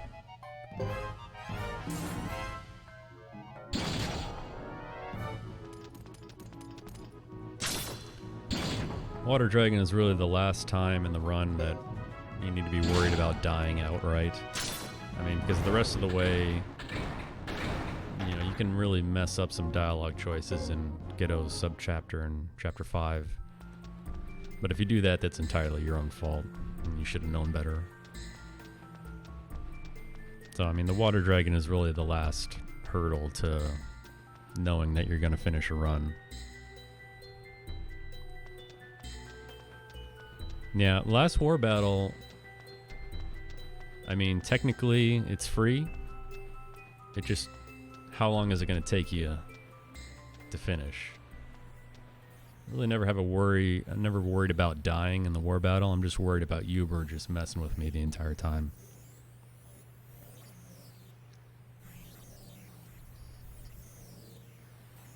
As soon as he gets in range 2 squares away, it's over. It just depends on what he does.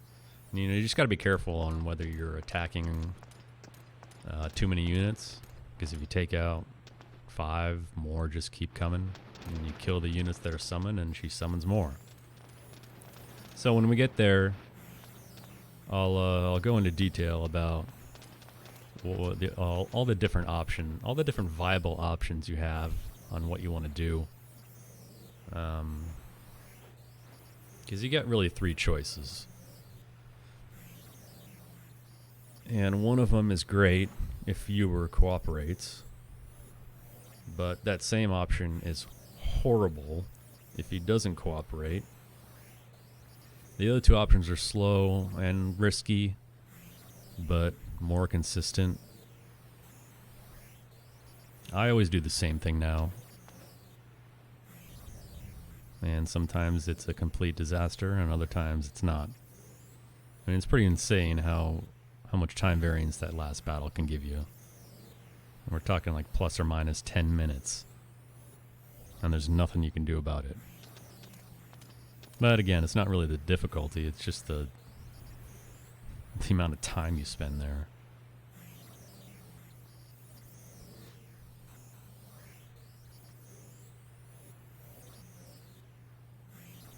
I mean, I think my fastest time is 9 minutes, I think.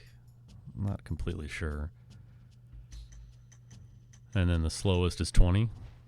So, and I made no mistakes either of those attempts.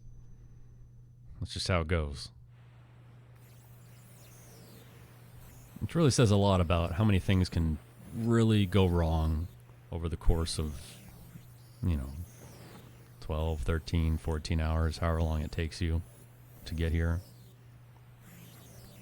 There's just not only so much in your control. So like I said at the beginning of this run, don't get upset if you get a bad twin snake fight, or if you get a bad Franz fight. Because for all you know, you're going to get a great water dragon fight. Just play it out. Just take what the game gives you. It's not always going to be nice to you. It's too long to get caught in the infinite combo of resets. Because then you'll never finish a run. I mean, unless someone like Zero figures out how to manipulate stuff in this game. Because I'm not going to do it.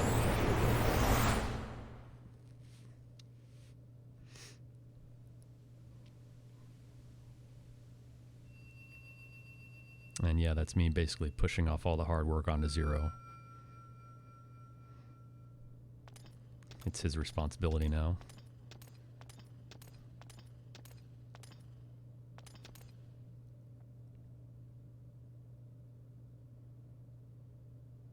But my goodness, we're 9 hours, 12 minutes in, and I feel like I've been up for 24 hours. It's completely understandable why not many people do these long marathon runs. I get it.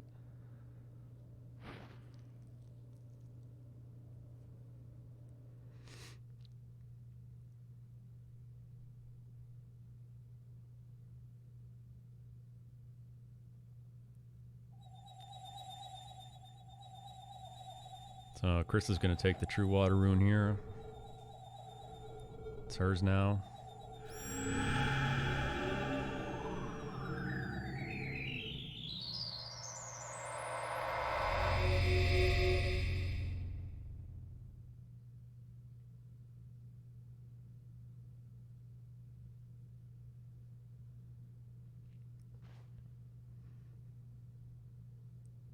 Good question. I mean, I'll do it. You'll see Chris run. I don't have an exact number, but it's like 2 minutes.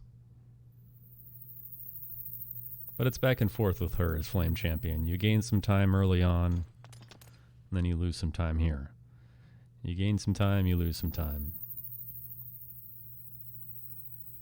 Honestly, when it comes down to it, you can choose any Flame Champion and beat any of your other runs on any given day, any given attempt, with the same level of play. But it's going to come down to war battle luck, duel luck, the amount of failed runs and the quality of those failed runs. If boss fights go your way, those are all way more important and have a much bigger impact than the Flame Champion choice ever will. Because although they are different, they're not different enough to say one's 10 minutes faster than the other one. I mean, they're all pretty close.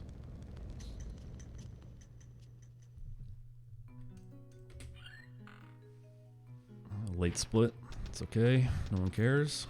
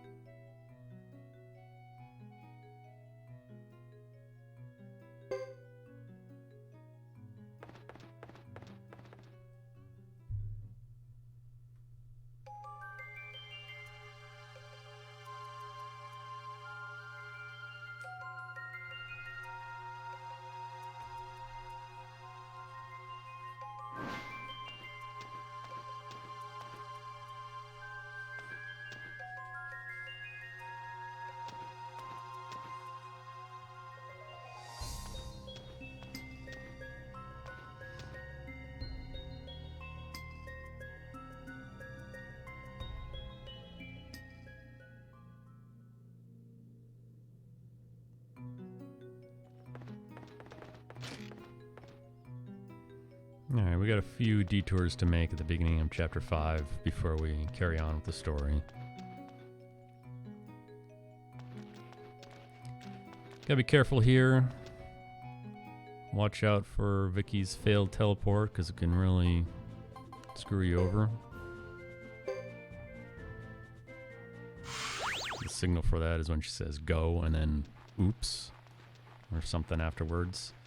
Because if she fails, you're automatically at the entrance to your castle, and if you move even a few steps inward, you're going to trigger that scene with friends, and you don't want to do that yet.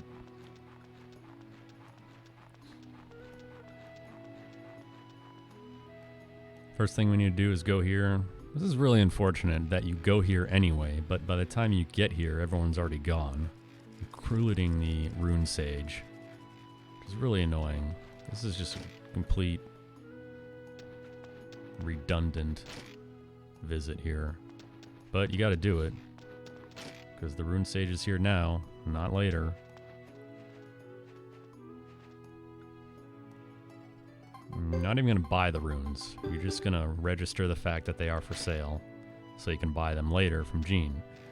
And you don't buy them now because you need the inventory space. Inventory space is now at a premium.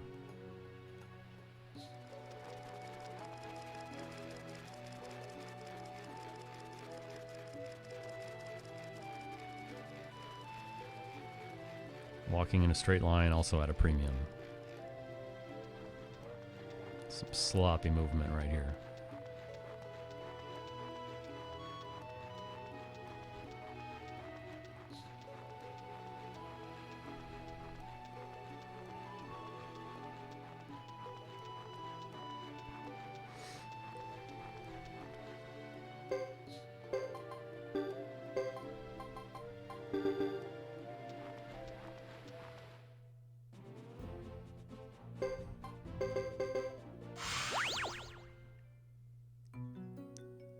Now we can carry on with the story.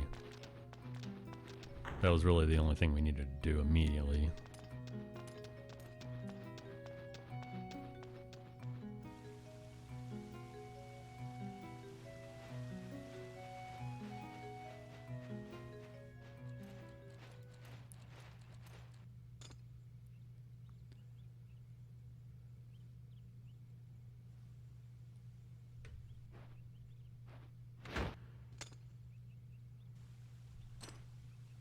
Fran's just being really dramatic right now. He's gonna beg for my help. They're trying to kill me all those times.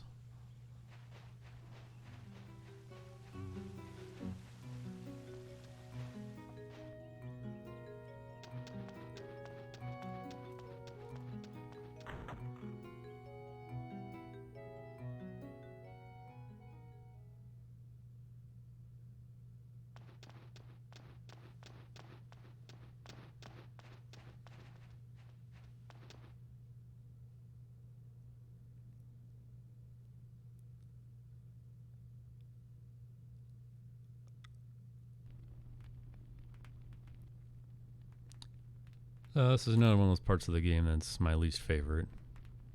Because you can't teleport with Vicky because she's sleepy. You gotta do the walk, which is annoying. And you're going back to places you've already been to just to lose battles. So, same thing with Chris. I mean, you're just gonna walk through Kuput Forest and then die. At least Hugo's sub-chapter is somewhat entertaining. And after that, it's a colossal set of menuing. And war battle, ceremonial site. That's it.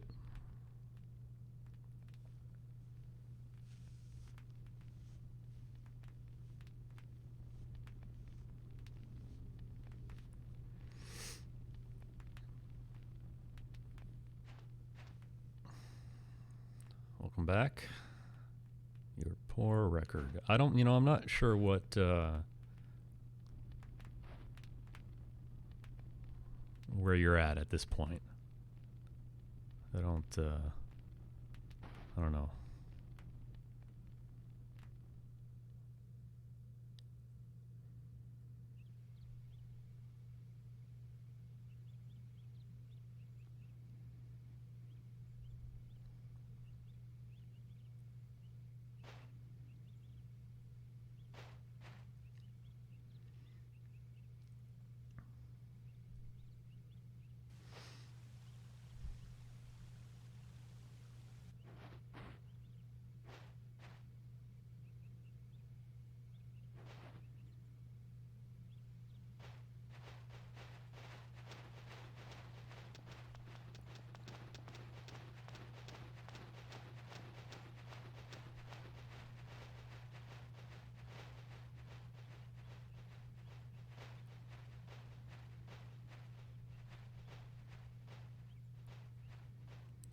Still getting the water rune. Well,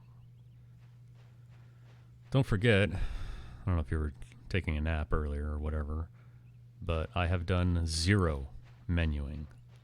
None. So, I'm going to lose some time for sure. Because I've just deferred everything to the very last possible moment. And it's a big menu. Big set of menus. It's definitely, I guess, I don't know if overkill's the right word, but where I really stopped is trying to, do too much. I like to think I'm only doing what's absolutely necessary, but I'm sure there's room for improvement. Because it's a really, really long menu.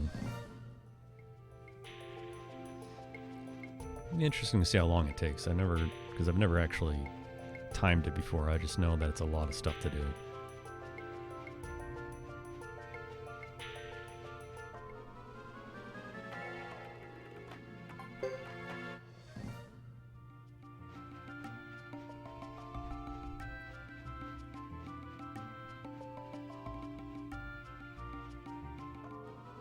Come on, man.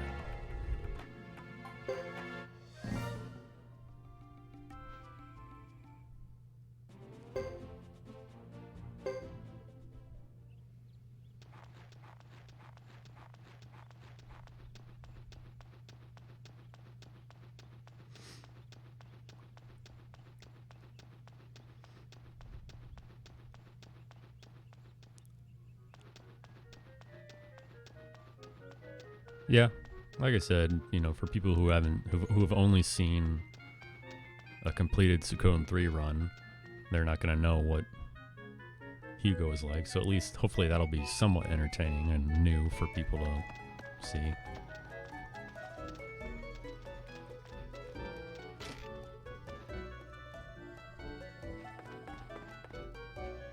But while I'm going through here, it's time to bump up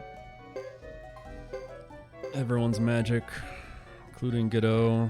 Since he's still got lightning, we're gonna bump his lightning to A. And now it is time to bumper shield magic up to B+, because I no longer want to defer battlefield to turn 2. Yeah, SRD, this is Hugo, Flame Champion.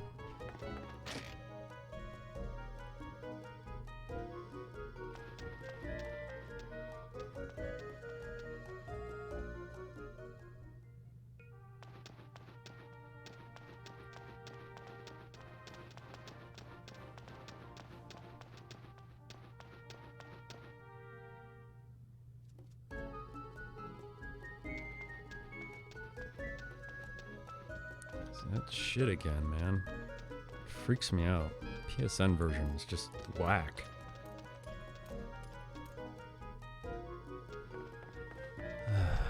Wish I would have known about all that dumb shit before I invested all the time into this. I'm just waiting for some choppy movement to, I don't know, somehow soft lock my game.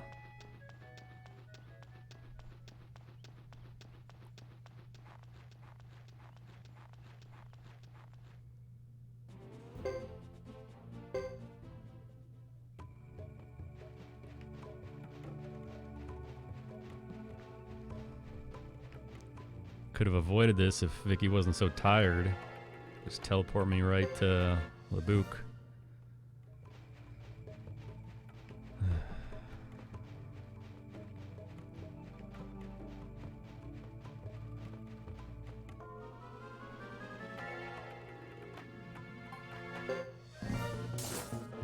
Troll Dragon, there he is.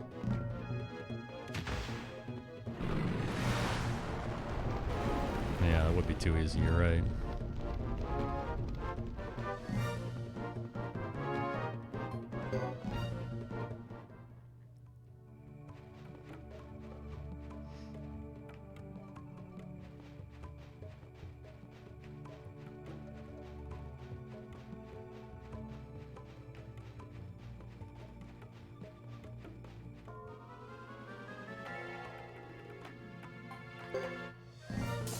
At this point, you just gotta shake your head.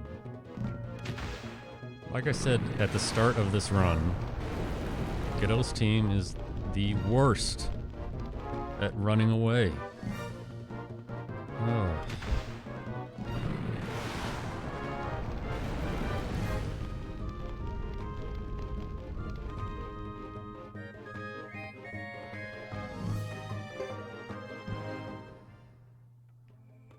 So dumb.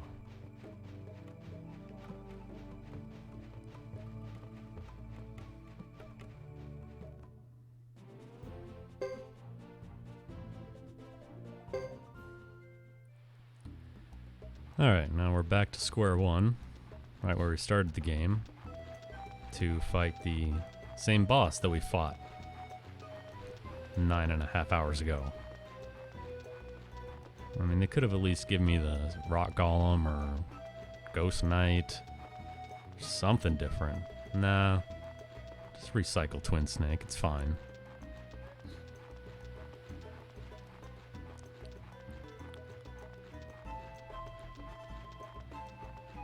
This time around it's easier.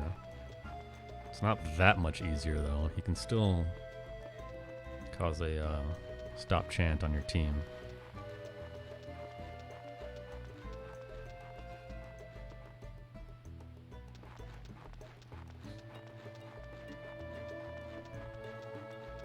Yeah, you can go to the North Cave and fight Ghost Knight. You can fight the whatever version of the sun it is. You can fight that metal Egyptian statue looking thing. Oh, good. There's a giant crab. Classic.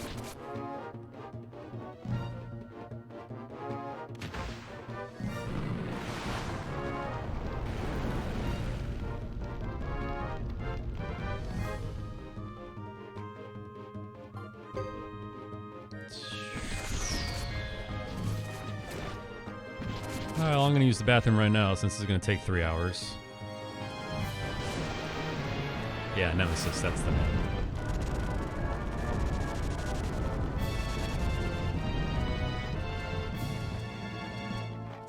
can see how familiar I am with it, and how many times I've fought it, because I don't even know the name. It's been probably, 15 years.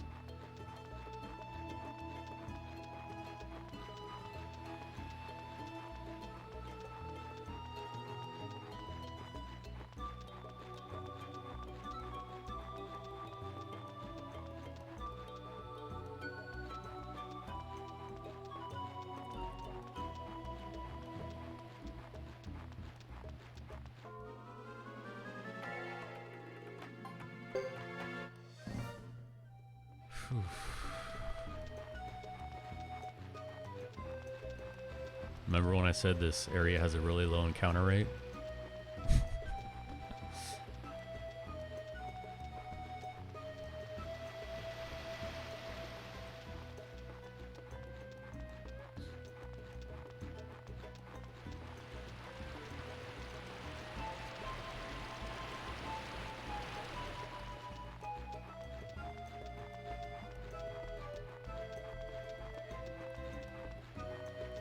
Same principle as last time. Don't heal. Equip Jizos.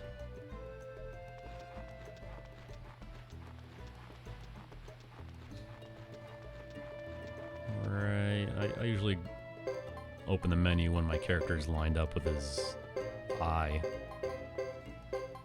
Because I've done this early and immediately ran into an encounter afterwards. That was awesome. Even though I know this is the contact point right here. I don't know why I just don't run up to him. Every time I think I'm gonna sneak by him. Okay, so formation's a little different this time. I'm gonna use not my best magic up front. Because again, Battlefield is gonna go off at the end of the turn. I don't want to waste my good magic and not get the boost from Battlefield.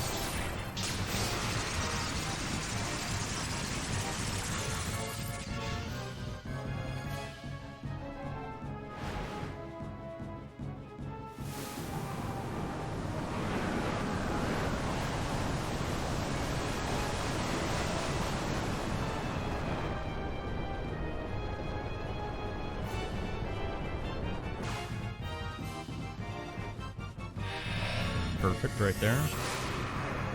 Everyone up front's dead. Just the way I like it.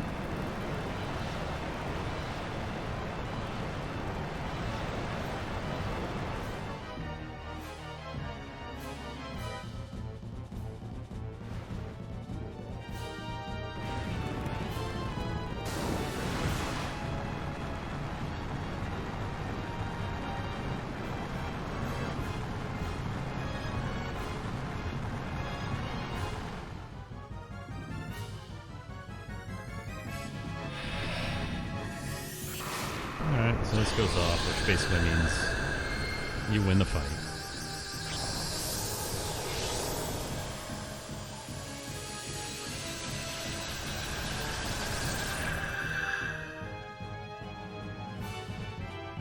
Now we're going ham. Using only the finest of all magic. Including my favorite, Earthquake.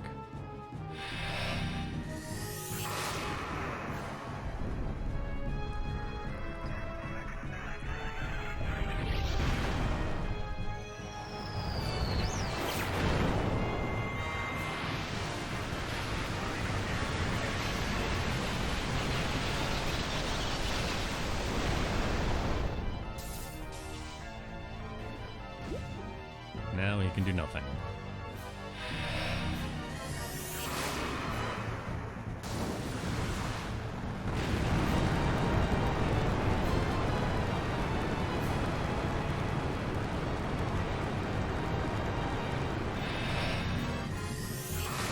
You should do it.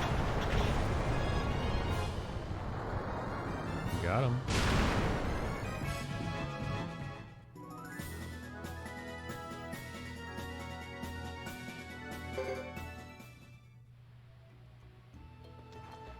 Thanks, Go Girl Anime.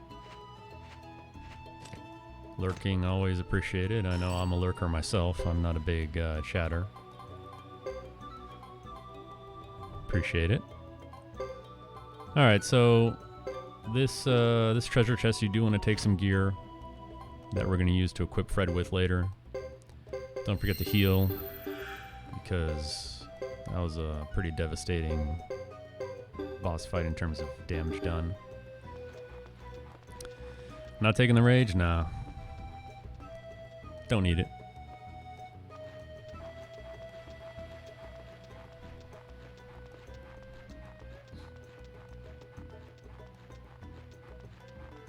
I assume you'd take the rage to... let's see. Well, if Ghetto is your flame champion, you probably want to use the rage rune for someone in his subchapter, I'm guessing. To use it for the fights against the Harmonian soldiers.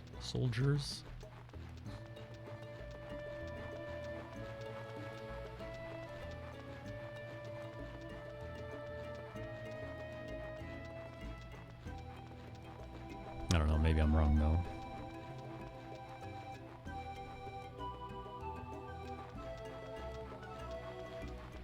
Joker.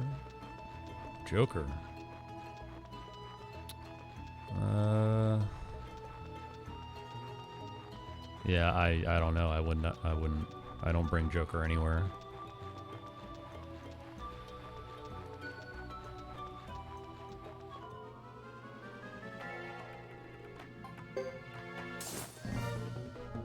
All right. Now the most embarrassing of all failed runs is to a tree rooted in the ground. A tree that can use earthquake. Oh.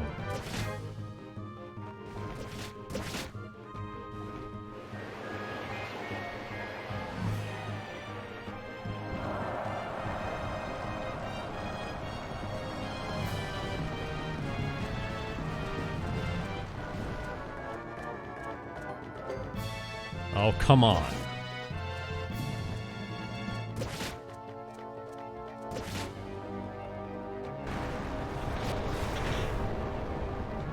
The earthquake tree. This is where we die.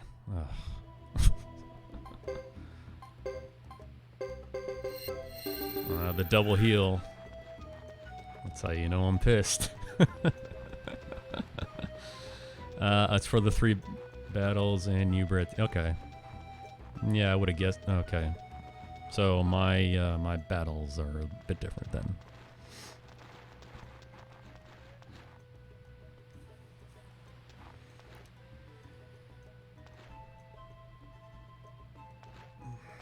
I'm not a big fan of fire magic myself.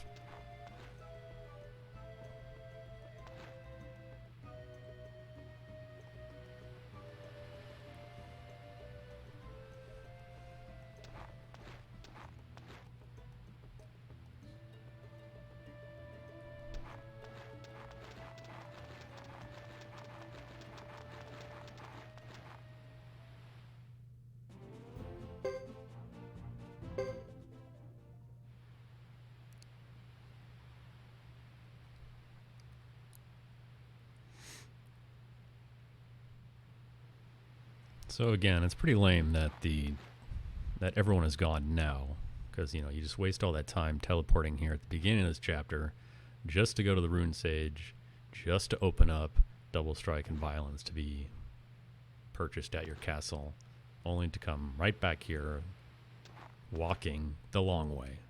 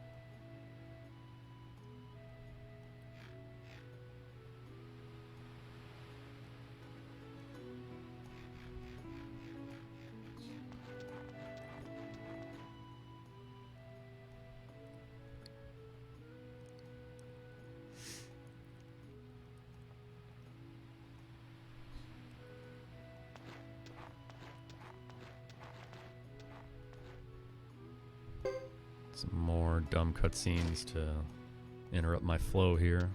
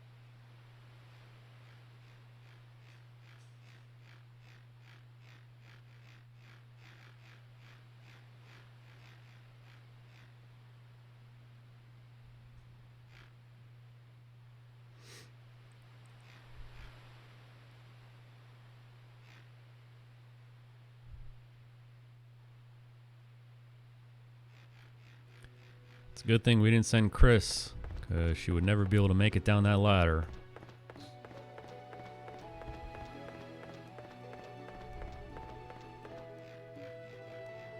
Alright, let's blow this popsicle stand. One of the more important things, like Mount Sinai again.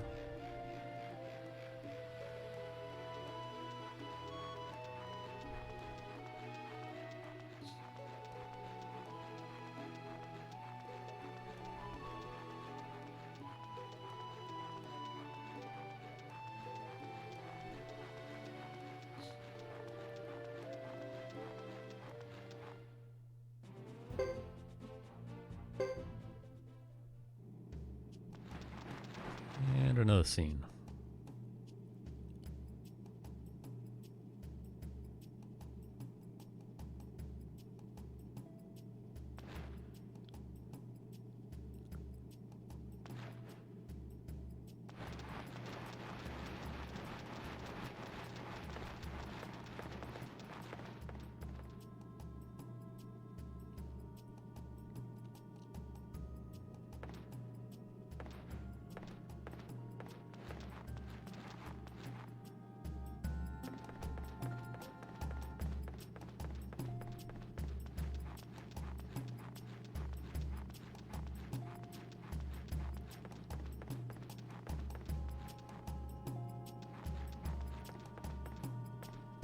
Pretty boring dungeon. You just go up all the way to the end.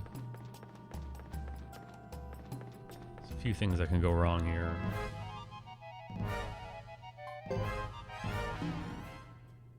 The main one being to, if you forget to take off your Jizos before leaving that last hallway.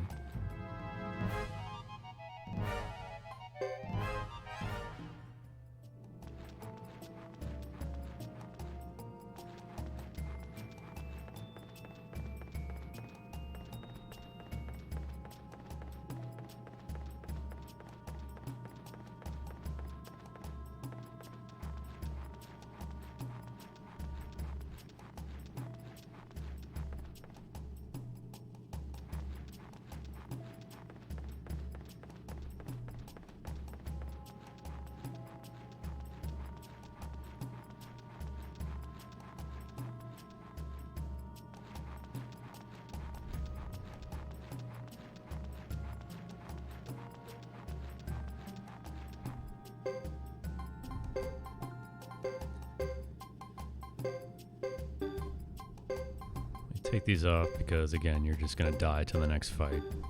It's faster. Not only faster to die, but the scene, if you die, is faster as well.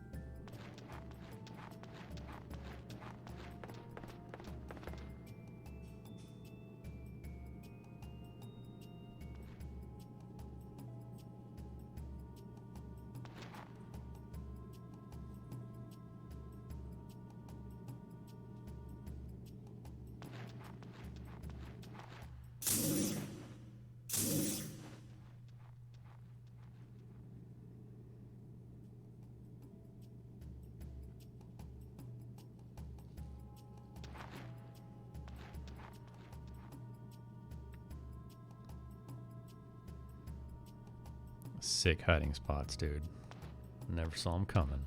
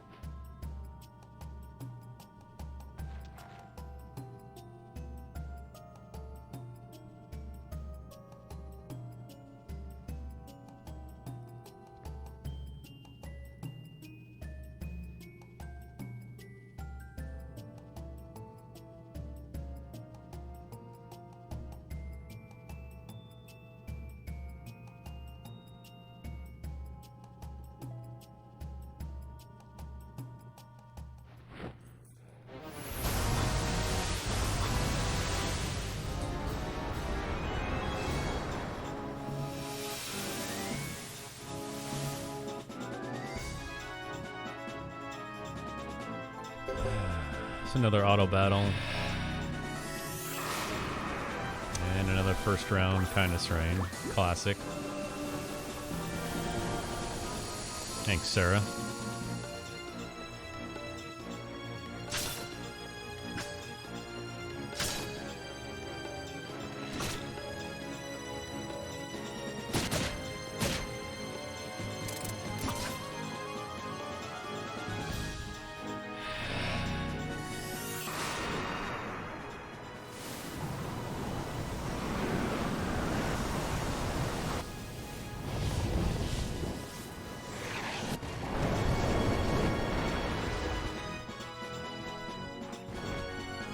Not even dead.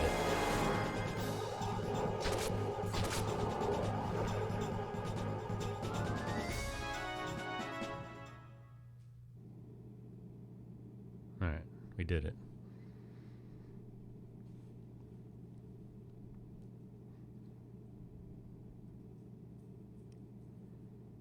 The other thing that can go insanely wrong is in a minute. This is a very easy situation to overlook. But you just died, right? Not a game over. You get to continue. But your party is going to be all with 1 HP. Now all you have to do is walk back down that hallway. That small, narrow hallway. But imagine for a second that you run into a single ghost armor. And you're like, no problem, I got this. You try to run, you fail, and then he does his hit all attack, and you die. And that's a game over. For real. If you don't think it can happen to you, trust me, it can.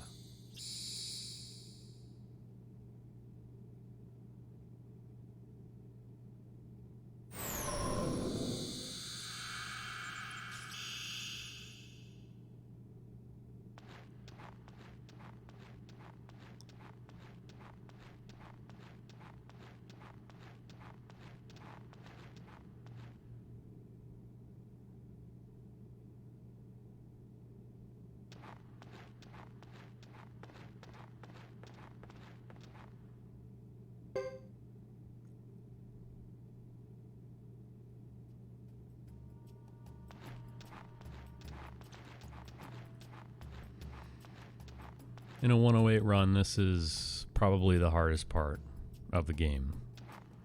Saving the townspeople. Especially when Godot is not your flame champion. Because if he's your flame champion, at least you got the levels up and the better stats during the 3 battles in I mean, I don't know where it is technically, somewhere around Duck Village versus Sarah, the Harmonian Soldier Group 1, 2, and 3. But if he's not your flame champion, you don't get those battles. And so you come in here without fighting anything since the Sexton troops in his chapter 3. Now you notice I do not forget to heal. This is the ultimate paranoid double heal.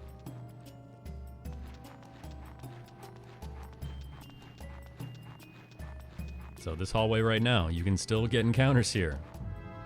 Well, like right now, and this is the single ghost armor. Alright, we made it. But imagine you did that, and you failed the run, and you had 1 HP because you didn't heal, and you did his hit all attack, and you die. And that's it. Game over.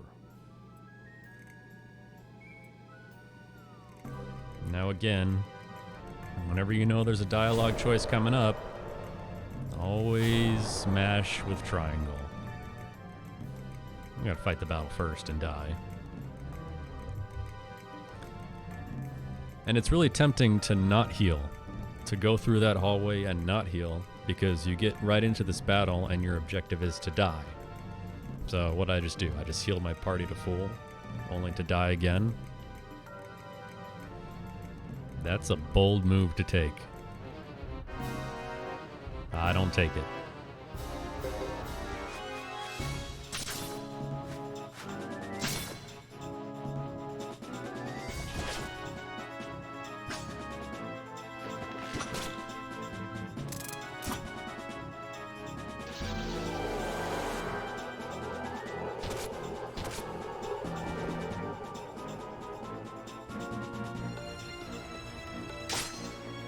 Yeah, you can lose here.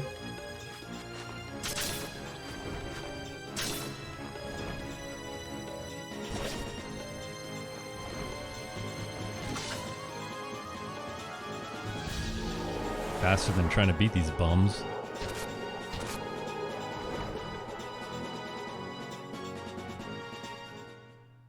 Of course, the most important part is right now.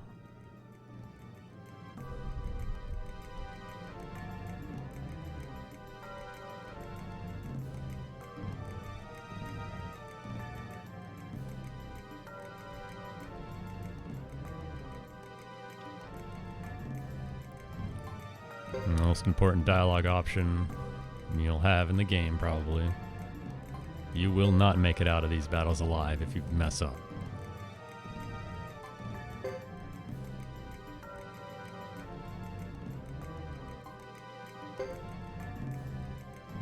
Alright, we did it. Yeah, in the 108 run, you actually lose there as well.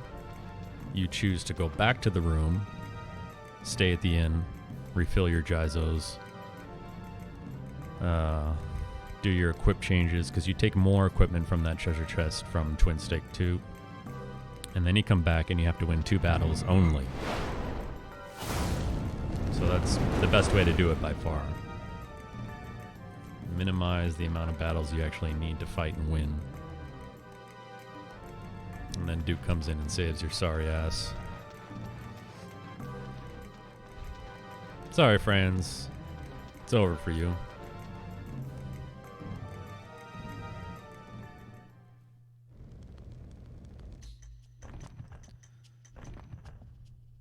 And that's it. You don't get to see the best scene in the game where Gedo knocks that guy out, unfortunately. We'll have to wait for another run. Now we go into Chris's subchapter, which is just as boring, but fortunately not as long. All you do is walk to Kuput Forest and it's over.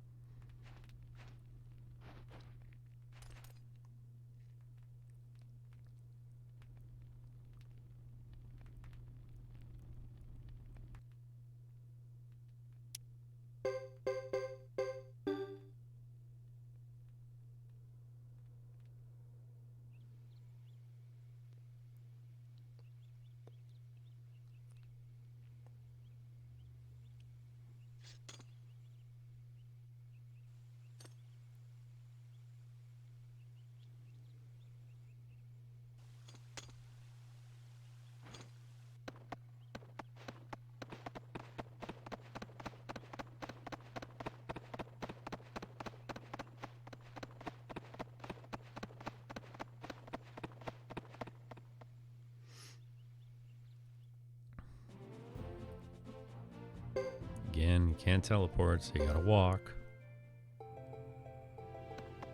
And that path from the north end of Yaza Plain right down to Amur Plains is no longer there for some reason. I wish it was. But you gotta go to Brass Castle anyway. Really just would have been nicer in Godot's chapter.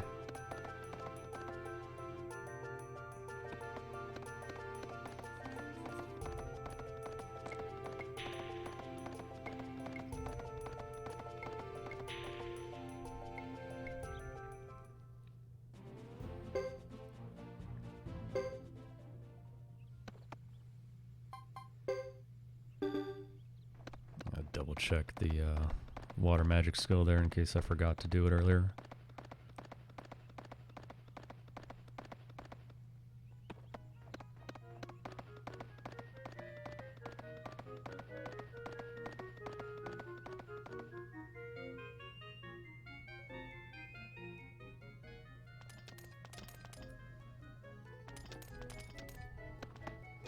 I mean, you just have a much better chance of surviving, because the way I do it anyways, as I go through the story as normal, I go back in through that hallway, I lose the first battle on purpose, then I select the return to the room option, I stay at the inn, I equip everyone with Jizos and optimal equipment from the extra equipment that I took from Twin Snake, and buy more Jizos and fill everyone's slots to the max.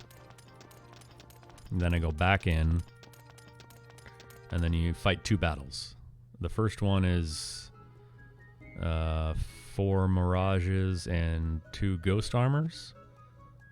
And that's the tough one, because you really, really want Isla to get off Earthquake, because Earthquake's going to take out the Mirages no problem, and those guys hit hard and fast, and they have the hit all attack, and it's just a disaster. So I actually do a safety save in the room, because you know, you don't know what's going to happen. You really don't want Isla to be attacked and have her chant stopped. If Earthquake goes off, then the rest of the battles are, I mean, it's a huge hurdle to overcome right there when Earthquake goes off, because the Mirages will die. And then you're using your low-level magic with Godot and Joker, like Dancing Flames and Berserk Blow on the Ghost Armors. And you actually do want to, you know, your other members to live, because you don't want all their Jizos to just be depleted immediately in that battle, which can happen very easily. So you usually follow up Earthquake with Clay Guardian or a Great Blessing, and then at the beginning of the second battle, that's when you use Soaring Bolt, because you still have Godot's Thunder rune on. You just don't have his, you know, or his Lightning rune on. You just don't have his True Lightning rune on anymore. That hampers things quite a bit, but you still have Soaring Bolt. So you cast Soaring Bolt, turn 1 on the Ghost Armors, because now it's 4 Ghost Armors and 2 Mirages. And in that battle, I do Soaring Bolt, turn 1, Dancing Flames on the 2 Mirages in the center. It's going to hit both of them and go before they act. And then it's Isla Great Blessing to heal, because I'm assuming my team is badly injured from the first battle. And then after Soaring Bolt goes off, the Mirages will die, and so you got 4 Ghost Armors there, and now you can unleash your high-level magic. But you got to be careful, because they act fast, and you still got to outspeed them. So I do Soaring Bolt again with Godot, but I stick with the low-level fire magic with Joker, because I just want to make sure it gets off. That's assuming he's still alive. He very well could be dead by now. And then with Isla, assuming she's not dead, you keep up with Great Blessing every turn, which is again why you went back to the room and stayed there to refill your magic stocks.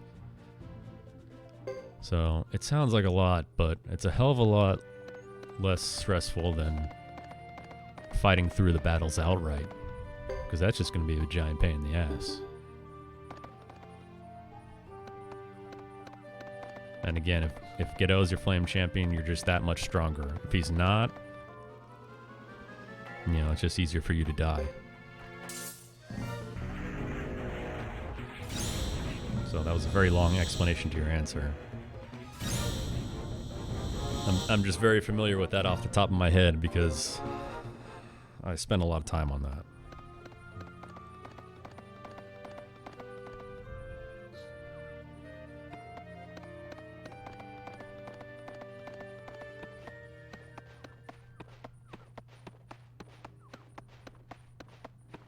And that's literally all there is to it, to Chris's subchapter. Pretty lame.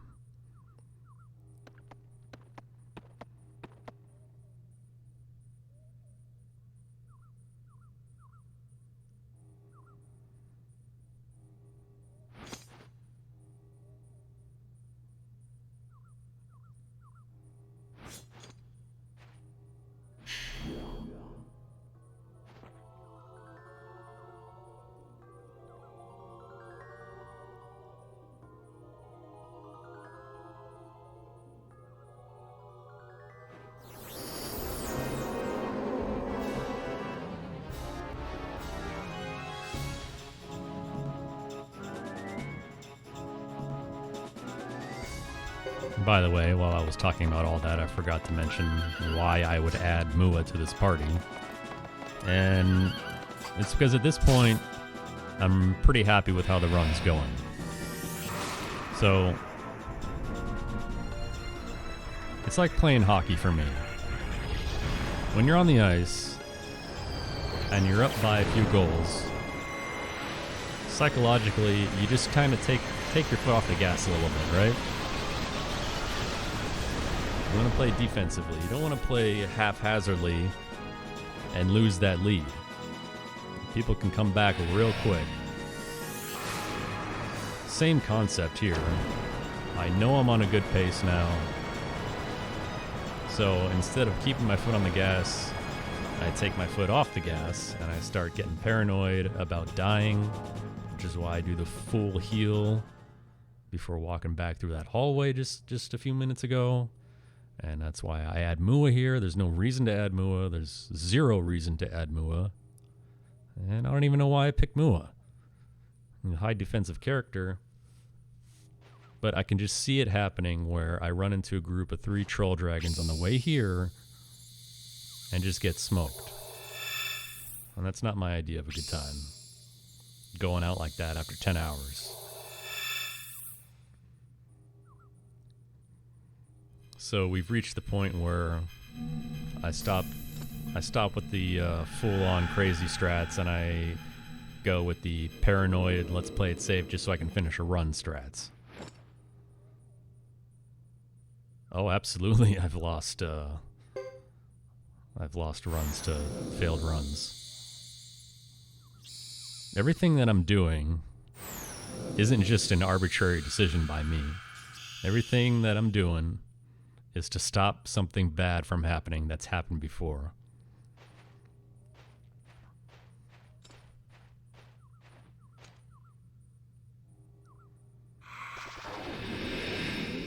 Honestly, even though that fight went well, it went well because people used magic. But this fight is a constant source of aggravation, like where I just can't do anything right. If I defend, no one uses magic. And they physically attack me and it does 1 damage. If I auto battle, they're going to walk up to the Azadis and attack it and stop the chant on its thunder magic. It's like whatever I do, the enemy just does whatever it can to slow me down. I hate that fight. It's so dumb and simple, but I hate it.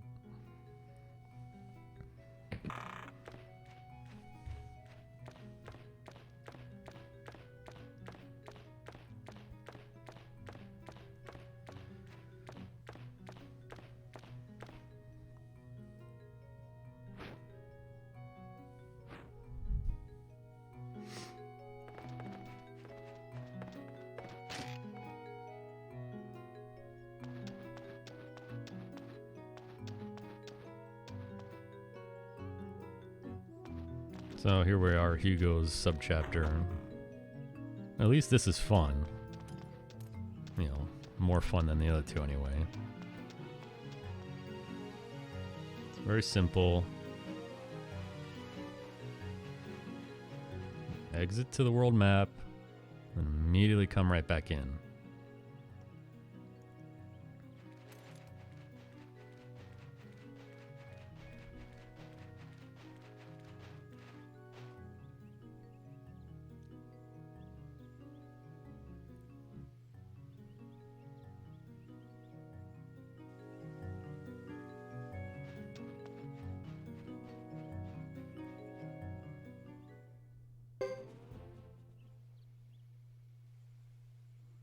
But yeah, going back to your question, SRD, it's definitely happened. So in the back of my head, there's always that notion, just spend the 5 seconds to make sure a complete disaster can be averted. You know, whether it's giving yourself a full heal before walking through that hallway or just adding someone for safety purposes. I mean, maybe that's part of the fact of doing a first run. You just want to finish the run. And you're aware of everything that can go wrong. So future attempts after I'm all done broadcasting the other Flame Champions and doing a 108 run, like at that point maybe it's okay to just go full on YOLO. I mean, I honestly don't know how much time I would save by doing it, and everything could go as planned, and you can get a worse time. Very easy, because all the little things I do, it's not like I'm spending minutes of time with complex setups. It's just little things here and there just to add a bit of safety. So, I mean, how much am I really going to save by cutting all that out? A couple minutes? And then what? I fail a few more runs to some troll dragons, then I'm even. So, you know, I guess in the interest of finishing a run, you kind of want to make sure that you do everything possible to finish the run. Basically, cliff notes to all that is I'm not close to war. I never will be. Alright, so what am I doing here? Now, I've got Watari, but I have not used him until now. So why do I bring him now? Because I want him to get some levels and skill points for the next 3 battles. He starts with a decent amount, which is why I overlook him up until now. You know, unfortunately, you got to make cuts somewhere. And in the interest of doing more damage with Battlefield with the Water Dragon, he gets cut. Just the way it is.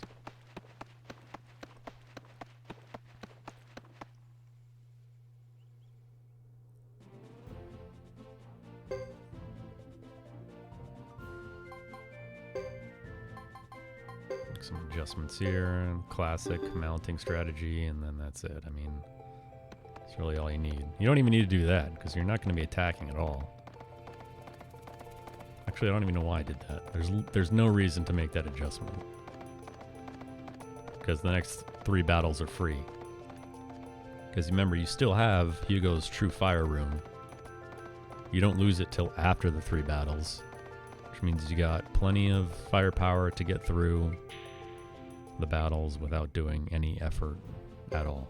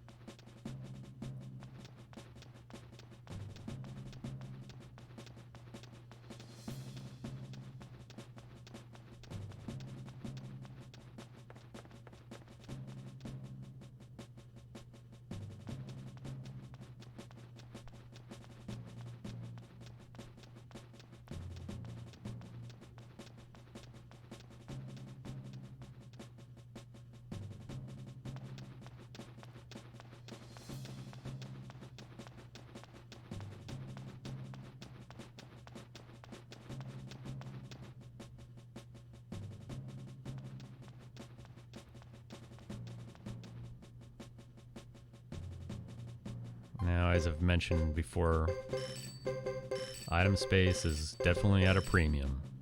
You don't really have a whole lot So we picked up some armor from Twin Snake. We want to make sure we don't sell that, and definitely don't want to sell that flowing rune. I'm also going to use this time to equip Fred, because Fred is going to be really important shortly. He already is important, but he's even more important. I'm just freeing up item space for 1, 2, 3, 4. Yeah, you need enough item space to buy the amount of runes that you'll need from Jean before the final war battle.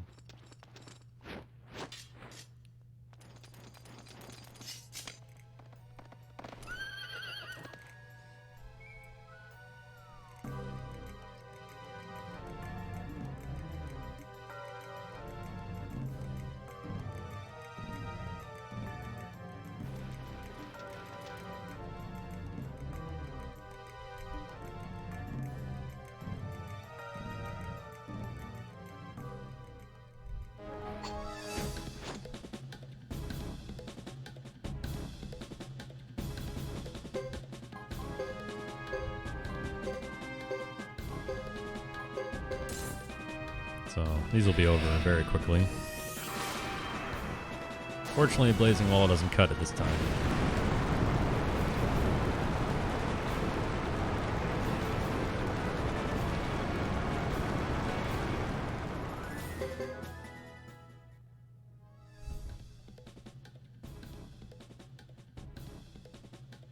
I do like this jam though. This is a hot jam. The only battle theme in this game I like.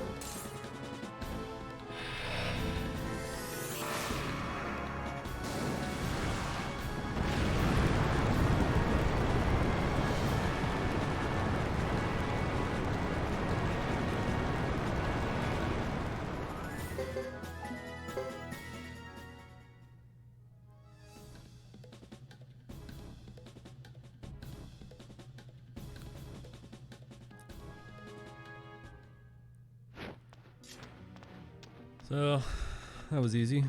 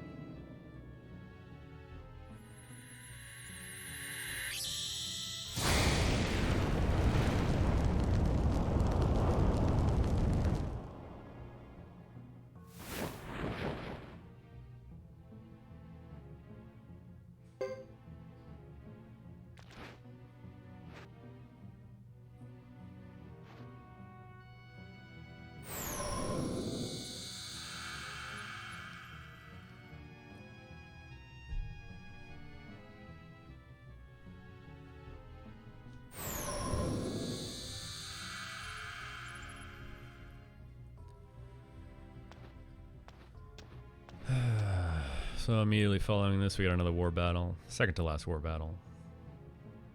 It's easy. Nothing to freak out about.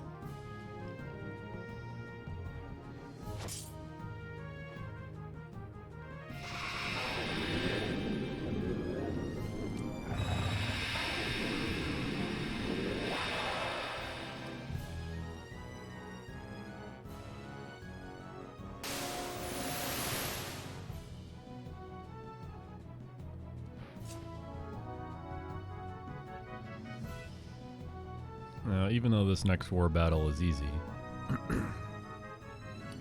you can still get a lot of time variance. And then it really all comes down to who's going to attack you, which is, again, another thing in this game you have zero control over.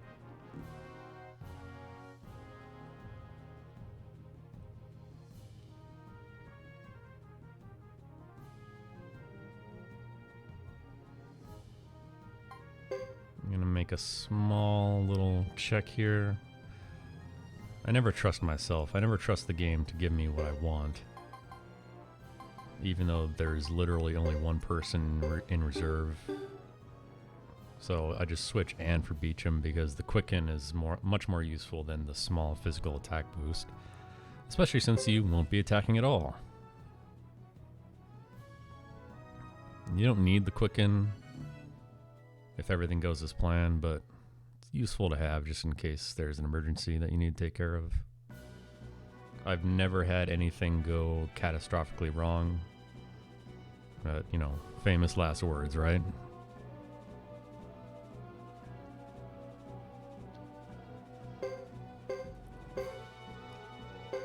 I'm curious to see, you know, or hear if anyone's had anything other than Uber run up to you right away. If anyone's seen anything other than that. Because I've never seen them not do it.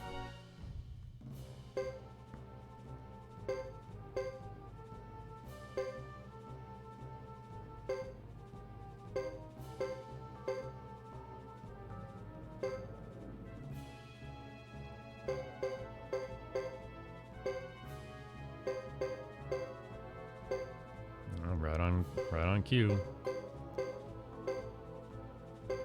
Now, what you want to happen, well, first of all we're going to do is cast lightning on Uber and end the turn.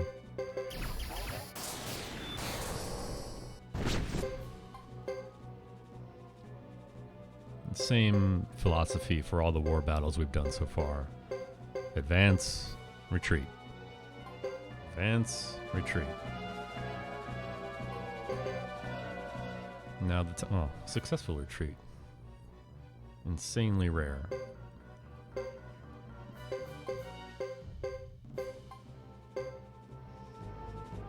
So this is the group you don't want to attack you. Unless you successfully retreat 2 times in a row. Which means it's time to buy a lottery ticket. Anyway, the point I was going to make was getting attacked by the bone soldiers takes a few seconds. Getting attacked and failing a retreat from the chimeras takes a minute. You know, nothing you can do. You just gotta take what the game gives you. Advance and retreat again.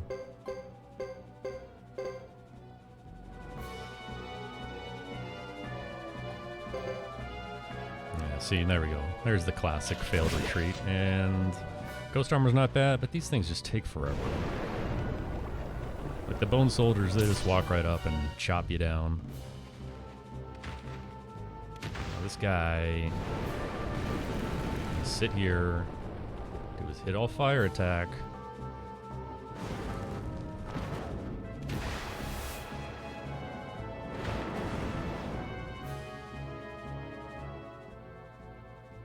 It's not what you want to see. Reset until you get infinite potch. Yeah, that wouldn't really help that much because usually your money is maxed out by the time you get to the time where you actually need to spend it. Although it sure would make things easier. Well, you know, actually, it would definitely make things easier for if you included Thomas's chapters because he needs that money. You win the lottery with him, you're good to go. So there you go. Find out, SRD, that's your job. Find out how to manipulate lotto winning with Thomas.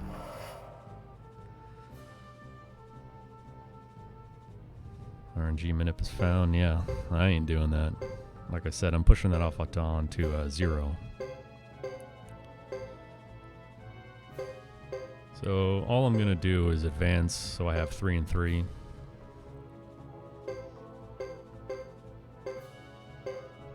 Now that's dumb because, again, I forget that you need... Yeah, you can't... Your retreat space goes away if it's adjacent to an enemy unit. No, whatever.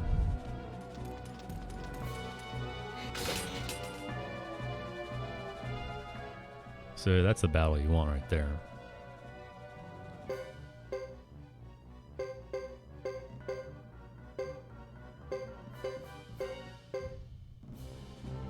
So I can't retreat because I have nowhere to retreat to. Which means I'm just going to go out in a blaze of glory and attack. Wow. Look at Ace going in.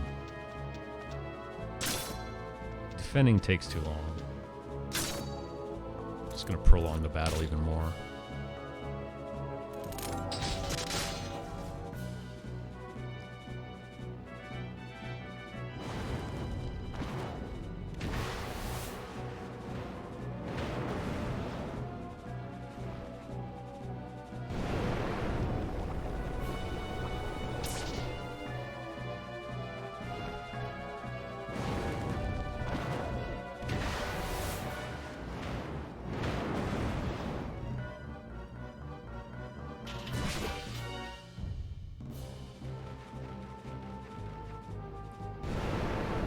See ya, kiddo.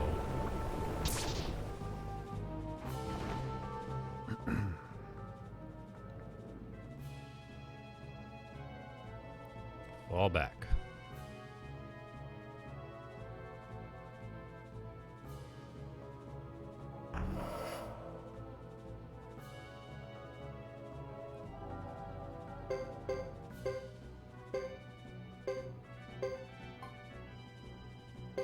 Again, just give myself a 3-and-3 line right there. Retreat. Bone soldiers, that's fine.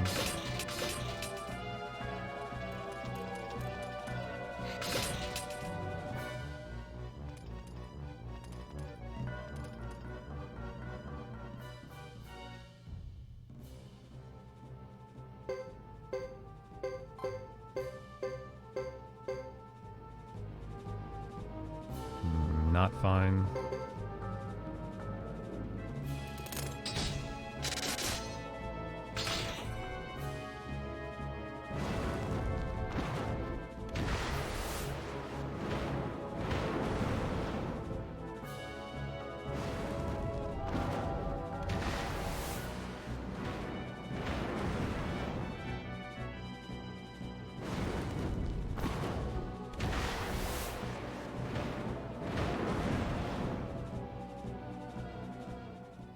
Slow.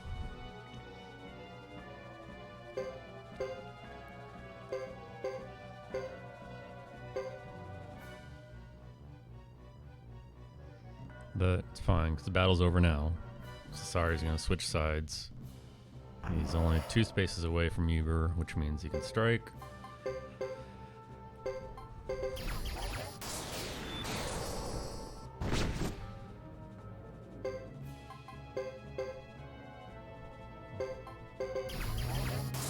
See ya.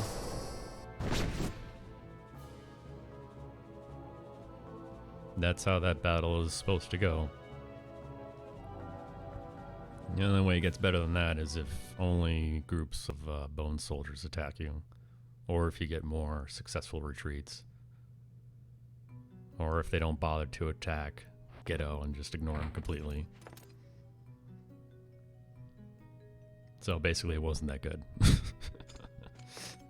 It was okay.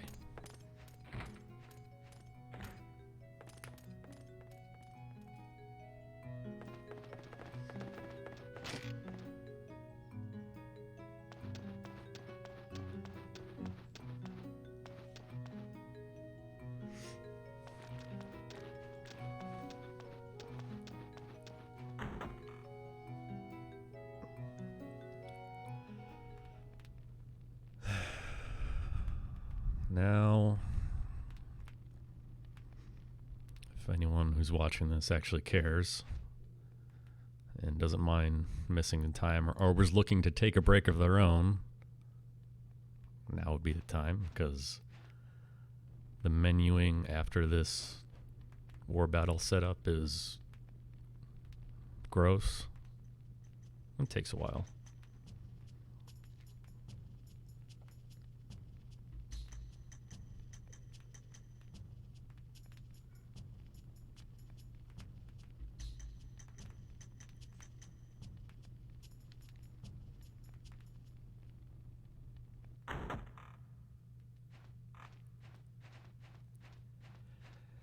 Nash is back, and for some reason he's going to lie about his last name.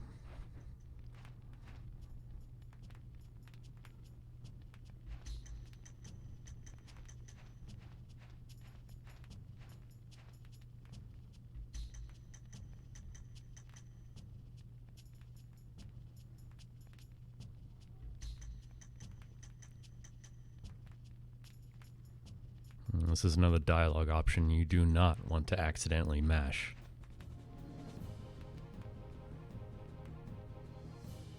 You have no proof, SRD. You've got no proof.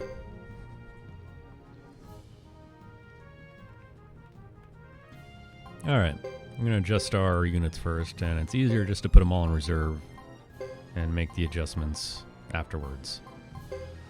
Now, I can't say for sure, but I'm reasonably positive that all the passive war battle skills stack on top of each other. And if all of them don't, then some of them definitely do. So I do add support units to every group, because for the majority of the time, everyone's going to be on the same square. And also need Anne for the quicken. And you just kind of throw stuff together here to make sense. Now, I'm going to make Sasari my emergency backup with Vicky, just in case everything goes to complete shit. And then I'm going to make two groups.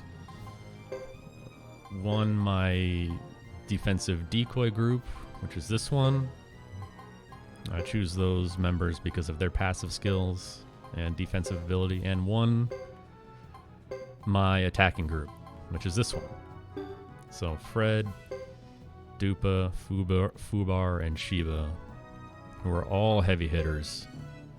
And again, don't select that first option yet, because now this is when you want to defer. Well, this is when I defer. I defer every single thing that I wanted to do earlier till just now.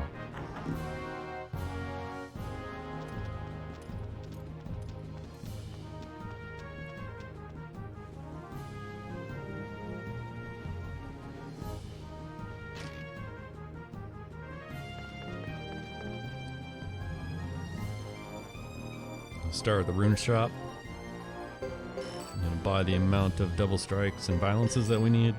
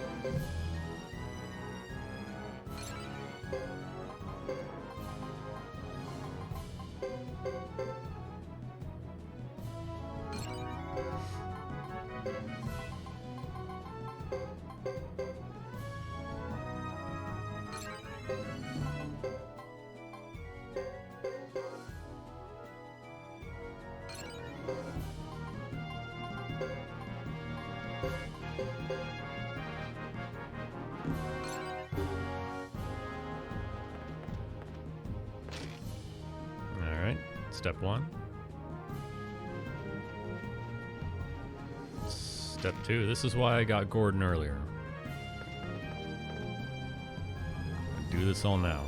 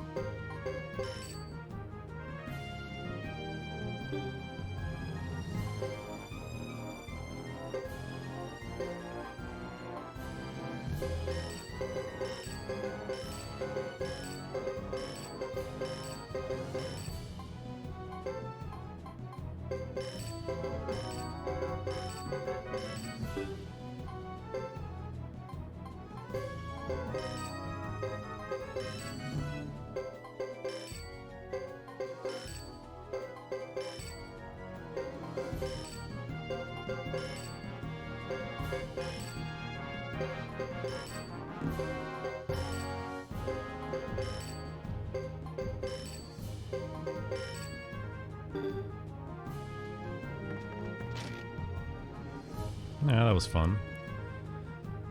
Sierra, yeah, you're right. Don't worry though, there's more character artwork for each additional run as well. So next time I load up, I'll be you'll be seeing someone different.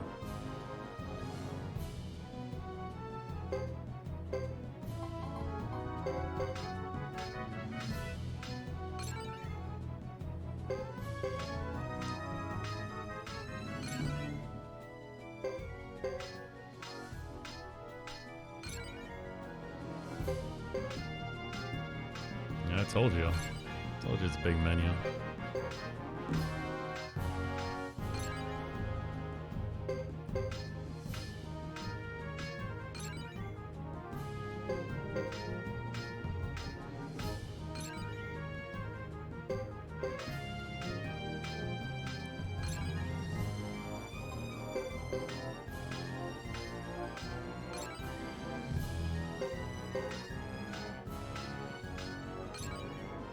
How do you do? Oh, you just press circle, and it switches over to the full party. You can pick and choose whoever you want at that point.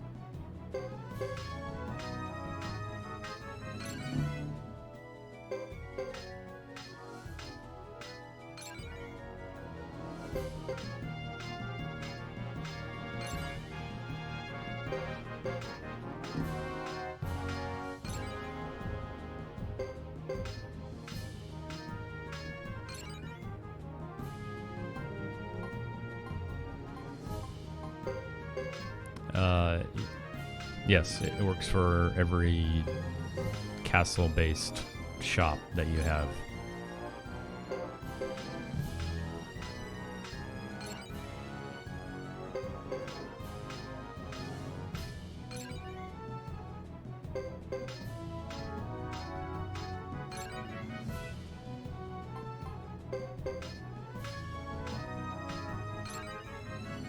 Well, that's blasphemy right there.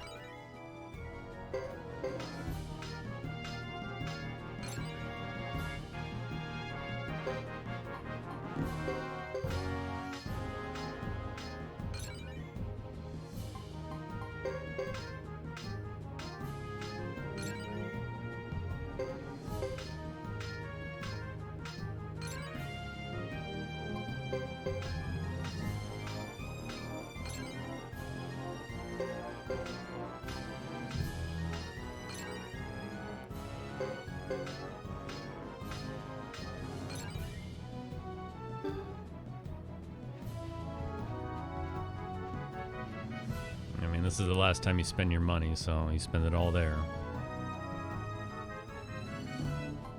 Out of my boy Juan.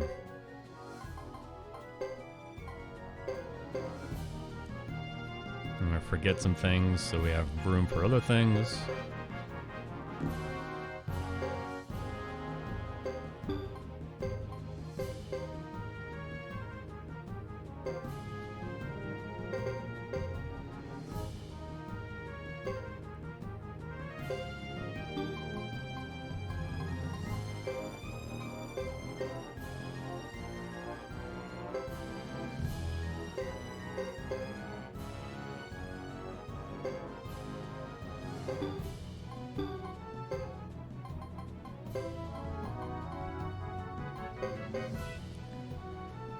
Alright. Accuracy, the most important thing you'll need in the upcoming battles. More important than anything. It's nothing worse than missing. And in case anyone wasn't aware, Unite attacks can definitely miss. They don't miss outright, they just do 1 damage.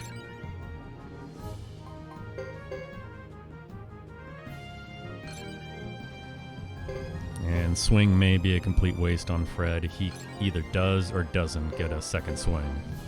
It really depends on his personal stats more than just the swing boost. But I just use all my skill points since I have them.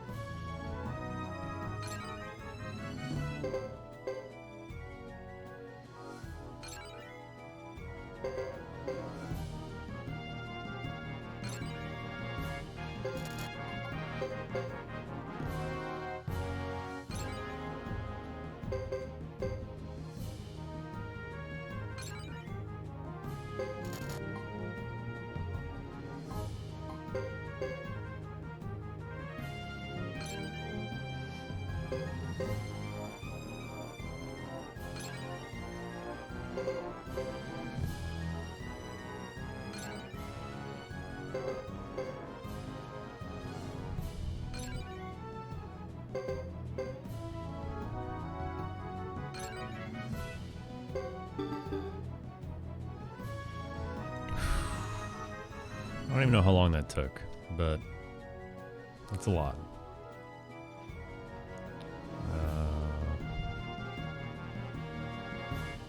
Well, hey, Nash, feel free to leave, you know? Got a bunch of people lined up to take your spot.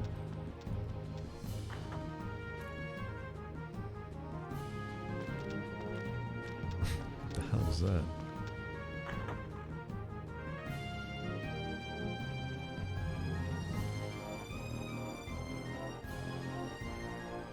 Goodness.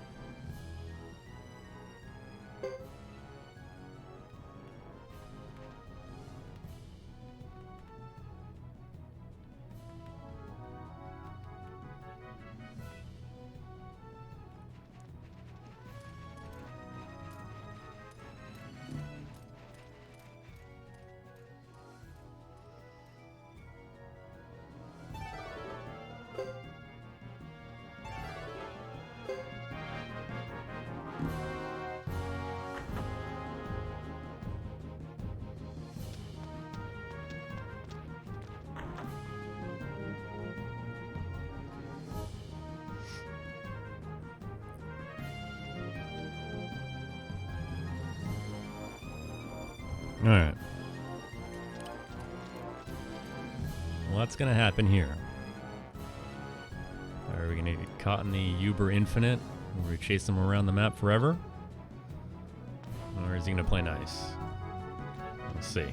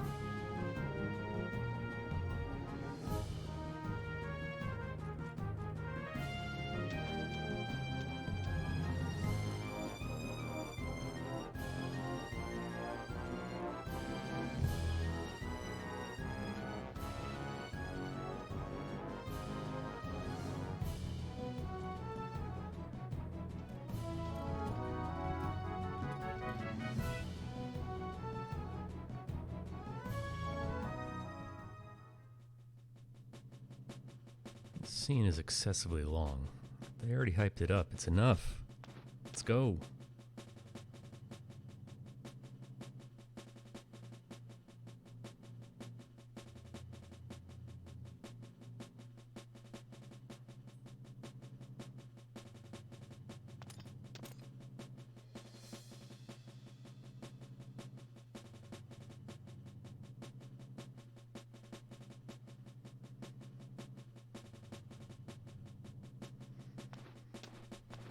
Sub 12. We'll see how this goes.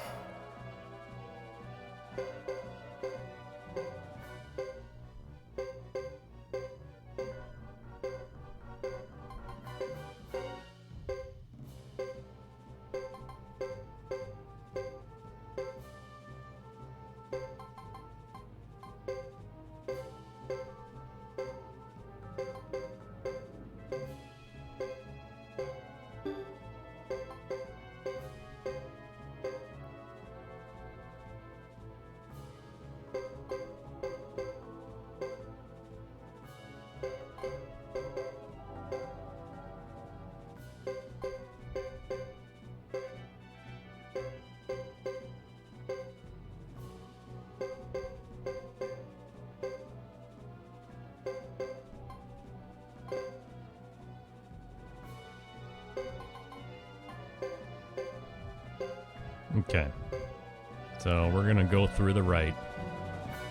That's the path of least resistance. With my super group here, who's just gonna wreck anything it touches.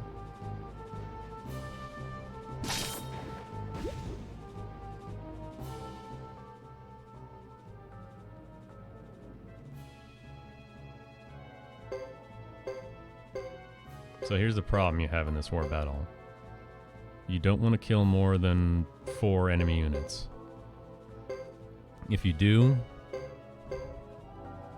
Sarah's just going to summon more. Now, the units attacking from the right, I'm going to counterattack with my attacking unit.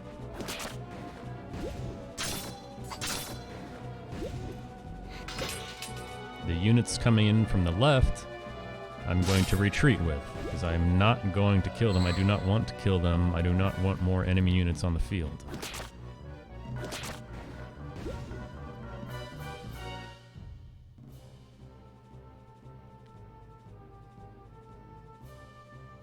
And I also want to try and keep everyone together to get the boosted passive skills.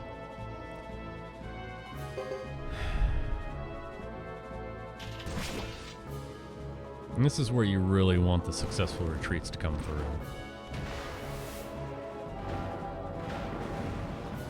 Because I'm not going to fight. This is just a group to tank damage and retreat with.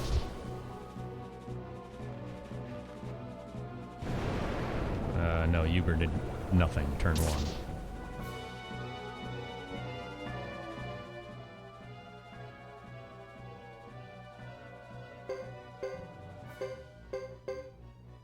That's fine. Again, I'm going to keep pushing through to the right.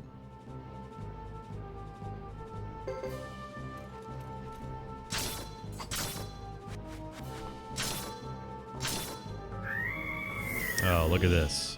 You're in for a treat. You thought Hugo was strong?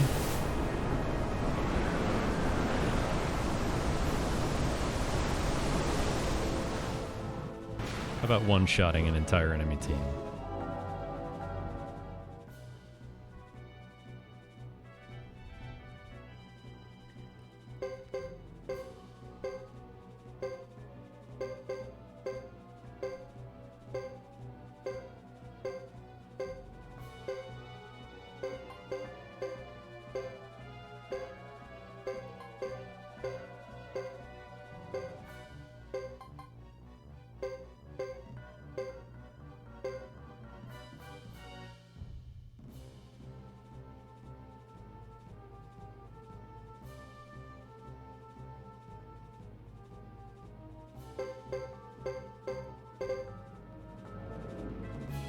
Okay, again, this is fine. I'm just going to retreat.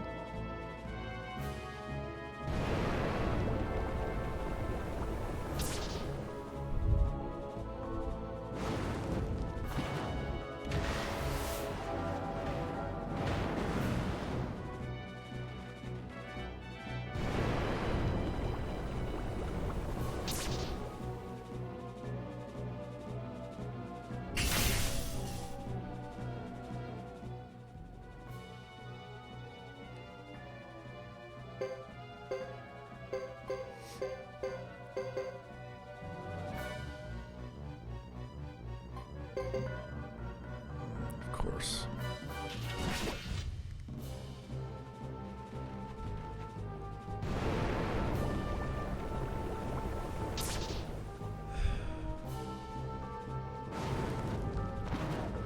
The other option you can do is go left. It has some benefits. One, you take out these annoying groups. But two, you got more units to deal with. And again, very easy for the enemy to summon units in, because there's more units to the left.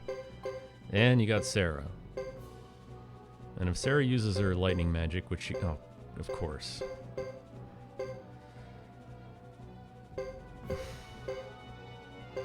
If Sarah uses her lightning magic... I just completely lost my train of thought. Yeah, fuck it, I'm going in. If Sarah uses her lightning magic on a team, it doesn't matter if they have Jizos. If she takes out enough life, they will die and not come back. Now, let's, that's not what I wanted to do either. So this is fine. Thomas is just a sacrifice unit. I don't care if he dies or not.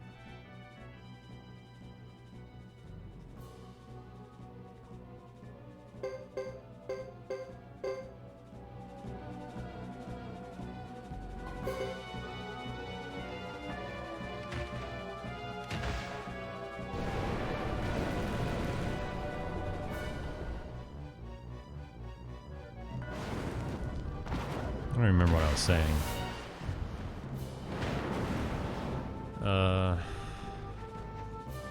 So you can go left,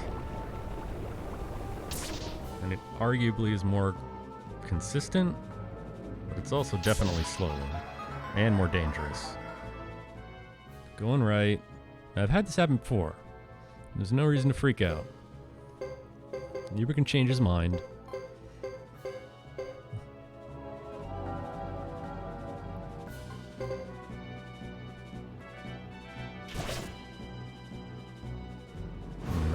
I don't know if you can manipulate anything he does. He just does whatever he wants. I mean, I've played this battle 100 times.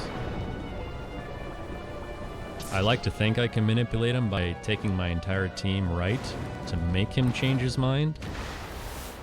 But I've also had times where I've gone right and I end up following him around an entire circle through the entire map when really I could have just sat there and done nothing and waited for the entire battle to him just come right to me, which is what he would have done. So you just kind of, you're sitting there eating a crow.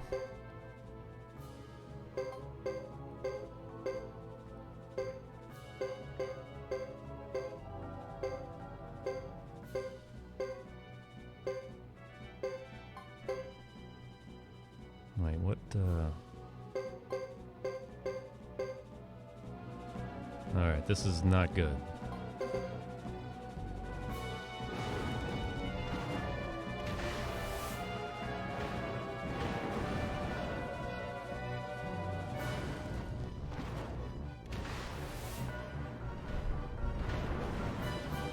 Oh, nice. You see that reflect?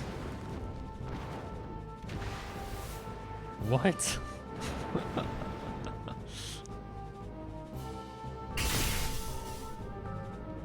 Never seen that before.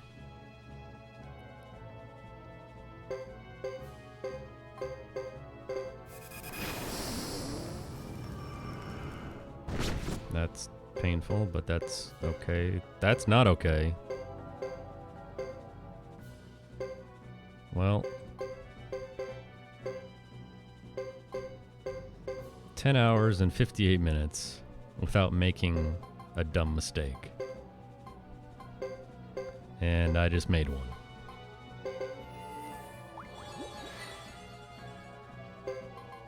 Godot is going to die because he retreated south for some reason. I don't get it. I wish I could just have the option of where to retreat. Not that I care that he's gonna die, but during that menu I did equip him with 3 Jizos, so he's going to die, and it's going to take him a long time to die against the slowest enemy units on the map.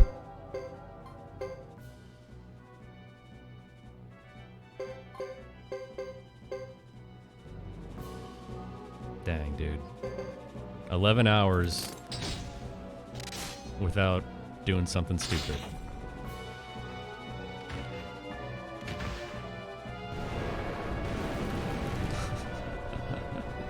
11 hours.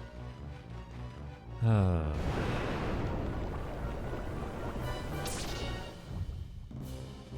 know what? That's my own fault. Nobody's fault but my own. Because I should have... Fucking Jizos. Should have played that differently. Fuck. Oh, man.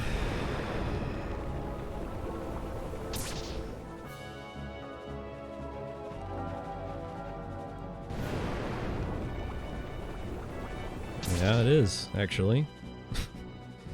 What a dumb mistake.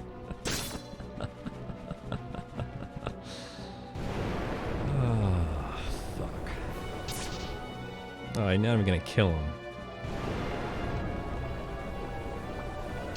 Oh.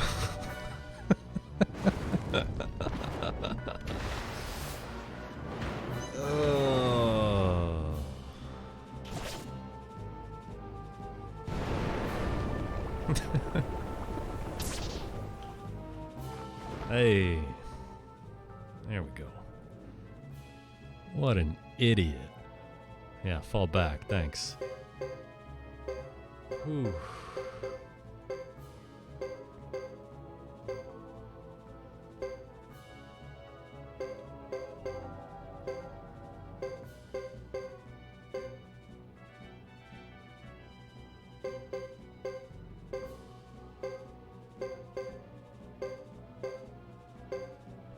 Now the only thing you can really do in this battle, because is to move 2 spaces when you can. Just make sure your lightning users are up front as far as possible. Or just not be an idiot and realize you have enough turns to bring everyone up there.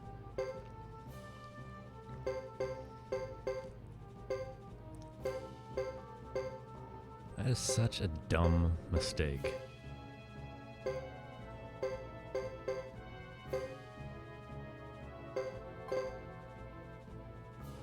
But it doesn't matter because it's over now. Unless I defend by accident.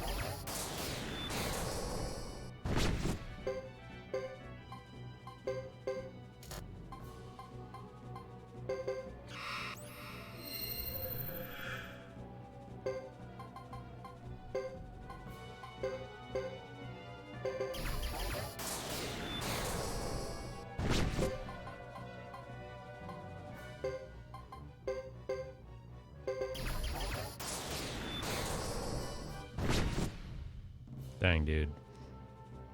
Could have been sub 11 right there. We beefed it. And you know what? That's not even a game messing with me. That's just a dumb mistake on my part.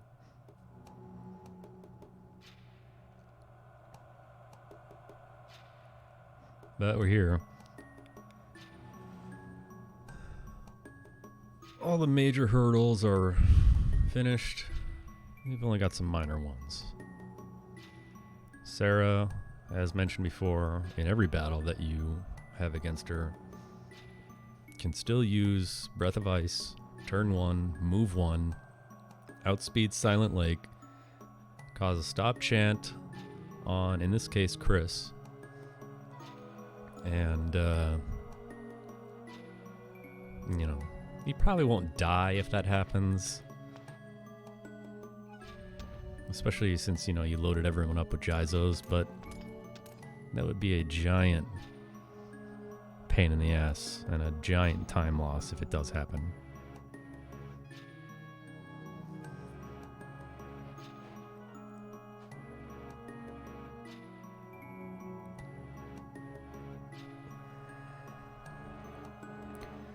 Excellent question, SRD.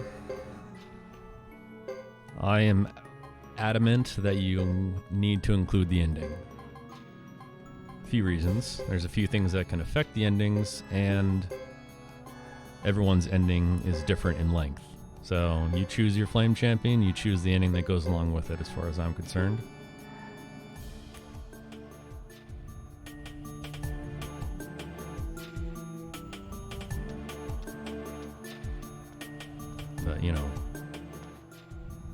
that Suikoden 3 is competitive enough for anyone to give a shit.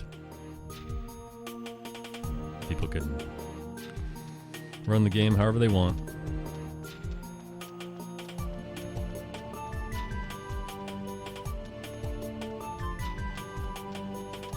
Yeah, like when you take Fred, it skips Fred's scene in the ending. And then, I mean, overall, the times are what really matters. The endings are not equal in length. Does anyone really care? Probably not. But I mean, you've come this far, you might as well time the ending anyway. You know what I'm saying? I also think I start earlier. I start on the actual start selection. So timing starts on start. If you want to name your character, that's time. Yeah, that's correct.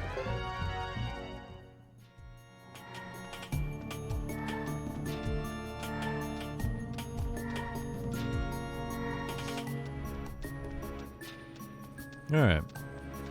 So yeah, you mentioned that you take Joker here. I do it a little bit differently. Now I have to add the Geisels back on.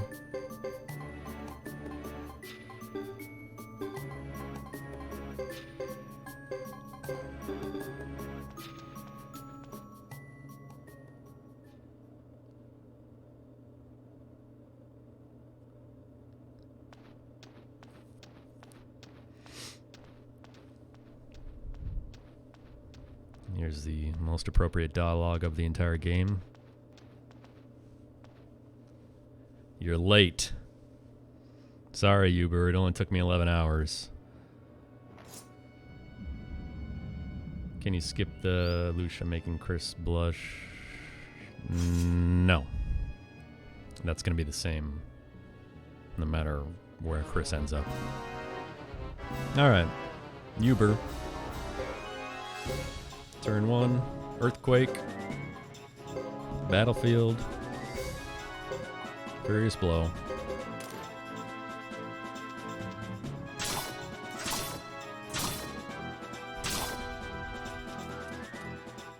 Just an embarrassing amount of attacks, come on.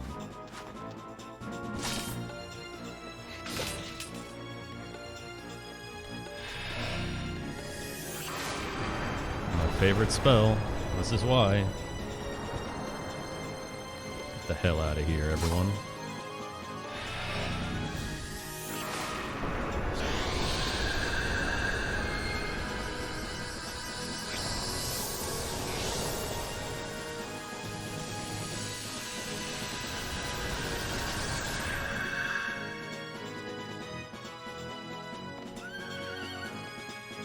This is dumb. I hate it when he does that.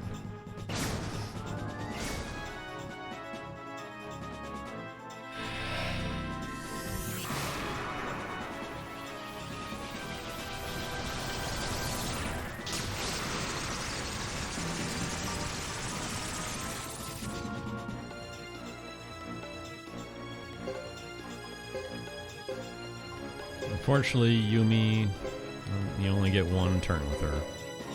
But it's worth it. Uh-oh. Who's he going after?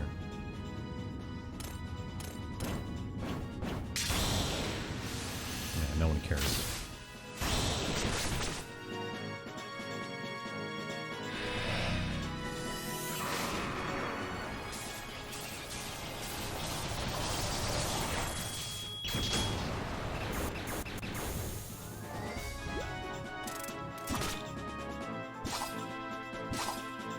The double.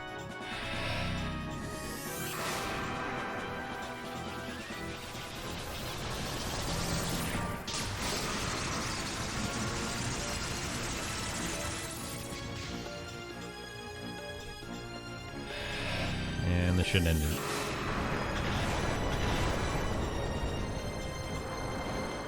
Easy.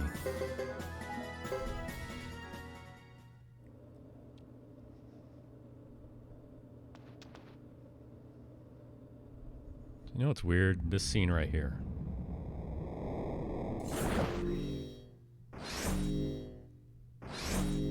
Same as Hugo, right? But in Hugo, if Hugo has True Lightning, Uber reappears right there in the background and talks some more trash. Why he doesn't do it in this one? It's weird.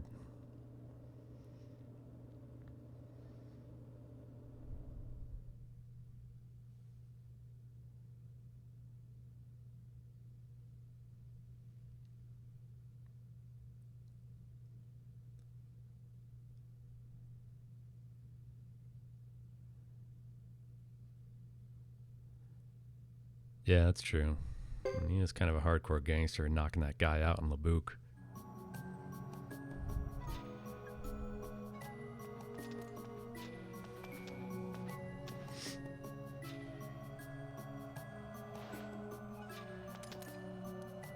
All right. Second to last hurdle.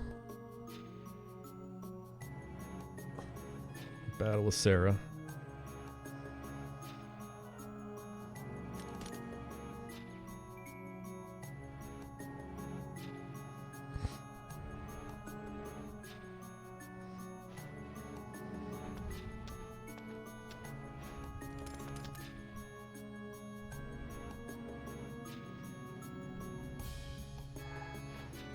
Yeah, there's a lot of weird stuff in this game you kind of notice after you've put a billion hours into researching it.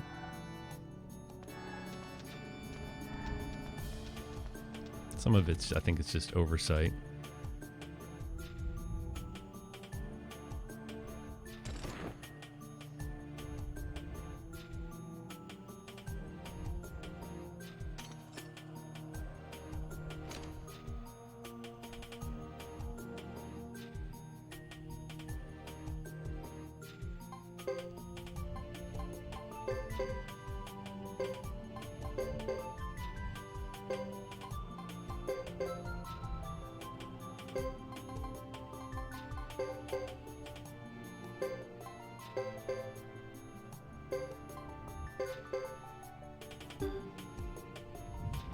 Which one is that? I haven't seen that before.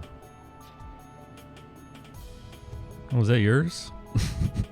You get the blush emote? Nice.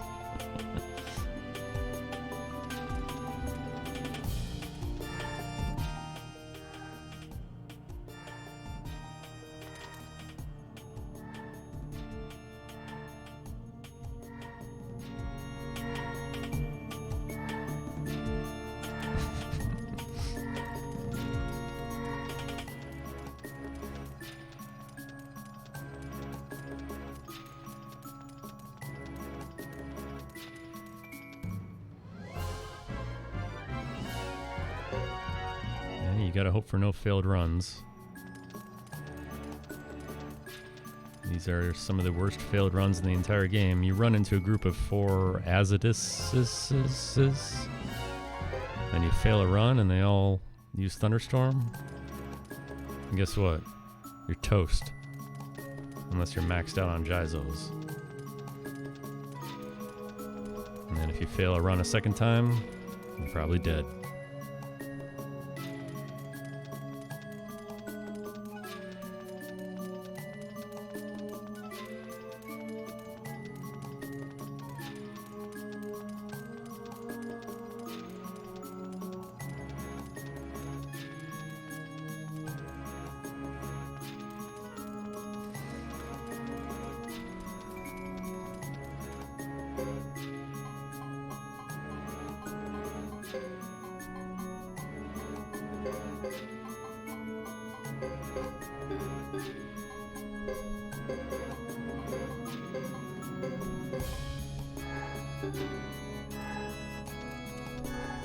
Almost forgot that. That would have been embarrassing. All right. Show me what you got, Sarah.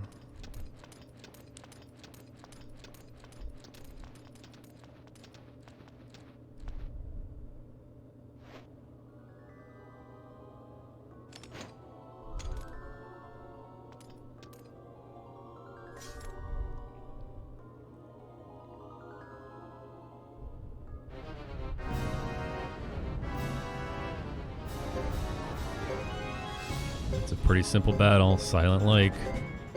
Unite versus the Azidus and attack the other Azidus.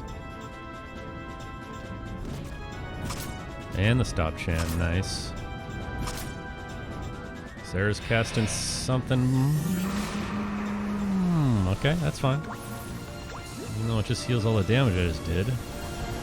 I don't care. At least it's not Breath of Ice.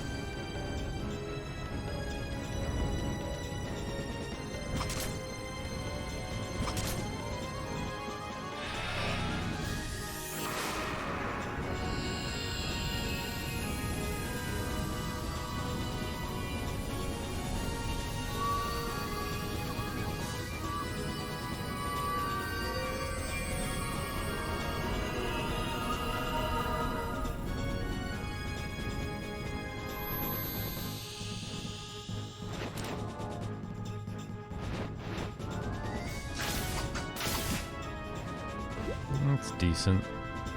They can still mess with that. It's an insanely wide range of damage that Maximilian does. Really going in on Rico.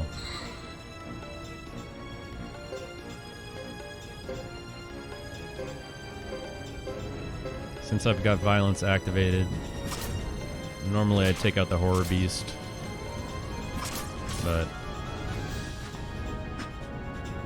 I'm going to use it on Sarah.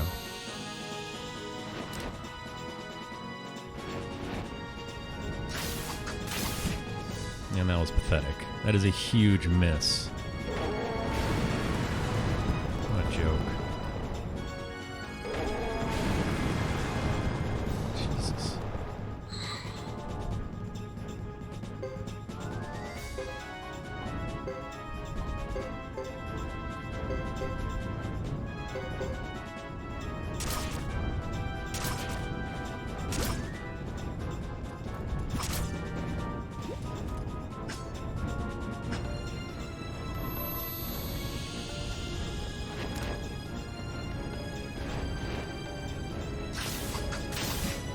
That's better.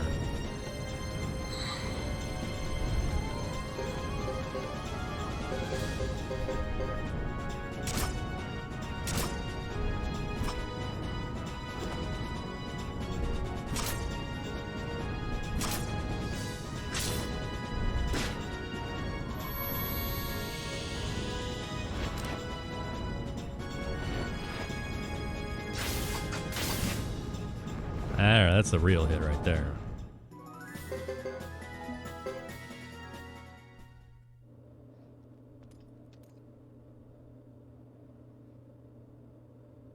I respect Sarah in this fight, actually. There's nothing worse than playing through an entire game, getting to the last few bosses, and then just having it being complete pushovers. This is a worthy second to last boss, in my opinion.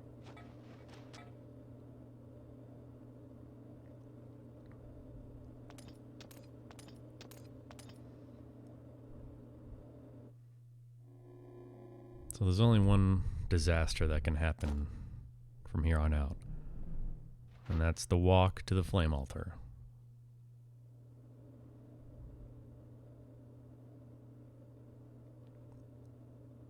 As long as we can make it through that walk without dying, we're good to go. See, you're never safe.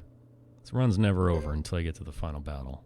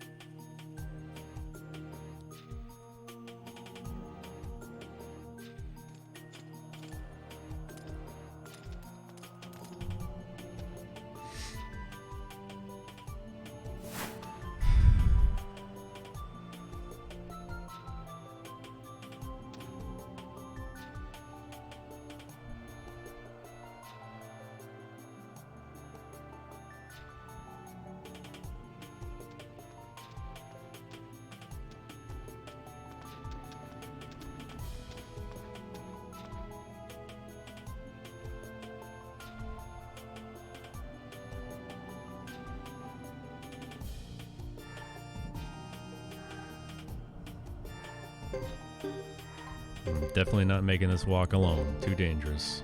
So I just autofill my party.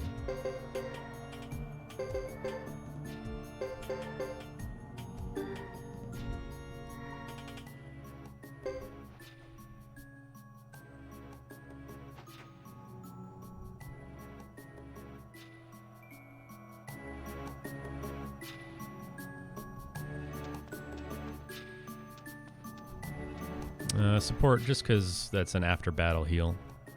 Just happens to be right there at the top of the list, so I just kind of just mash through anyway, because I don't really, I don't care that much. In the event that you do fail a run, it's just one less thing to worry about. Because it could be a marginal failed run, you only get it hit once, but you still prefer to come in here with full health, because you don't want to die. If you get all the way here and you die, I mean, if that happens, I'm never playing ever again.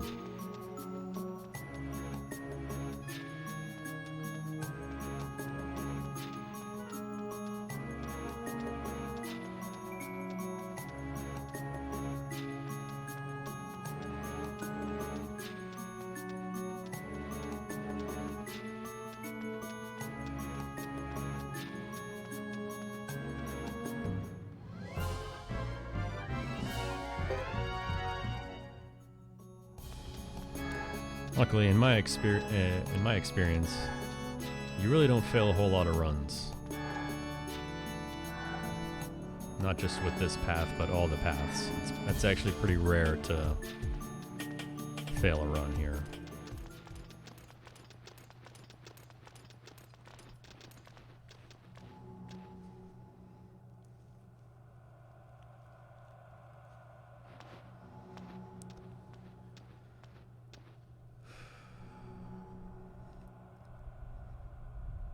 I really think there should have been a boss here, you know? Like, we should have got the chance to fight Albert in battle. I don't care if he's just a strategist. I'd like to take him out. But, story reasons, understandable why he just bails right now.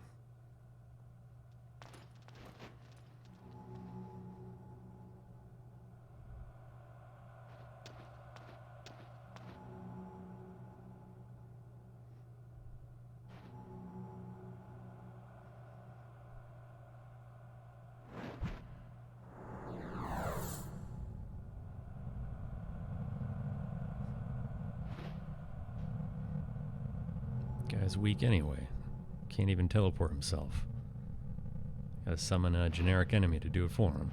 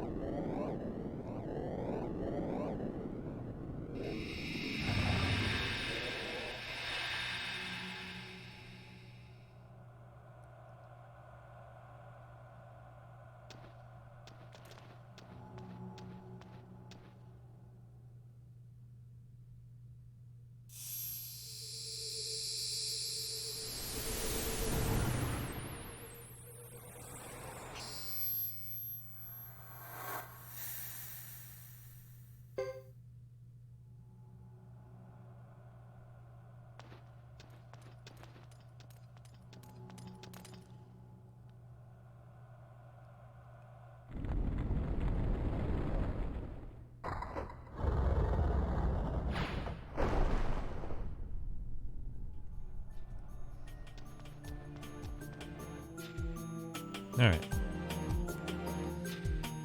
Do not make the same mistake I have made before and just mash through and cancel out this party change menu.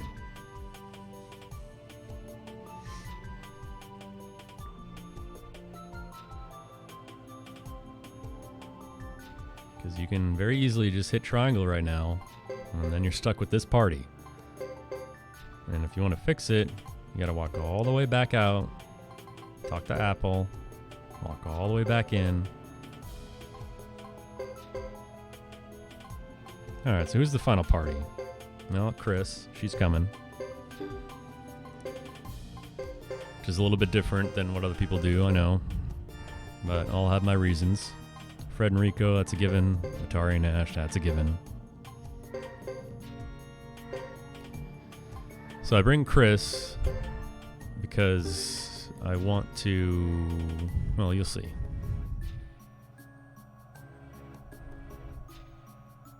First, we gotta go through the black and white scene with the battles with the weird eyeball things.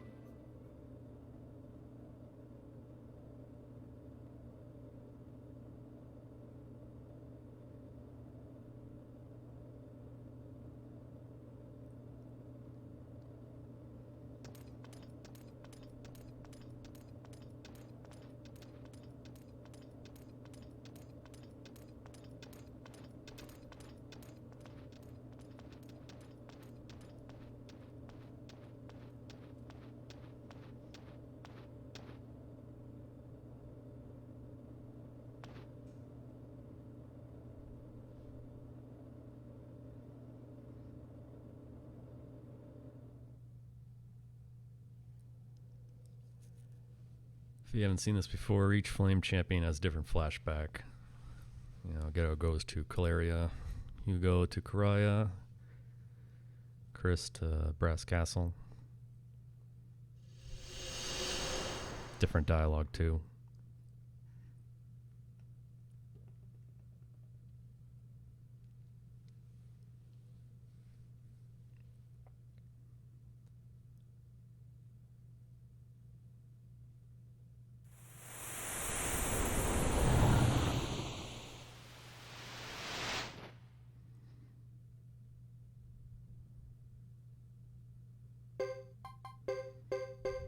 Things are easy. You got your room back. Blazing wall, that's it. Time difference for the flashbacks? That's actually a really good question. I have not timed each one individually. I imagine they're all kind of the same, but they're probably not exactly the same.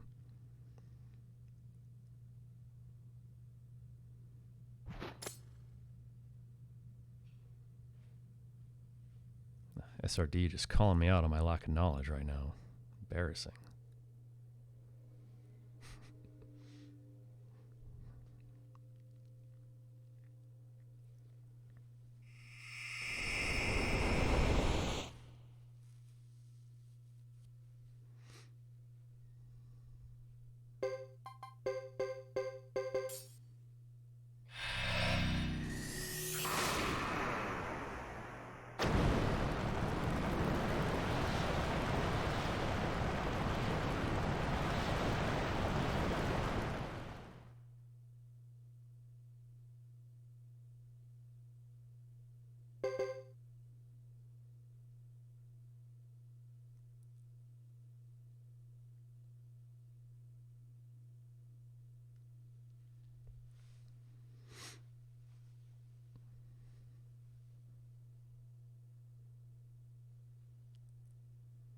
It'd be great if my computer crashed right now.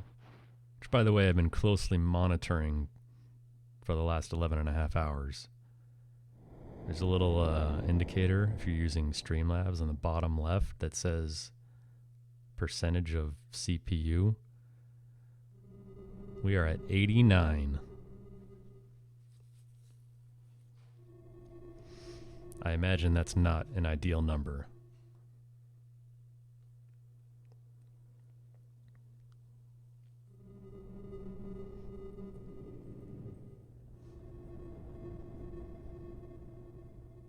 Yeah, my computer is 1 billion years old.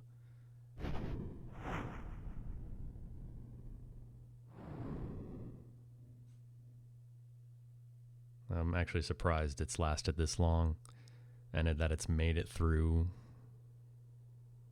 11 and a half hours so far. And even the guidelines for Twitch say I don't meet the minimum requirements to stream, but We're almost there, man. I do have good internet, though, so that was the one thing I was confident about. Like, maybe if this does work, that'll be the reason why. So, shitty computer, good internet.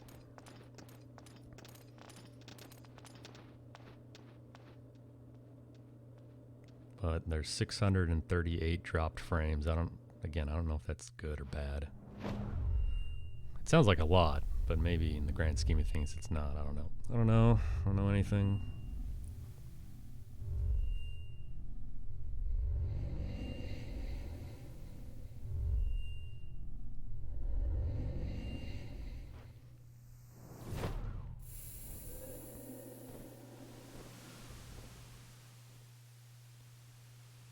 Alright, last battle.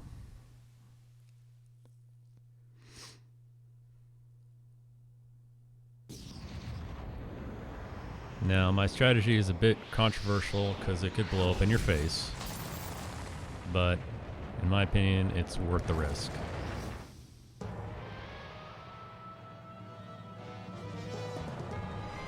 So, Wind Dragon. Let's go.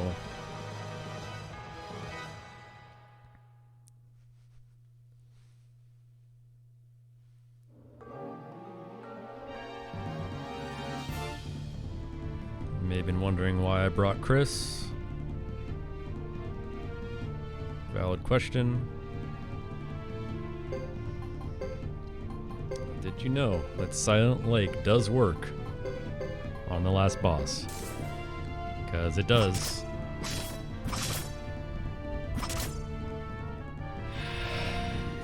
It does with a asterisk next to it. It does work.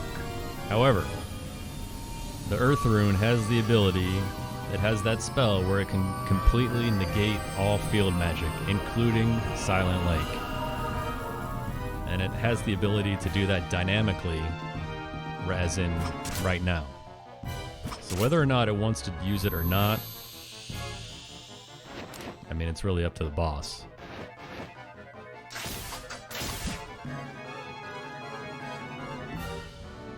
Alright, that's pretty good.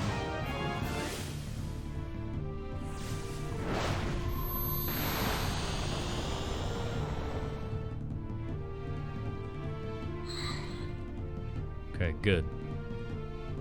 It did nothing except attack and activate Nash's violence rune. So this may... well, check this out.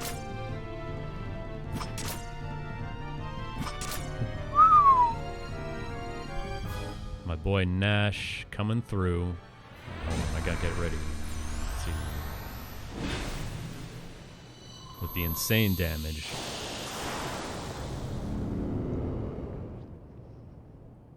Now, my split is on the closing of the menu after the battle. So...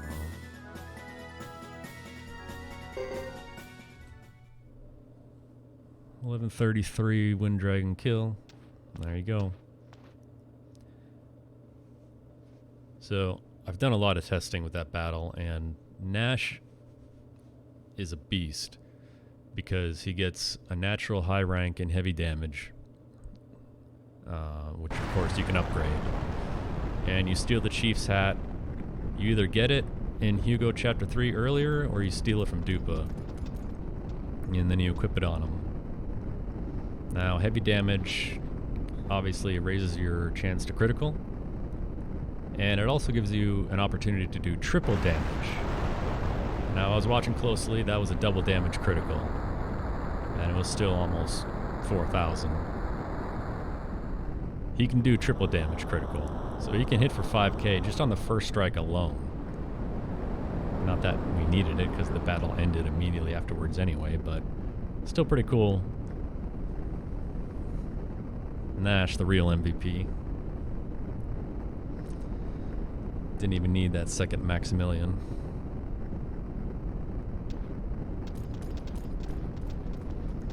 So, you may notice timer's still going.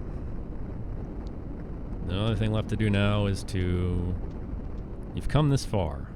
You've used up almost all your energy. Now, all we can do is mash your controller. Do whatever you want. You can mash with your teeth, the spoon, whatever all the hardcore mashers out there do, I don't know.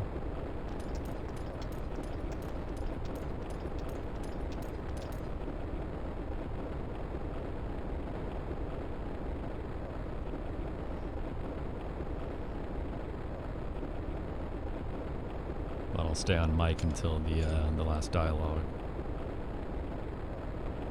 And then I'll step away and let the ending play out.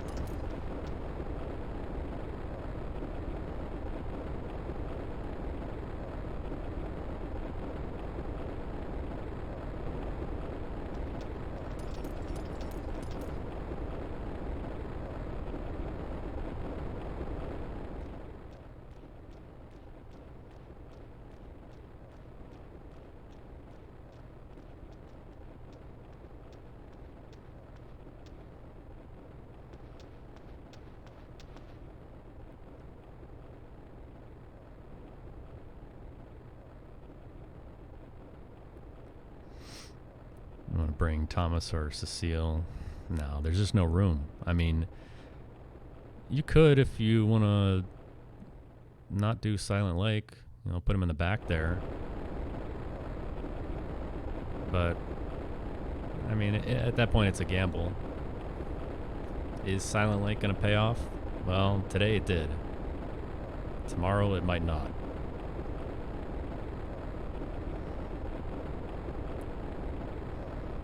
Because you can easily eat 30 seconds of rune animations as well.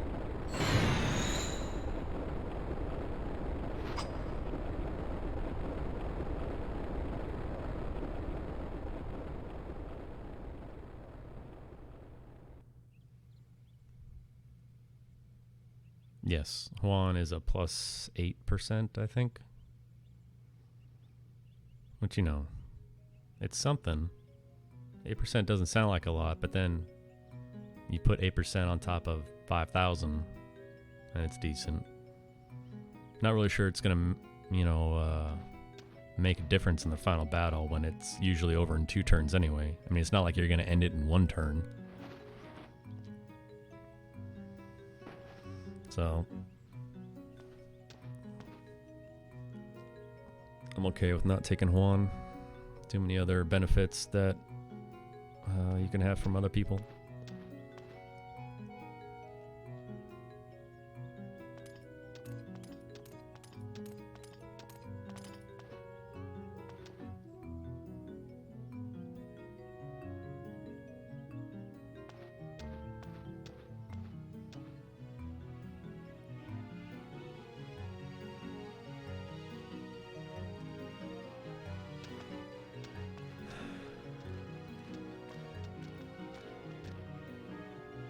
I mean, it's a good idea. There's just, you know, there's other options that are probably better.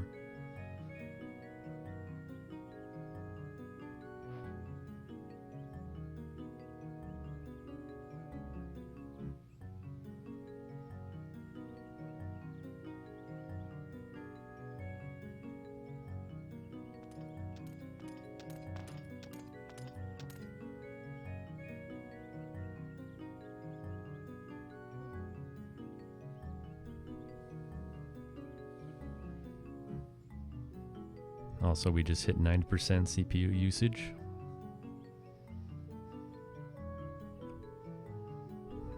Kind of wondering if I can make it through a 108 run at this rate.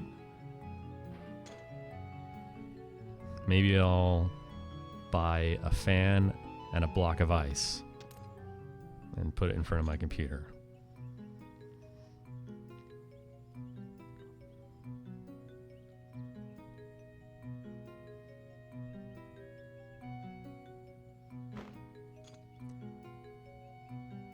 Yeah, it's still not going to end in 1 turn.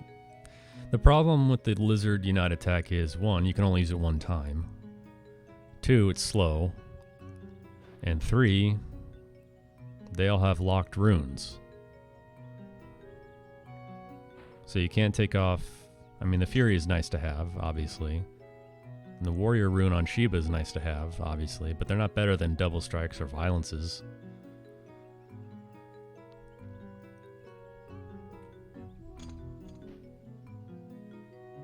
I love the idea. It's just, you know,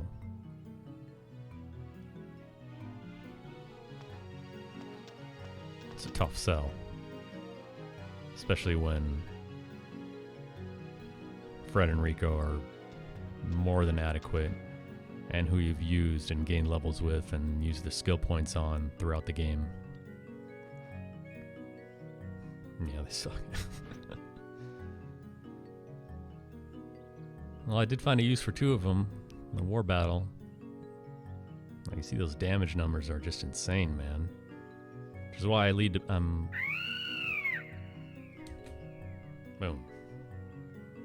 I almost missed that. Okay, 11:41:15.